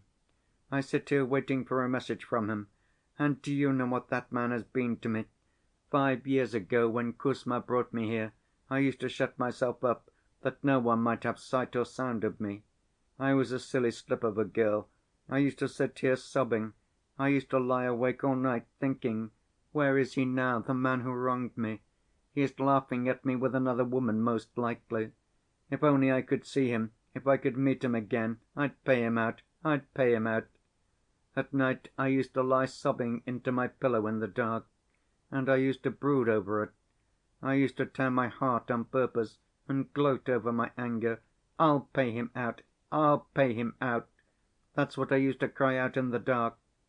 And when I suddenly thought that I should really do nothing to him, and that he was laughing at me then, or perhaps had utterly forgotten me, I would fling myself on the floor, melt into helpless tears, and lie there shaking till dawn. In the morning I would get up more spiteful than a dog, ready to tear the whole world to pieces. And then what do you think? I began saving money. I became hard‐hearted, grew stout, grew wiser, would you say? No, no one in the whole world sees it, no one knows it. But when night comes on, I sometimes lie as I did 5 years ago, when I was a silly girl, clenching my teeth and crying all night, thinking, "I'll pay him out, I'll pay him out." Do you hear? Well then, now you understand me. A month ago a letter came to me. He was coming. He was a widower. He wanted to see me. It took my breath away. Then I suddenly thought, if he comes and whistles to call me, I shall creep back to him like a beaten dog. I couldn't believe myself. Am I so abject? Shall I run to him or not? And I've been in such a rage with myself all this month that I am worse than I was 5 years ago. Do you see now, Alyosha, what a violent, vindictive creature I am? I have shown you the whole truth. I played with Mitya to keep me from running to that other. Hush, Rakitin, it's not for you to judge me. I am not speaking to you. Before you came in, I was lying here waiting, brooding, deciding my whole future life, and you can never know what was in my heart. Yes, Alyosha, tell your young lady not to be angry with me for what happened the day before yesterday. Nobody in the whole world knows what I am going through now, and no one can ever know. For perhaps I shall take a knife with me to‐day. I can't make up my mind. And at this tragic phrase, Grushenka broke down, hid her face in her hands, flung herself on the sofa pillows, and sobbed like a little child. Alyosha got up and went to Rakitin. "Misha," he said, "don't be angry. She wounded you, but don't be angry. You heard what she said just now. You mustn't ask too much of human endurance. One must be merciful." Alyosha said this at the instinctive prompting of his heart. He felt obliged to speak, and he turned to Rakitin. If Rakitin had not been there, he would have spoken to the air. But Rakitin looked at him ironically, and Alyosha stopped short. "You were so primed up with your elder's teaching last night that now you have to let it off on me. Alexey, man of God," said Rakitin with a smile of hatred. "Don't laugh, Rakitin. Don't smile, don't talk of the dead. He was better than any one in the world," cried Alyosha with tears in his voice. "I didn't speak to you as a judge, but as the lowest of the judged. What am I beside her? I came here seeking my ruin, and said to myself, what does it matter in my cowardliness? But she, after 5 years in torment, as soon as any one says a word from the heart to her, it makes her forget everything, forgive everything in her tears. The man who has wronged her has come back. He sends for her, and she forgives him everything, and hastens joyfully to meet him, and she won't take a knife with her, she won't. No, I am not like that. I don't know whether you are, Misha, but I am not like that. It's a lesson to me. She is more loving than we. Have you heard her speak before of what she has just told us? No, you haven't. If you had, you'd have understood her long ago. And the person insulted the day before yesterday must forgive her too. She will when she knows, and she shall know. This soul is not yet at peace with itself. One must be tender with it. There may be a treasure in that soul." Alyosha stopped because he caught his breath. In spite of his ill‐humor, Rakitin looked at him with astonishment. He had never expected such a tirade from the gentle Alyosha. "She's found some one to plead her cause. Why, are you in love with her? Agrafena Alexandrovna, our monk's really in love with you. You've made a conquest," he cried, with a coarse laugh. Grushenka lifted her head from the pillow and looked at Alyosha with a tender smile shining on her tear‐stained face. "Let him alone, Alyosha, my cherub. You see what he is. He is not a person for you to speak to. Mihail Osipovitch, She turned to Rakitin. "I meant to beg your pardon for being rude to you, but now I don't want to. Alyosha, come to me. Sit down here." She beckoned to him with a happy smile. "That's right, sit here. Tell me." She shook him by the hand and peeped into his face, smiling. "Tell me, do I love that man or not? The man who wronged me. Do I love him or not? Before you came, I lay here in the dark, asking my heart whether I loved him. Decide for me, Alyosha. The time has come. It shall be as you say. Am I to forgive him or not?" "But you have forgiven him already," said Alyosha, smiling. "Yes, I really have forgiven him," Grushenka murmured thoughtfully. "What an abject heart! To my abject heart!"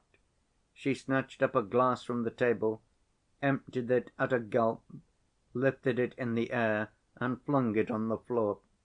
The glass broke with a crash. A little cruel line came into her smile. "Perhaps I haven't forgiven him, though," she said, with a sort of menace in her voice, and she dropped her eyes to the ground as though she were talking to herself. "Perhaps my heart is only getting ready to forgive. I shall struggle with my heart. You see, Alyosha, I've grown to love my tears in these 5 years. Perhaps I only love my resentment, not him." "Well, I shouldn't care to be in his shoes," hissed Rakitin. "Well, you won't be, Rakitin. You'll never be in his shoes. You shall black my shoes, Rakitin. That's the place you are fit for. You'll never get a woman like me, and he won't either, perhaps." "Won't he? Then why are you dressed up like that?" said Rakitin, with a venomous sneer. "Don't taunt me with dressing up, Rakitin. You don't know all that is in my heart. If I choose to tear off my finery, I'll tear it up at once, this minute," she cried in a resonant voice. "You don't know what that finery is for, Rakitin. Perhaps I shall see him and say, 'Have you ever seen me look like this before?' He left me a thin, consumptive cry‐baby of 17. I'll sit by him, fascinate him and work him up. 'Do you see what I am like now?' I'll say to him. 'Well, and that's enough for you, my dear sir. There's many a slip 'twixt the cup and the lip.' That may be what the finery is for, Rakitin," Grushenka finished with a malicious laugh. "I'm violent and resentful, Alyosha. I'll tear off my finery, I'll destroy my beauty, I'll scorch my face, slash it with a knife and turn beggar. If I choose, I won't go anywhere now to see any one. If I choose, I'll send Kuzma back all he has ever given me to‐morrow, and all his money, and I'll go out charing for the rest of my life. You think I wouldn't do it, Rakitin, that I would not dare to do it? I would, I could do it directly, only don't exasperate me, and I'll send him about his business. I'll snap my fingers in his face. He shall never see me again." She uttered the last words in an hysterical scream, but broke down again, hid her face in her hands, buried it in the pillow and shook with sobs. Rakitin got up. "It's time we were off," he said. "It's late. We shall be shut out of the monastery." Grushenka leapt up from her place. "Surely you don't want to go, Alyosha?" she cried in mournful surprise. "What are you doing to me? You stirred up my feeling, tortured me, and now you leave me to face this night alone." "He can hardly spend the night with you, though if he wants to, let him. I'll go alone," Rakitin scoffed jeeringly. "Hush, evil tongue!" Grushenka cried angrily at him. "You never said such words to me as he has come to say." "What has he said to you so special?" asked Rakitin irritably. "I can't say. I don't know. I don't know what he said to me. It went straight to my heart. He has wrung my heart. He is the first, the only one who has pitied me. That's what it is. Why did you not come before, you angel?" She fell on her knees before him, as though in a sudden frenzy. "I've been waiting all my life for some one like you. I knew that some one like you would come and forgive me. I believed that, nasty as I am, some one would really love me, not only with a shameful love." "What have I done to you?" answered Alyosha, bending over her with a tender smile and gently taking her by the hands. "I only gave you an onion, nothing but a tiny little onion, that was all." He was moved to tears himself as he said it. At that moment there was a sudden noise in the passage. Some one came into the hall. Grushenka jumped up, seeming greatly alarmed. Fenya ran noisily into the room, crying out. "Mistress, mistress, darling, a messenger has galloped up," she cried, breathless and joyful. "A carriage from Mokroe for you, Timofey, the driver, with 3 horses. They are just putting in fresh horses. A letter. Here's the letter, mistress." A letter was in her hand, and she waved it in the air all the while she talked. Grushenka snatched the letter from her and carried it to the candle. It was only a note, a few lines. She read it in one instant. "He has sent for me!" she cried, her face white and distorted with a wan smile. "He whistles. Crawl back, little dog!" But only for one instant she stood as though hesitating. Suddenly the blood rushed to her head and sent a glow to her cheeks. "I will go," she cried. "5 years of my life, good‐by! Good‐by, Alyosha, my fate is sealed. Go, go! Leave me, all of you, don't let me see you again. Grushenka is flying to a new life. Don't you remember evil against me either, Rakitin. I may be going to my death. Ah, I feel as though I were drunk." She suddenly left them and ran into her bedroom. "Well, she has no thoughts for us now," grumbled Rakitin. "Let's go, or we may hear that feminine shriek again. I am sick of all these tears and cries." Alyosha mechanically let himself be led out. In the yard stood a covered cart. Horses were being taken out of the shafts. Men were running to and fro with a lantern. 3 fresh horses were being led in at the open gate.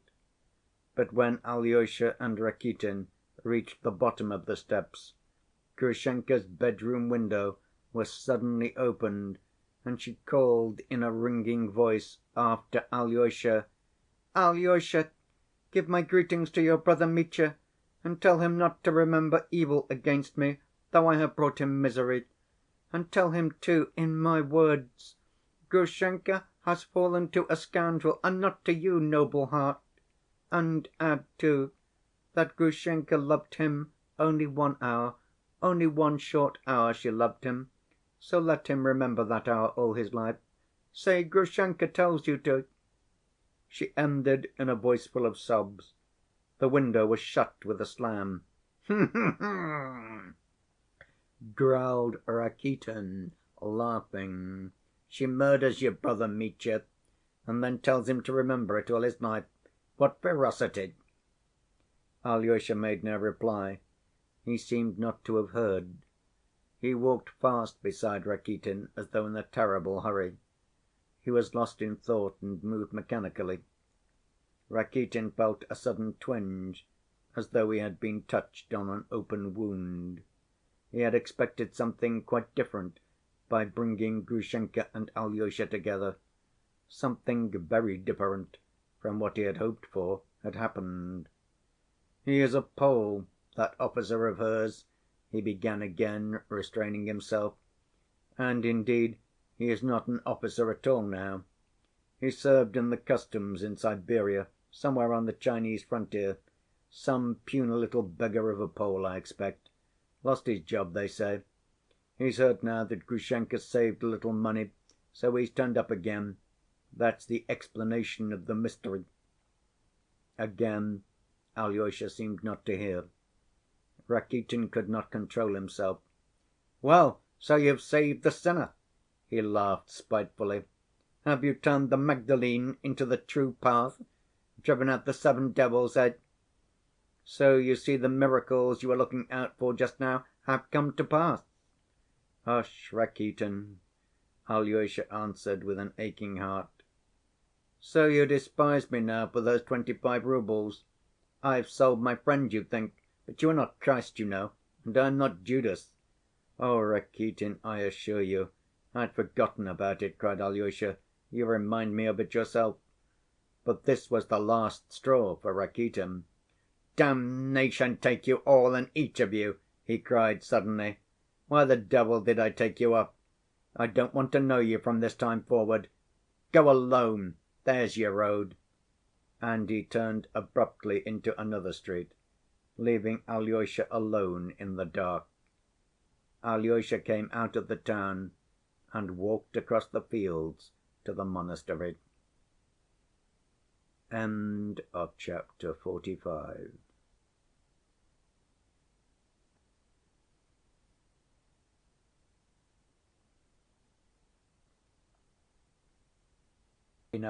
Of Galilee. It was very late, according to the monastery ideas, when Alyosha returned to the hermitage. The doorkeeper let him in by a special entrance. It had struck 9 o'clock, the hour of rest and repose after a day of such agitation for all. Alyosha timidly opened the door and went into the elder's cell where his coffin was now standing. There was no one in the cell but Father Païssy, reading the Gospel in solitude over the coffin, and the young novice Porfiry, who, exhausted by the previous night's conversation and the disturbing incidents of the day, was sleeping the deep sound sleep of youth on the floor of the other room. Though Father Païssy heard Alyosha come in, he did not even look in his direction. Alyosha turned to the right from the door to the corner, fell on his knees, and began to pray. His soul was overflowing, but with mingled feelings. No single sensation stood out distinctly. On the contrary, one drove out another in a slow, continual rotation. But there was a sweetness in his heart, and, strange to say, Alyosha was not surprised at it. Again he saw the coffin before him, the hidden dead figure, so precious to him, but the weeping and poignant grief of the morning was no longer aching in his soul. As soon as he came in, he fell down before the coffin, as before a holy shrine, but joy was glowing in his mind and in his heart. The one window of the cell was open, the air was fresh and cool. So the smell must have become stronger if they opened the window, thought Alyosha. But even this thought of the smell of corruption, which had seemed to him so awful and humiliating a few hours before, no longer made him feel miserable or indignant. He began quietly praying, but he soon felt that he was praying almost mechanically. Fragments of thought floated through his soul, flashed like stars, and went out again at once, to be succeeded by others. But yet there was reigning in his soul a sense of the wholeness of things, something steadfast and comforting, and he was aware of it himself. Sometimes he began praying ardently, he longed to pour out his thankfulness and love. But when he had begun to pray, he passed suddenly to something else and sank into thought, forgetting both the prayer and what had interrupted it.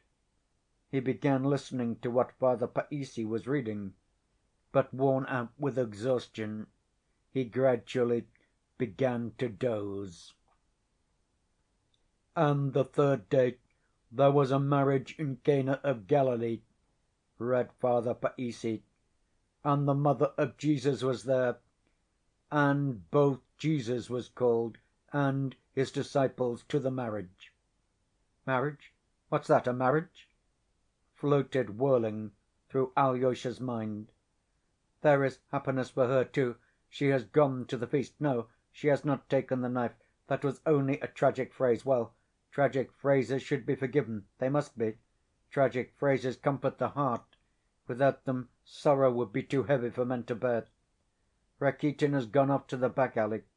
As long as Rakitin broods over his wrongs, he will always go off to the back‐alley. But the high‐road, the road is wide and straight and bright as crystal, and the sun is at the end of it. Ah, what's being read? "And when they wanted wine, the mother of Jesus saith unto him, They have no wine," Alyosha heard. Ah, yes, I was missing that, and I didn't want to miss it. I love that passage. It's Cana of Galilee, the first miracle. Ah, that miracle! Ah, that sweet miracle! It was not men's grief, but their joy Christ visited. He worked his first miracle to help men's gladness. He who loves men loves their gladness too. He was always repeating that. It was one of his leading ideas. There's no living without joy, Mitya says. Yes, Mitya. Everything that is true and good is always full of forgiveness. He used to say that too. Jesus saith unto her, Woman, what has it to do with thee or me? Mine hour is not yet come. His mother saith unto the servants, Whatsoever he saith unto you, do it. Do it. Gladness. The gladness of some poor, very poor people. Of course they were poor, since they hadn't wine enough, even at a wedding. The historians write that in those days the people living about the Lake of Gennesaret were the poorest that can possibly be imagined. And another great heart, that other great being, his mother, knew that he had come not only to make his great, terrible sacrifice. She knew that his heart was open even to the simple, artless merry‐making of some obscure and unlearned people who had warmly bidden him to their poor wedding. "Mine hour is not yet come," he said, with a soft smile. He must have smiled gently to her. And indeed, was it to make wine abundant at poor weddings he had come down to earth? And yet he went and did as she asked him. Ah, he is reading again. Jesus saith unto them, Fill the water‐pots with water. And they filled them up to the brim. And he saith unto them, Draw out now, and bear unto the governor of the feast. And they bare it. When the ruler of the feast had tasted the water that was made wine, and knew not whence it was, but the servants which drew the water knew, the governor of the feast called the bridegroom, and saith unto him, Every man at the beginning doth set forth good wine, and when men have well drunk, that which is worse. But thou hast kept the good wine until now. But what's this? What's this? Why is the room growing wider? Ah, yes, it's the marriage, the wedding. Yes, of course. Here are the guests, here are the young couple sitting, and the merry crowd, and where is the wise governor of the feast? But who is this? Who? Again the walls are receding. Who is getting up there from the great table? What? He here too? But he's in the coffin. But he's here too. He has stood up. He sees me. He is coming here. God! Yes, he came up to him. To him. He, the little thin old man, with tiny wrinkles on his face, joyful and laughing softly.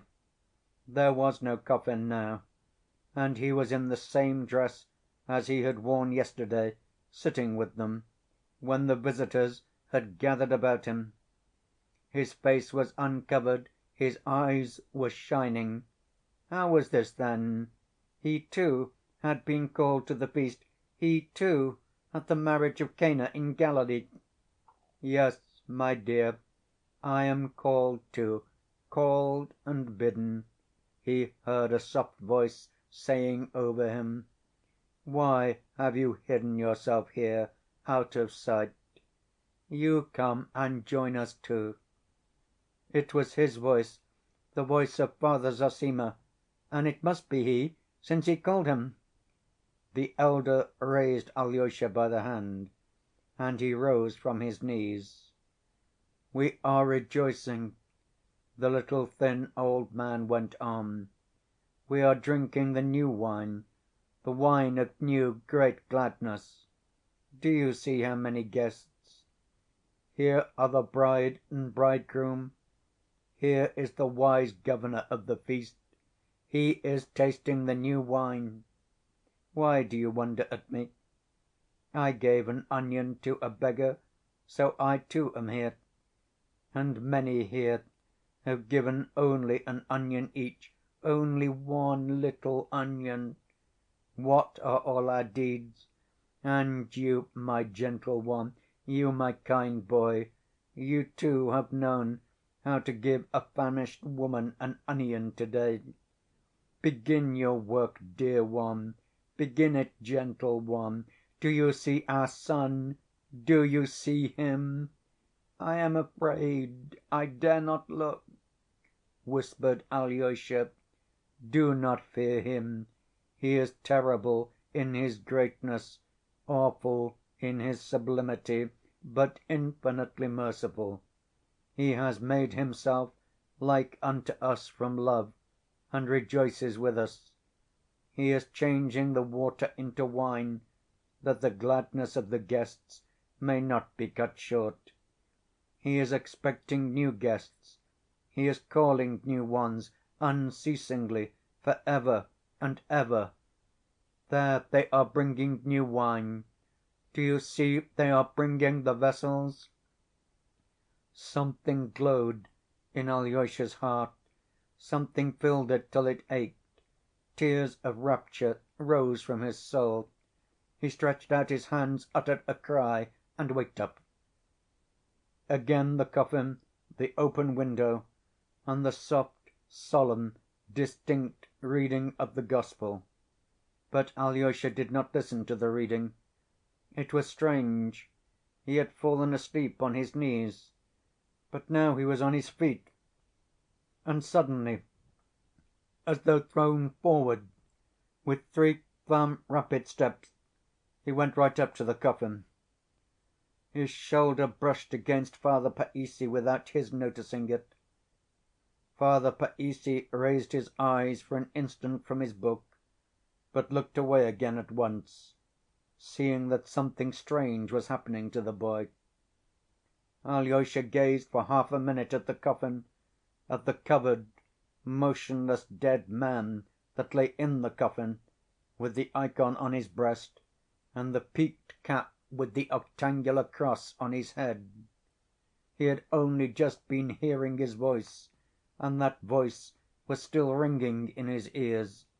He was listening, still expecting other words, but suddenly he turned sharply and went out of the cell. He did not stop on the steps either, but went quickly down. His soul, overflowing with rapture, yearned for freedom, space, openness. The vault of heaven, full of soft, shining stars, stretched vast and fathomless above him. The Milky Way ran in 2 pale streams from the zenith to the horizon. The fresh, motionless, still night enfolded the earth. The white towers and golden domes of the cathedral gleamed out against the sapphire sky. The gorgeous autumn flowers in the bed round the house were slumbering till morning. The silence of earth seemed to melt into the silence of the heavens. The mystery of earth was one with the mystery of the stars. Alyosha stood, gazed, and suddenly threw himself down on the earth. He did not know why he embraced it. He could not have told why he longed so irresistibly to kiss it all. But he kissed it weeping, sobbing and watering it with his tears, and vowed passionately to love it for ever and ever. Water the earth with the tears of your joy and love those tears, echoed in his soul. What was he weeping over? Oh, in his rapture he was weeping even over those stars which were shining to him from the abyss of space, and he was not ashamed of that ecstasy. There seemed to be threads from all those innumerable worlds of God, linking his soul to them, and it was trembling all over in contact with other worlds. He longed to forgive every one and for everything, and to beg forgiveness, oh, not for himself, but for all men, for all, and for everything. "And others are praying for me too," echoed again in his soul, but with every instant he felt clearly, and as it were tangibly, that something firm and unshakable as that vault of heaven had entered into his soul. It was as though some idea had seized the sovereignty of his mind, and it was for all his life and for ever and ever. He had fallen on the earth a weak boy, but he rose up a resolute champion, and he knew and felt it suddenly at the very moment of his ecstasy, and never, never, all his life long, could Alyosha forget that minute. "Some one visited my soul in that hour," he used to say afterwards, with implicit faith in his words. Within 3 days he left the monastery in accordance with the words of his elder, who had bidden him sojourn in the world. End of chapter 46.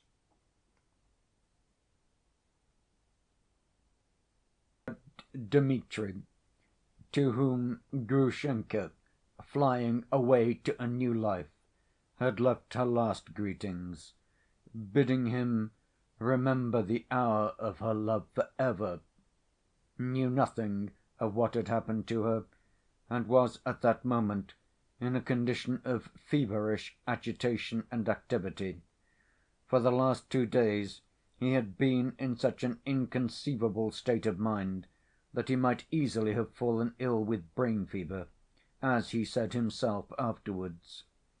Alyosha had not been able to find him the morning before, and Ivan had not succeeded in meeting him at the tavern on the same day. The people at his lodgings, by his orders, concealed his movements. He had spent those 2 days literally rushing in all directions, struggling with his destiny and trying to save himself, as he expressed it himself afterwards, and for some hours he even made a dash out of the town on urgent business, terrible as it was to him to lose sight of Grushenka for a moment. All this was explained afterwards in detail and confirmed by documentary evidence, but for the present we will only note the most essential incidents of those 2 terrible days immediately preceding the awful catastrophe that broke so suddenly upon him. Though Grushenka had, it is true, loved him for an hour, genuinely and sincerely, yet she tortured him sometimes cruelly and mercilessly. The worst of it was that he could never tell what she meant to do. To prevail upon her by force or kindness was also impossible. She would yield to nothing. She would only have become angry and turned away from him altogether, he knew that well already. He suspected quite correctly that she, too, was passing through an inward struggle, and was in a state of extraordinary indecision, that she was making up her mind to something and unable to determine upon it. And so, not without good reason, he divined, with a sinking heart, that at moments she must simply hate him and his passion. And so perhaps it was, but what was distressing Grushenka he did not understand. For him the whole tormenting question lay between him and Fyodor Pavlovitch. Here we must note, by the way, one certain fact. He was firmly persuaded that Fyodor Pavlovitch would offer, or perhaps had offered, Grushenka lawful wedlock, and did not for a moment believe that the old voluptuary hoped to gain his object for 3,000 roubles. Mitya had reached this conclusion from his knowledge of Grushenka and her character. That was how it was that he could believe at times that all Grushenka's uneasiness rose from not knowing which of them to choose, which was most to her advantage. Strange to say, during those days it never occurred to him to think of the approaching return of the officer, that is, of the man who had been such a fatal influence in Grushenka's life, and whose arrival she was expecting with such emotion and dread. It is true that of late Grushenka had been very silent about it. Yet he was perfectly aware of a letter she had received a month ago from her seducer, and had heard of it from her own lips. He partly knew, too, what the letter contained. In a moment of spite Grushenka had shown him that letter, but to her astonishment he attached hardly any consequence to it. It would be hard to say why this was. Perhaps, weighed down by all the hideous horror of his struggle with his own father for this woman, he was incapable of imagining any danger more terrible, at any rate for the time.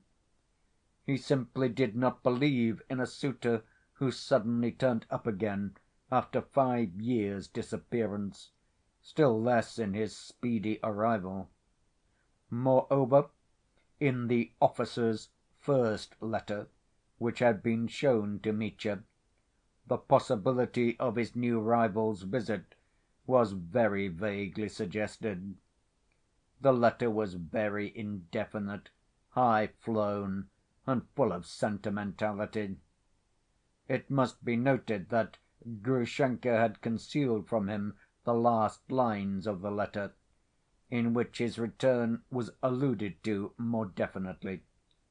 He had, besides, noticed at that moment, he remembered afterwards, a certain involuntary, proud contempt for this missive from Siberia on Grushenka's face. Grushenka told him nothing of what had passed later between her and his rival, so that by degrees he had completely forgotten the officer's existence. He felt that, whatever might come later, whatever turn things might take, his final conflict with Fyodor Pavlovitch was close upon him, and must be decided before anything else. With a sinking heart he was expecting every moment Grushenka's decision, always believing that it would come suddenly, on the impulse of the moment. All of a sudden she would say to him, "Take me, I'm yours for ever," and it would all be over. He would seize her and bear her away at once to the ends of the earth. Oh, then he would bear her away at once, as far, far away as possible, to the farthest end of Russia, if not of the earth. Then he would marry her and settle down with her incognito, so that no one would know anything about them, there, here, or anywhere. Then, oh then, a new life would begin at once. Of this different, reformed, and virtuous life It must be virtuous. He dreamed feverishly at every moment. He thirsted for that reformation and renewal. The filthy morass in which he had sunk of his own free will was too revolting to him, and like very many men in such cases, he put faith above all in change of place. If only it were not for these people, if only it were not for these circumstances, if only he could fly away from this accursed place, he would be altogether regenerated, would enter on a new path.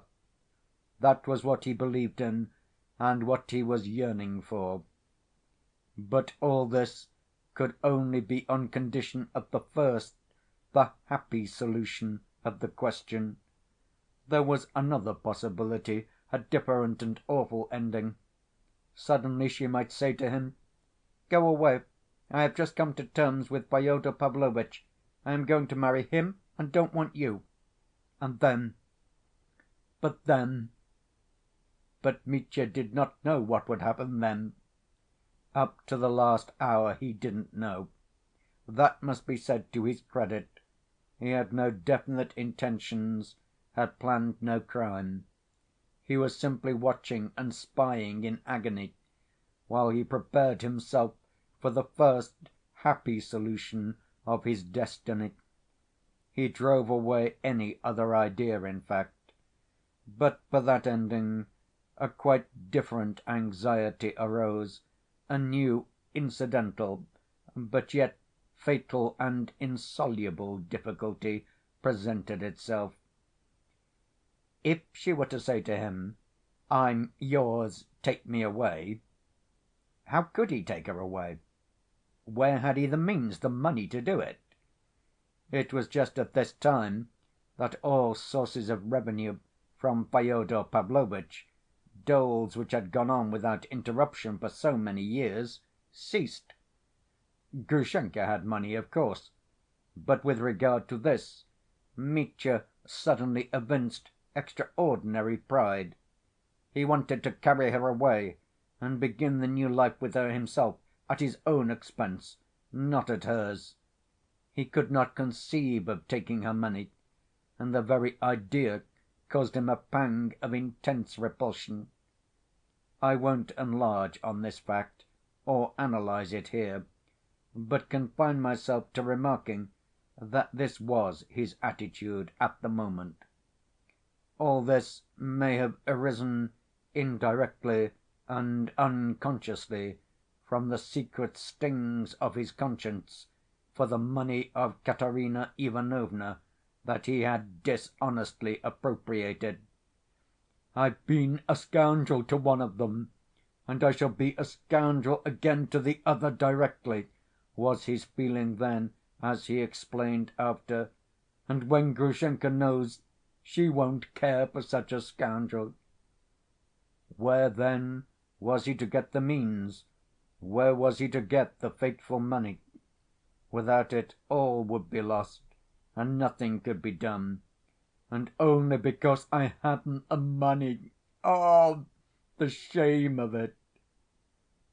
To anticipate things, he did, perhaps, know where to get the money, knew, perhaps, where it lay at that moment.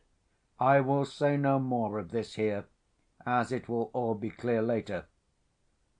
But his chief trouble, I must explain, however obscurely, lay in the fact that to have that sum he knew of, to have the right to take it, he must first restore Katerina Ivanovna's 3,000. If not, I'm a common pickpocket, I'm a scoundrel, and I don't want to begin a new life as a scoundrel, Mitya decided.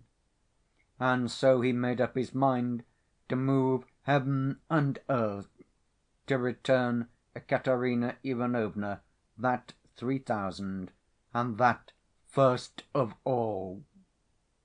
The final stage of this decision, so to say, had been reached only during the last hours, that is, after his last interview with Alyosha 2 days before, on the high‐road, on the evening when Grushenka had insulted Katerina Ivanovna, and Mitya, after hearing Alyosha's account of it, had admitted that he was a scoundrel, and told him to tell Katerina Ivanovna so, if it could be any comfort to her.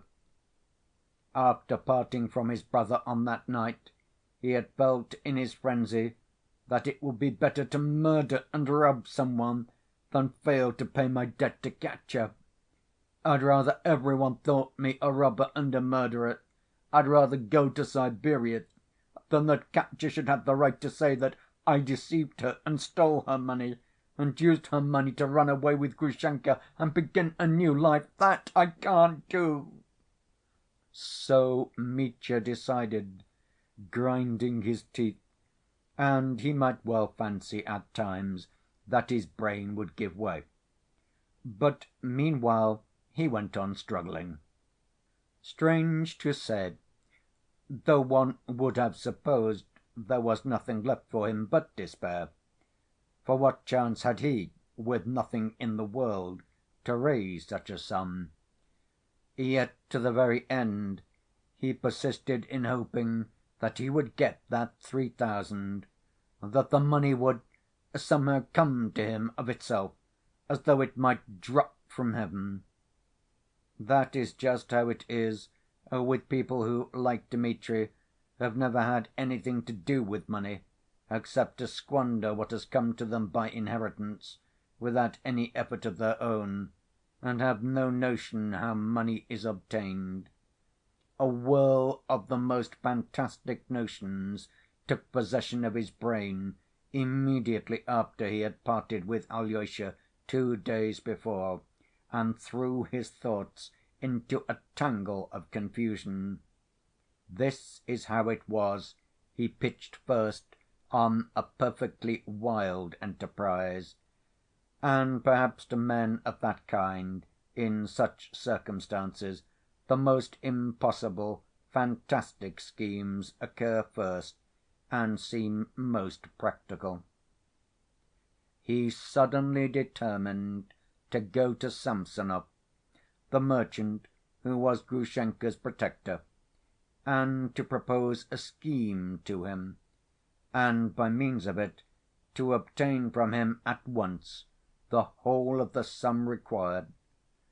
Of the commercial value of his scheme he had no doubt, not the slightest, and was only uncertain how Samsonov would look upon his freak, supposing he were to consider it from any but the commercial point of view.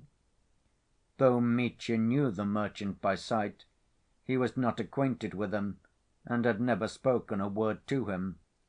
But for some unknown reason he had long entertained the conviction that the old reprobate, who was lying at death's door, would perhaps not at all object now to Grushenka's securing a respectable position, and marrying a man to be depended upon. And he believed not only that he would not object, but that this was what he desired, and if opportunity arose, that he would be ready to help. From some rumor, or perhaps from some stray word of Grushenka's, he had gathered further that the old man would perhaps prefer him to Fyodor Pavlovitch for Grushenka. Possibly many of the readers of my novel will feel that in reckoning on such assistance, and being ready to take his bride, so to speak, from the hands of her protector, Dmitri showed great coarseness and want of delicacy. I will only observe that Mitya looked upon Grushenka's past as something completely over. He looked on that past with infinite pity, and resolved with all the fervor of his passion that when once Grushenka told him she loved him and would marry him, it would mean the beginning of a new Grushenka and a new Dmitri, free from every vice. they would forgive one another, and would begin their lives afresh. As for Kuzma Samsonov, Dmitri looked upon him as a man who had exercised a fateful influence in that remote past of Grushenka's, though she had never loved him, and who was now himself a thing of the past, completely done with, and, so to say, non‐existent. Besides, Mitya hardly looked upon him as a man at all, for it was known to every one in the town that he was only a shattered wreck whose relations with Grushenka had changed their character and were now simply paternal, and that this had been so for a long time. In any case, there was much simplicity on Mitya's part in all this, for in spite of all his vices, he was a very simple‐hearted man. It was an instance of this simplicity that Mitya was seriously persuaded that, being on the eve of his departure for the next world, old Kuzma must sincerely repent of his past relations with Grushenka, and that she had no more devoted friend and protector in the world than this now harmless old man. After his conversation with Alyosha at the cross‐roads, he hardly slept all night, and at 10 o'clock next morning he was at the house of Samsonov and telling the servant to announce him. It was a very large and gloomy old house of 2 stories, with a lodge and outhouses. In the lower story lived Samsonov's 2 married sons with their families, his old sister and his unmarried daughter. In the lodge lived 2 of his clerks, one of whom also had a large family. Both the lodge and the lower story were overcrowded, but the old man kept the upper floor to himself and would not even let the daughter live there with him, though she waited upon him, and in spite of her asthma was obliged at certain fixed hours, and at any time he might call her, to run upstairs to him from below. This upper floor contained a number of large rooms kept purely for show, furnished in the old‐fashioned merchant style, with long, monotonous rows of clumsy mahogany chairs along the walls, with glass chandeliers under shades, and gloomy mirrors on the walls. All these rooms were entirely empty and unused, for the old man kept to one room, a small remote bedroom, where he was waited upon by an old servant with a kerchief on her head, and by a lad who used to sit on the locker in the passage. Owing to his swollen legs, the old man could hardly walk at all, and was only rarely lifted from his leather arm‐chair, when the old woman supporting him led him up and down the room once or twice. He was morose and taciturn, even with this old woman. When he was informed of the arrival of the captain, he at once refused to see him. But Mitya persisted and sent his name up again. Samsonov questioned the lad minutely: what he looked like, whether he was drunk, was he going to make a row? The answer he received was that he was sober, but wouldn't go away. The old man again refused to see him. Then Mitya, who had foreseen this, and purposely brought pencil and paper with him, wrote clearly on the piece of paper the words, "On most important business closely concerning Agrafena Alexandrovna," and sent it up to the old man. After thinking a little, Samsonov told the lad to take the visitor to the drawing‐room, and sent the old woman downstairs with a summons to his younger son to come upstairs to him at once. This younger son, a man over 6 foot and of exceptional physical strength, who was closely shaven and dressed in the European style, though his father still wore a kaftan and a beard, came at once without a comment. All the family trembled before the father. The old man had sent for this giant, not because he was afraid of the captain (he was by no means of a timorous temper), but in order to have a witness in case of any emergency. Supported by his son and the servant‐lad, he waddled at last into the drawing‐room.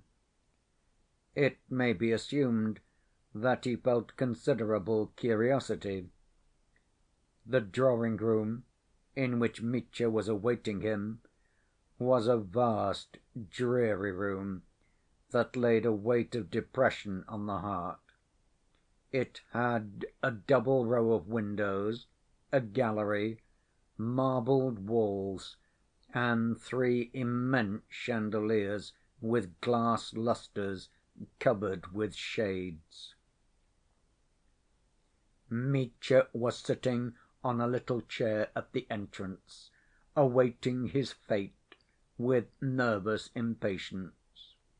When the old man appeared at the opposite door, 70 feet away, Mitya jumped up at once, and with his long military stride walked to meet him. Mitya was well dressed in a frock‐coat, buttoned up, with a round hat and black gloves in his hands, just as he had been 3 days before at the elder's, at the family meeting with his father and brothers. The old man waited for him, standing dignified and unbending, and Mitya felt at once that he had looked him through and through as he advanced. Mitya was greatly impressed, too, with Samsonov's immensely swollen face. His lower lip, which had always been thick, hung down now, looking like a bun. He bowed to his guest in dignified silence, motioned him to a low chair by the sofa, and, leaning on his son's arm, he began lowering himself on to the sofa opposite, groaning painfully, so that Mitya, seeing his painful exertions, immediately felt remorseful and sensitively conscious of his insignificance in the presence of the dignified person he had ventured to disturb. "What is it you want of me, sir?" said the old man deliberately, distinctly, severely, but courteously, when he was at last seated. Mitya started, leapt up, but sat down again. Then he began at once speaking with loud, nervous haste, gesticulating and in a positive frenzy. He was unmistakably a man driven into a corner on the brink of ruin, catching at the last straw, ready to sink if he failed.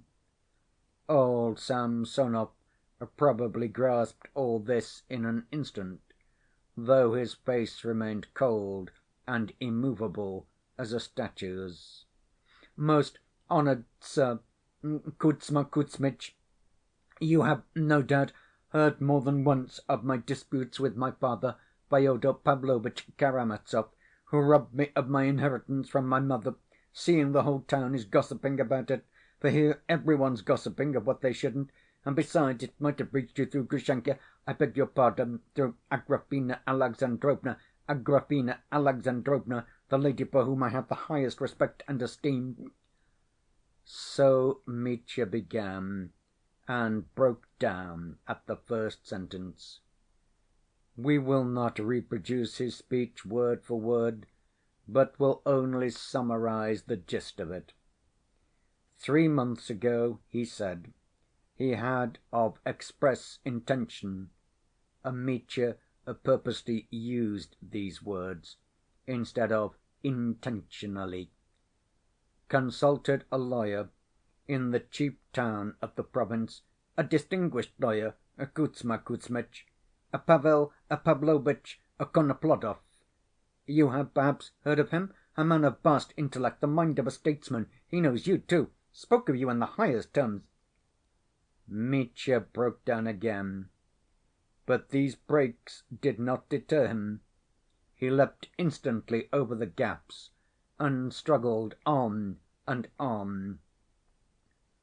This Kornplodoff, after questioning him minutely and inspecting the documents he was able to bring him (Mitya alluded somewhat vaguely to these documents and slurred over the subject with special haste), reported that they certainly might take proceedings concerning the village of Tchermashnya, which ought, he said, to have come to him, Mitya, from his mother, and so checkmate the old villain, his father, because every door was not closed and justice might still find a loophole.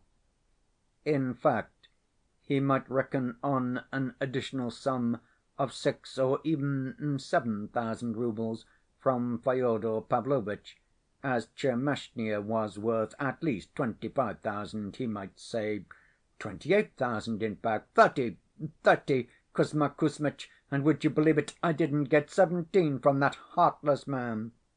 So he, Mitya, had thrown the business up for the time, knowing nothing about the law, but on coming here was struck dumb by a cross‐claim made upon him. Here Mitya went adrift again, and again took a flying leap forward. "So will not you, excellent and honored Kuzma Kuzmitch, be willing to take up—" So he must drive at full speed, and he had not the money for horses. He had 40 kopecks, and that was all that was left after so many years of prosperity. But he had at home an old silver watch which had long ceased to go. He snatched it up and carried it to a Jewish watchmaker who had a shop in the market‐place. The Jew gave him 6 roubles for it. "And I didn't expect that!" cried Mitya ecstatically. He was still in a state of ecstasy. He seized his 6 roubles and ran home. At home he borrowed 3 roubles from the people of the house, who loved him so much that they were pleased to give it him, though it was all they had. Mitya, in his excitement, told them on the spot that his fate would be decided that day, and he described in desperate haste the whole scheme he had put before Samsonov, the latter's decision, his own hopes for the future, and so on. These people had been told many of their lodger's secrets before, and so looked upon him as a gentleman who was not at all proud, and almost one of themselves. Having thus collected 9 roubles, Mitya sent for posting‐horses to take him to the Volovya station. This was how the fact came to be remembered and established that, at midday, on the day before the event, Mitya had not a farthing, and that he had sold his watch to get money, and had borrowed 3 roubles from his landlord, all in the presence of witnesses. I note this fact. Later on it will be apparent why I do so. Though he was radiant with the joyful anticipation that he would at last solve all his difficulties, yet, as he drew near Volovya station, he trembled at the thought of what Grushenka might be doing in his absence. What if she made up her mind to‐day to go to Fyodor Pavlovitch? This was why he had gone off without telling her, and why he left orders with his landlady not to let out where he had gone if any one came to inquire for him. I must get back to‐night," he repeated as he was jolted along in the cart, "and I dare say I shall have to bring this Lyagavy back here to draw up the deed." So mused Mitya with a throbbing heart. But alas! His dreams were not fated to be carried out. To begin with, he was late, taking a short‐cut from Volovya station, which turned out to be 18 versts instead of 12. Secondly, he did not find the priest at home at Ilyinskoe. He had gone off to a neighboring village. While Mitya, setting off there with the same exhausted horses, was looking for him. It was almost dark. The priest, a shy and amiable‐looking little man, informed him at once that though Lyagavy had been staying with him at first, he was now at Suhoy Possyolok, that he was staying the night in the forester's cottage, as he was buying timber there, too. At Mitya's urgent request that he would take him to Lyagavy at once, and by so doing save him, so to speak, the priest agreed, after some demur, to conduct him to Suhoy Possyolok. His curiosity was obviously aroused, but unluckily he advised their going on foot, as it would not be much over a verst.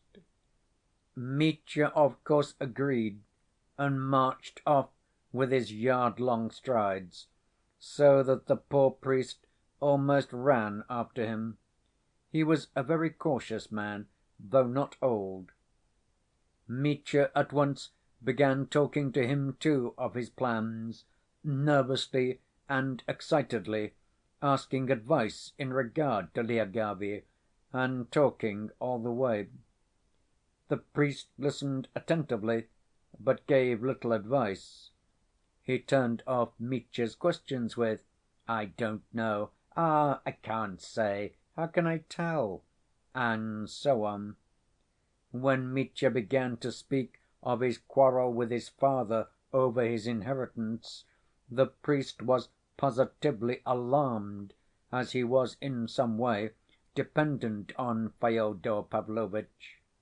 He inquired, however, with surprise, why he called the peasant trader Gorstkin Lyagavy, and obligingly explained to Mitya that, though the man's name really was Lyagavy, he was never called so, as he would be grievously offended at the name, and that he must be sure to call him Gorstkin, or you'll do nothing with him, he won't even listen to you," said the priest in conclusion.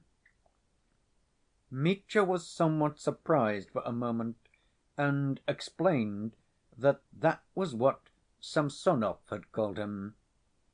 On hearing this fact, the priest dropped the subject, though he would have done well to put into words his doubt whether, if Samsonov had sent him to that peasant, calling him Lyagavy, there was not something wrong about it, and he was turning him into ridicule. But Mitya had no time to pause over such trifles. He hurried, striding along, and only when he reached Suhoy Possyolok did he realize that they had come not one verst, nor 1.5, but at least 3. This annoyed him, but he controlled himself. They went into the hut. The forester lived in one half of the hut, and Gorstkin was lodging in the other, the better room, the other side of the passage.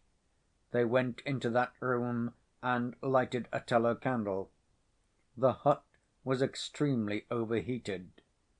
On the table there was a samovar that had gone out, a tray with cups, an empty rum‐bottle, a bottle of vodka partly full, and some half‐eaten crusts of wheaten bread. The visitor himself lay stretched at full length on the bench, with his coat crushed up under his head for a pillow, snoring heavily. Mitya stood in perplexity. "Of course I must wake him. My business is too important. I've come in such haste. I'm in a hurry to get back to‐day," he said in great agitation. But the priest and the forester stood in silence, not giving their opinion. Mitya went up and began trying to wake him himself. He tried vigorously, but the sleeper did not wake. "He's drunk," Mitya decided. Good Lord, what am I to do? What am I to do?" And, terribly impatient, he began pulling him by the arms, by the legs, shaking his head, lifting him up and making him sit on the bench. Yet after prolonged exertions he could only succeed in getting the drunken man to utter absurd grunts and violent but inarticulate oaths. "No, you'd better wait a little," the priest pronounced at last, "for he's obviously not in a fit state." "He's been drinking the whole day," the forester chimed in. "Good heavens!" cried Mitya. "If only you knew how important it is to me and how desperate I am!" "No, you'd better wait till morning," the priest repeated. "Till morning? Mercy, that's impossible!" And in his despair he was on the point of attacking the sleeping man again, but stopped short at once, realizing the uselessness of his efforts. The priest said nothing. The sleepy forester looked gloomy. "What terrible tragedies real life contrives for people!" said Mitya, in complete despair. The perspiration was streaming down his face. The priest seized the moment to put before him, very reasonably, that, even if he succeeded in wakening the man, he would still be drunk and incapable of conversation. "And your business is important," he said, "so you'd certainly better put it off till morning." With a gesture of despair, Mitya agreed. "Father, I will stay here with a light and seize the favorable moment. As soon as he wakes, I'll begin. I'll pay you for the light," he said to the forester, "for the night's lodging, too. You'll remember Dmitri Karamazov. Only, Father, I don't know what we're to do with you. Where will you sleep?" "No, I'm going home. I'll take his horse and get home," he said, indicating the forester. "And now I'll say good‐by. I wish you all success." So it was settled. The priest rode off on the forester's horse, delighted to escape, though he shook his head uneasily, wondering whether he ought not next day to inform his benefactor, Fyodor Pavlovitch, of this curious incident, or he may, in an unlucky hour, hear of it, be angry, and withdraw his favor. The forester, scratching himself, went back to his room without a word, and Mitya sat on the bench to catch the favorable moment, as he expressed it. Profound dejection clung about his soul like a heavy mist. A profound, intense dejection. He sat thinking, but could reach no conclusion. The candle burnt dimly, a cricket chirped. It became insufferably close in the overheated room. He suddenly pictured the garden, the path behind the garden, the door of his father's house mysteriously opening, and Grushenka running in. He leapt up from the bench. "It's a tragedy!" he said, grinding his teeth. Mechanically he went up to the sleeping man and looked in his face. He was a lean, middle‐aged peasant, with a very long face, flaxen curls, and a long, thin, reddish beard, wearing a blue cotton shirt and a black waistcoat, from the pocket of which peeped the chain of a silver watch. Mitya looked at his face with intense hatred, and for some unknown reason his curly hair particularly irritated him. What was insufferably humiliating was that after leaving things of such importance and making such sacrifices, he, Mitya, utterly worn out, should, with business of such urgency, be standing over this dolt on whom his whole fate depended, while he snored as though there were nothing the matter, as though he'd dropped from another planet. Oh, the irony of fate!" cried Mitya, and, quite losing his head, he fell again to rousing the tipsy peasant. He roused him with a sort of ferocity, pulled at him, pushed him, even beat him.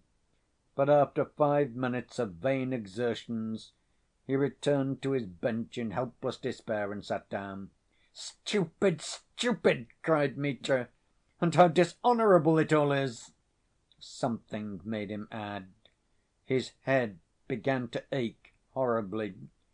Should he fling it up and go away altogether, he wondered. No. Wait till to‐morrow now. I'll stay on purpose. What else did I come for? Besides, I've no means of going. How am I to get away from here now? Oh, the idiocy of it!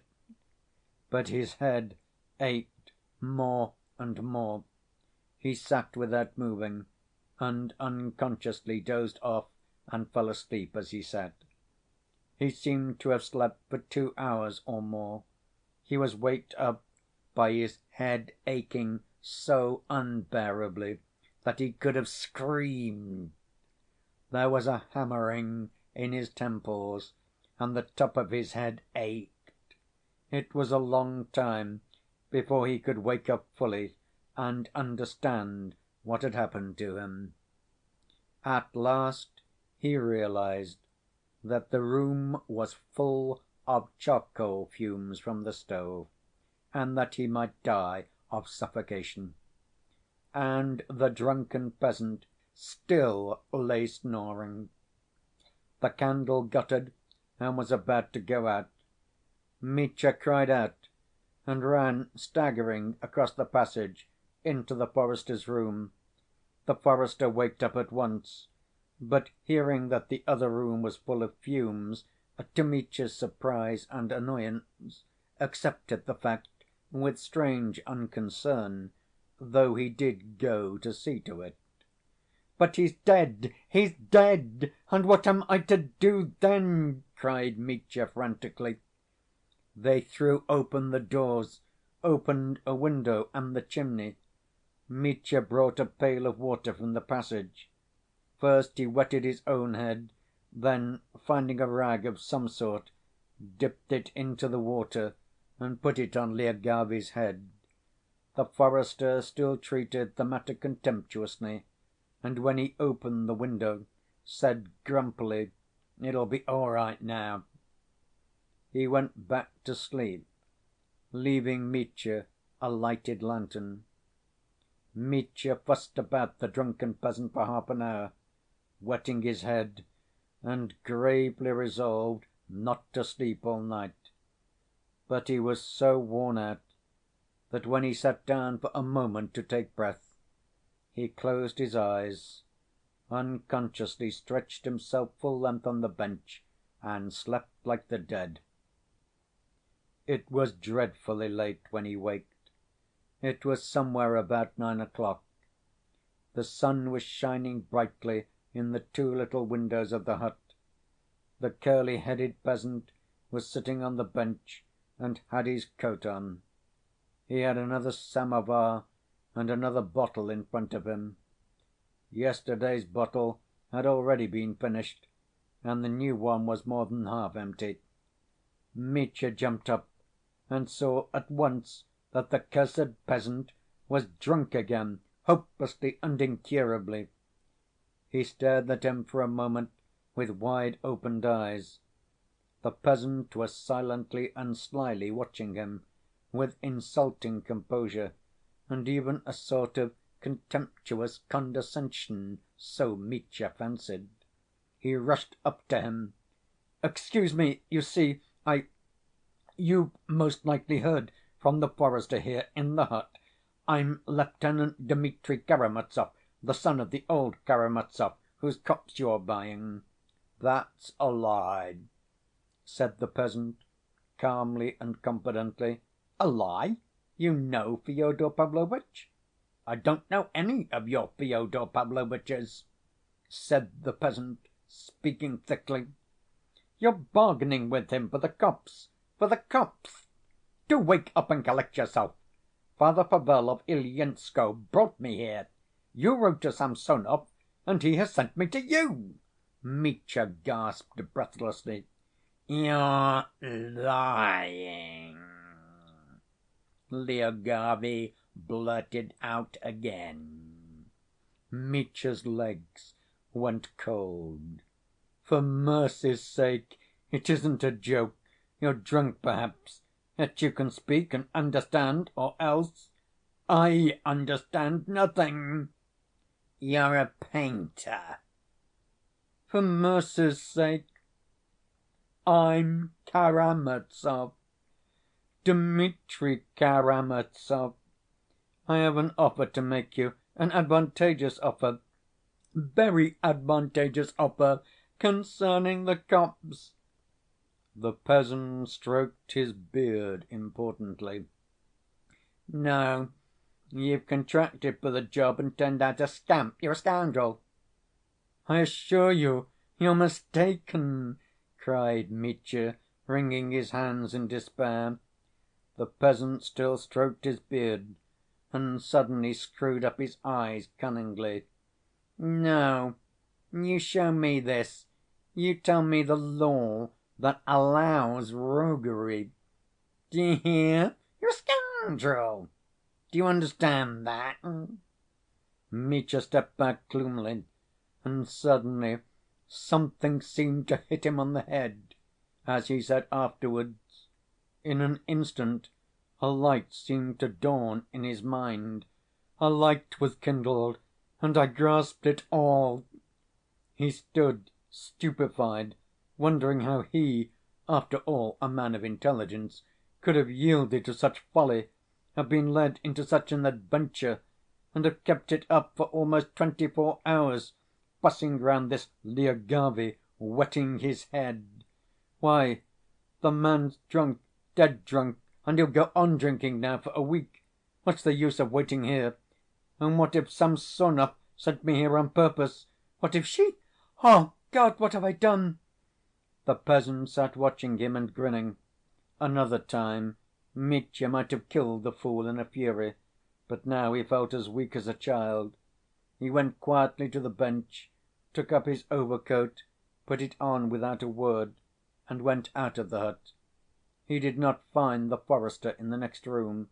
There was no one there. He took 50 kopecks in small change out of his pocket and put them on the table for his night's lodging, the candle, and the trouble he had given. Coming out of the hut, he saw nothing but forest all round. He walked at hazard, not knowing which way to turn out of the hut, to the right or to the left. Hurrying there the evening before with the priest, he had not noticed the road. He had no revengeful feeling for anybody, even for Samsonov, in his heart. He strode along a narrow forest path, aimless, dazed, without heeding where he was going. A child could have knocked him down, so weak was he in body and soul. He got out of the forest somehow, however, and a vista of fields, bare after the harvest, stretched as far as the eye could see. "What despair! What death all round!" he repeated, striding on and on. He was saved by meeting an old merchant who was being driven across country in a hired trap. When he overtook him, Mitya asked the way, and it turned out that the old merchant, too, was going to Volovya. After some discussion, Mitya got into the trap. 3 hours later they arrived. At Volovya, Mitya at once ordered posting‐horses to drive to the town, and suddenly realized that he was appallingly hungry. While the horses were being harnessed, an omelet was prepared for him. He ate it all in an instant, ate a huge hunk of bread, ate a sausage, and swallowed 3 glasses of vodka. After eating, his spirits and his heart grew lighter. He flew towards the town, urging on the driver, and suddenly made a new and unalterable plan to procure that accursed money before evening. And to think, only to think, that a man's life should be ruined for the sake of that paltry 3,000!" he cried contemptuously. "I'll settle it to‐day!" And if it had not been for the thought of Grushenka, and of what might have happened to her, which never left him, he would perhaps have become quite cheerful again. But the thought of her was stabbing him to the heart every moment, like a sharp knife. At last they arrived, and Mitya at once ran to Grushenka.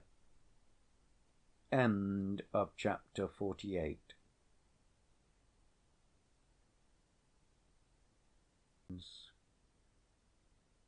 This was the visit of Mitya, of which Grushenka had spoken to Rakitin with such horror. She was just then expecting the message, and was much relieved that Mitya had not been to see her that day or the day before. She hoped that, please God, he won't come till I'm gone away, and he suddenly burst in on her. The rest we know already. To get him off her hands, she suggested at once that he should walk with her to Samsonov's, where, she said, she absolutely must go to settle his accounts. And when Mitya accompanied her at once, she said good‐by to him at the gate, making him promise to come at 12 o'clock to take her home again. Mitya, too, was delighted at this arrangement. If she was sitting at Samsonov's, she could not be going to Fyodor Pavlovitch's. "If only she's not lying," he added at once. But he thought she was not lying, from what he saw. He was that sort of jealous man who, in the absence of the beloved woman, at once invents all sorts of awful fancies of what may be happening to her, and how she may be betraying him. But when shaken, heartbroken, convinced of her faithlessness, he runs back to her. At the first glance at her face, her gay, laughing, affectionate face, he revives at once, lays aside all suspicion, and with joyful shame abuses himself for his jealousy.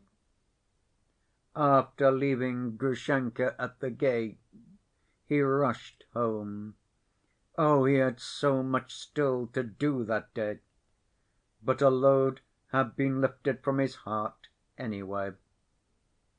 "Now I must only make haste and find out from Smerdyakov whether anything happened there last night, whether by any chance she went to Fyodor Pavlovitch." Floated through his mind. Before he had time to reach his lodging, jealousy had surged up again in his restless heart. Jealousy. "Othello was not jealous, he was trustful," observed Pushkin. And that remark alone is enough to show the deep insight of our great poet. Othello's soul was shattered and his whole outlook clouded, simply because his ideal was destroyed. But Othello did not begin hiding, spying, peeping. He was trustful, on the contrary. He had to be led up, pushed on, excited with great difficulty, before he could entertain the idea of deceit. The truly jealous man is not like that. It is impossible to picture to oneself the shame and moral degradation to which the jealous man can descend without a qualm of conscience. And yet it's not as though the jealous were all vulgar and base souls. On the contrary, a man of lofty feelings, whose love is pure and full of self‐sacrifice, may yet hide under tables, bribe the vilest people, and be familiar with the lowest ignominy of spying and eavesdropping. Othello was incapable of making up his mind to faithlessness, not incapable of forgiving it, but of making up his mind to it, though his soul was as innocent and free from malice as a babe's. It is not so with the really jealous man. It is hard to imagine what some jealous men can make up their mind to and overlook, and what they can forgive. The jealous are the readiest of all to forgive, and all women know it. The jealous man can forgive extraordinarily quickly, though, of course, after a violent scene. And he is able to forgive infidelity almost conclusively proved, the very kisses and embraces he has seen, if only he can somehow be convinced that it has all been for the last time, and that his rival will vanish from that day forward, will depart to the ends of the earth, or that he himself will carry her away somewhere where that dreaded rival will not get near her. Of course, the reconciliation is only for an hour, for even if the rival did disappear next day, he would invent another one, and would be jealous of him, and one might wonder what there was in a love that had to be so watched over, what a love could be worth that needed such strenuous guarding. But that the jealous will never understand. And yet among them are men of noble hearts.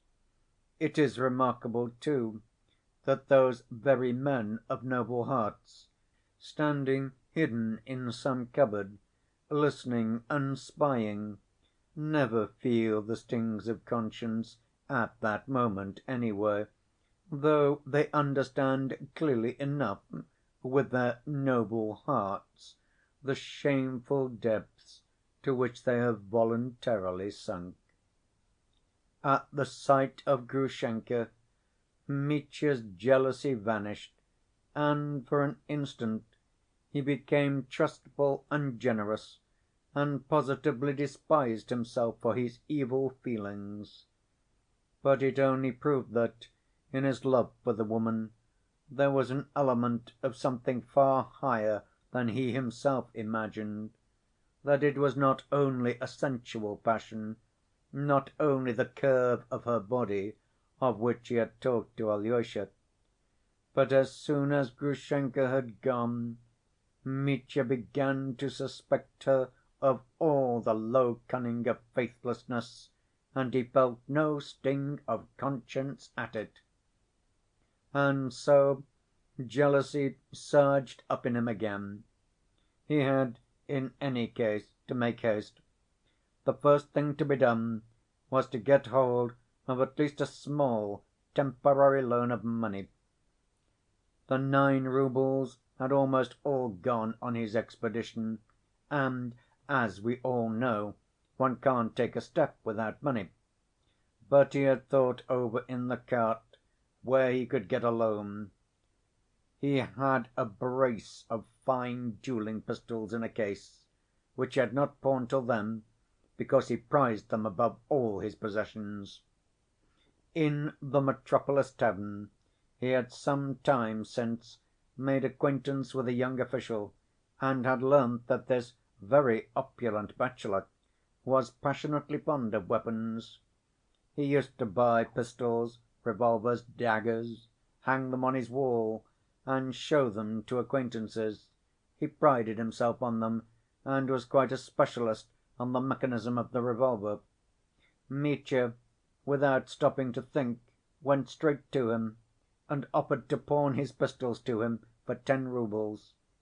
The official, delighted, began trying to persuade him to sell them outright, but Mitya would not consent, so the young man gave him 10 roubles, protesting that nothing would induce him to take interest. They parted friends.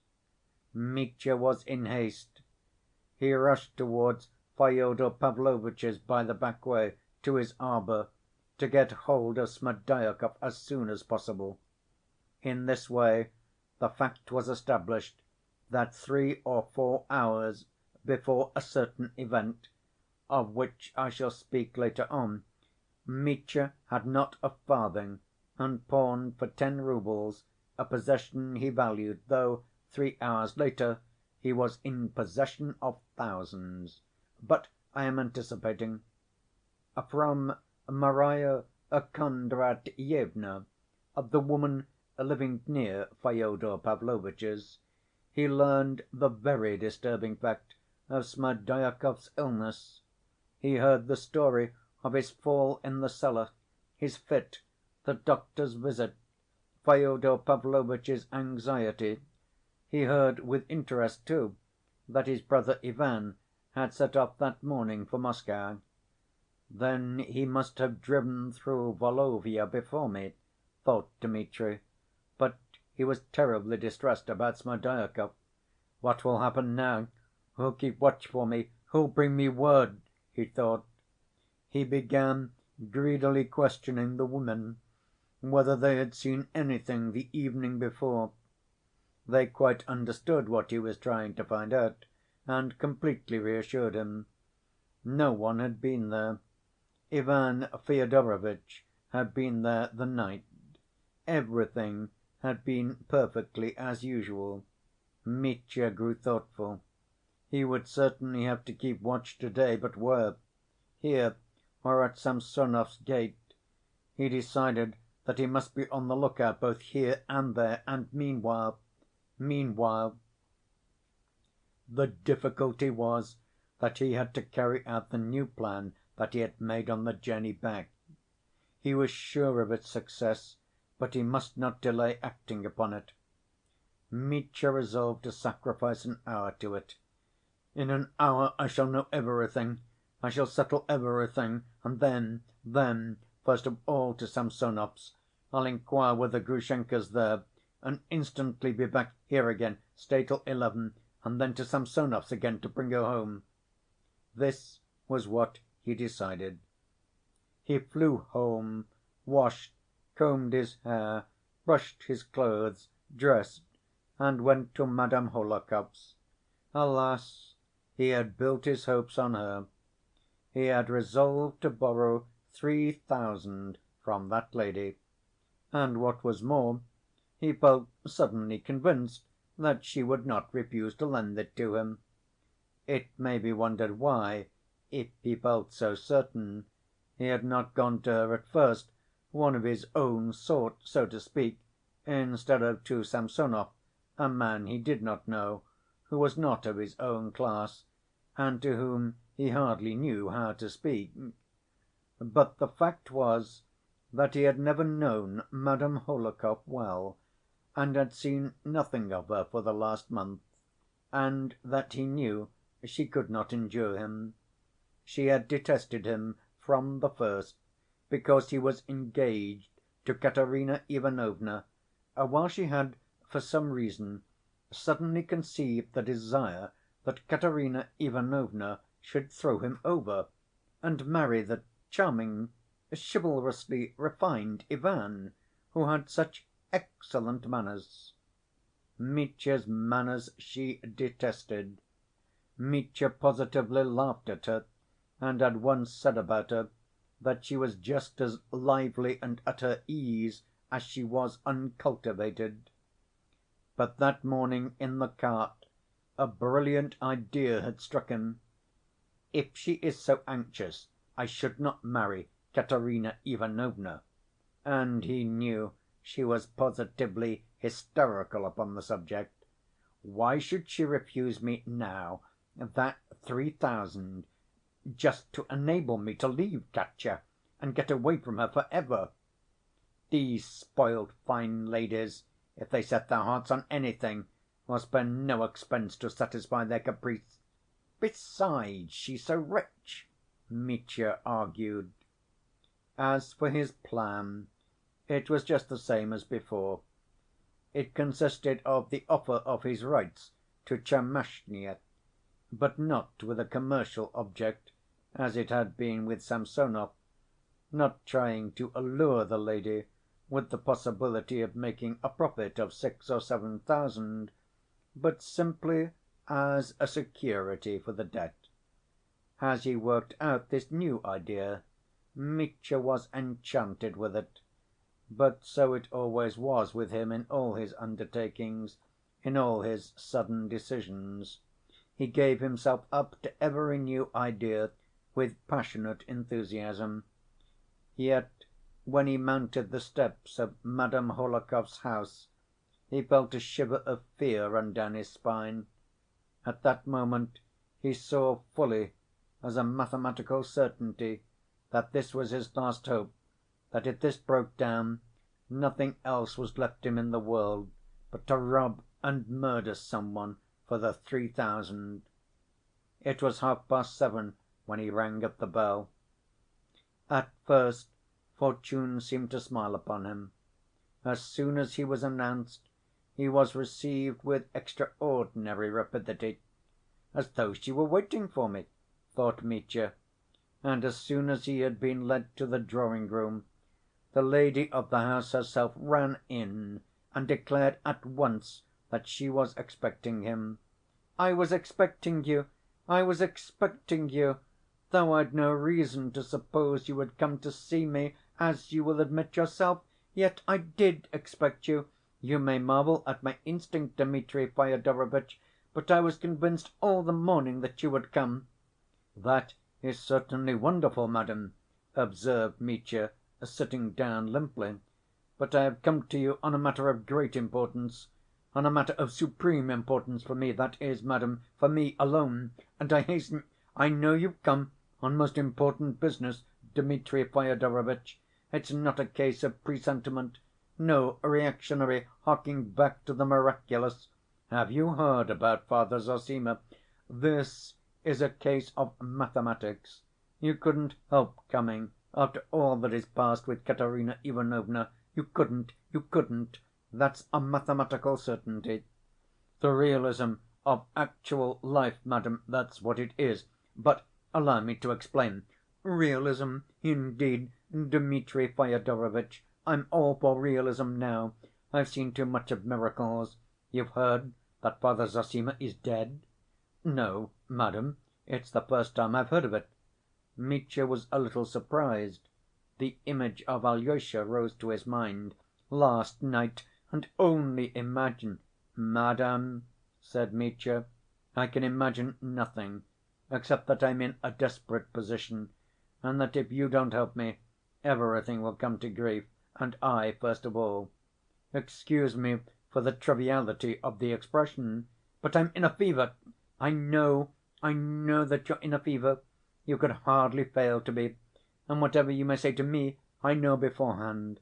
I have long been thinking over your destiny, Dmitri Fyodorovitch. I am watching over it and studying it. Oh, believe me, I'm an experienced doctor of the soul, Dmitri Fyodorovitch." "Madam, if you are an experienced doctor, I'm certainly an experienced patient," said Mitya, with an effort to be polite, "and I feel that if you are watching over my destiny in this way, you will come to my help in my ruin. And so allow me at least to explain to you the plan with which I have ventured to come to you, and what I am hoping of you. I have come, madam—" "Don't explain it. It's of secondary importance. But as for help, you're not the first I have helped, Dmitri Fyodorovitch. You have most likely heard of my cousin, Madame Belmesov. Her husband was ruined, had come to grief, as you characteristically express it, Dmitri Fyodorovitch. I recommended him to take to horse‐breeding, and now he's doing well. Have you any idea of horse‐breeding, Dmitri Fyodorovitch?" "Not the faintest, madam. Ah, madam, not the faintest!" cried Mitya in nervous impatience, positively starting from his seat. "I simply implore you, madam, to listen to me. Only give me 2 minutes of free speech, that I may just explain to you everything, the whole plan with which I have come. Besides, I am short of time. I'm in a fearful hurry," Mitya cried hysterically, feeling that she was just going to begin talking again, and hoping to cut her short. "I have come in despair, in the last gasp of despair, to beg you to lend me the sum of 3,000, alone, but on safe, most safe security, madam, with the most trustworthy guarantees. Only let me explain." "You must tell me all that afterwards." "Afterwards." Madame Hohlakov, with a gesture, demanded silence in her turn. "And whatever you may tell me, I know it all beforehand. I've told you so already. You ask for a certain sum, for 3,000, but I can give you more, immeasurably more. I will save you, Dmitri Fyodorovitch, but you must listen to me." Mitya started from his seat again. "Madam, will you really be so good?" he cried, with strong feeling. "Good God, you've saved me! You have saved a man from a violent death, from a bullet. My eternal gratitude!" "I will give you more, infinitely more than 3,000!"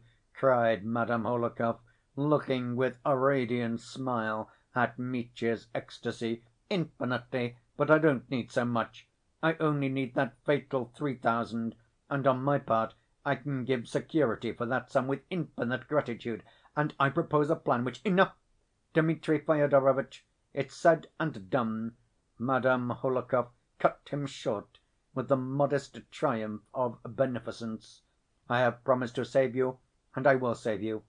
I will save you as I did Belmesov. What do you think of the gold‐mines, Dmitri Fyodorovitch?" "Of the gold‐mines, madam? I have never thought anything about them. But I have thought of them for you, thought of them over and over again. I have been watching you for the last month.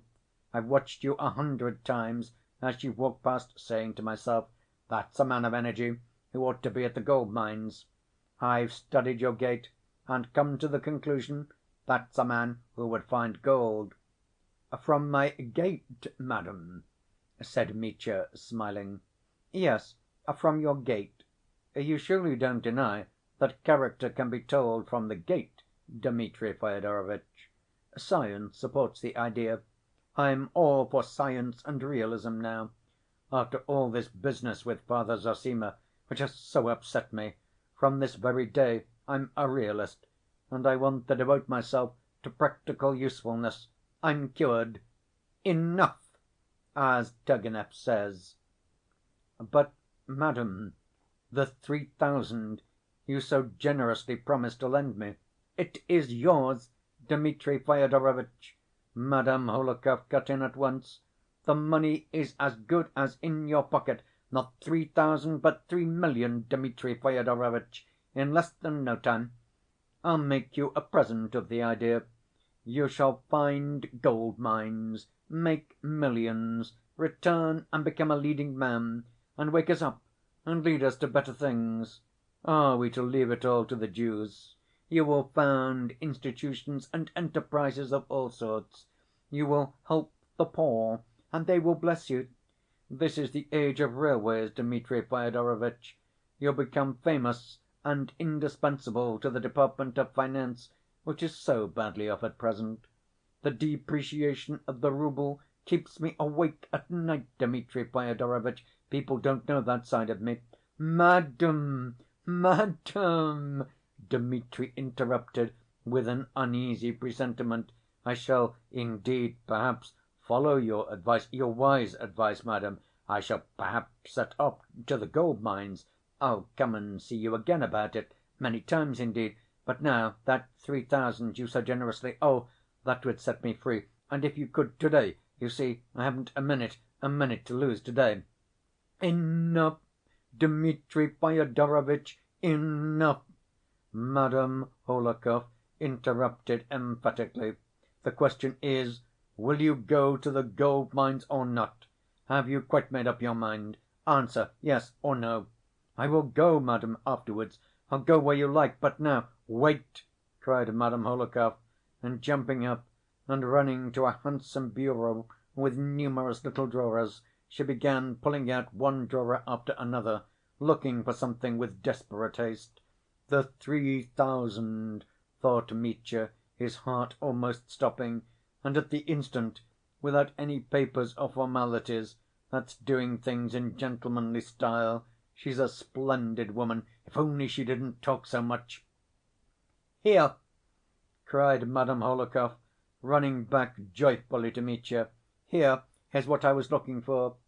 It was a tiny silver ikon on a cord, such as is sometimes worn next the skin with a cross. "This is from Kiev, Dmitri Fyodorovitch," she went on reverently, "from the relics of the holy martyr Varvara. Let me put it on your neck myself, and with it dedicate you to a new life, to a new career." And she actually put the cord round his neck and began arranging it. In extreme embarrassment, Mitya bent down and helped her, and at last he got it under his necktie and collar, through his shirt to his chest. "Now you can set off," Madame Hohlakov pronounced, sitting down triumphantly in her place again. "Madam, I am so touched, I don't know how to thank you indeed for such kindness, but if only you knew how precious time is to me, that sum of money for which I shall be indebted to your generosity. Oh, madam, since you are so kind, so touchingly generous to me," Mitya exclaimed impulsively, "then let me reveal to you, though of course you've known it a long time, that I love somebody here. I have been false to Katerina Ivanovna, I should say. Oh, I've behaved inhumanly, dishonorably to her, but I fell in love here with another woman, a woman whom you, madam, perhaps despise, for you know everything already, but whom I cannot leave on any account, and therefore that 3,000 now—" "Leave everything, Dmitri Fyodorovitch," Madame Hohlakov interrupted in the most decisive tone. "Leave everything, especially women. Gold mines are your goal, and there's no place for women there. Afterwards, when you come back rich and famous, you will find the girl of your heart in the highest society. That will be a modern girl, a girl of education and advanced ideas. By that time the dawning woman question will have gained ground, and the new woman will have appeared." "Madam, that's not the point, not at all!" Mitya clasped his hands in entreaty. "Yes, it is, Dmitri Fyodorovitch, just what you need, the very thing you're yearning for, though you don't realize it yourself. I am not at all opposed to the present woman movement, Dmitri Fyodorovitch. The development of woman, and even the political emancipation of woman in the near future, that's my ideal. I've a daughter myself, Dmitri Fyodorovitch. People don't know that side of me. I wrote a letter to the author, Shtchedrin, on that subject. He has taught me so much about the vocation of woman. So last year I sent him an anonymous letter of 2 lines. I kiss and embrace you, my teacher, for the modern woman. Persevere. And I signed myself a mother. I thought of signing myself a contemporary mother, and hesitated, but I stuck to the simple mother. There's more moral beauty in that, Dmitri Fyodorovitch." And the word contemporary might have reminded him of the contemporary, a painful recollection owing to the censorship. "Oh, good heavens, what is the matter?" "Madam," cried Mitya, jumping up at last, clasping his hands before her in helpless entreaty, "you will make me weep if you delay what you have so generously. Oh, do weep, Dmitri Fyodorovitch, do weep! That's a noble feeling, such a path lies open before you. Tears will ease your heart, and later on you will return rejoicing. You will hasten to me from Siberia on purpose to share your joy with me." "But allow me to," Mitya cried suddenly.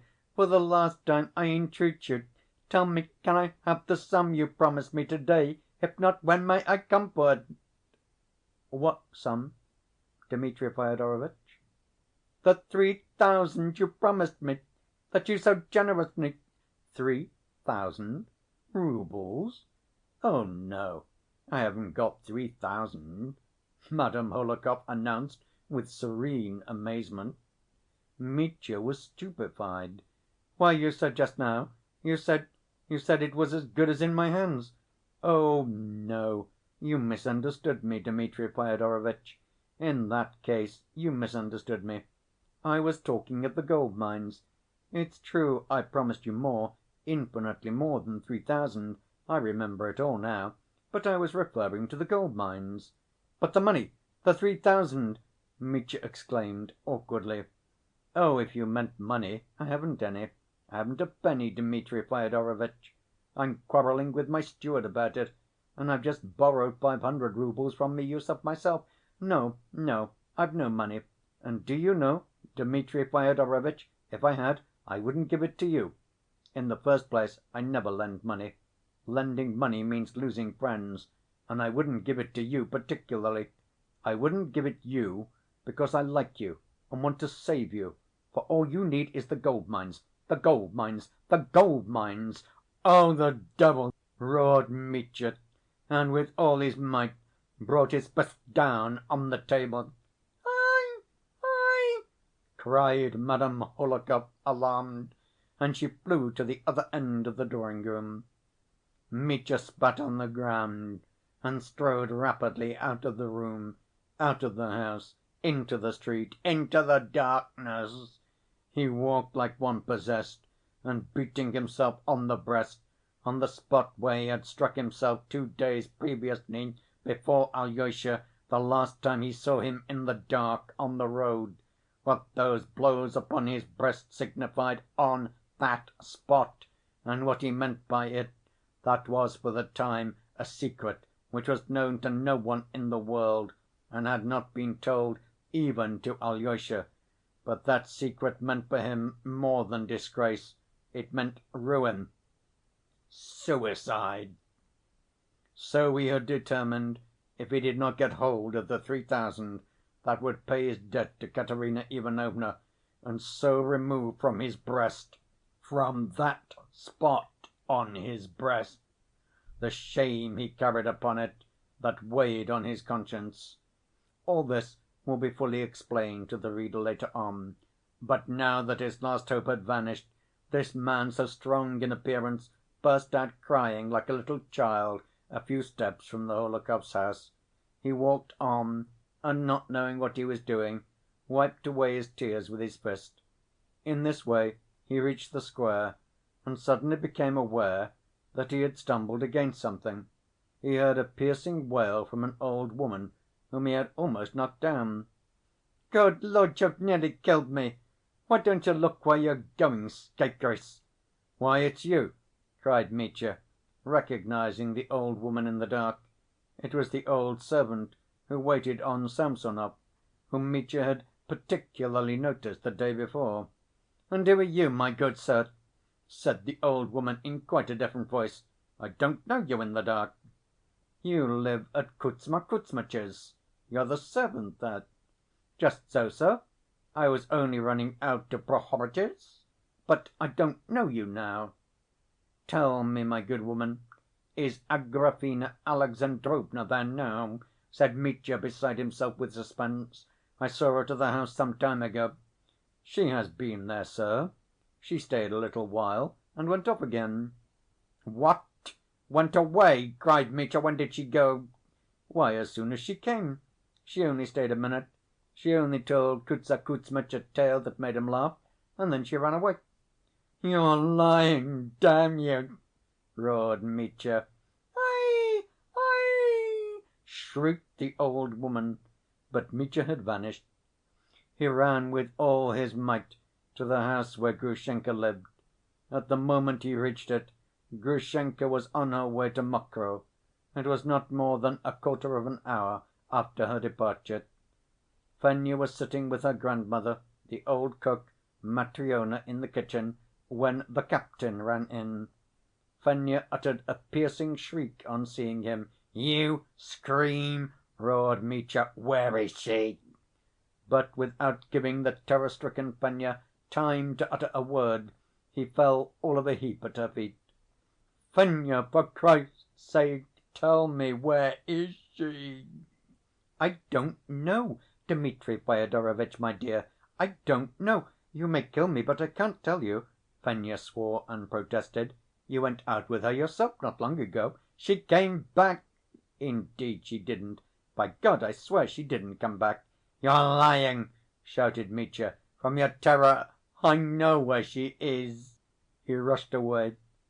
Fenya, in her fright, was glad she had got off so easily, but she knew very well that it was only that he was in such haste, or she might not have fared so well. But as he ran, he surprised both Fenya and old Matryona by an unexpected action. On the table stood a brass mortar with a pestle in it, a small brass pestle, not much more than 6 inches long. Mitya already had opened the door with one hand when, with the other, he snatched up the pestle and thrust it into his side‐pocket. "Oh, Lord! He's going to murder some one!" cried Fenya, flinging up her hands. Chapter 49.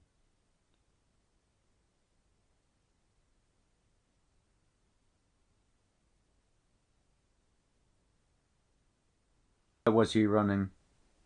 Where could she be except at Fyodor Pavlovitch's? She must have run straight to him from Samsonov's, that was clear now. The whole intrigue, the whole deceit was evident. It all rushed whirling through his mind. He did not run to Marya Kondratyevna's.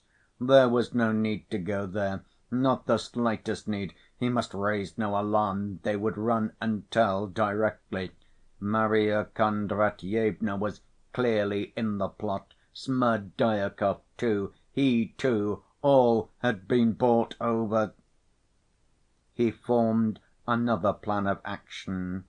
He ran a long way round Fyodor Pavlovitch's house, crossing the lane, running down Dmitrovsky Street, then over the little bridge, and so came straight to the deserted alley at the back, which was empty and uninhabited, with, on one side, the hurdle fence of a neighbor's kitchen garden, on the other the strong high fence that ran all round Fyodor Pavlovitch's garden.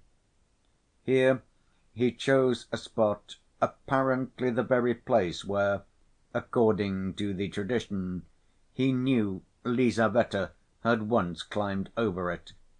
If she could climb over it, the thought, God knows why, occurred to him, surely I can.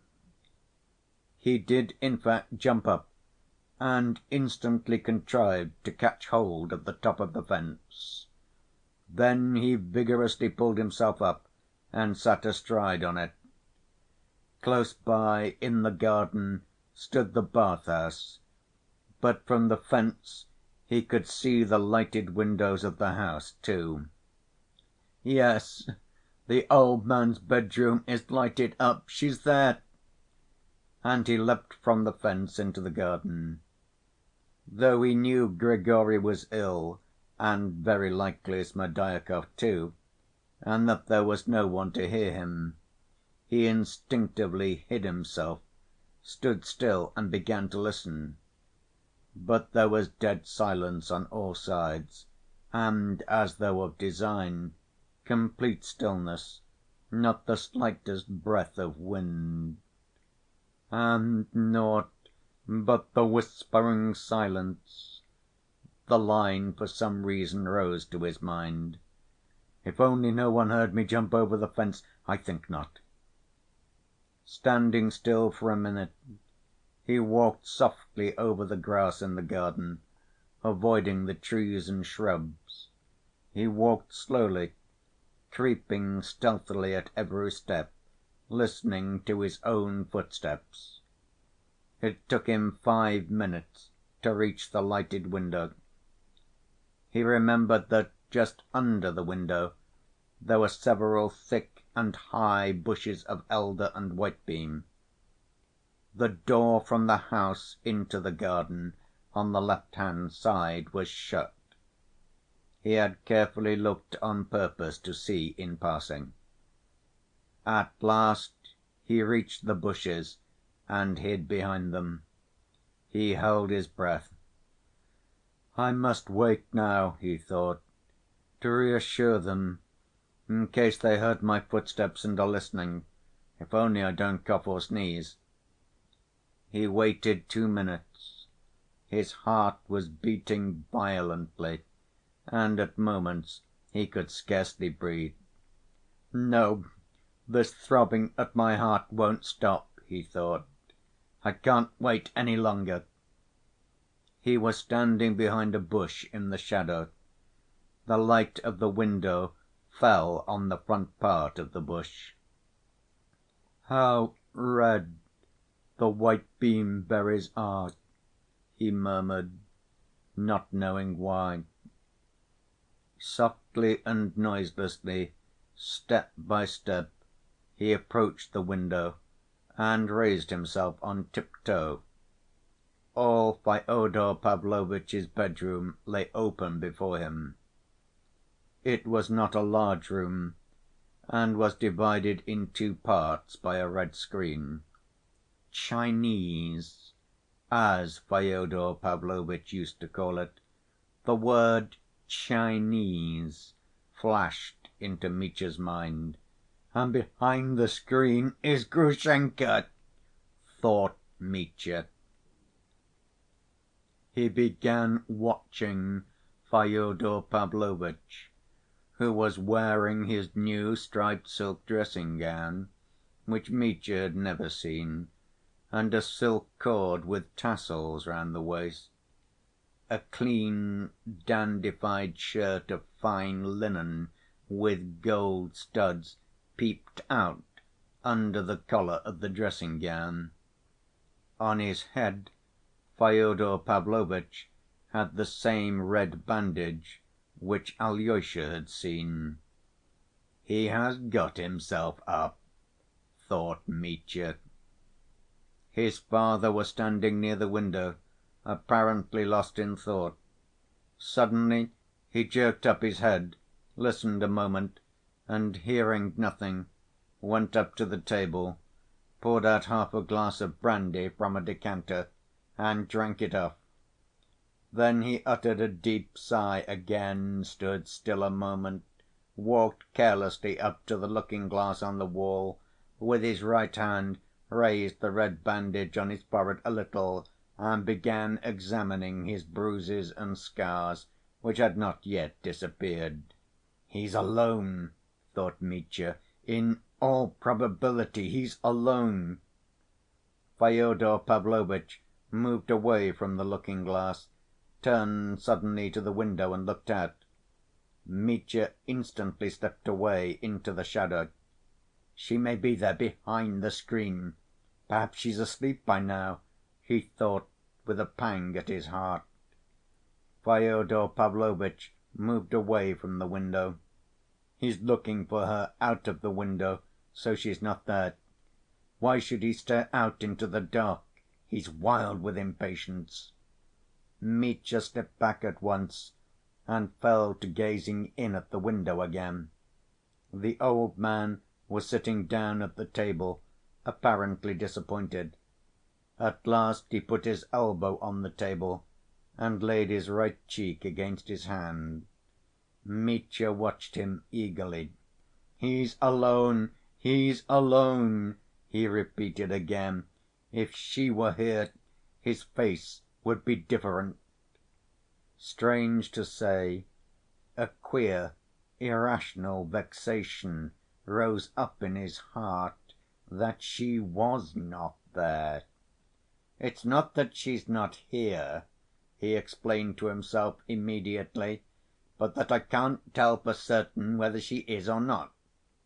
Mitya remembered afterwards that his mind was at that moment exceptionally clear, that he took in everything to the slightest detail and missed no point. But a feeling of misery, the misery of uncertainty and indecision, was growing in his heart with every instant. "Is she here or not?" The angry doubt filled his heart, and suddenly making up his mind, he put out his hand and softly knocked on the window‐frame. He knocked the signal the old man had agreed upon with Smerdyakov, twice slowly, and then 3 times more quickly, the signal that meant, "Grushenka is here." The old man started, jerked up his head, and jumping up quickly ran to the window. Mitya slipped away into the shadow. Fyodor Pavlovitch opened the window and thrust his whole head out. "Grushenka, is it you? Is it you?" he said in a sort of trembling half‐whisper. "Where are you, my angel? Where are you?" He was fearfully agitated and breathless. "He's alone," Mitya decided. "Where are you?" cried the old man again, and he thrust his head out farther, thrust it out to the shoulders, gazing in all directions, right and left. "Come here, I've a little present for you. Come, I'll show you." "He means the 3,000," thought Mitya. "But where are you? Are you at the door? I'll open it directly." And the old man almost climbed out of the window, peering out to the right, where there was a door into the garden, trying to see into the darkness. In another second he would certainly have run out to open the door without waiting for Grushenka's answer. Mitya looked at him from the side without stirring. The old man's profile that he loathed so, his pendant Adam's apple, his hooked nose, his lips that smiled in greedy expectation, were all brightly lighted up by the slanting lamplight falling on the left from the room.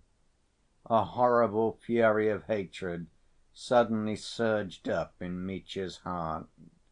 There he was, his rival, the man who had tormented him, had ruined his life. It was a rush of that sudden, furious, revengeful anger of which he had spoken, as though foreseeing it, to Alyosha 4 days ago in the arbor, when, in answer to Alyosha's question, "How can you say you'll kill our father?" "I don't know, I don't know," he had said then. "Perhaps I shall not kill him, perhaps I shall. I'm afraid he'll suddenly be so loathsome to me at that moment. I hate his double chin, his nose, his eyes, his shameless grin. I feel a personal repulsion. That's what I'm afraid of. That's what may be too much for me." This personal repulsion was growing unendurable. Mitya was beside himself. He suddenly pulled the brass pestle out of his pocket. "God was watching over me then," Mitya himself said afterwards. At that very moment Grigory waked up on his bed of sickness. Earlier in the evening he had undergone the treatment which Smerdyakov had described to Ivan. He had rubbed himself all over with vodka mixed with a secret very strong decoction, had drunk what was left of the mixture, while his wife repeated a certain prayer over him, after which he had gone to bed. Marfa Ignatyevna had tasted the stuff too, and, being unused to strong drink, slept like the dead beside her husband. But Grigory waked up in the night quite suddenly, and after a moment's reflection, though he immediately felt a sharp pain in his back, he sat up in bed. Then he deliberated again, got up and dressed hurriedly. Perhaps his conscience was uneasy at the thought of sleeping while the house was unguarded in such perilous times. Smerdyakov, exhausted by his fit, lay motionless in the next room. Marfa Ignatyevna did not stir. "The stuff's been too much for the woman," Grigory thought, glancing at her, and groaning, he went out on the steps. No doubt he only intended to look out from the steps, for he was hardly able to walk, The pain in his back and his right leg was intolerable. But he suddenly remembered that he had not locked the little gate into the garden that evening. He was the most punctual and precise of men, a man who adhered to an unchangeable routine and habits that lasted for years. Limping and writhing with pain, he went down the steps and towards the garden. Yes, the gate stood wide open. Mechanically he stepped into the garden. Perhaps he fancied something, perhaps caught some sound, and, glancing to the left, he saw his master's window open. No one was looking out of it then. "What's it open for? It's not summer now," thought Grigory, and suddenly, at that very instant, he caught a glimpse of something extraordinary before him in the garden. 40 paces in front of him a man seemed to be running in the dark. A sort of shadow was moving very fast. "Good Lord!" cried Grigory beside himself, and, forgetting the pain in his back, he hurried to intercept the running figure. He took a short‐cut. Evidently he knew the garden better. The flying figure went towards the bath‐house, ran behind it, and rushed to the garden fence. Grigory followed, not losing sight of him, and ran, forgetting everything. He reached the fence at the very moment the man was climbing over it. Grigory cried out, beside himself, pounced on him, and clutched his leg in his 2 hands. Yes, his foreboding had not deceived him. He recognized him. It was he, the monster, the parricide. "Parricide!" the old man shouted, so that the whole neighborhood could hear. But he had not time to shout more. He fell at once, as though struck by lightning. Mitya jumped back into the garden and bent over the fallen man. In Mitya's hands was a brass pestle, and he flung it mechanically in the grass. The pestle fell 2 paces from Grigory, not in the grass but on the path, in a most conspicuous place. For some seconds he examined the prostrate figure before him. The old man's head was covered with blood. Mitya put out his hand and began feeling it. He remembered afterwards clearly that he had been awfully anxious to make sure whether he had broken the old man's skull or simply stunned him with the pestle. But the blood was flowing horribly, and in a moment Mitya's fingers were drenched with the hot stream.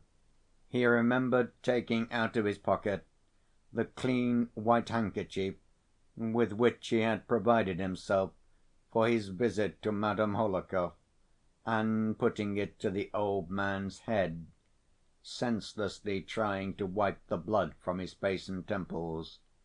But the handkerchief was instantly soaked with blood. "Good heavens! What am I doing it for?" thought Mitya, suddenly pulling himself together.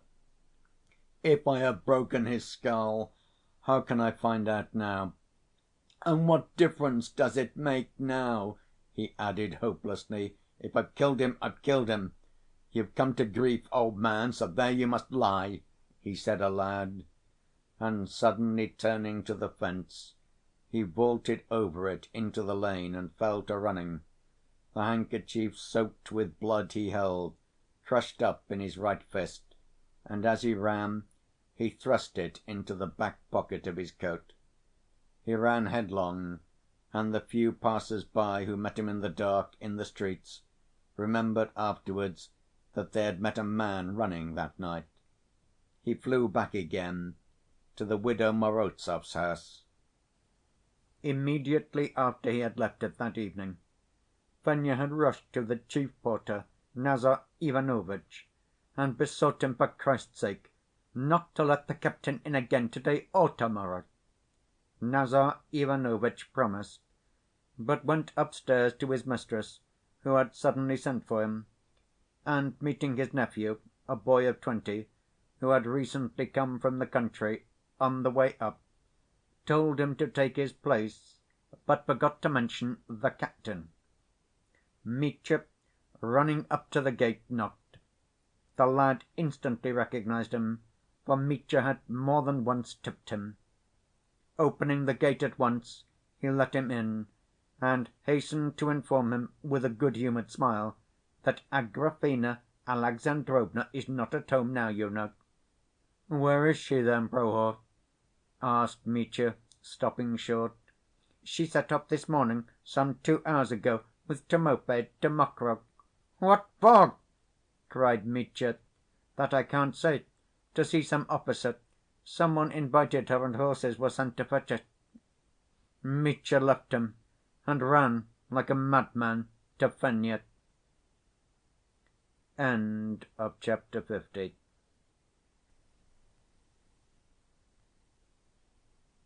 She was sitting in the kitchen with her grandmother.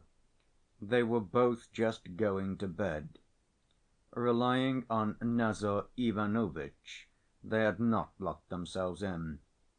Mitya ran in, pounced on Fenya, and seized her by the throat. "Speak at once! Where is she? With whom is she now? At Mokroe?" he roared furiously. Both the women squealed. "Aie! I'll tell you, aie! Dmitri Fyodorovitch, darling, I'll tell you everything directly. I won't hide anything," gabbled Fenya, frightened to death. "She's gone to Mokroe, to her officer." "What officer?" roared Mitya. "To her officer, the same one she used to know, the one who threw her over 5 years ago," cackled Fenya as fast as she could speak. Mitya withdrew the hands with which he was squeezing her throat. He stood facing her, pale as death, unable to utter a word, but his eyes showed that he realized it all from the first word, and guessed the whole position. Poor Fenya was not in a condition at that moment to observe whether he understood or not. She remained sitting on the trunk as she had been when he ran into the room, trembling all over, holding her hands out before her as though trying to defend herself. She seemed to have grown rigid in that position.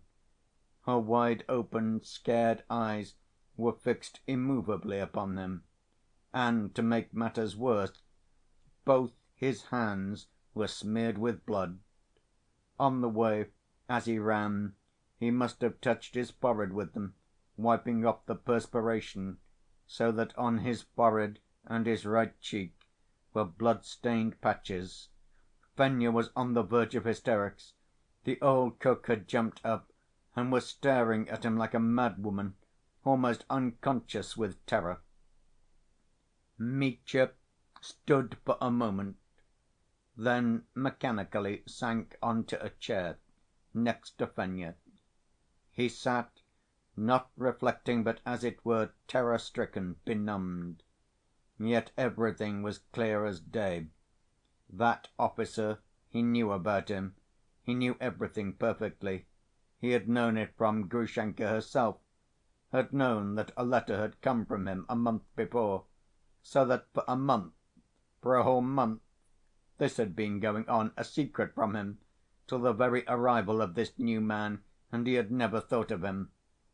But how could he not have thought of him? Why was it he had forgotten this officer like that, forgotten him as soon as he heard of him? That was the question that faced him like some monstrous thing, and he looked at this monstrous thing with horror, growing cold with horror. But suddenly, as gently and timidly as a gentle and affectionate child, he began speaking to Fenya, as though he had utterly forgotten how he had scared and hurt her just now. He fell to questioning Fenya, with an extreme preciseness, astonishing in his position, and though the girl looked wildly at his blood‐stained hands, she, too, with wonderful readiness and rapidity, answered every question, as though eager to put the whole truth, and nothing but the truth, before him. Little by little, even with a sort of enjoyment, she began explaining every detail, not wanting to torment him, but, as it were, eager to be of the utmost service to him.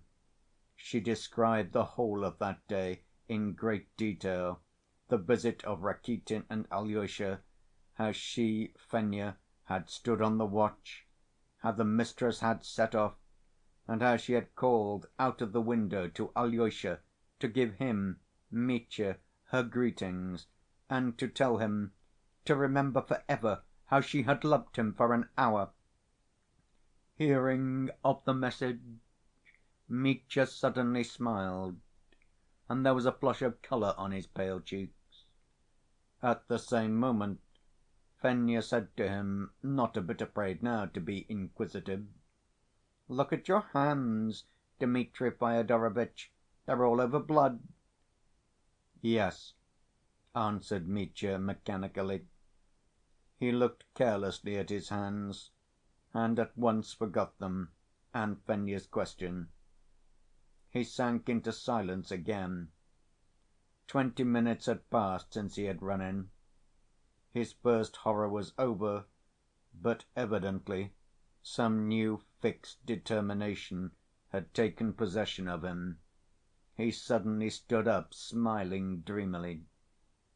"What has happened to you, sir?" said Fenya, pointing to his hands again. She spoke compassionately, as though she felt very near to him now in his grief. Mitya looked at his hands again. "That's blood, Fenya," he said, looking at her with a strange expression. "That's human blood, and, my God, why was it shed? But, Fenya, there's a fence here." He looked at her as though setting her a riddle. "A high fence, and terrible to look at. But at dawn to‐morrow, when the sun rises, Mitya will leap over that fence. You don't understand what fence, Fenya, and never mind. You'll hear to‐morrow and understand. And now good‐by. I won't stand in her way. I'll step aside. I know how to step aside. Live, my joy. You loved me for an hour. Remember Mityenka Karamazov so for ever. She always used to call me Mityenka. Do you remember?" And with those words he went suddenly out of the kitchen. Fenya was almost more frightened at this sudden departure than she had been when he ran in and attacked her. Just 10 minutes later Dmitri went in to Pyotr Ilyitch Perhotin, the young official with whom he had pawned his pistols. It was by now 8:30, and Pyotr Ilyitch had finished his evening tea and had just put his coat on again to go to the "Metropolis" to play billiards. Mitya caught him coming out. Seeing him with his face all smeared with blood, the young man uttered a cry of surprise. "Good heavens! What is the matter?" "I've come for my pistols," said Mitya, "and brought you the money. And thanks very much. I'm in a hurry, Pyotr Ilyitch. Please make haste." Pyotr Ilyitch grew more and more surprised. He suddenly caught sight of a bundle of bank‐notes in Mitya's hand, and what was more, he had walked in holding the notes as no one walks in and no one carries money. He had them in his right hand and held them outstretched as if to show them. Perhotin's servant‐boy, who met Mitya in the passage, said afterwards that he walked into the passage in the same way, with the money outstretched in his hand, So he must have been carrying them like that, even in the streets. They were all rainbow‐colored 100‐rouble notes, and the fingers holding them were covered with blood.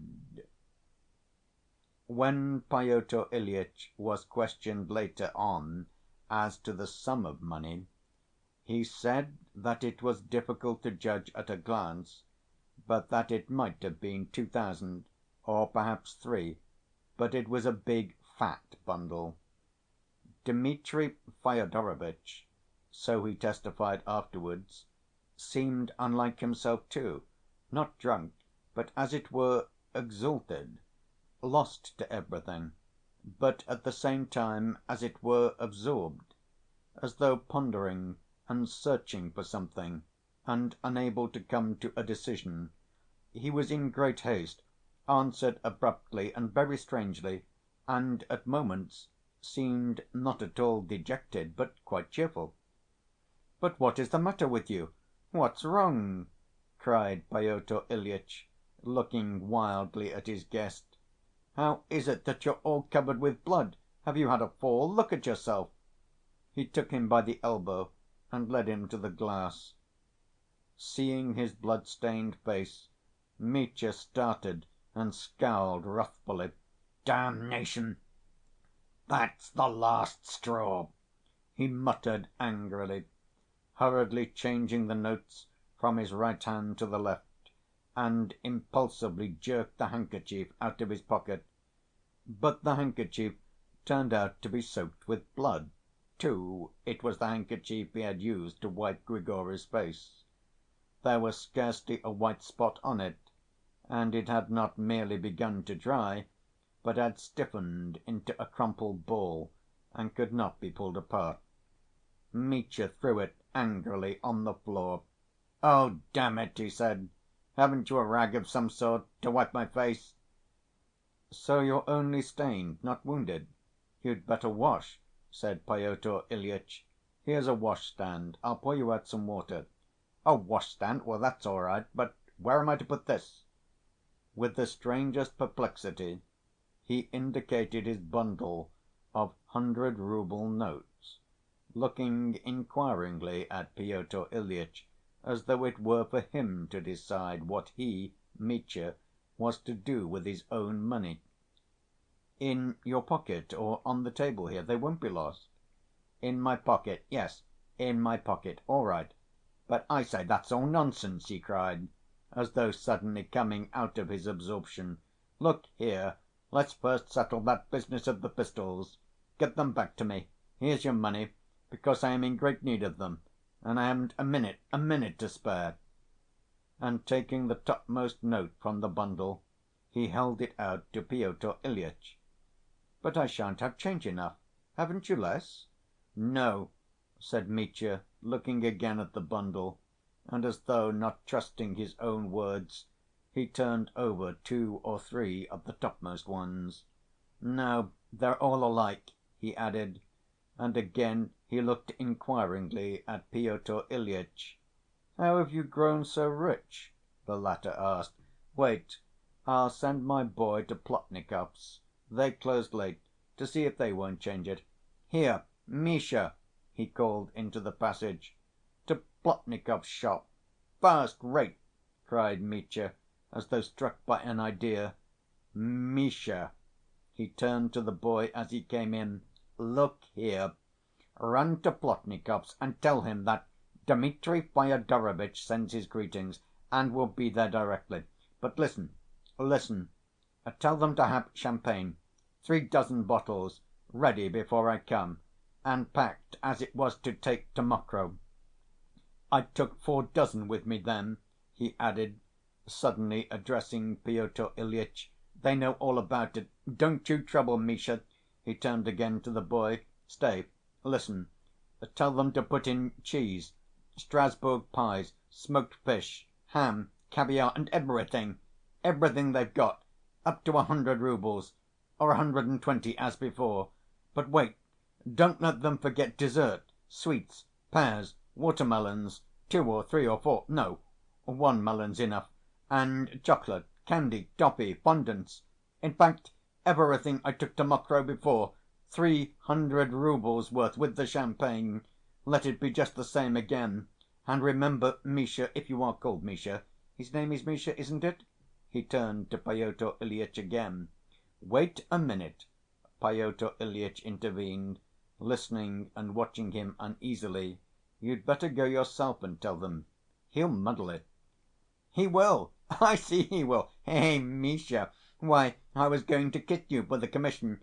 If you don't make a mistake, there's 10 roubles for you. Run along, make haste. Champagne's the chief thing. Let them bring up champagne, and brandy, too, and red and white wine, and all I had then. They know what I had then." "But listen," Pyotr Ilyitch interrupted with some impatience. "I say, let him simply run and change the money and tell them not to close, and you go and tell them. Give him your note. Be off, Misha. Put your best leg forward." Pyotr Ilyitch seemed to hurry Misha off on purpose, because the boy remained standing with his mouth and eyes wide open, apparently understanding little of Mitya's orders, gazing up with amazement and terror at his blood‐stained face and the trembling blood‐stained fingers that held the notes. "Well, now come and wash," said Pyotr Ilyitch sternly. "Put the money on the table, or else in your pocket. That's right, come along. But take off your coat." And beginning to help him off with his coat, he cried out again: "Look, your coat's covered with blood, too." "That, it's not the coat. It's only a little here on the sleeve. And that's only here where the handkerchief lay. It must have soaked through. I must have sat on the handkerchief at Fenya's, and the blood's come through," Mitya explained at once, with a childlike unconsciousness that was astounding. Pyotr Ilyitch listened, frowning. "Well, you must have been up to something. You must have been fighting with some one," he muttered. They began to wash. Pyotr Ilyitch held the jug and poured out the water. Mitya, in desperate haste, scarcely soaped his hands. They were trembling, and Pyotr Ilyitch remembered it afterwards. But the young official insisted on his soaping them thoroughly and rubbing them more. He seemed to exercise more and more sway over Mitya as time went on. It may be noted in passing that he was a young man of sturdy character. "Look, you haven't got your nails clean.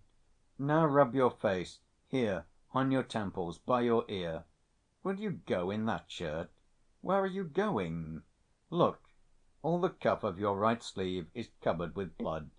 "Yes, it's all bloody," observed Mitya, looking at the cuff of his shirt. "Then change your shirt." "I haven't time. You see, I'll—" Mitya went on with the same confiding ingenuousness, drying his face and hands on the towel and putting on his coat. "I'll turn it up at the wrist. It won't be seen under the coat. You see. Tell me now, what game have you been up to? Have you been fighting with some one? In the tavern again as before? Have you been beating that captain again?" Pyotr Ilyitch asked him reproachfully. "Whom have you been beating now? Or killing, perhaps?" "Nonsense!" said Mitya. "Why nonsense?" "Don't worry," said Mitya, and he suddenly laughed. "I smashed an old woman in the market‐place just now." "Smashed? An old woman? An old man!" cried Mitya, looking Pyotr Ilyitch straight in the face, laughing and shouting at him as though he were deaf. "Confound it! An old woman, an old man! Have you killed some one?" "We made it up. We had a row and made it up. In a place I know of. We parted friends. A fool. He's forgiven me. He's sure to have forgiven me by now. If he had got up, he wouldn't have forgiven me." Mitya suddenly winked. "Only, damn him, you know, I say, Pyotr Ilyitch, Damn him! Don't worry about him.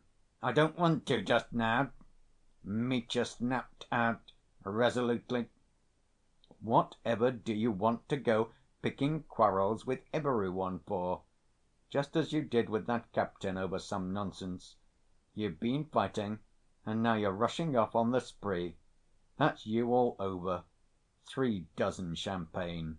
What do you want all that for?" "Bravo! Now give me the pistols. Upon my honor, I've no time now. I should like to have a chat with you, my dear boy, but I haven't the time. And there's no need. It's too late for talking. Where's my money? Where have I put it?" he cried, thrusting his hands into his pockets. "You put it on the table yourself. Here it is. Had you forgotten? Money's like dirt or water to you, it seems. Here are your pistols. It's an odd thing, at 6 o'clock you pledged them for 10 roubles, and now you've got thousands." "2 or 3, I should say." "3, you bet," laughed Mitya, stuffing the notes into the side pocket of his trousers. "You'll lose it like that. Have you found a gold‐mine?" "The mines, the gold‐mines!" Mitya shouted at the top of his voice, and went off into a roar of laughter. "Would you like to go to the mines, Perhotin? There's a lady here who'll stump up 3,000 for you if only you'll go. She did it for me. She's so awfully fond of gold‐mines. Do you know Madame Hohlakov?" "I don't know her, but I've heard of her and seen her." "Did she really give you 3,000? Did she really?" said Pyotr Ilyitch, eyeing him dubiously. "As soon as the sun rises to‐morrow, as soon as Phoebus, ever young, flies upwards, praising and glorifying God, you go to her, this Madame Hohlakov, and ask her whether she did stump up that 3,000 or not. Try and find out." "I don't know on what terms you are. Since you say it so positively, I suppose she did give it to you. You've got the money in your hand, but instead of going to Siberia, you're spending it all. Where are you really off to now, eh?" "To Mokroe." "To Mokroe? But it's night."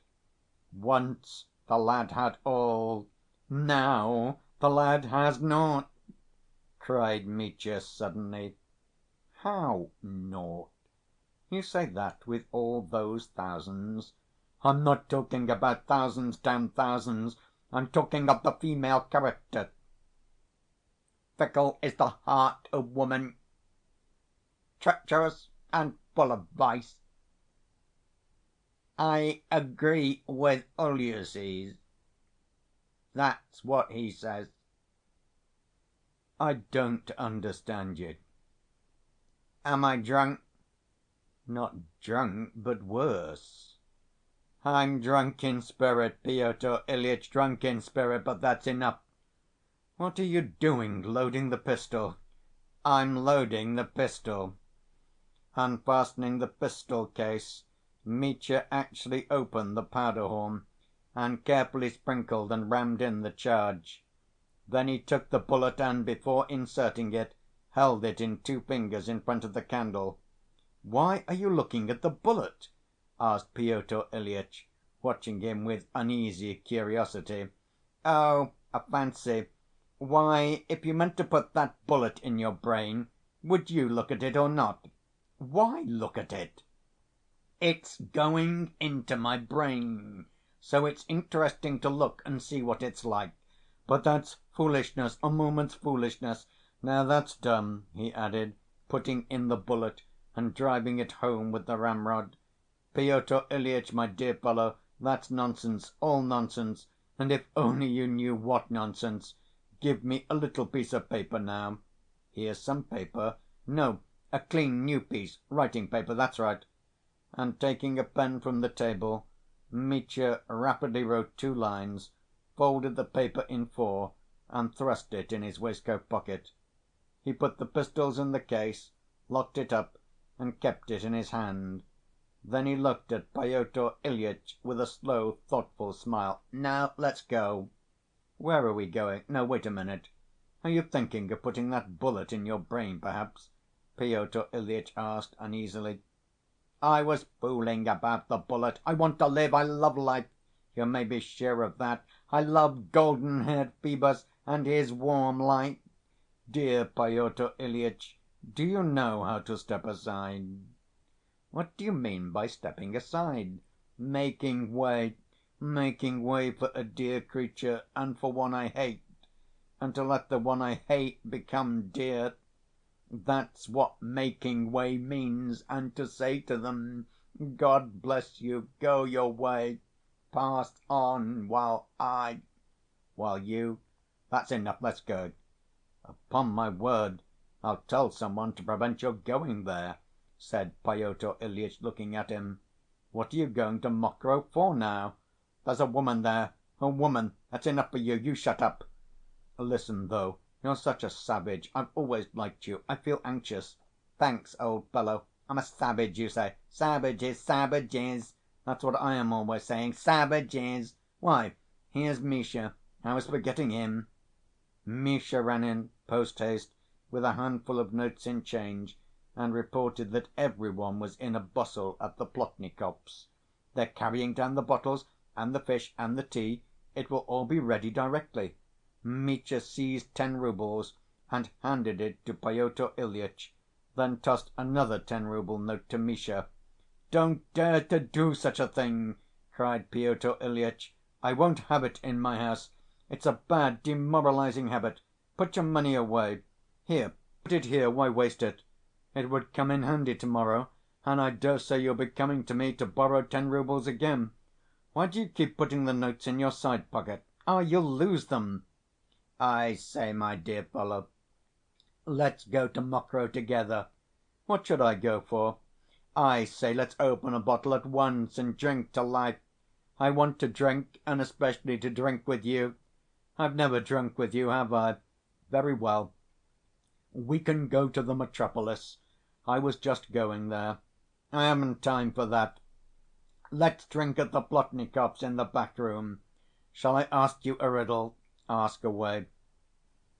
Mitya took the piece of paper out of his waistcoat pocket, unfolded it, and showed it. In a large, distinct hand was written: "I punish myself for my whole life. My whole life I punish." "I will certainly speak to some one. I'll go at once," said Pyotr Ilyitch, after reading the paper. "You won't have time, dear boy. Come and have a drink. March!" Plotnikov's shop was at the corner of the street, next door but one to Pyotr Ilyitch's. It was the largest grocery shop in our town, and by no means a bad one, belonging to some rich merchants. They kept everything that could be got in a Petersburg shop, grocery of all sorts, wines bottled by the brothers Aliseyev, fruits, cigars, tea, coffee, sugar, and so on. There were 3 shop assistants and 2 errand‐boys, always employed. Though our part of the country had grown poorer, the landowners had gone away, and trade had got worse, yet the grocery stores flourished as before, every year with increasing prosperity. There were plenty of purchasers for their goods. They were awaiting Mitya with impatience in the shop. They had vivid recollections of how he had bought 3 or 4 weeks ago wine and goods of all sorts to the value of several 100 roubles, paid for in cash. They would never have let him have anything on credit, of course. They remembered that then, as now, he had had a bundle of 100‐rouble notes in his hand, and had scattered them at random, without bargaining, without reflecting, or caring to reflect what use so much wine and provisions would be to him. The story was told all over the town that, driving off then with Grushenka to Mokroe, he had spent 3,000 in one night and the following day, and had come back from the spree without a penny. He had picked up a whole troop of gypsies encamped in our neighborhood at the time, who for 2 days got money without stint out of him, while he was drunk and drank expensive wine without stint. People used to tell, laughing at Mitya, how he had given champagne to grimy‐handed peasants, and feasted the village women and girls on sweets and Strasbourg pies. Though to laugh at Mitya to his face was rather a risky proceeding, there was much laughter behind his back, especially in the tavern, at his own ingenuous public avowal that all he had got out of Grushenka by this escapade was permission to kiss her foot, and that was the utmost she had allowed him. By the time Mitya and Pyotr Ilyitch reached the shop, they found a cart with 3 horses harnessed abreast with bells, and with Andrey, the driver, ready waiting for Mitya at the entrance. In the shop they had almost entirely finished packing 1 box of provisions, and were only waiting for Mitya's arrival to nail it down and put it in the cart. Pyotr Ilyitch was astounded.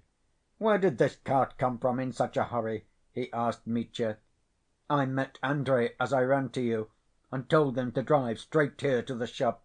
There is no time to lose. Last time I drove with Timofey, but Timofey now has gone on before me with the witch. Shall we be very late, Andrey?" "They'll only get there an hour at most before us, not even that, maybe. I got Timofey ready to start. I know how he'll go. Their pace won't be ours, Dmitri Fyodorovitch. How could it be? They won't get there an hour earlier." Andrey, a lanky, red‐haired, middle‐aged driver, wearing a full‐skirted coat and with a kaftan on his arm, replied warmly, "50 roubles for vodka if we're only an hour behind them." "I warrant the time, Dmitri Fyodorovitch. They won't be half an hour before us, let alone an hour." Though Mitya bustled about seeing after things, he gave his orders strangely, as it were disconnectedly and inconsecutively. He began a sentence and forgot the end of it. Pyotr Ilyitch found himself obliged to come to the rescue. 400 roubles' worth, not less than 400 roubles' worth, just as it was then," commanded Mitya. 4 dozen champagne, not a bottle less." "What do you want with so much? What's it for? Stay!" cried Pyotr Ilyitch. "What's this box? What's in it? Surely there isn't 400 roubles' worth here." The officious shopmen began explaining with oily politeness that the first box contained only half a dozen bottles of champagne, and only the most indispensable articles, such as savories, sweets, toffee, etc. But the main part of the goods ordered would be packed and sent off, as on the previous occasion, in a special cart, also with 3 horses traveling at full speed, so that it would arrive not more than an hour later than Dmitri Fyodorovitch himself. "Not more than an hour! Not more than an hour, and put in more toffee and fondants. The girls there are so fond of it," Mitya insisted hotly. "The fondants are all right, but what do you want with 4 dozen of champagne? One would be enough," said Pyotr Ilyitch, almost angry. He began bargaining, asking for a bill of the goods, and refused to be satisfied. But he only succeeded in saving 100 roubles. In the end it was agreed that only 300 roubles' worth should be sent. "Well, you may go to the devil!" cried Pyotr Ilyitch on second thoughts. "What's it to do with me? Throw away your money, since it's cost you nothing." "This way, my economist, this way, don't be angry." Mitya drew him into a room at the back of the shop. "They'll give us a bottle here directly. We'll taste it, eh, Pyotr Ilyitch? Come along with me, for you're a nice fellow, the sort I like." Mitya sat down on a wicker chair before a little table, covered with a dirty dinner napkin. Pyotr Ilyitch sat down opposite, and the champagne soon appeared, and oysters were suggested to the gentlemen. "First‐class oysters, the last lot in." "Hang the oysters! I don't eat them, and we don't need anything," cried Pyotr Ilyitch, almost angrily. "There's no time for oysters," said Mitya, "and I'm not hungry. Do you know, friend," he said suddenly with feeling, "I never have liked all this disorder." "Who does like it? 3 dozen of champagne for peasants, upon my word, that's enough to make any one angry." "That's not what I mean. I'm talking of a higher order. There's no order in me, no higher order. But that's all over. There's no need to grieve about it. It's too late, damn it. My whole life has been disorder, and one must set it in order." "Is that a pun, eh?" "You're raving, not making puns." "Glory be to God in heaven. Glory be to God in me." That verse came from my heart once. It's not a verse, but a tear. I made it myself, not while I was pulling the captain's beard, though. Why do you bring him in all of a sudden? Why do I bring him in? Foolery! All things come to an end. All things are made equal. That's the long and short of it. You know, I keep thinking of your pistols. That's all foolery, too. Drink and don't be fanciful. I love life. I've loved life too much, shamefully much. Enough. Let's drink to life, dear boy. I propose the toast. Why am I pleased with myself? I'm a scoundrel, but I'm satisfied with myself. And yet I'm tortured by the thought that I'm a scoundrel, but satisfied with myself. I bless the creation. I'm ready to bless God and His creation directly.